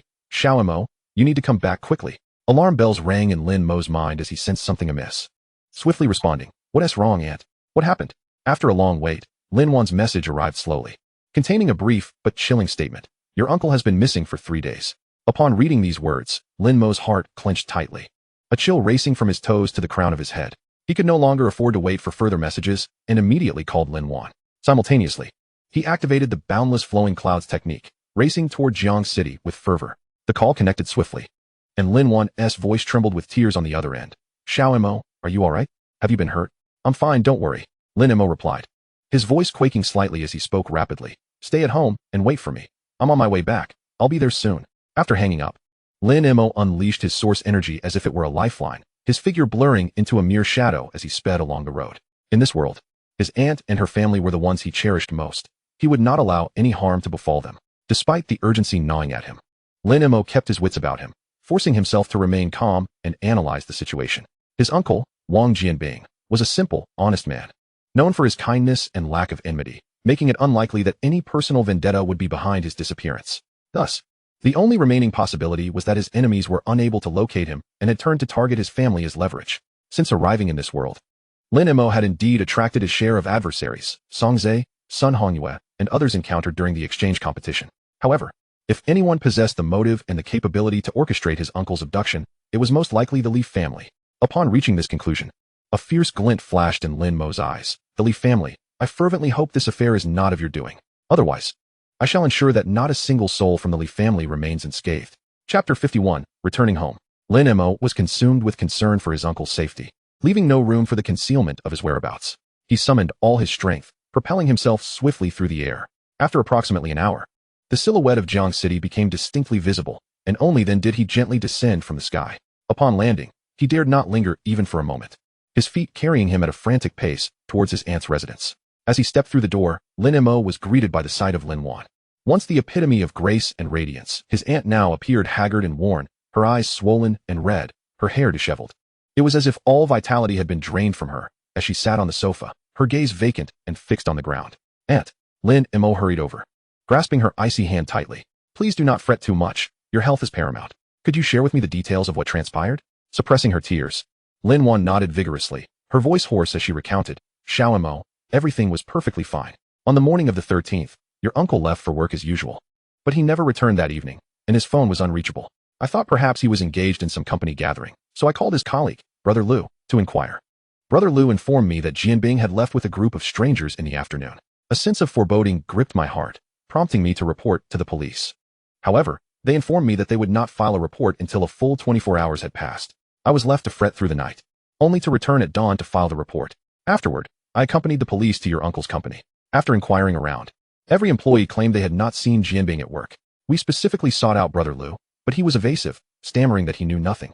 A stark contrast to what he had told me the day before. We attempted to review the company's surveillance footage, only to be informed that the recordings from those days had mysteriously malfunctioned and could not be retrieved. At this juncture, Lin Wan could no longer contain her sorrow. Tears cascaded down her cheeks like pearls strung from a broken necklace. Xiao Mo, you were still training in the wilderness then, and I did not wish to distract you, planning to inform you only upon your return. Do you think something dreadful has befallen your uncle? Aunt, do not worry, nor should you be too disheartened. Lin Mo gently patted her shoulder. I assure you, I will bring your husband back safely. You must be exhausted. Please rest well and await my news. After reassuring Lin Wan, Lin Mo swiftly departed from the house. He obtained Lu's address from his aunt and hastened towards the old neighborhood where Brother Lu resided. Upon arriving, he approached the door and knocked softly. Who is it? Came a somewhat hoarse voice from within. A balding middle-aged man soon opened the door. Hello, Uncle Lu. I am Lin Mo. Wang Jianbing is my uncle. Lin Mo's gaze was fixed intently on his reaction. Upon hearing his uncle's name, Lu's pupils dilated, and a look of panic swept across his face. Just then, a childish voice piped up from within. Daddy, who is it? Lin Mo turned to see a 6 or 7-year-old girl, her face round and cute, with 2 little braids, bounding joyfully into view. Lu, now flustered, seemed at a loss for how to respond. Understanding the situation, Lin Mo smiled gently and addressed the little girl. Hello, dear, I'm a colleague of your father's. Here to discuss some work matters. Lu hastily chimed in, forcing a smile. Yuan, be a good girl and go play inside. Your daddy will join you soon. What a lovely name you have, Yuan, Lin Mo said, reaching out to gently pinch the girl's cheek. Yuan giggled. Thank you, big brother. Daddy, hurry up. With that, she skipped back into the house. Lu sighed in relief and led Lin Mo into the hallway, collapsing onto the steps, his demeanor despondent. Lin Mo sat beside him in silence, patiently awaiting his words. Lu retrieved a pack of cheap cigarettes from his pocket, lighting one for himself. Lin Mo shook his head, indicating he did not smoke. Lu took a deep drag, the smoke swirling around him. Before speaking, Old Wang is a good man. He has helped me immensely at the company. I never wanted it to come to this. However, The boss issued a strict order prohibiting anyone from mentioning old Wang's situation to outsiders, or I'd be dismissed without hesitation. I have a mortgage to pay, and Yuan will start primary school next year. I simply cannot afford to lose this job. As he reached the end of his sentence, the voice of this grown man quivered with uncontainable guilt. Lin Mo sighed, placing a comforting hand on his shoulder. Uncle Lu, I am not here to blame you. I understand your predicament. I merely wish to learn the specifics of that day's events to locate my uncle. Upon hearing Lin Mo's words, Lu's tension eased. He recounted the details of that day, which largely aligned with what Lin had said. After listening intently, Lin Mo withdrew an unnamed bank card from his pocket. Presenting it to Lu, this card contains 100,000. Consider it a token of my gratitude for your honesty. Additionally, could you please provide me with your boss's address? Upon seeing the bank card, Lu's expression shifted dramatically, and he quickly waved his hands in refusal. Lin Mo, sensing his hesitation, gently urged, Uncle Lu, please take it. Yuan will need funds for her education and many other expenses in the future. Rest assured, today's events will remain between us. After a moment's hesitation, Lu ultimately accepted the card, bowing repeatedly in gratitude. He informed Lin Mo that the boss was currently not at home and that he had, per the boss's instructions, taken him to a hotel on the city's outskirts after work that afternoon. Armed with this critical information, Lin Mo wasted no time and swiftly made his way to the hotel. Upon arriving at the door of the designated room, he lacked the patience to knock. With a mere thought, the stone blade materialized in his hand, and with a powerful swing, he shattered the heavy door into splinters. Inside, the boss, entangled with a woman, was startled by the deafening crash. Trembling with fear, he scrambled from the bed, glaring at Lin Mo as he demanded, Who the hell are you? Before he could finish, Lin Mo swiftly moved, delivering a kick that sent the boss crashing back onto the bed, causing him to grimace in pain. The woman on the bed let out a piercing scream. Silence. Lin Mo's eyes narrowed, pointing the stone blade at her. The murderous intent in his gaze silenced her instantly, leaving her trembling at the head of the bed. Lin Mo approached the boss, pressing a foot onto his chest. His tone icy. Having a good time, are we? Now tell me, where's Wang Jianbing? Struggling for breath under Lin Mo's weight, the boss stammered. I don't know what you're talking about. Who is Wang Jianbing? Lin Mo applied a slight pressure with his foot, a ruthless glimmer flashing in his eyes. My patience is limited. Do not force my hand. The immense pressure turned the boss's face pale. I'll tell you, he cried out, desperation evident in his voice. It's the Li Group. It was the Li family who ordered me to do this. Our company is a subsidiary of the Li Group. They sent people to take Wang Jianbing, and I dared not refuse. Upon hearing the name of the Li family, Lin Mo felt a surge of fury rising within him. Indeed, it was they. Grasping his employer forcefully, he spoke in a frigid tone, lead the way. The employer's face contorted in despair, and he lamented, my lord. It is not that I do not wish to guide you, but if I take you to the Li estate, they will surely not spare me. I will perish. Do you believe you still have a choice? Lin Mo retorted dismissively, hoisting his exposed employer and leaping through the window. The employer, stricken with terror, could not contain a startled cry. Lin Mo maintained a steady hold on him as they hovered in the air, gesturing for him to indicate the direction before darting swiftly towards the Li estate. The howling wind sent shivers through the employer, instilling both fear and cold. Lin Mo felt no pity for him. Having conspired with the Li family and harmed his uncle, this lesson was but a small price to pay. Lin Mo's speed was remarkable, and in a blink, they arrived at the outskirts of the Li estate. He unceremoniously discarded the trembling employer to the ground. With a swift motion, he transformed into a whisper of wind, silently infiltrating the Li estate without attracting the attention of any guards. He was acutely aware that his uncle remained in the clutches of the Li family, and he could not afford to act recklessly. If the Li family were to use his uncle as leverage, he would be left with no choice but to tread carefully. The foremost priority was to locate his uncle's place of confinement and secure his safe release. As for the Li family, once his uncle was rescued, vengeance would follow. Chapter 52, The Night Raid on the Li estate. Lin Mo evaded surveillance and stealthily approached the tallest building within the Li estate. The entire layout of the estate sprawled before him. After scanning for a considerable time, he found no suspicious activity. A small squad of guards patrolled every corner. Yet they did not seem to focus on any particular area. This posed a challenge. Lin Mo sighed. If I cannot find them, then I shall capture the leader first. With a fierce glint in his eye, Lin Mo waited until the squad reached a secluded corner before swooping down silently, revealing not a trace of his presence. In less than 2 seconds, only the captain of the martial artist squad remained. As the captain registered the situation, Lin Mo had already positioned his hand against the man's throat. Where's the person captured 2 days ago? Lin Mo's voice was as cold as ice. The captain, feeling the chill of the threat, stammered, I do not know. Upon hearing this, Lin Mo tightened his grip, leaving a crimson mark on the captain's neck, blood oozing forth. The captain, now trembling and close to tears, pleaded, my lord, I genuinely do not know. The master only instructed to enhance security these past few days. Take me to see your family head. Seeing the impatience in Lin Mo's eyes, the captain understood that further refusal would lead to his demise. Reluctantly, he led Lin Mo deeper into the estate. To prevent any tricks, Lin Mo confiscated all of the captain's communication devices, allowing him to walk a meter ahead with Lin Mo closely shadowing him. Should the captain make any sudden moves, Lin Mo would be ready to respond. Under the captain's guidance, they swiftly arrived before the villa where the Li family head resided. Lin Mo instructed the captain to knock on the door. Barely 2 knocks were made before the door swung open, and dozens of martial artists surged forth from within. Most were at the Bloodchi realm, with a dozen or so at the channeling realm. A grim-faced middle-aged man stood at the entrance. He was none other than the head of the Li family. What sort of company have you brought? The family head queried coldly. The captain, terrified, fell to his knees, exclaiming, Master, this esteemed gentleman compelled me to bring him. Lin Mo stepped forward, his gaze piercing as he scrutinized the family head. How did you discover this? Li Jinzong scoffed. Did you think your actions were flawless? The moment you stepped out of the wilderness zone, I received word. In Jiang City, no one can conceal anything from me. His eyes reddened with fury as he bellowed. Lin Mo, today, I shall take your head to appease my son's spirit. The martial artists surged forward, while Li Jinzong remained in the background. He was fully aware that even with Li Hu leading 7 channeling realm experts, they could not subdue Lin Mo. Today, he had summoned all the martial artists nurtured by the Li family over the years. Lin Mo's lips curled into a sardonic smile. Do you truly believe you have me at your mercy? Like a specter, Lin Mo darted left and right, appearing before Li Jinzong, smirking as he regarded him.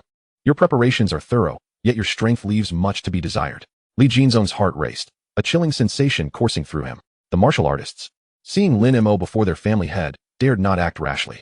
Lin Mo spoke nonchalantly. Take me to my uncle. If I perish, you shall never see your uncle again. Best not to make such a choice. Otherwise, I shall ensure that every member of the Li family pays the ultimate price. Do not test my limits. Lin Mo's murderous intent surged, resembling a Shura emerging from a sea of corpses and blood. Fear loomed like an invisible beast, gnawing at the hearts of all present. Li Jinzong was the first to crumble. Quickly, bring that man here. Immediately, 2 channeling realm martial artists descended. Lin Mo had Li Jinzong sit on the steps, surveying the crowd. None dared to meet his gaze. After a moment, the 2 martial artists returned, escorting a middle-aged man. Lin Mo recognized him instantly as his uncle. Noting his weakened state, eyes tightly shut, with several visible injuries on his body, Lin Mo's expression turned frosty, and he glared at Li Jinzong. You are courting death. The 2 channeling realm martial artists, sensing Lin Mo's murderous intent, immediately seized Wang Jianbing. With a menacing tone, they commanded, Stop. Li Jinzong hastily interjected. Let us strike a deal.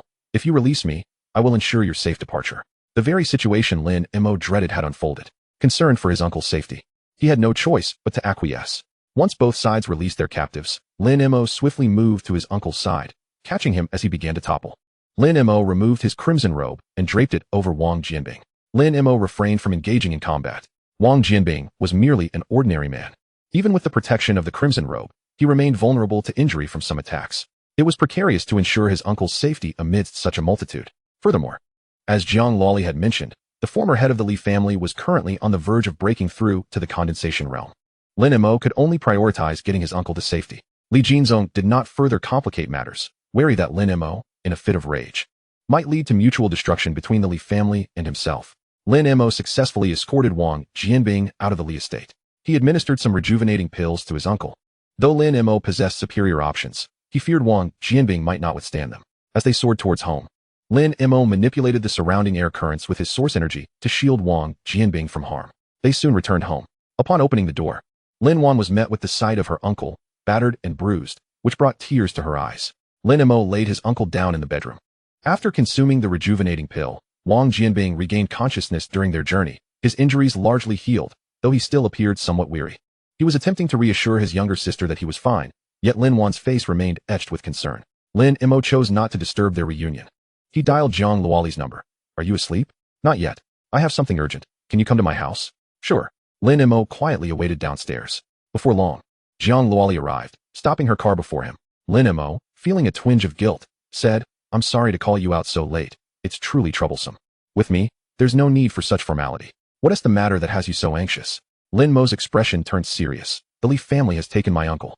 Jiang Luoli's demeanor shifted dramatically. Lin Mo quickly patted her shoulder, signaling her to remain calm. I've already rescued my uncle, but this matter I sent tea over. I plan to visit the Li family. I wanted you here to protect my family while I'm away. Jiang Luoli paused, contemplating. You're going to the Li family? I'll have my dad accompany you. She began to reach for her phone to call Jiang Yanqing. Lin Mo urgently stopped her. No, this is my personal affair. Your father's status is different. He shouldn't get involved in this. Just keep an eye on my family. After a moment's reflection, Jiang Luoli agreed. Realizing that her father's involvement might complicate things, yet she felt uneasy about Lin Mo going alone. Given her own abilities, accompanying him would only be a hindrance. Noticing her concern, Lin Mo smiled gently. Do you really doubt my capabilities? Last time, from the condensation realm couldn't bring me down. How could the Li family's old guard be a match for me? Come, let me introduce you to my family. He took her hand and led her upstairs. Chapter 53, The Young and the Arrogant. Jiang Luoli recalled her father's words from the last time he returned home. Lin Mo might already be my equal. This thought eased her worries. However, the idea of meeting Lin Mo's family filled her with a sense of nervousness.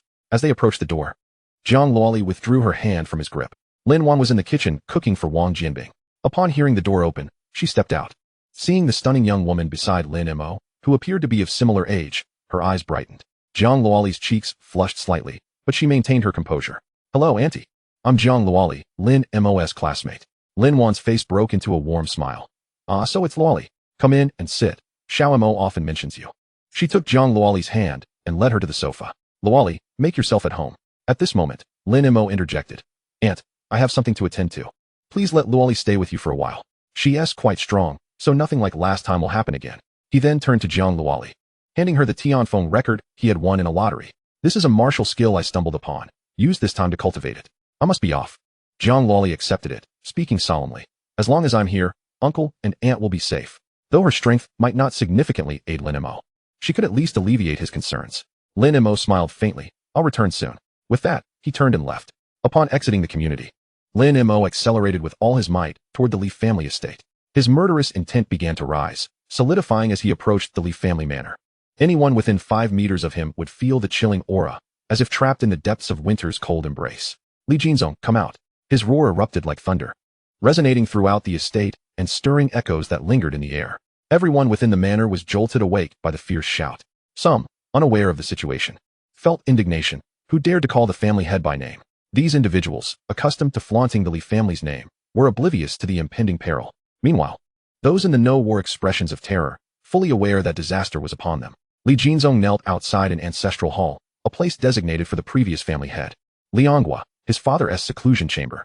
Ever since Lin Mo had left, Li Jinzong had come here, beseeching his father for assistance. He knew Lin Mo was no ordinary opponent and would surely return. Only his father's intervention could save him and the Li family. However, Lianghua had been in seclusion for months, not having stepped outside the hall even once. He remained unaware that his 2 grandsons had already met their demise. Father, please. We need your help. My 2 children were harmed by treacherous men, and now they come to annihilate the Li family. This villain is immensely powerful. None of our family's guards stand a chance against him. Our family is in grave danger. Li Jinzong wept bitterly, his appearance pitiful, evoking sorrow in those who witnessed him. One might mistake him for the true victim. Despite his pleas, the ancestral hall remained silent. Just then, Lin Mo's voice echoed once more. Li Jinzong, come out. If you don't appear, I shall slay your entire clan. Though fear gripped him. As the head of the family, Li Jinzong could not allow Lin Mo to massacre his kin while he remained hidden. The authority of a family patriarch surged within him. Boy, if you wish to annihilate the Li family, let us see if you have the capability. He dashed toward the courtyard, where all the Li family's martial artists had gathered. No one dared to approach as they gazed at Lin Mo, who hovered in the air. Li Jinzong's mind raced with uncertainty. Flying? In the divine concealment realm? Impossible, absolutely impossible. This lad must be employing some vile sorcery. He quickly steadied himself. Lin Mo, do you truly wish for total annihilation? Lin Mo chuckled coldly. And if I do? Li Jinzong suddenly burst into laughter. Ha, what a ruthless lad.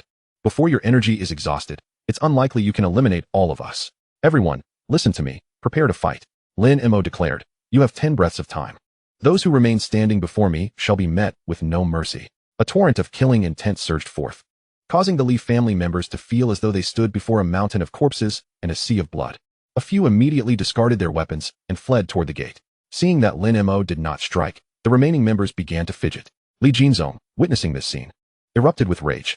He drew a knife from his spatial ring and executed one of the wavering guards on the spot. Traitors shall be executed. Today, we shall fight to the death. The Li family warriors, though gripped by fear, dared not flee any longer. They tightened their grips on their weapons and assumed battle stances.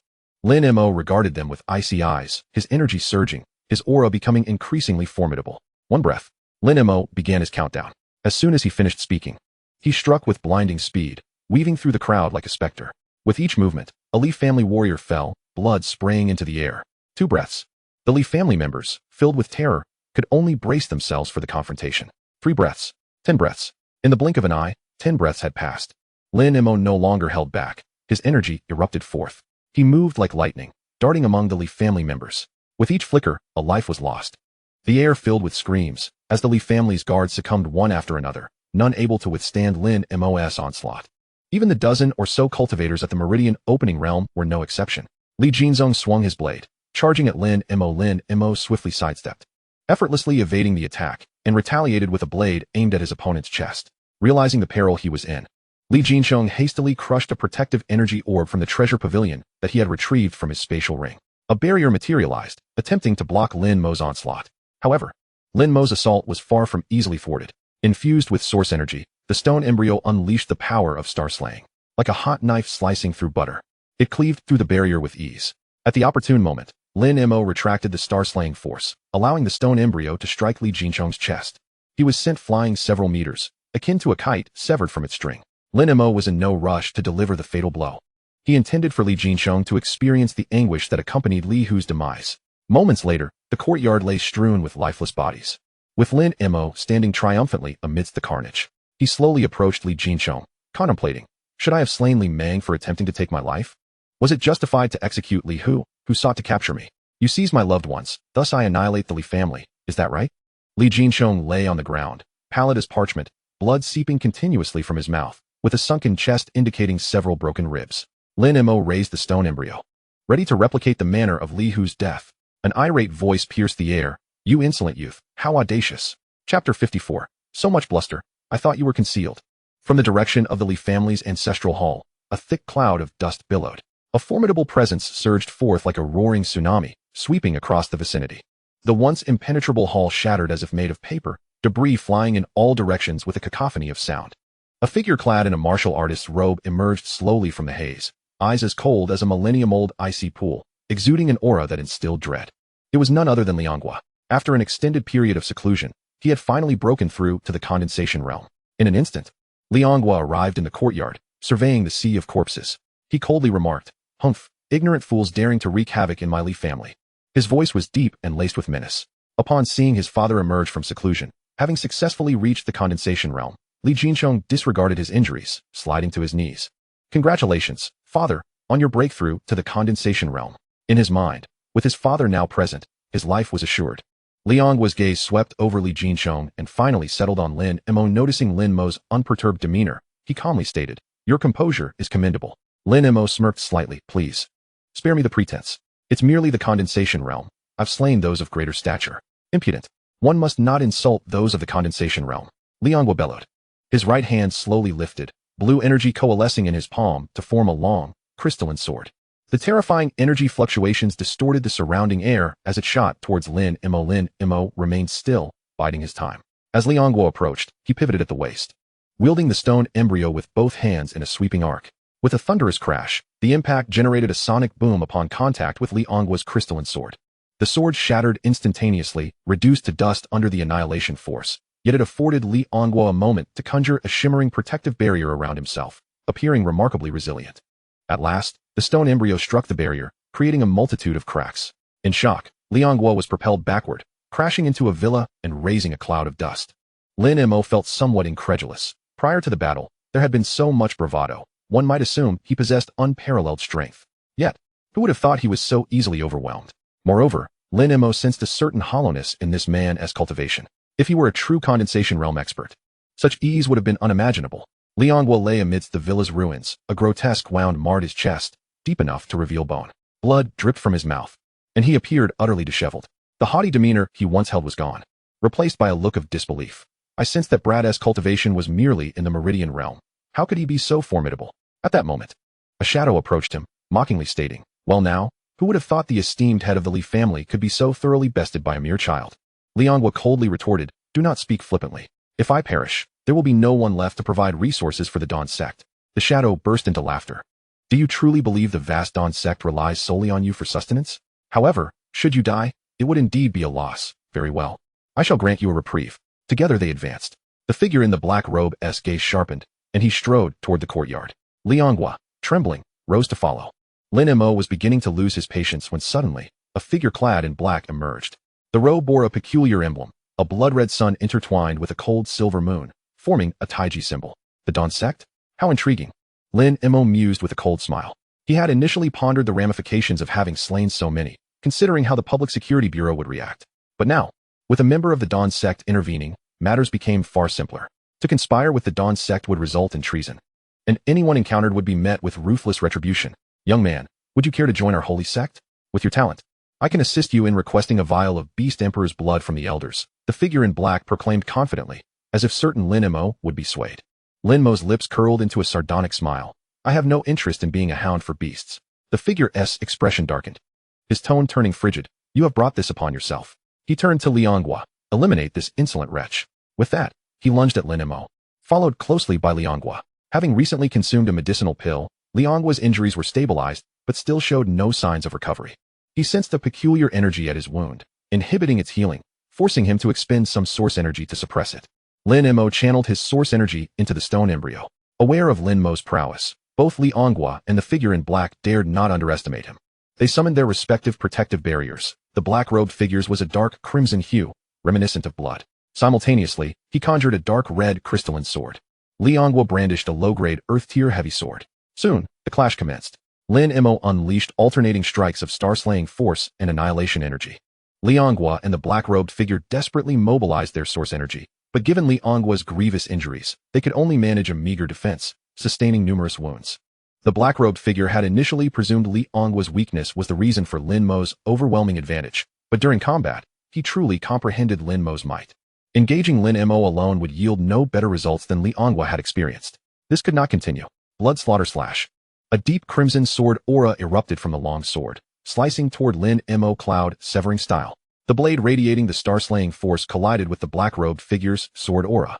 Disintegrating upon contact, the blade remained undiminished, continuing its trajectory towards the black-robed figure. Not good. The figure cloaked in black stood as if facing an imposing adversary. The luminous shield surrounding him radiating with increasing brilliance, his movements unwavering. The resplendent glass sword in his grasp seemed to emit a sanguine glow. As if it were weeping blood, Lianghua joined forces to resist the onslaught. A layer of crystalline substance, as formidable as mountain rock, coalesced upon his heavy sword. Just gazing upon it, one could sense the immense weight and power behind the impending strike. Lin Mo's attack simultaneously struck both swords. The blood-red glass sword shattered instantly, while a massive gash appeared in Lianghua's heavy sword, barely withstanding the force of the blow. Both warriors bore the marks of their injuries, blood trickling from their lips, indicating their grievous wounds. Consuming the blood of the Beast King, the black-cloaked figure's countenance darkened as he addressed Lianghua, and without hesitation, he shattered a glass vial and ingested the crimson liquid. Lianghua followed suit. Instantly, distinct animalistic traits manifested upon both men. The black-cloaked figure sprouted two fangs resembling steel spikes, and his limbs grew more robust as he crouched low. Lianghua's visible wounds began to mend before the naked eye, his aura rapidly ascending. His hands morphed into unknown beastly claws, glimmering with a sharp, cold light. Sensing the shift in dynamics, Lin Mo exerted all his effort to reach them. Yet, this transformation occurred in an instant. Unlike the slow consumption of the Beast Emperor's blood by the four guardians previously, the increase in power was not as substantial this time. But they retained their mental clarity. Rather than retreating, the two advanced towards Lin Mo once more, and combat ensued again. Chapter 55. Women, quite a challenge. Their beastly claws collided with Lin Mo's stone form, erupting in a shower of sparks. After several exchanges, the combat appeared evenly matched. Lin Mo found himself unable to merge the power of star severing with that of annihilation. The tier of such power was simply too elevated. Lesser forces, like the gale force and flame burst, could be harnessed, but they merely served as enhancements rather than true amalgamations, like wind fanning flames, empowering the flame burst.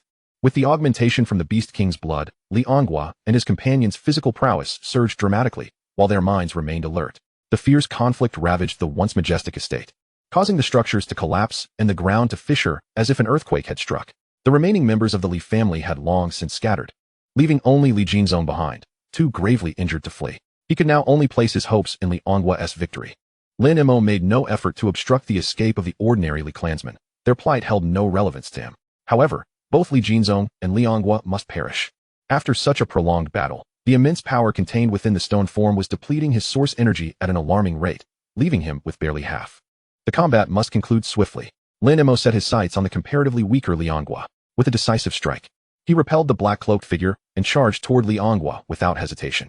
A torrent of source energy surged into the stone form, elevating its aura rapidly until it reached a critical threshold, producing a resounding clang of steel. A fierce presence emanated from the stone form, as if it sought to cleave the very heavens. The black-cloaked figure hastily prepared to defend himself if Lianghua fell. He knew he would stand no chance against Lin Mo. He maneuvered to Lin Mo's flank, lifting his massive beastly paw to strike. This blow was enough to instill dread even in a condensing energy realm expert. Lin Mo, undeterred, unleashed a blade imbued with the power of star-severing.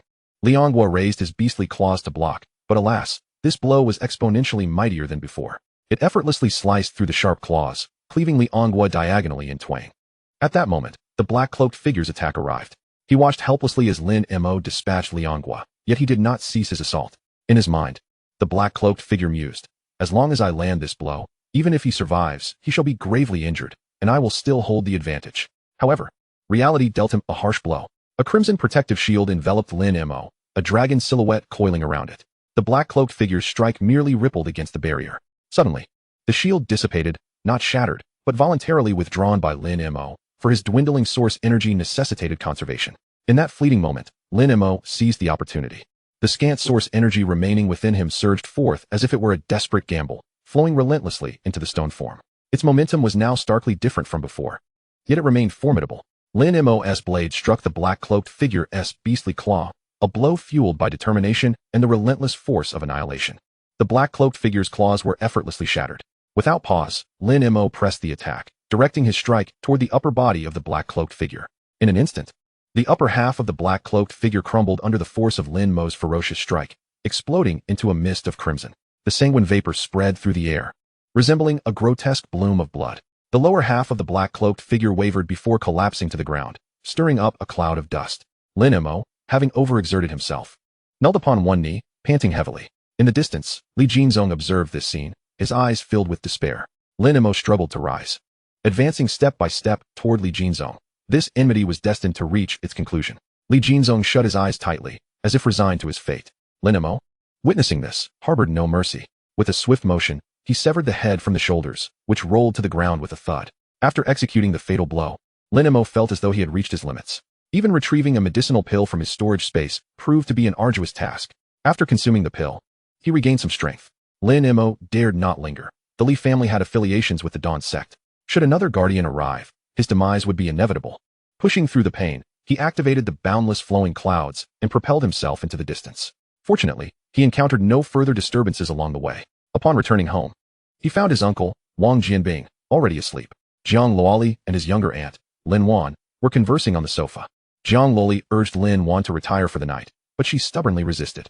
At that moment, the sound of the door creaking open alerted Jiang Luoli, who instantly became vigilant, grasping the fengshi gene from the coffee table, poised for action.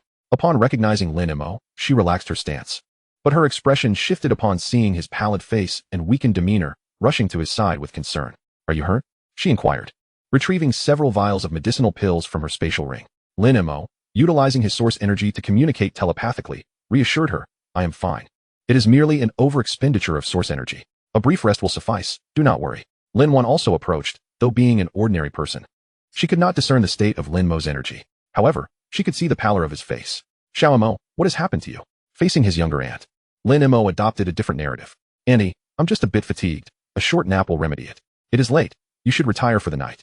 After escorting his aunt back to her room, Lin Mo collapsed onto the sofa. Jiang Luoli poured him a glass of water and sat beside him. Lin Mo managed a weak smile. "Luoli, you have worked hard tonight. Please rest in my room. I will meditate on the sofa for a while." Jiang Luoli shook her head. "It is of no matter. In your current state, you need someone to care for you." She continued, "The martial skill you bestowed upon me is far more profound than any I have previously learned. I require a bit more time to solidify my understanding. Should you need anything, do not hesitate to awaken me." With that, she closed her eyes. Lin Mo felt a warmth in his heart. He refrained from further conversation and began to channel the remnants of the martial god's legacy, absorbing the source energy from the air to replenish his own reserves. After a night of rest, Lin Mo finally regained his vigor. His aunt emerged from the bedroom to prepare breakfast. Jiang Luoli went to the kitchen to assist. And despite Lin Wan's reluctance, she could not dissuade her, ultimately praising Jiang Luoli as a good girl. Lin Mo sat on the sofa, watching the warm scene unfold in the kitchen, a smile unconsciously creeping onto his lips. After a while, breakfast was ready. Wang Jianbing had already risen. And with Lin Mo's medicinal pills and a day of recuperation, his complexion had improved significantly. He had also met Zhang Luoli the previous day and was quite pleased with her. The family enjoyed a harmonious breakfast together. During Wang Jianbing's absence over the past few days, Lin Wan had been so worried that it nearly drove her to madness, prompting her to send the two children to relatives, who remained oblivious to the unfolding events. After breakfast, Zhang Luoli prepared to head home. Lin Wan, reluctant to see her go, exclaimed, "Luoli, do come and visit us often." "Of course, Annie, I will come to see you regularly," Zhang Luoli replied with a sweet smile. Lin Mo escorted Zhang Luoli downstairs, as she had driven here the previous night. Zhang Luoli looked at Lin Mo and said, "I must be on my way." Lin Mo waved his hand, replying, "All right, goodbye. I truly am leaving now." She insisted. "Be careful on the road," he cautioned. With a light snort, Zhang Luoli got into her car and sped off. Lin Mo rubbed his nose, pondering, why does it feel like she seems a bit displeased? Women can be quite perplexing. Chapter 56. Just come, why bring anything? May 16th. Only 20 days remained until the martial arts examination. Today would be a day of rest. And tomorrow he would return to school to review his academic subjects. After seeing Zhang Luoli off, Lin Mo returned home, mentally calculating his plans. Upon his arrival, Lin Wan hurriedly approached him, saying, "You little rascal, I have taken quite a liking to that girl Luoli. You must marry her, no matter what." "Auntie, it also depends on whether she is willing," Lin Mo replied, feeling helpless. "If she didn't like you, would she come over at such a late hour just for a call? Besides, as a woman, I can tell you that Luoli's gaze towards you is distinctly different." All right, I am only 18. Must you insist I marry?" he retorted. "Humph, you little brat. I tell you, Sister Zhang upstairs is already a grandmother. And her son is about your age. And let us not forget that lad from the Zhao family." Lin Mo hastily made his escape. Had he known, he would not have brought Luoli home. However, the situation last night had been urgent, and he had no one else he could trust. Otherwise, he would not have allowed a girl to come to his home in the dead of night.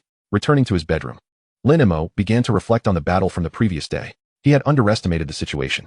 He truly did not anticipate that the Li family was colluding with the Dawn sect. In Lin Mo's estimation, the greatest trump card of the Li family was Li Ongwa's breakthrough to the condensation realm. Additionally, during his time in the wilderness, he had never encountered such a formidable opponent. Lin Mo had not engaged in a fierce battle. He had sufficient source energy for a confrontation. Last night, after Li Ongwa and the man in the black robe consumed the Beast King's essence, they were equivalent to two late-stage condensation realm martial artists. They were slightly weaker than the 4 guardians from the last auction at the Treasure Pavilion. However, those 4 had been disoriented and fought individually, which had provided Lin Mo and his companions an opportunity. In contrast, Li Ongwa and the black-robed man's minds were clear and their cooperation seamless, making them all the more troublesome. Ultimately, it came down to a lack of source energy. Had he been fully equipped, with each strike a critical hit, who could have withstood him? Shaking his head, Lin Mo dismissed such thoughts. The most pressing matter now was to get some sleep. The fatigue weighed heavily on him, prompting a long yawn. He collapsed onto his bed and soon fell into a deep slumber. It was not until midnight that Lin Mo awoke from his dreams. Checking his phone, he saw a message from Zhang Luoli. "My father and the head of the Public Security Bureau have visited the Li family's estate and found traces of the Dawn sect. Why didn't you inform me of this?" Lin Mo replied, "I was concerned it might worry you. By the way, I killed quite a few yesterday. Could there be any trouble?" Zhang Luoli responded immediately, "No, when it involves an evil cult, even if the Li family is wiped out, there will be no repercussions." Lin Mo felt relieved. This aligned with his own thoughts. He then inquired, "Why are you still awake so late?" "I just finished my training and am preparing for bed," she replied. After exchanging a few more words, Lin Mo set down his phone. He went to the kitchen to find something to eat before beginning his daily training. After a night of practice, Lin Mo successfully opened 4 acupoints. After having breakfast at home, he made his way to school. Upon arriving at the teaching building, the banner that once proclaimed 100 days of hard work, one dream realized, had vanished. In its place hung a new banner. "Congratulations to Lin Mo from Martial Arts Class 7 for winning first place in the exchange competition." Although the competition had concluded over half a month ago, Lin Mo's fame had not diminished. Many students were discussing him, having only heard tales of his exploits but never having seen him in person. Lin Mo ignored the murmurs around him and walked directly into the classroom. Upon his entrance, the students were briefly stunned before returning to their activities. With only a little more than half a month until the martial arts examination, the senior class students were far more focused than others. Soon, the class bell rang. The homeroom teacher entered the classroom, paused upon seeing Lin Mo, but quickly regained composure and nodded at him. Throughout the morning, Lin Mo paid close attention. As his strength increased, he found his thoughts becoming more agile, enabling him to easily grasp the concepts taught by the teacher. At noon, Zhang Luoli called to say that Zhang Yanqing had invited Lin Mo to dinner at their home and asked where he was. Lin Mo replied, I'm at school. School? All right. I'll be right there. Lin Mo waited at the school gate. Soon, Zhang Luoli's car pulled up in front of him. She lowered the window and said, "Get in." Today, Zhang Luoli was clad in a leather jacket, sporting sunglasses, her long, dark hair flowing like a waterfall in the wind, both beautiful and striking. Lin Mo settled into the passenger seat and inquired, "Why did Uncle Zhang suddenly invite me for dinner? Didn't he try to avoid me last time?" Zhang Luoli recalled Lin Mo's wager with Jiang Yanqing and chuckled. "It's because of the Li family situation, but I don't know the specifics. Let's stop by the treasure pavilion first." "Sure." Amid envious glances, the two sped away. "Damn it, pretty boy, cozying up to a rich woman." Two boys muttered with a mix of envy and resentment, wishing it were them instead. Upon arriving at the treasure pavilion, Lin Mo purchased a few bottles of fine wine. The two then headed to the Jiang family home. Upon arriving, they found Jiang Yanqing relaxing on the sofa with a magazine. Seeing Lin Mo with several bottles of wine, he enthusiastically approached, not to greet Lin Mo, but to welcome the wine. "You could have just come without bringing anything," he quipped, taking the bottles from Lin Mo's hands and heading inside, showing no regard for him. Lin Mo stood there momentarily, thinking, "Well, you old rascal. Ah, Uncle Jiang. Have you forgotten something?" Jiang Yanqing turned back. "What else did you bring?" Lin Mo, with a furrowed brow, responded, "Nothing." As Jiang Yanqing was about to turn away, Lin Mo continued, "I recall someone mentioning last time that if I drained the source energy training room, I should be called." In an instant, Jiang Yanqing appeared before Lin Mo, beaming with a broad smile. "Oh, is that not little Mo? It's been a few days, and you've become even more handsome. Are you hungry?" He then glanced at Zhang Luoli and said, "Luoli, could you check if the fish is done in the kitchen? Today, the two of us should indulge in a drink." Lin Mo quipped, "Zhen Ziden, point at a person, JPG." Jiang Yanqing lavished praise upon Lin Mo, declaring him a youthful hero who single-handedly eradicated the entire Li family and thwarted the conspiracy of the Dawn sect, all with effortless words. "Uncle Jiang, you didn't summon me merely to flatter me, did you?" Jiang Yanqing then wiped the smile off his face and said earnestly, "The reason I called you here is related to the Dawn sect. Including last time, you have already slain 5 protectors of the Dawn sect. Initially, I intended to hold a commendation ceremony for you, but I suppressed it. Rest assured, your rewards will not be scant. I merely wish to keep you out of the Dawn sect's sight." Lin Mo sincerely replied, "Thank you for your concern, Uncle Jiang." He truly had not perceived this matter. In future encounters with the Dawn sect, he would either have to annihilate them entirely or disguise himself. After discussing these matters, Jiang Yanqing led Lin Mo to the dining table, and the two began to drink heartily. Chapter 57. You didn't pull the handbrake. Soon, an array of delectable dishes adorned the table. Lin Mo and Jiang Yanqing sat across from each other, with Zhang Luoli beside Lin Mo. Jiang Yanqing continuously poured drinks for Lin Mo, creating a convivial atmosphere. At first, their conversation revolved around the quality of the wine, and after several glasses, they declared, "We must not return until we are thoroughly intoxicated." After a while, Jiang Yanqing exclaimed, "Brother, I'm not boasting, back in the day." As time passed, Jiang Yanqing produced a pack of cigarettes, the box devoid of any brand. He lit one for himself and offered Lin Mo a stick. Lin Mo struggled to ignite it with his lighter, and Zhang Luoli extended her delicate hand to shield the flame. Lin Mo looked up at Zhang Luoli, unsure if it was the alcohol or something else. He found her exceptionally captivating today. Another bottle of wine vanished down their throats. "Brother, I truly believe you should understand the relationship between humanity and the beasts." Lin Mo slammed his hand on the table. "Damn it. I shall eventually eradicate this group of brutes." Jiang Yanqing roared with laughter. "Good brother, for that statement, I toast you with a bottle." As he spoke, he opened an unopened bottle and gulped it down. "Brother Jiang, your capacity is impressive." Lin Mo reciprocated, and soon both found themselves sprawled across the table. Given their cultivation levels, they could utilize source energy to dispel the effects of drunkenness. However, the essence of drinking lies in savoring the intoxication. Ever since their last encounter, Lin Mo had come to relish this sensation. Zhang Luoli observed the two slumped figures at the table, shaking her head in exasperation. She supported Lin Mo, feeling his warm breath against her, causing her cheeks to flush. She guided Lin Mo to a room for him to rest. Just as she was about to rise after settling him onto the bed, Lin Mo suddenly grasped her hand. Zhang Luoli's heart skipped a beat as she gazed at Lin Mo's tightly shut eyes and slightly flushed cheeks, causing her heart to flutter.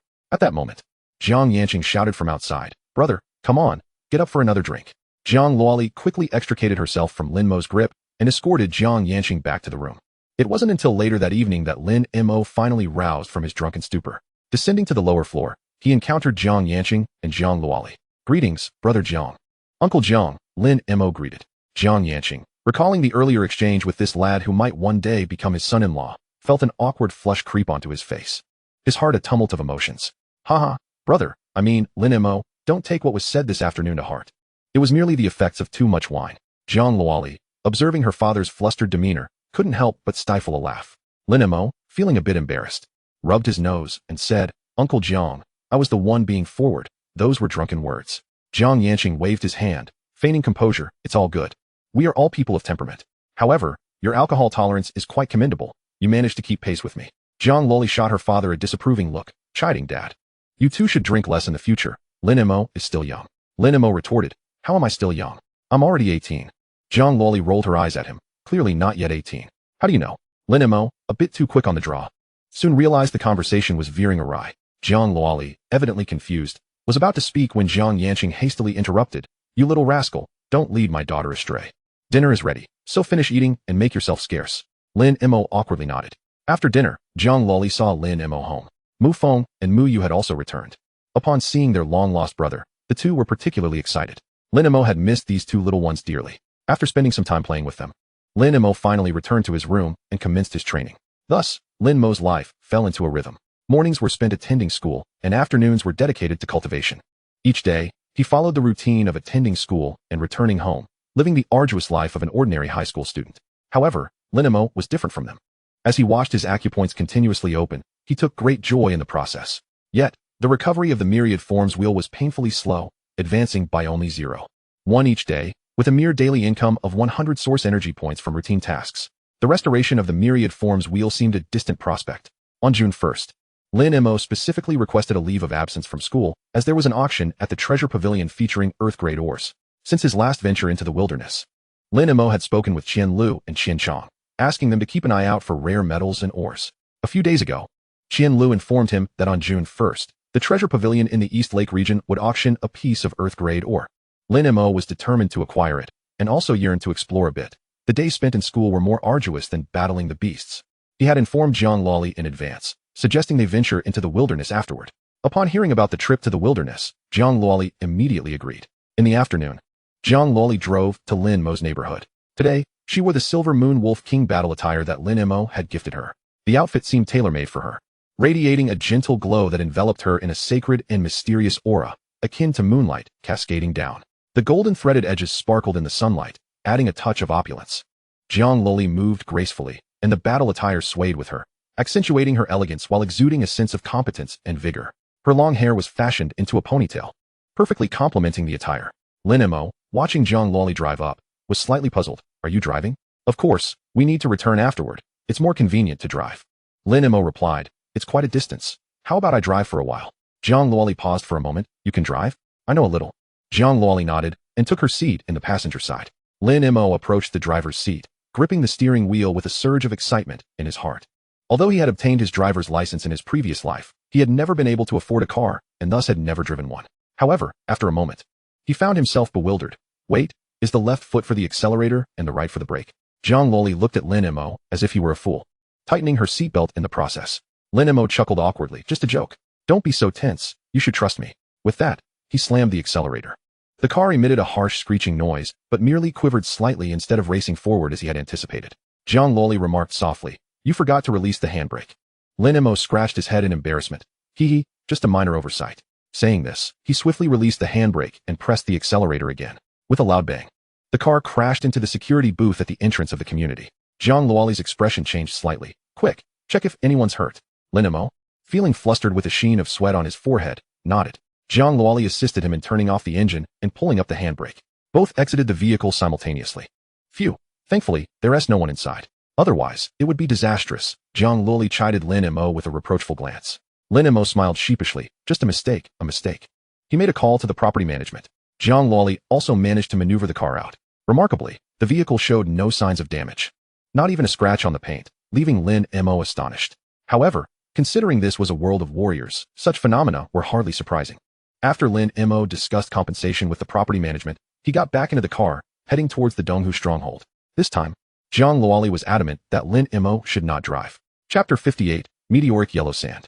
Jiang Loli drove swiftly. Within 3 hours, they arrived at the Donghu stronghold. After parking the car, Lin Mo and Jiang Loli made their way to the entrance of the Jubyoge auction house. Today marked the day of the auction, and a long queue had already formed outside. Utilizing his black gold card, Lin Mo entered through a special passage into the auction hall. Jin Lu, aware of Lin Mo's arrival, had been waiting there. Upon seeing him, he greeted him with a broad smile. "Young Lin, you're here?" Lin Mo replied, Brother Qian. Sorry to keep you waiting. Only then did Jean Lu notice Jiang Luoli and inquired, and who might this be? Lin Mo took Jiang Luoli's hand, introducing her. This is my girlfriend, Jiang Luoli. Jiang Luoli was slightly taken aback, a blush creeping to her ears, yet she did not refute his claim. Young Lin and Miss Jiang truly make a splendid couple, a match made in heaven, Jean Lu remarked. Jiang Luoli gracefully smiled and replied, You flatter us, Master Qian. Jean Lu chuckled, I am one to speak the truth, so I won't waste your time. I have reserved a VIP room for you. Please, this way. After leading Lin Mo and Jiang Luoli to the VIP room, Jean Lu warmly invited them to take a seat.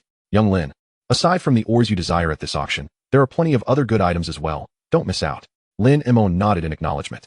After saying this, Jean Lu took his leave, leaving Lin Mo and Jiang Luoli alone. Jiang Luoli playfully scolded, Who was it that said, with the beasts unvanquished? How can one speak of home? And now you're declaring me your girlfriend, a claim I certainly did not consent to. Lin Mo laughed. Didn't he consent? Then why didn't he refute me just now? I didn't he want to embarrass you? He stepped closer to Jiang Luoli, locking eyes with her beautiful gaze. Oh, is that so? Jiang Luoli felt a rush of warmth as Lin Mo stood so near, as if she could sense the heat of his breath. Her cheeks flushed slightly, and her heart raced. Lin Mo, too, found his breath becoming labored. At that moment, a voice resonated from the auction stage below. Welcome to the Jubioj auction house. I hereby announce that the auction is officially underway. Lin Mo coughed a couple of times, hastily rising to return to his seat. The auction is starting. Let us see if there is anything I fancy. Jiang Luoli composed herself and turned her gaze towards the center of the auction stage. One item after another was brought up for bidding, each being sold off. Unfortunately, nothing caught Lin Mo's eye. His standards had been elevated to an extraordinary level by the Myriad Visions roulette, whereby only items of at least Earth grade or those with unique properties would pique his interest. Clearly, the previous lots did not meet such criteria. Lin Mo found himself growing drowsy, and Jiang Luoli, being the only daughter of Jiang City's guardian, had seen her fair share of treasures as well. Finally, the penultimate item caught Lin Mo's attention. It was a mask crafted from the fur of the thousand-faced mystical fox, possessing the ability to alter one's appearance and mimic another's aura, enabling one to evade detection by experts in the divine concealment realm. Note: activating the kidney water gate significantly enhances mental acuity, but under careful scrutiny, there is a high probability of being discovered. Lin Mo's eyes lit up. This was indeed a remarkable item.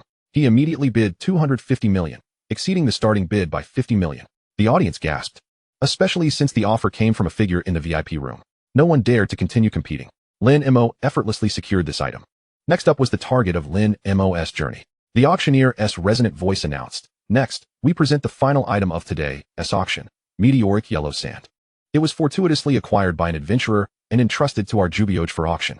Incorporating meteoric yellow sand into weapon crafting endows the weapon with earth attributes and enhances the defensive capabilities of armor. An exhibition stand appeared on the auction stage, housing a glass container filled with the meteoric yellow sand.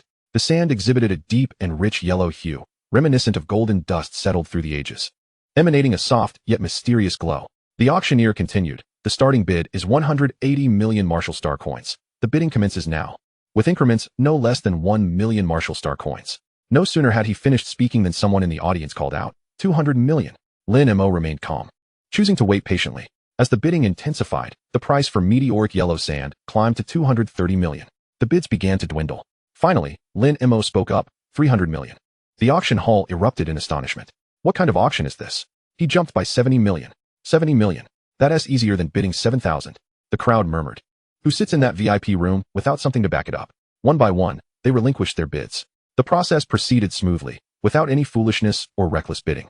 No one dared to contest the treasure. After Lin Mo completed his payment, he received both items. The thousand-faced mystical fox mask felt cool to the touch. Once donned, the dark golden patterns of the fox fur seemed to come alive, wrapping around his face. In no time, Lin Mo transformed into an elegant middle-aged man with graying temples, exuding an aura characteristic of the condensed chi realm. He had become Jiang Yanqing.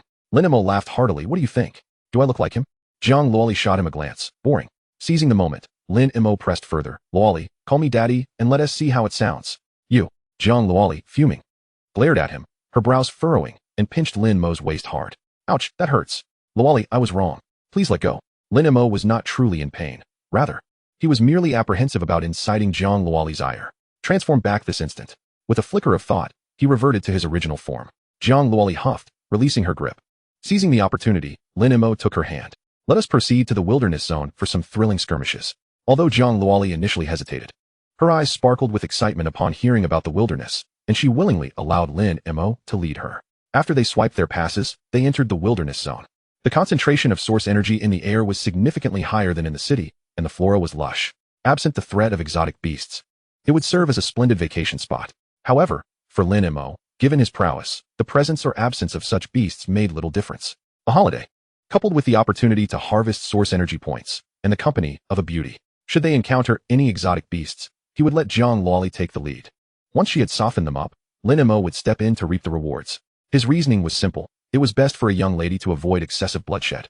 Achieving the desired training effect would suffice. Were there any knowledgeable observers, they would surely berate Lin Mo for his lack of chivalry. Chapter 59, The Black Tiger. On June 3rd, a massive tree requiring several individuals to encircle it stood tall, beneath which lay a youth of 17 or 18 years, Lin Mo. His raven black hair cascaded haphazardly, and his bright eyes lazily surveyed the battle unfolding below. At the base of the tree, a stunningly beautiful woman, Jiang Luoli, was engaged in combat with a unicorn rhinoceros.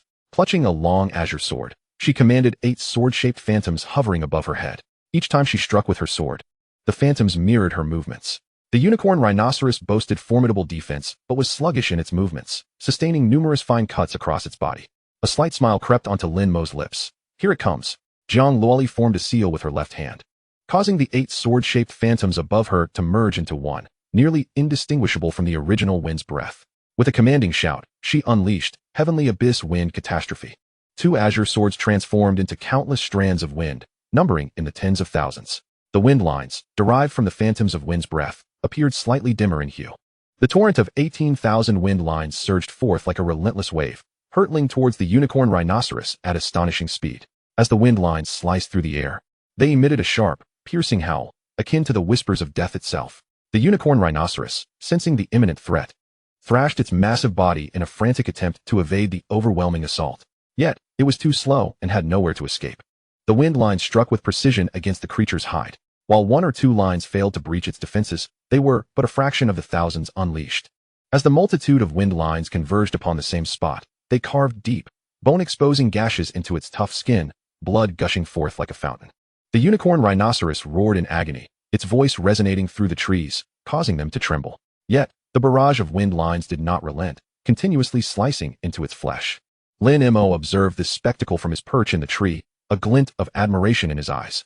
This synergy with wind's breath was nothing short of invincible. Although he had witnessed it before, he could not help but marvel each time. As the final wind line struck home, the unicorn rhinoceros staggered and collapsed to the ground with a thunderous crash, stirring up a cloud of dust. Jiang Luoli exhaled deeply, gradually withdrawing her energy, her expression a mix of exhaustion and satisfaction. Lin Mo leaped down from the tree and delivered a few strikes to the fallen beast. Listening to the system prompt echo in his mind, he felt a surge of elation. He then solemnly remarked to Jiang Luoli, "One must not be careless in the wild. Remember to deliver the finishing blow." Having grown accustomed to Lin Mo's eccentricities, Jiang Luoli did not press for explanations. It was only natural for a strong individual to possess some peculiar habits. After a brief respite, she ventured deeper into the wilderness. Soon, night fell, and Lin Mo and Jiang Luoli gathered around a campfire. Lin Mo held 2 sticks, skillfully roasting the hind legs of a dark steel boar. Grease dripped, sizzling and releasing an enticing aroma that whetted the appetite. He retrieved some seasonings from his spatial ring, sprinkling them over the meat. Jiang Luoli smiled slightly. "You certainly know how to enjoy yourself." "Ah, you wouldn't understand. The essence of life lies in the simple pleasures of eating and drinking. Had I known we were coming to the wilderness, I would have pilfered a couple of bottles of wine from your father." Jiang Luoli found it difficult to reconcile the current Lin Mo with the one who had effortlessly slain a noble-level exotic beast earlier that afternoon. "Here, be careful, it's hot." Lin Mo handed one of the skewers to Jiang Luoli, while he savored his portion. Jiang Luoli accepted it, taking dainty bites. After finishing his own, Lin Mo climbed back up a large tree. "You eat and rest first. I shall keep watch. Tomorrow we will hunt for the entire morning, and then we can return." Jiang Luoli nodded in agreement. In the latter half of the night, a deafening roar shattered the stillness, rousing Jiang Luoli from her meditation. Lin Mo's expression turned grave. "It's a noble-level exotic beast, and there's more than one." He contemplated approaching to investigate, but was concerned for Jiang Luoli's safety. Sensing his apprehension, she softly urged, "Go ahead, do not worry about me." Lin Mo descended from the tree, shedding his crimson robe and draping it over Jiang Luoli. "If danger arises, emit your aura. I will sense it. Infuse some source energy into the garment to activate a protective shield." Jiang Luoli, glancing at Lin Mo's robust physique, felt a flush of embarrassment as she lowered her gaze. "Just go, I will be fine."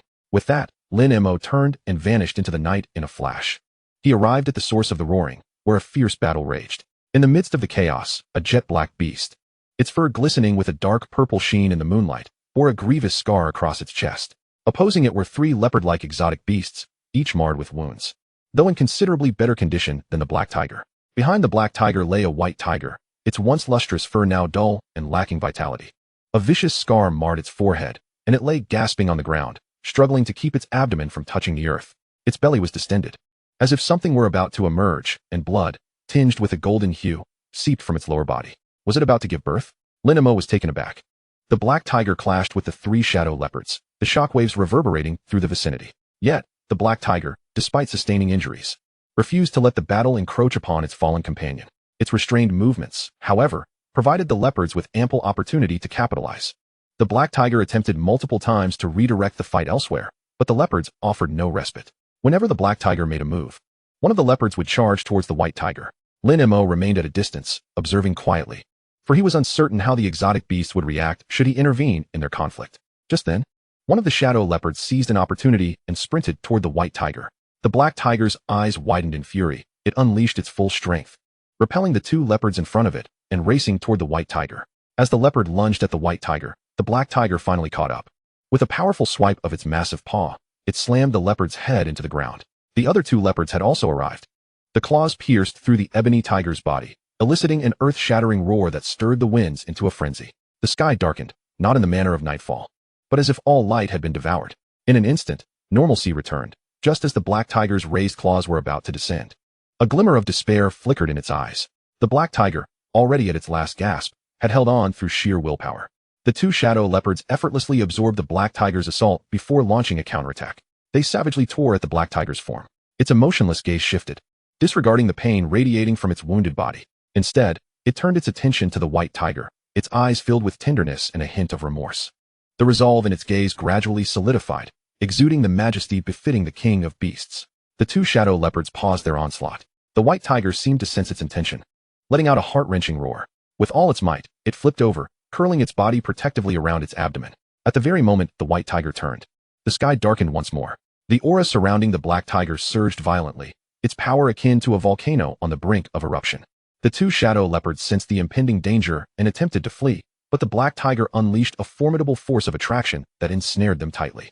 In its final act of strength, it propelled the white tiger away to safety. With a thunderous explosion, the shockwave of the black tiger's self-detonation surged towards the shadow leopards. As if narrating the injustice of fate, the earth fractured into deep crevices, and trees splintered, sending wooden shards flying. Lin Mo silently rejoiced, grateful that he had not acted recklessly. Without the protection of the crimson robe, he would surely have perished. As the tumult subsided, no trace of any other beasts remained. The three shadow leopards had been reduced to dust alongside the black tiger's explosion. Lin Mo felt a pang of regret. These four beasts could have yielded a substantial number of origin energy points. However, in comparison to his own life, it was a trivial matter. He began searching for the white tiger's whereabouts. Suddenly, he heard a noise emanating from afar. Lin Mo hurried towards the source of the sound. Chapter 60. The white tiger cub. Lin Mo arrived several dozen meters from the battlefield, where a white tiger lay bloodied and lifeless upon the ground. Yet, its body curled protectively around its abdomen, where something was struggling, emitting soft, plaintive whines. Lin Mo turned the white tiger over and discovered the source of the commotion, a tiny kitten. He grasped it by the nape and lifted it from its mother's embrace. The little kitten flailed its tiny paws at Lin Mo. It bore its father's pitch-black fur, as if the night had seeped into its very being. Save for a pure white mark on its forehead, its dark golden eyes were slitted, already exuding a hint of the king of beasts' might.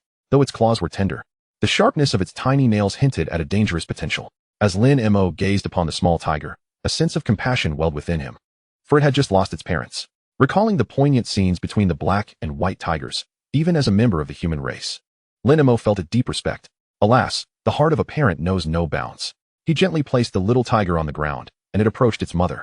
Licking the white tiger's face, Lin Mo could feel the cub's sorrow. He took out a stone implement and struck the ground, creating a deep pit. He approached the white tiger, intending to give it a proper burial. The little tiger, thinking Lin Mo meant to harm its mother, darted in front of the white tiger. Watching Lin Mo warily while emitting low growls, Lin Mo spoke softly. Your mother has passed away. Leaving her body exposed in the wilderness will attract other beasts, leaving her restless even in death. It is better to lay her to rest. The little tiger, possessing a certain intelligence, seemed to understand Lin Mo's words and stepped aside. no longer obstructing him. Lin Mo lifted the white tiger and gently placed it into the deep pit. With a delicate stroke of the stone implement, the surrounding earth stirred, and the pit gradually closed, returning to its original state. This was the ability derived from the stone implement's absorption of meteorite yellow sand, an earth-controlling force that could alter the landscape. The little tiger's gaze fell, imbued with endless grief, as it watched the place where its mother had vanished. Lin Mo spoke. You, little one, would be no match for other beasts in the wild. Would you care to accompany me?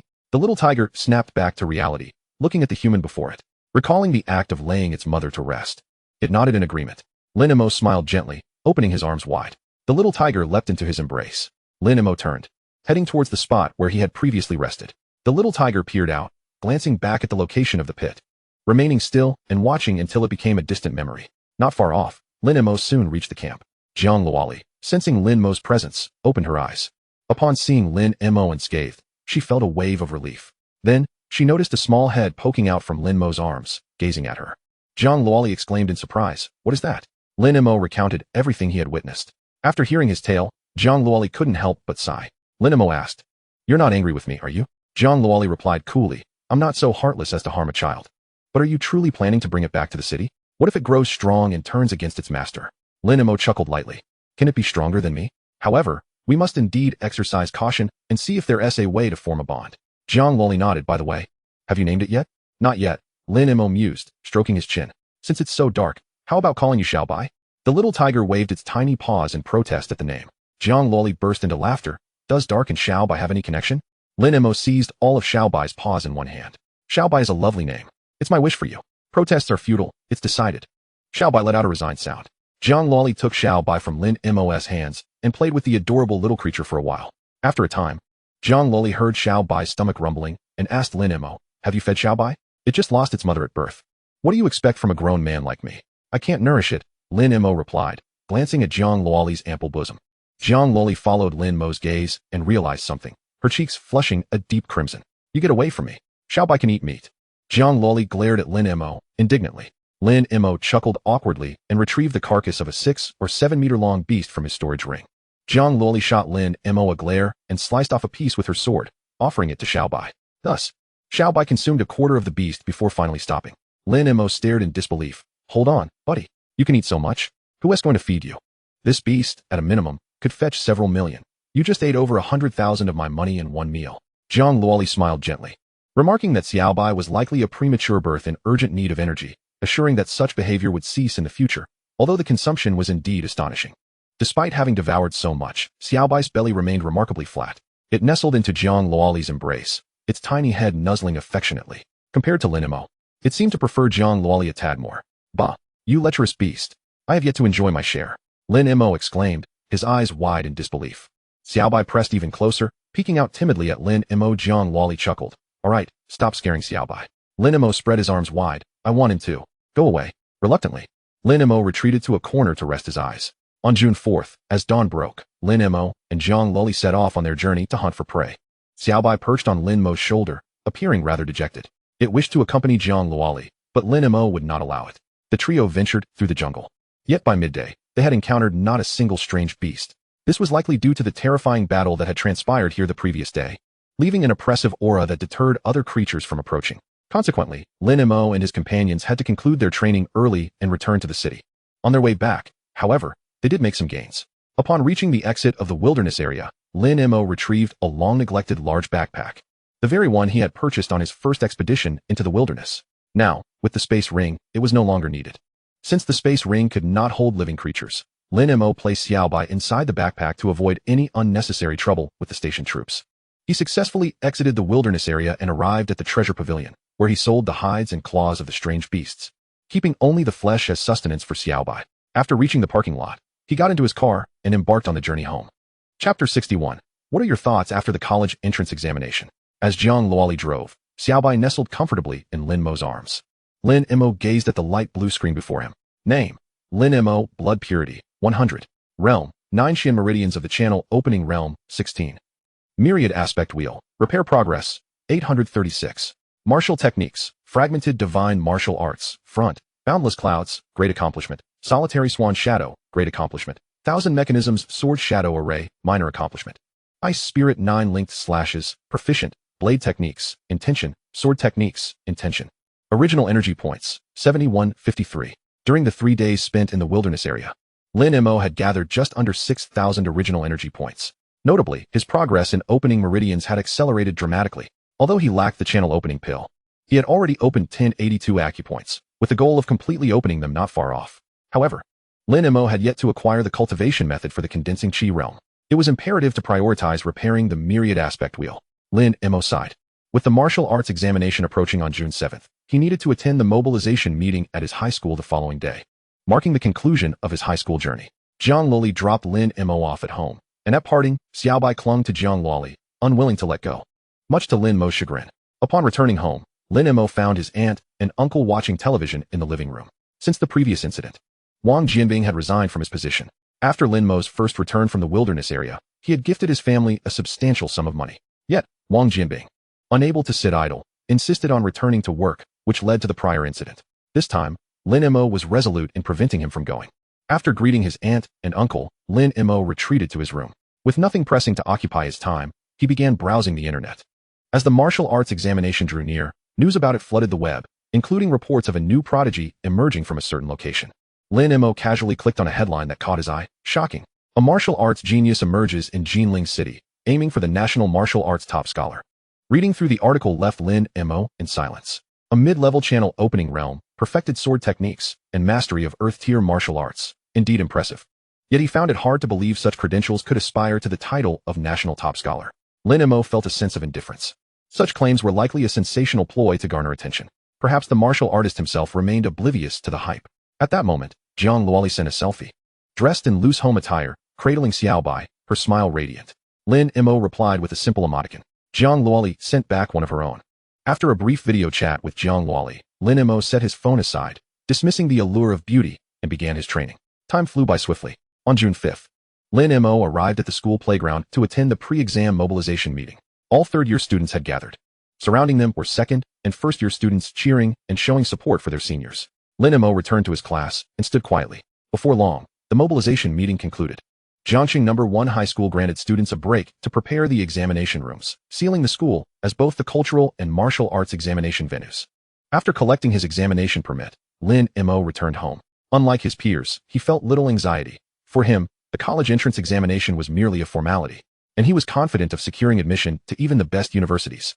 However, Lin Wan and Wang Jianbing, like many other parents, were in a state of frenzied worry. Despite Lin Mo's repeated reassurances of his strength and their awareness of his first-place finish in the news, they still felt a tinge of anxiety. This was a common ailment among parents, regardless of their children's academic prowess. What if they felt ill the day before the exam? What if they performed poorly? Lin Mo had no intention of training further. He had already made all necessary improvements. Instead, he began to play on his phone. The online chatter grew increasingly fervent. With dozens of national champions suddenly emerging, Lin Mo video chatted with Jiang Luoli, showing no signs of pre-exam tension. As Lin Mo leisurely awaited the martial arts examination, it finally arrived on June 7th. He rose early, and after breakfast, Wang Jianbing personally drove Lin Mo to the examination venue.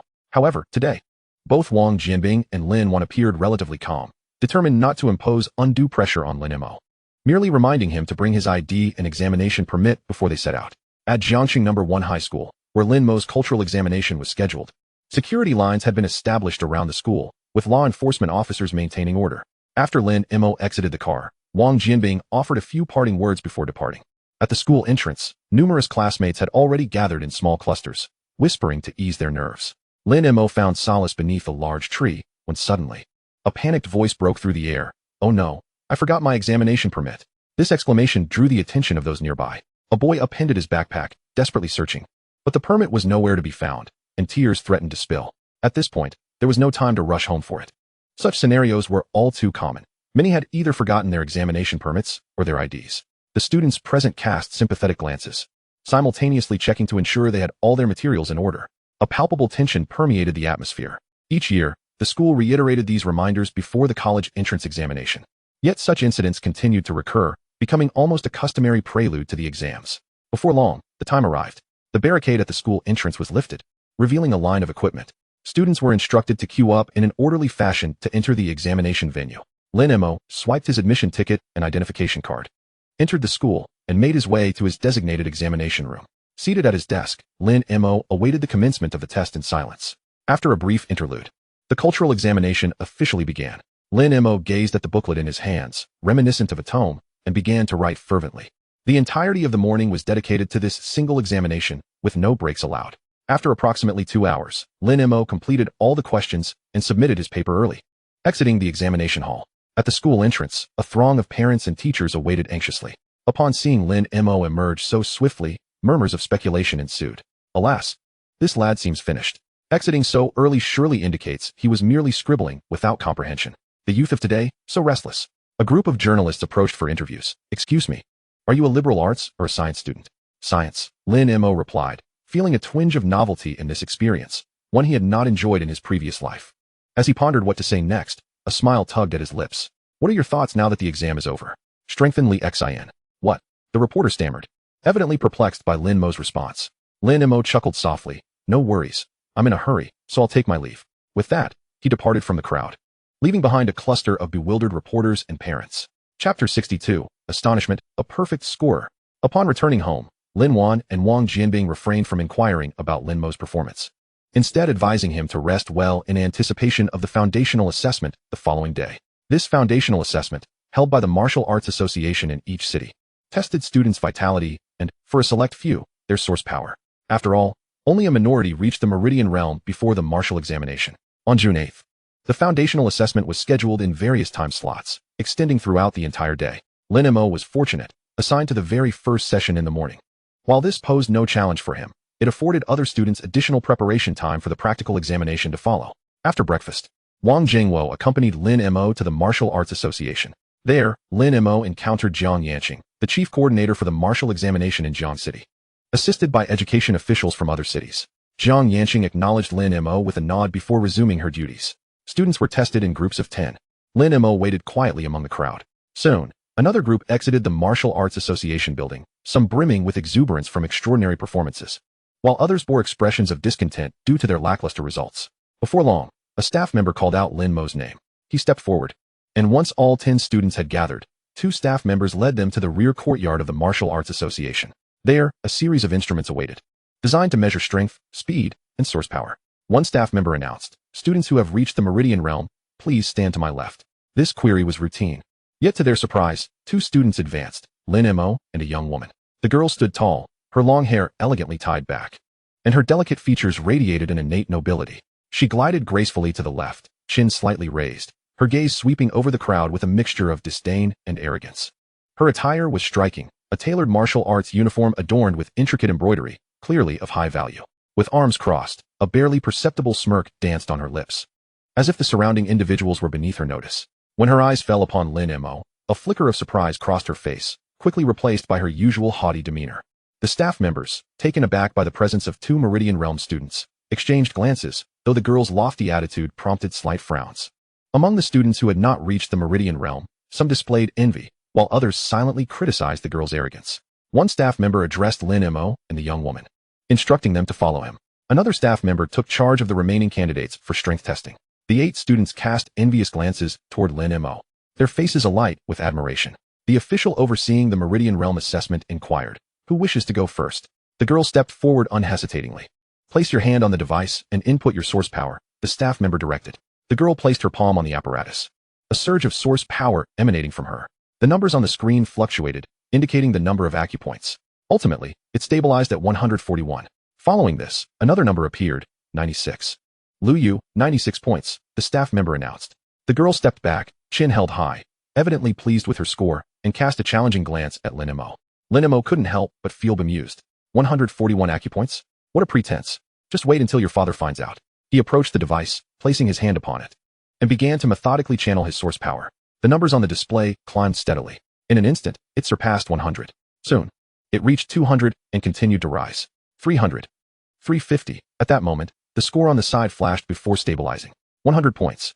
Only then did Lin Mo cease channeling his source power. The count of acupoints stood at an astonishing 364. The staff members were left astounded, their eyes nearly popping from their sockets in disbelief as they regarded Lin Mo. 364 acupoints. Such a feat could only be achieved by those who have cultivated high-tier profound techniques and reached the peak of the Meridian Realm. 18 years old and at the pinnacle of the Meridian Realm. Simply extraordinary. However, they remained unaware that this was merely 1/3 of Lin Mo's source power, and his acupoints had yet to be fully unlocked. The staff member, still skeptical, approached to meticulously examine the device, fearing it might be malfunctioning, and called over a colleague for a thorough check, yet they found no faults. They even requested Lu Yu to retest, and she remained at 141 acupoints. Only then did they come to terms with the reality of Lin Mo's astonishing abilities. Lin Mo 100 points. Lu Yu found herself taken aback by this revelation. Lowering her haughty head, she approached Lin Mo, extending her hand with a sweet smile. Hello, I'm Lu Yu. May we be acquainted? Lin Mo glanced up, regarding her with indifference. Not interested. He then stepped aside, awaiting the staff's instructions. Lu Yu, unaccustomed to such treatment, had always been the center of attention, both at school and at home. To her astonishment, Lin Mo disregarded her entirely. Her gaze toward him grew increasingly resentful. Lin Mo chose to ignore the foolish individual and silently awaited the outcome. Once the 8 warriors of the Qi Blood Realm completed their evaluations, they exited the Martial Arts Association. Along the way, the 8 students engaged in hushed conversations. Unlike their peers, they did not discuss their own results, but rather the perfect score achieved by Lin Mo. The 2 staff members maintained a semblance of restraint, unlike the students, but their expressions betrayed a hint of excitement. Should Lin Mo, this prodigy, ascend to greatness in the future, those who conducted his evaluation could embellish their own resumes with this prestigious encounter.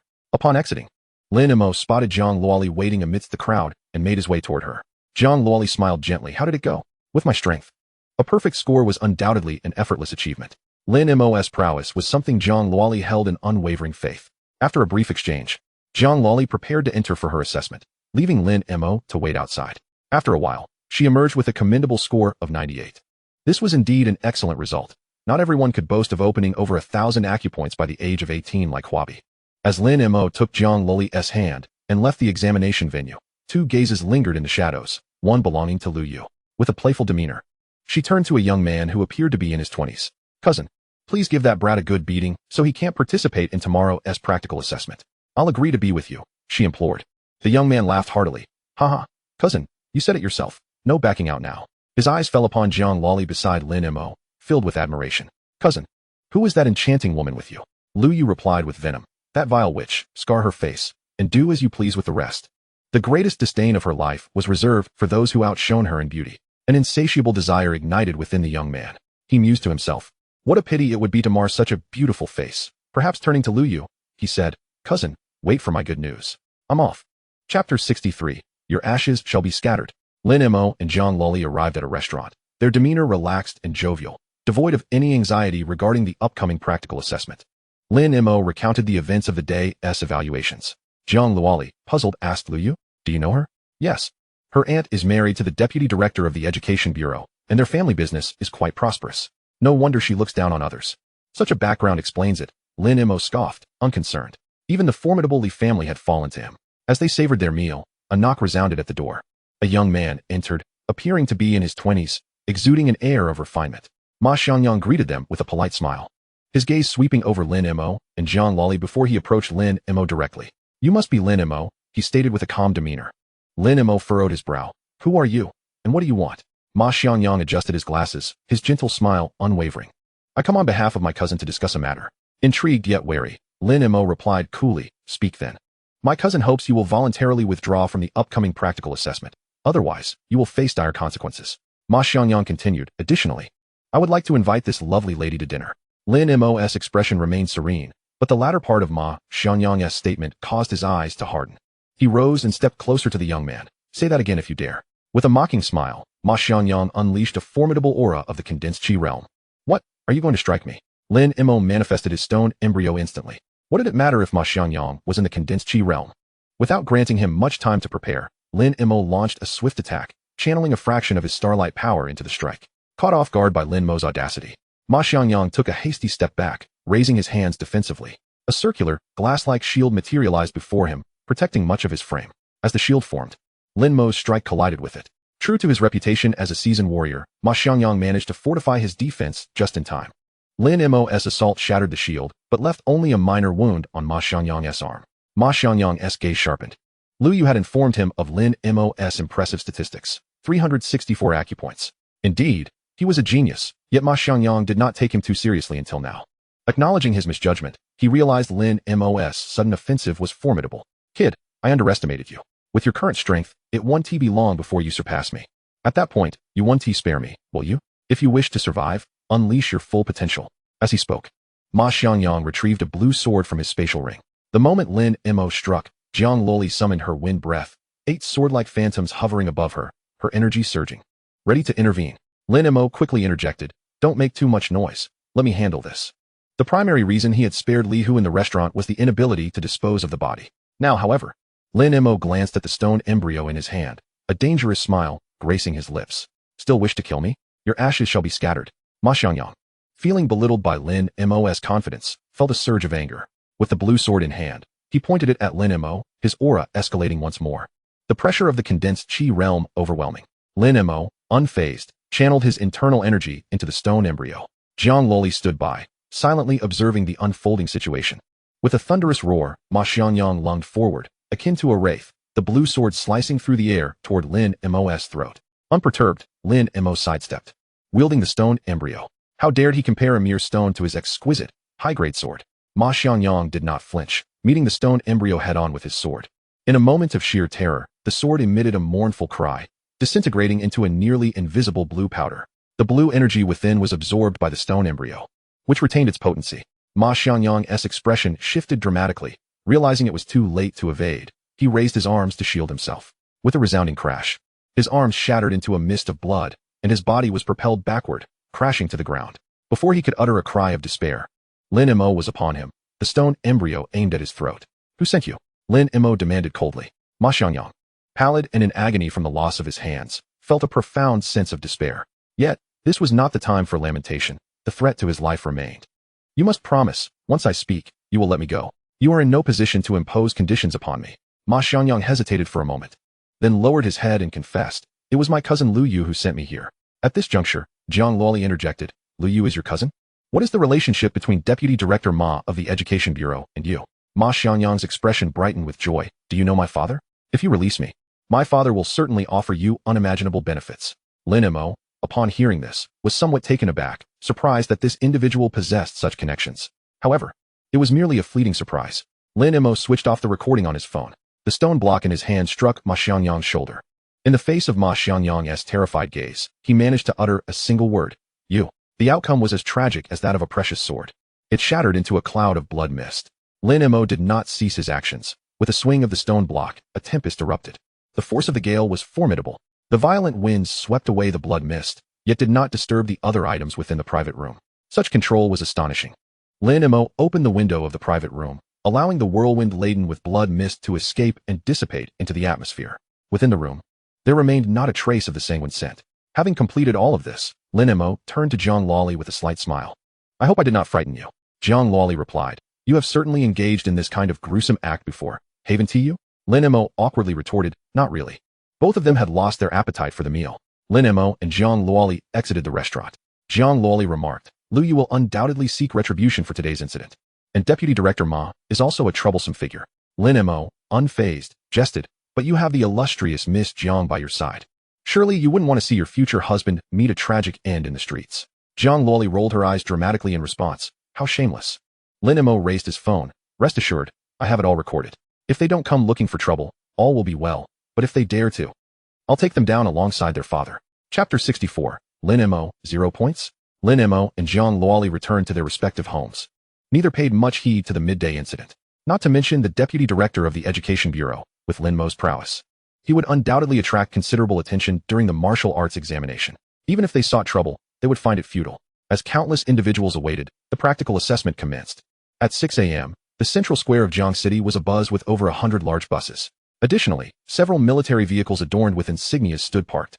Dozens of armed soldiers maintained vigilance around the perimeter, prepared for any potential dangers. By the time Lin Mo arrived, some students had already boarded the buses. He too found his assigned vehicle according to his examination number, settled into a seat, and closed his eyes to rest. At that moment, 2 classmates boarded the bus. Upon noticing Lin Mo, they greeted him eagerly. "Hello, great master. Fancy meeting you again." Lin Mo opened his eyes and recognized them as 2 of his companions from the foundational assessment. He responded amiably, "Hello there." Lin Mo pondered. "Does this mean Lu Yu is also on this bus? I wonder what her reaction will be upon seeing me." Just then, as if summoned by fate, Lu Yu boarded the bus. Upon spotting Lin Mo, her eyes filled with fear. Lin Mo, with a hint of mockery, remarked, "Surprised to see me here, aren't you?" I can't understand what you're saying. Lu Yu, flustered, hurriedly found a seat. Her demeanor drew the attention of others. Lu Yu, thoroughly frightened by Lin Mo, was oblivious to the gazes directed her way. She could not comprehend why her cousin, in the condensing realm, had acted, yet Lin Mo remained unscathed. However, there was no time for contemplation, as the bus had begun to move. Lu Yu was acutely aware that Lin Mo would not let her off easily. Yet what could she do about the martial arts examination? She did not wish to miss this opportunity. The wilderness was vast. Perhaps she would not encounter him. Lu Yu reassured herself internally. As for Lin Mo, he remained indifferent. Should they cross paths, he would simply eliminate her. After more than 4 hours of travel, they finally arrived at their destination. It resembled the Donghu position, albeit on a smaller scale, a name that Lin Mo could not recall. A month prior to the college entrance examination, the area had already been cleared, leaving only military personnel stationed there.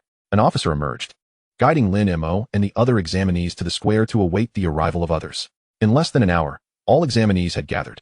Zhang Loli had also arrived and stood beside Lin Mo. At 11:30, thousands of examinees stood in the square. Zhang Yanqing and the supervising officials from the Education Bureau approached the makeshift podium at the front of the square, accompanied by a military officer whose aura reeked of bloodshed, indicating he had endured many trials by fire. His voice was soft, yet resonated clearly in the ears of every examinee. I am Wushan, the chief overseer of this practical assessment. I will briefly outline the rules. This examination will commence at noon and last for 24 hours. During this time, you will enter the wilderness area behind me. This wilderness is divided into 3 zones. The deeper you venture, the stronger the beasts you will encounter. The outer zone primarily consists of mid-level beasts, while the inner zone may feature a few high-level beasts, and the core area is teeming with high-level beasts, with even some lord-level beasts present. The points awarded for hunting beasts of varying ranks differ. However, I caution you, do not venture into the core area without sufficient strength. Many examinees have met their demise there each year. Now, please turn in your equipment and collect your supplies. The examination will begin in 15 minutes. Wushan spoke for over 10 minutes. The most significant point that caught Lin Mo's attention was the prohibition of personal weapons and items. All participants were required to use standardized weapons and combat suits. Even temporary strength-enhancing pills were forbidden. Only common healing potions could be carried. This was understandable as it aimed to provide some opportunity for civilian examinees. This world is inherently unequal, yet the martial arts examination must ensure a degree of fairness. Lin Mo felt no trepidation regarding this stipulation. In his recent battles, he had primarily relied on the power of the stone block, neglecting his source energy combat techniques. This was, in fact, an opportunity to hone his skills. Lin Mo had previously relied on his source energy combat techniques to hunt down more than one lord-level beast. After Lin Mo and Zhang Loli submitted their gear and underwent inspection, they received a backpack containing 3 bags of compressed rations, a wristwatch, and an energy orb. From the earlier briefing, Lin Mo understood that the wristwatch could record scores in real time and display the names of the top 10 participants, though specific scores would remain concealed. The energy orb was similar to the protective energy orbs from the treasure pavilion, albeit significantly weaker. Upon activation, it would emit one's location, prompting a teacher to come to the rescue. However, it also meant forfeiting the examination. If the teacher failed to arrive in time, one would be left to their own devices. Lin Mo proceeded to the area designated for weapon and combat suit collection. He selected a familiar blade from his training days and donned a lightweight combat suit.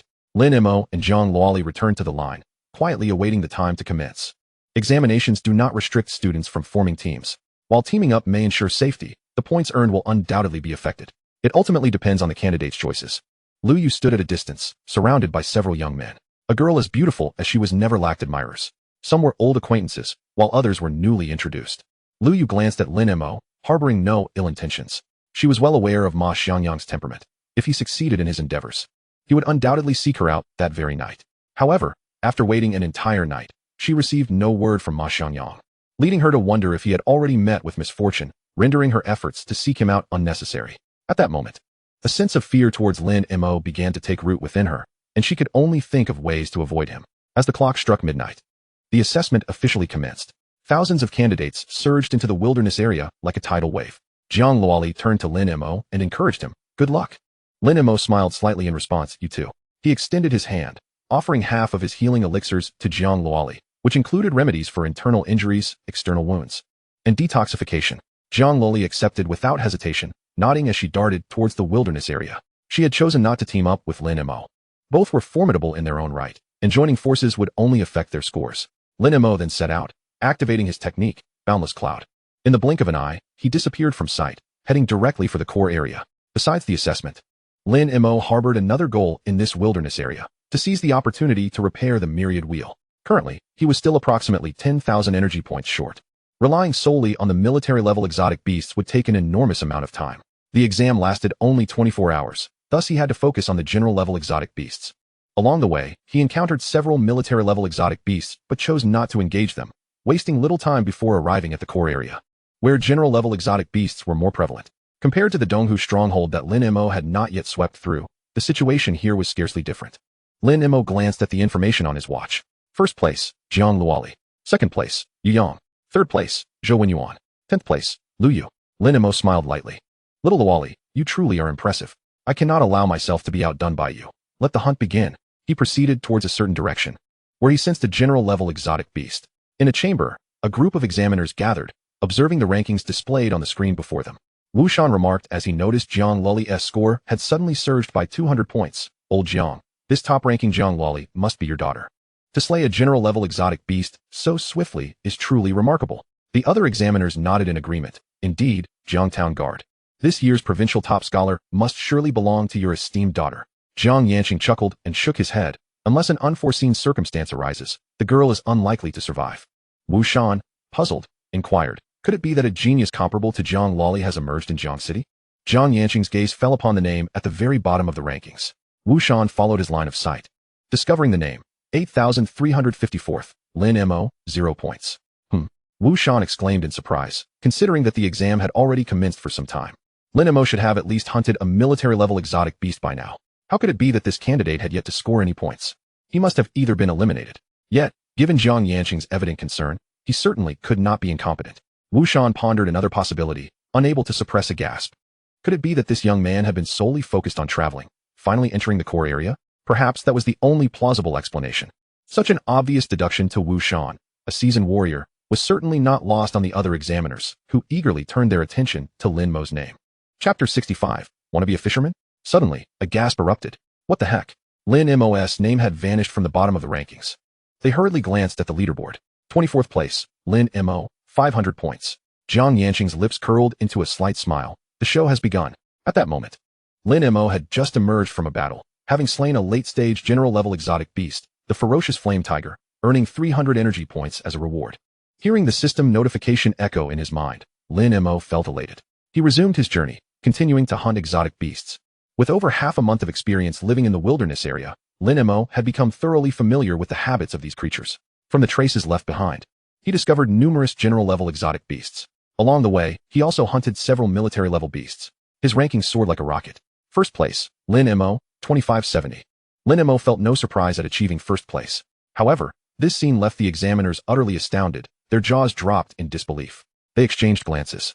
Their eyes filled with shock and incredulity. Although they had anticipated Lin Mo would rise to the top, it had only been a mere 3 hours since he had slain his first exotic beast. This speed was nothing short of astonishing. For ordinary students, locating exotic beasts was typically a cumbersome task. Moreover, they had been watching Lin Mo's score incrementally rise, fully aware of the levels of the beasts he had hunted. He had taken down more general-level beasts than military ones.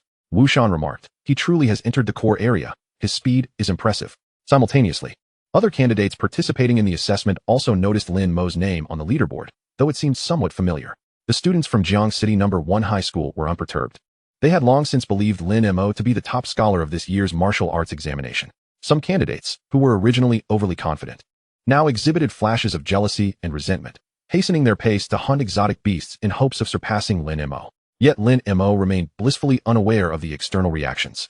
He continued to traverse the wilderness area, searching for his next prey. As evening approached, Lin Mo cleaved a shadow leopard, leaving a deep gash across its chest, exposing bone.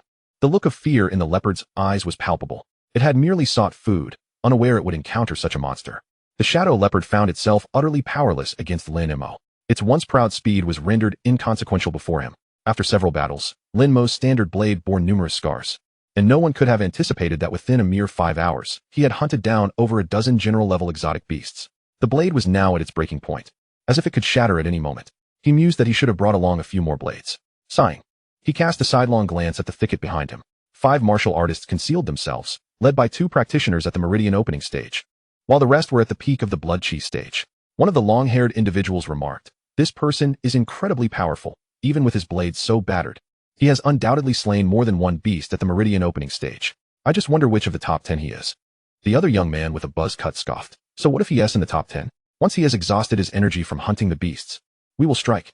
I don't believe he has the strength to fight us. The group's eyes gleamed with greed as they gazed at the shadow leopard in the arena. It was a late-stage general-level beast, a target they would normally never dare to consider. At last, Lin Mo sent the shadow leopard flying once more, the creature collapsing to the ground, unconscious. His battle blade shattered in the clash. From the shadows, a group of individuals barked a command, attack. They swiftly closed in, encircling Lin Mo. A young man with long hair remarked, "My friend, your weapon is broken. You surely cannot slay this beast now. Why not gift it to us? We shall compensate you when the opportunity arises." His tone was gentle, yet his gaze fixated intently on the unconscious shadow leopard. Lin Mo let out a cold laugh. "You lack the ability to kill it yourselves, and yet desire to seize another's hard-earned victory? Spare me your blather. With your blade shattered, what do you intend to fight with? Hand over the beast, and we might allow you to leave safely to continue your examination. Otherwise, before he could finish, a shadow darted past him. A pair of powerful hands seized his neck, lifting him off the ground. Lin Mo wrested the blade from his grip, a sardonic smile playing on his lips. Or else what? The buzz-cut youth felt as though a vice gripped his neck. A mere exertion of strength would spell his demise. The other four were equally taken aback, including the long-haired youth, astonished that their strongest member had so swiftly fallen to the brink of death. Lin Mo kicked the buzz-cut youth away, sending him crashing against a tree, consciousness lost. Lin Mo turned to the remaining four. "Will you withdraw voluntarily? Or shall I assist you?" The four warriors hesitated, their faces betraying reluctance, but fear of defiance loomed larger. In the balance between life and the martial examination, they chose the former. Besides, withdrawing now did not equate to nullifying their scores. With the points currently held by the long-haired and buzz-cut youths, they still had a chance of entering a respectable martial academy. The three in the blood realm were doomed. However, with the long-haired youth opting to withdraw, the others had no choice but to follow suit. Were they to challenge Lin Mo? One by one, they produced energy balls from their packs and crushed them. Lin Mo, taken aback by their swift compliance, flashed in front of them. The long-haired youth, startled, plopped onto the ground. What do you want? We've already withdrawn." The others paled. Fearing Lin Mo's wrath, Lin Mo smiled gently. "No need to be alarmed. I merely wish to borrow some items. Hand over your weapons. They would be wasted in your hands." The long-haired youth opened his mouth, but said nothing, surrendering a long sword to Lin Mo. The others followed suit, relinquishing their weapons without resistance. After acquiring the arms, Lin Mo made no further demands and moved aside, intent on understanding the life of the shadow leopard and recording his points before departing. The four youths exchanged glances, regret etched in their eyes. Soon, a teacher arrived on the scene. Spotting the buzz-cut youth in the distance, he hurried over to assess the situation. Finding he still had a pulse, he breathed a sigh of relief. What happened here? The long-haired youth stammered, wary of revealing the truth. After all, being robbed and then eliminated was far too humiliating. He merely claimed they had encountered a horde of beasts. The teacher scrutinized the finger marks on the buzz-cut youth's neck, pondering the implications. Was it a simian beast? Yet the marks were too small, reminiscent of human fingers. He soon grasped the situation, glancing at the students with a frown. Although not prohibited from seizing another's spoils, such opportunistic behavior was hardly commendable. He instructed two students to carry the buzz-cut youth and lead him out. Meanwhile, Lin Mo had distanced himself, oblivious to the unfolding events. He gazed at his 5 weapons, a smile creeping onto his face. What a good Samaritan, journeying from afar to offer warmth. Had he been too ruthless just now? Chapter 66. The Shadow Lion King. As dusk descended, the movements of the beast grew increasingly frequent. Most students, having fought throughout the afternoon, felt utterly exhausted, ready to rest for a while. Lin Mo, however, did not seek respite. He understood that nightfall was the prime time for hunting. At long last, fortune favored the determined. Lin Mo encountered the first mid-tier beast of the examination, the Shadow Lion King. This wind-attribute lion beast was extraordinarily swift. The moment Lin Mo laid eyes on it, it was already 100 meters away, unleashing a deep azure whirlwind toward him. The gust tore at the air around, affecting Lin Mo's stance. With no means of evasion, he executed the cloud break slash. The blade's radiance clashed with the whirlwind. Boom. The two forces shattered simultaneously. At the point of impact, the surrounding colossal trees bent under the pressure. Both Lin Mo and the Shadow Lion King were sent tumbling backward 10 meters by the residual force. Lin Mo felt a surge of relief. Thankfully, it was not a defensive beast. Otherwise, his weapon, barely reaching the yellow tier, would have posed a significant challenge. This Shadow Lion King was clearly a speedster. As long as he could restrain its velocity, the rest would be manageable. Lin Mo initiated the first strike. The blade shimmered with a layer of ice crystals. Ice Soul 9 slashes. He moved like a wraith, darting in front of the Shadow Lion King. The beast, quick as lightning, attempted to evade, but Lin Mo's blade still left a gash on its shoulder. No blood flowed, as the wound froze instantly, a mist of ice wafting from it. With Lin Mo fully unleashing his speed-enhancing technique, he matched the Shadow Lion King's swiftness. Now, hindered by Lin Mo's assault. The beast could no longer escape. Their figures flickered through the underbrush, and with each instant, another icy mark appeared on the Shadow Lion King's body. Finally, on the third strike, Ice Soul Domain. An area of 80 meters in diameter encased the Shadow Lion King in a frigid realm. Half of its body became encased in ice, striving to freeze it completely. The Shadow Lion King exuded a desperate aura, radiating a brilliant, deep azure light. It contracted sharply, preparing to expand outward. Lin Mo recognized this scene. It mirrored the aura emitted during the Black Tiger's self-detonation. Cursing inwardly, he did not cease his onslaught. In this critical moment, the fourth, fifth, and sixth strikes fell like lightning. Soul-chilling frost. The Shadow Lion King's eyes glazed over, a veil of ice mist clouding its vision. Before it collapsed heavily to the ground, Lin Mo finally exhaled, then spat in frustration. Damn it. Why must you self-destruct at every turn? He plunged his blade into the Shadow Lion King's eye, unleashing his blade's intent. He then retrieved his watch to record his points. In the monitoring room, the supervising teachers fixated on the scoreboard displaying Lin Mo's achievements. First place, Lin Mo, 3,790 points, surpassing the second-place contestant, Jiang Luoli, by over 2,000 points. Just then, Lin Mo's score flickered, skyrocketing to 13,790 points. The monitoring room erupted in astonishment. The point values for mid-tier beasts ranged from 5,000 to 20,000. This sudden surge in Lin Mo's score indicated he had slain a mid-tier beast, a remarkable feat that had not graced Jiang City in many years. The supervising teachers were equally exhilarated, witnessing the rise of a supernova. Wu Shan's eyes brimmed with astonishment and admiration. This lad possesses remarkable talent. He had initially believed that Lin Mo would be fortunate to slay a low-tier beast, but to his surprise, Lin Mo directly engaged a mid-tier creature. At that moment, a bold thought sparked in Wu Shan's mind. If he could defeat a mid-tier beast, what about a high-tier one? Yet, he shook his head. High-tier beasts were formidable enough to challenge even him. He glanced at Jiang Yanqing, whose demeanor remained unflustered. Only a formidable individual like him could treat a high-tier beast with such disdain. Meanwhile, Lin Mo observed the dissipating ice crystal and the battle blade, now marred with cracks. Lost in contemplation, in his eagerness to conclude the battle swiftly, he had expended all his energy, pushing the blade beyond its limits, resulting in its current state, fragile, as if it might shatter upon the slightest contact. Clearly, it was insufficient to withstand another encounter. At that moment, Lin Mo found himself reminiscing about those who had once provided him warmth. He was left with merely 4 weapons, 2 battle blades, and 2 long swords. Should he encounter a high-tier beast with formidable defenses, he might find it impossible to vanquish it, even if he sacrificed all his weapons. He could only take one step at a time. Lin Mo glanced at his system panel. Name, Lin Mo, Blood Purity, 100. Realm, 9th Meridian of the Channeling Realm, 83. Myriad Resonance Wheel, Restoration Progress, 84. Martial Techniques, Martial Goddess Residual Techniques, Initial, Boundless Flowing Clouds, Great Achievement. Solitary Swan Shadow, Great Achievement. Thousand Mechanisms Sword Shadow Array, Minor Achievement. Ice Soul 9 Slashes, Proficient. Blade Technique, Insight. Sword Technique, Insight. Energy Points, 11,773. He needed just 5,000 more energy points to complete the restoration of the Myriad Resonance Wheel. He believed it could be achieved before the examination concluded.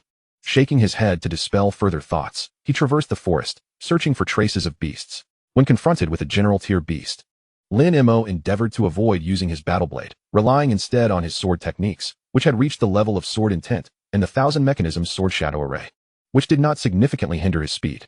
Suddenly, he heard the distant sounds of battle and the roars of beasts. Concealing his presence, he approached the scene. Observing a battlefield where a group of examinees found themselves in dire straits, beset by a small horde of nocturnal rodents. Dozens, if not hundreds, of these creatures surged towards the 7 examinees, all of whom bore injuries. One warrior of the Blood Realm was grievously wounded, with a gaping wound in his abdomen, exposing part of his intestines. Fortunately, he had managed to conjure a protective shield in time, preserving his life. However, the sheer number of nocturnal rodents pressed against the shield, causing ripples to cascade across its surface. Additionally, 2 general-tier rodent kings were assaulting 3 candidates in the Channeling Realm. The situation was precarious. If their instructor did not arrive promptly, they would undoubtedly face total annihilation. Lin Mo, witnessing this scene, prepared to intervene, not out of a self-righteous desire to save, but rather with the pragmatic thought, I save you, and in return, you gift me your weapons as gratitude. Quite reasonable, indeed. With a ghostly swiftness, he appeared on the battlefield, his long sword drawing arcs through the air, conjuring 2 sword shadows that each split into 9, enveloping the 2 general-tier rodent kings and the severely injured warrior. These locations were the densest with beasts. The Thousand Mechanisms Sword Shadow Array unleashed 5 sword shadows against the general-tier rodents, each strike claiming a life. The remaining 4 shadows targeted the rodent kings. and the minor-level array proved sufficient to inflict harm upon high-tier beasts. Deep, bone-exposing wounds marred the bodies of the rodent kings. Seizing the advantage, Lin Mo swiftly maneuvered behind one of the kings, plunging his sword into a wound, the sword intent wreaking havoc upon its internal organs. In an instant, he flashed to the remaining rodent king, launching 4 sword shadows simultaneously, forcing it into retreat. One sword shadow cleaved into its neck, embedding itself fully. From another angle, Lin Mo struck, his sword colliding with the shadow, and the rodent king's head tumbled to the ground. Witnessing the demise of their 2 leaders, the remaining rodents erupted into chaos, scattering in panic. Lin Mo, however, would not grant them an escape. He unleashed 2 more thousand mechanisms sword shadows. One sword let out a mournful cry before shattering, yet the assault had already commenced, obliterating the remaining general tier nocturnal rodents. At that moment, a voice rang in Lin Mo's ear. Lin Mo, thank you so much this time. Turning to face the speaker, Lin Mo recognized him vaguely and inquired, do I know you? The young man of the channeling realm paused, taken aback by the question. He awkwardly explained, we met during the exchange competition. I owe you my gratitude. Without your help, I wouldn't have secured a spot in the energy cultivation chamber, allowing me to break through to the channeling realm. Lin Mo then recalled that the young man was a member of Jiangcheng No. 5 High School. The other examinees in his team, upon hearing Lin Mo's name, expressed their gratitude as well. Lin Mo replied, there's no need for thanks. My intervention had its purpose. The young man, filled with gratitude, responded, without your timely assistance, all 7 of us could have perished. If we have the means, we will certainly repay your kindness. Lin Mo candidly stated, I incurred significant weapon damage in my battles with the beasts, hence I would like to borrow your weapons. Upon hearing this, the 2 other candidates in the channeling realm fell silent. The 4 Blood Realm warriors had shattered their energy spheres, indicating their withdrawal from the martial examination. But the 3 channeling realm candidates still had the opportunity to accumulate points, leaving them in a dilemma. The young man who had first engaged Lin Mo promptly offered his battle blade. You saved my life. I owe you one from the last exchange competition. Take it. The 4 Blood Realm warriors followed suit, expressing their gratitude and handing over their weapons. Seeing this, the 2 hesitant candidates also surrendered their weapons. Lin Mo surveyed the array of weapons now in his possession, 2 long swords, for battle blades, and a spear. With a faint smile, he said, thank you all. You may freely distribute the points from the beasts we hunted. Upon hearing this, the previously reluctant individuals brightened. Even if they hunted beasts for another day, they would not amass as many points as Lin Mo had just provided them. Lin Mo's intentions were straightforward. He found their attitudes agreeable. Once his energy points were credited, the corpses of the beasts would hold little value for him. He was unbothered by gifting them away. With an abundance of weapons at his disposal, Lin Mo believed he would soon accrue even more points. He also left behind several rejuvenation potions before departing. The group began calculating their points based on their contributions. Having surrendered their weapons, there was no need to linger. They awaited their instructor's arrival to leave together. With a spear in hand, and long blades and swords strapped to his back, Lin Mo resumed his search for the beasts. When encountering a soldier-tier beast, he wielded the spear with grace, its tip striking like a viper seeking its prey's vulnerable spot. Though he had never learned spear techniques, Lin Mo's formidable physical prowess compensated for any shortcomings. A mere, unremarkable strike, yet even a beast of soldier rank could not withstand it. When faced with a beast of general rank, he unleashed 2 waves of the 1,000 machine sword shadow array. With an ample arsenal at his disposal, his efficiency in hunting these creatures significantly surged, leading to a rapid increase in both points and energy resources. Time sped by. On June 10th, at 11 o'clock, a countdown notification resonated from his watch. With only 1 hour remaining, those who failed to return would have their examination results nullified. Lin Mo plunged his battle blade into the eye of a colossal earth bear. In an explosive display, the bear's head shattered, blood splattering the ground in crimson and ivory. This final assault rendered Lin Mo's last blade utterly destroyed. Truly a challenge to slay. He wiped a trace of blood from the corner of his mouth. During this period, he had successfully hunted 3 general rank beasts, 2 in the early stages and 1 in the mid-stage. His weaponry was now severely depleted. Lin Mo consumed a healing elixir and glanced at his score, 65, 270. This achievement, if not unprecedented, was at the very least unparalleled in history. Moreover, his energy points were sufficient to restore the wheel of 10,000 forms, now totaling 793 points. A smile graced Lin Mo's face. He had accomplished all his objectives for this examination. Yet, it was not the time to repair the wheel of 10,000 forms. Should he fail to return within the designated time, all his efforts would be in vain. Lin Mo propelled himself with all his might, racing towards the stronghold. At this moment, most students had already returned to the stronghold. They appeared tattered, with various injuries adorning their bodies.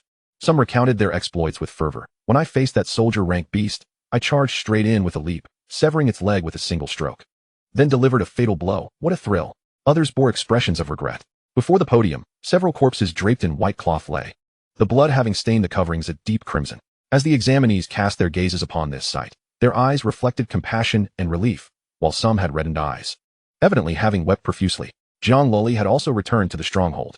A claw mark marred her shoulder, but after applying the healing potion Lin Mo had provided, the bleeding had ceased. Nonetheless, the injury remained alarming. Jiang Loli's gaze was calm, yet her brow furrowed slightly when she glanced towards the wilderness zone, revealing the turmoil within her heart, which belied her tranquil exterior. Jiang Yanqing and several other supervisors had gathered at the podium, sighing as they beheld the 6 corpses before them. The path of martial arts is not a walk in the park. It is through the trials of blood and storm that one may grow into a towering tree. The journey of martial arts is inherently brutal. These fallen bodies serve as a solemn monument along this path. Each battle with a beast is a gamble between life and death. Every droplet of blood spilled is the price paid for becoming a formidable warrior. With 5 minutes remaining on the countdown, all examinees, save Lin Mo, had returned to the stronghold. As time ticked closer, Jiang Loli grew increasingly anxious, fearing for Lin Mo's safety. Observing her concern, Jiang Yanqing nodded reassuringly, bemused by the depth of her worry for that rascal. He was well aware that Lin Mo was unharmed. Just an hour prior, Lin Mo had slain a late-stage general-rank beast, prompting the teachers in the monitoring room to abandon their decorum and exclaim in awe. Wu Shan even shouted several times. Impressive, truly remarkable. Amidst the anticipation, Lin Mo finally arrived. His complexion was slightly pale from the excessive consumption of source energy, and a fine sheen of sweat dampened his brow. His combat attire was tattered, bearing several claw marks, yet no blood flowed. He appeared somewhat disheveled, yet his eyes were strikingly sharp, emanating the malevolent aura accumulated from a day of relentless slaughter, sending involuntary shivers through everyone present, including the invigilators, except for Wu Shan and Jiang Yanqing, who remained composed. Upon seeing Lin Mo approach, Jiang Loli swiftly moved in front of him, wiping the sweat from his forehead. Instantly, the sinister aura surrounding Lin Mo dissipated, replaced by a gentle warmth. Lin Mo glanced at the wound on Jiang Loli's shoulder. Is the injury serious? He inquired. Jiang Loli shook her head. After using the healing potion you gave me, I feel much better. Lin Mo took her hand, guiding her to stand at the back of the crowd. At that moment, the bell signaling the end of the examination rang out, marking the successful conclusion of the annual martial arts assessment. Chapter 68. Repairing the Wheel of 10,000 Forms, Beast Master Seal. As the melodious chime echoed, Wu Shan stood before the podium, his voice resonating throughout the assembly. I hereby solemnly declare that the practical assessment has concluded successfully. Now, let us observe 3 minutes of silence for your fallen comrades. All examinees, regardless of their acquaintance with the deceased, bowed their heads in reverence, Lin Mo included. After 3 minutes, Wu Shan's voice boomed again like a great bell. Though the path of martial arts is fraught with thorns, I implore you not to halt your progress. Do not dwell in sorrow over today's defeat. Your journey is still long. Whether you pursue martial arts at university, join the military, or head to the front lines of the abyssal battlefield, you can still become an unparalleled powerhouse, bringing glory to Huaxia and to humanity. May you all be blessed with martial fortune. Wu Shan cast aside the stern demeanor he had donned prior to the examination, earnestly imparting wisdom to the candidates. The students, who had just been mourning their companions, found their spirits ignited. Determination gleamed in their eyes, filled with a fervent desire for strength. Without power, they would merely become another set of bones along the path. In an instant, the atmosphere transformed into an explosive powder keg. The examinees, brimming with valor, felt as if they could engage in battle with beasts for another 300 rounds. They raised their arms in unison, exclaiming, "May martial fortune flourish." Their voices soared skyward, echoing endlessly. As the cheers gradually subsided, Wu Shan gestured for silence. Now, come forth to collect your equipment and prepare for your return. The students, as if awakening from a dream, stepped forward to retrieve their belongings. Lin Mo boarded the same bus he had arrived on. Many examinees, exhausted from the day and night of conflict, had already succumbed to deep slumber. Lin Mo paid no heed to the piercing gaze directed at him, closing his eyes to rest. The owner of that gaze was Lu Yu. During the wild hunt, Lin Mo had been too preoccupied with slaying beasts to seek trouble with Lu Yu, allowing her to escape retribution. Should she truly seek her demise, she would have no one to blame but herself. However, Lu Yu was now thoroughly terrified and dared not confront Lin Mo. Although the watch only displayed the rankings of the top 10, obscuring the specific scores, the positions of others might fluctuate. But the first place would eternally belong to that man, unchanged. Lu Yu's thoughts were consumed with how to apologize to Lin Mo and earn his forgiveness. Hours later, they arrived at their destination. Jiang Luoli's shoulder wound had healed, her source energy restored to its peak, and her complexion significantly improved. A hint of weariness flickered in their gazes. After bidding farewell, the two returned to their respective homes. Upon entering, Lin Mo was warmly greeted by his aunt and others, who did not inquire about his exam results, but instead celebrated his successful completion of the assessment. His aunt had already prepared a lavish feast. Lin Mo shared a couple of drinks with his uncle, and the family reveled in a harmonious atmosphere. After dinner, Lin Mo retreated to his room. With a mere thought, he entered the realm of the wuxian roulette. After nearly a month, the roulette was finally on the verge of restoration. During his time outside, Lin Mo had been unable to attend to its repair, fearing exposure. Now back home, he felt no such concerns. The wuxian roulette began to rise slowly, its cracks visibly diminishing.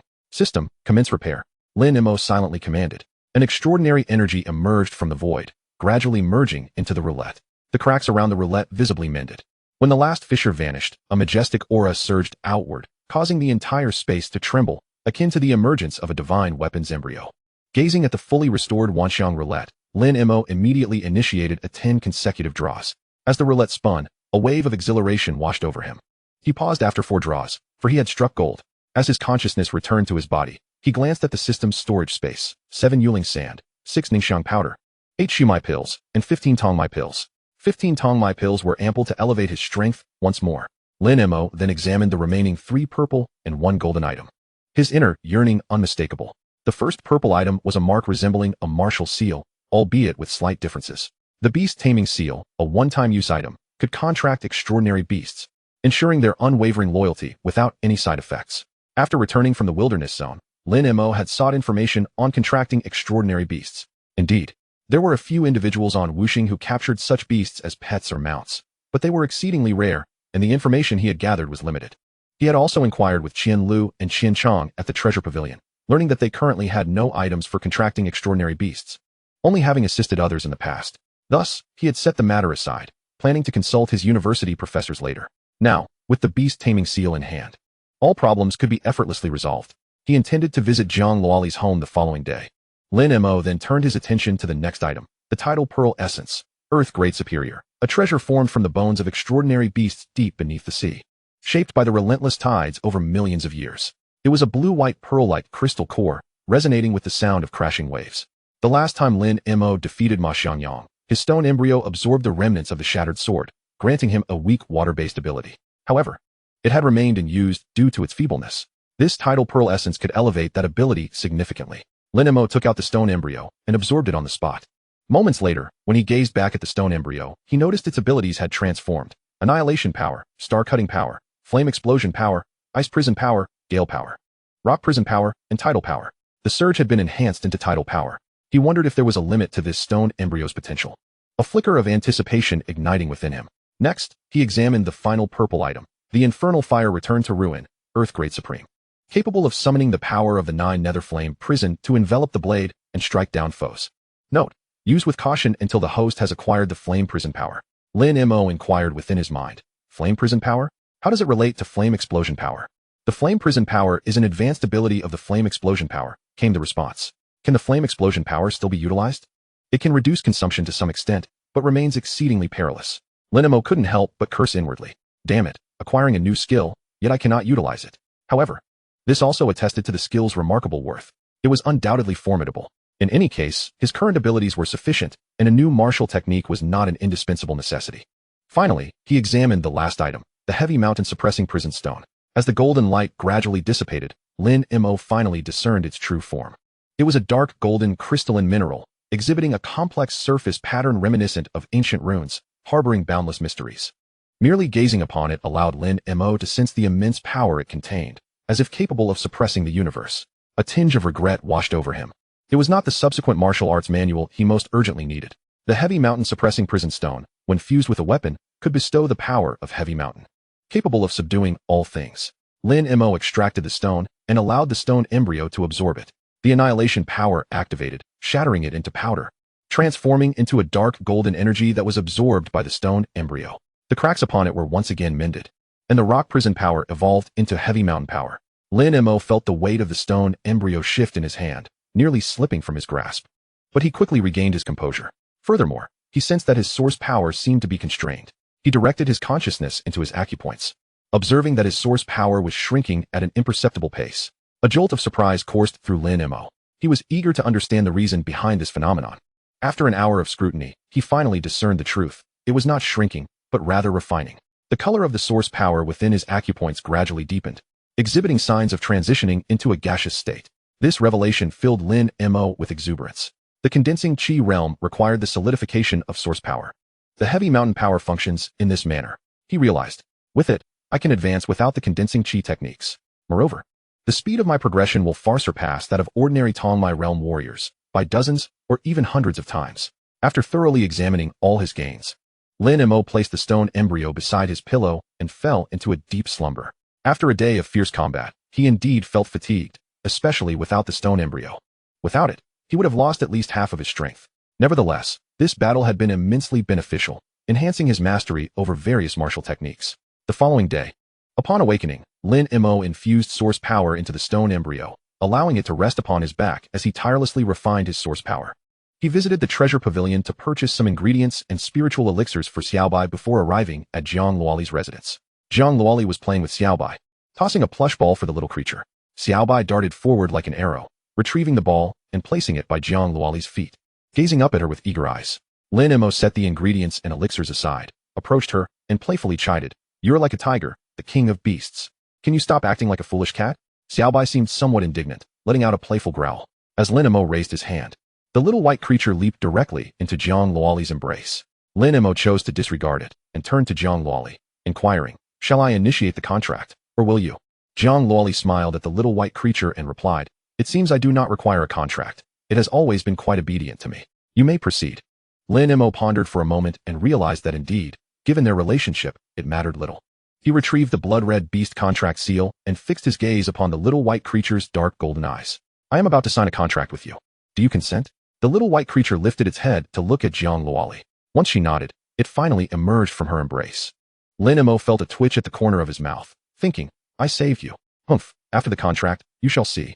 Lin Mo forced a drop of his blood essence from within, allowing it to gently descend into the beast contract seal. The seal shimmered briefly before returning to its original form. He pressed it against the little white creature's forehead, and gradually, the seal merged into its skin, disappearing as if it had never existed. At that moment, a timid voice echoed in Lin Mo's mind. "Master?" His expression brightened. Had it truly been completed? He then attempted to communicate with the little white creature in his heart. "Little white?" The creature nodded its tiny head. Lin Mo opened his arms, and the little white creature leaped into his embrace. He gently stroked its soft fur. Another voice emerged from the little white creature. "Master, could you let me go? I wish to play with the mistress." Upon hearing this, Lin Mo's hand momentarily froze. "What the hell, mistress? Furthermore, I am your master. Why do you keep yearning for someone else?" Lin Mo issued his first command to the little white creature. "From now on, you are forbidden from jumping into Jiang Luoli's arms. That is my domain." The little white creature nodded, seemingly understanding. Lin Mo then released it and fetched some exotic beast meat and spiritual pills, which he and Jiang Luoli fed to the little white creature. Although Jiang Luoli did not formally sign a contract with it, the little white creature still heeded her words. Both Lin Mo and Jiang Luoli had never doubted that the little white creature would betray its master. If it were to betray, it would be Lin Mo alone. The contract merely served as an added layer of assurance. Leaving the little white creature at home felt akin to leaving a child with parents while they went on a date. The little white creature gazed longingly at Lin Mo and Jiang Luoli as they departed. Together, they ventured out to shop and watch movies, engaging in activities typical of an ordinary couple, yet they had yet to break through that unspoken barrier. Notably, even while shopping, Lin Mo carried the stone embryo on his back and placed it on his lap during the movie. The shabby appearance of the stone embryo drew the attention of many onlookers, puzzled by why such a striking young couple would carry something so unremarkable. Lin Mo infused a hint of his source energy into the stone embryo, allowing it to share a portion of its weighty power with Jiang Luoli. Initially, she struggled to adapt, but soon grasped the underlying intricacies. Lin Mo jokingly suggested, "How about coming over to my place tonight? I am certain our cultivation will be even more effective together." His intentions were nearly transparent on Jiang Luoli's face. She rolled her eyes and chose to ignore him, leaving Lin Mo to awkwardly refrain from further comments, fearing to upset her. In truth, he was merely jesting and had not prepared himself for such a step. By nightfall, Lin Mo returned home with the little white creature. Upon seeing their brother return with an adorable little black cat, Mu Feng and Mu Yu rushed over to play with it. Lin Mo set the little white creature down, allowing it to frolic with Mu Feng and Mu Yu while he retreated to his room. He adjusted his state to its peak and retrieved all the pulse-clearing pills he had drawn, swallowing them as if they were mere candies. With the stone embryo resting on his lap, the faint pressure it exerted further refined the medicinal potency. Lin Mo directed this energy towards an acupoint, successfully opening it in less than a minute. After approximately 3 hours of relentless cultivation, Lin Mo finally ceased his practice. He glanced at the system panel, Name, Lin Mo. Blood purity, 100. Realm, 10th level of pulse opening, 633. Martial skills, fragmented divine martial arts, preliminary, boundless flowing clouds, major achievement, solitary swan shadow, major achievement. Thousand mechanisms sword shadow array, minor achievement. Ice soul 9 linked slashes, proficient. Infernal fire returning to ruins, entry. Blade techniques, intention. Sword techniques, intention. Source energy points, 3993. In this session of cultivation, Lin Mo successfully opened 186 acupoints and connected the 10th meridian. Thus, his total number of acupoints reached an astonishing 1276. Such a figure was truly terrifying, perhaps 35 times that of an ordinary fully realized pulse opening martial artist. If this continued, Lin Mo would likely open all acupoints within a month, achieving an unparalleled accomplishment of 13 meridians. Contemplating this, Lin Mo immersed himself back into his cultivation. The significance of the martial arts examination heightened, necessitating 3 days for score review and statistics. June 14th would not only reveal the results, but also delineate the score thresholds for various universities. 12 years of arduous study culminated on this day. During these days, Lin Mo spent time with his aunt and uncle, knowing that once he entered university, moments with his family would become increasingly scarce. Occasionally, he accompanied Zhang Loli for shopping and movies, leading a life of simplicity. Then, the results of the martial arts examination were announced.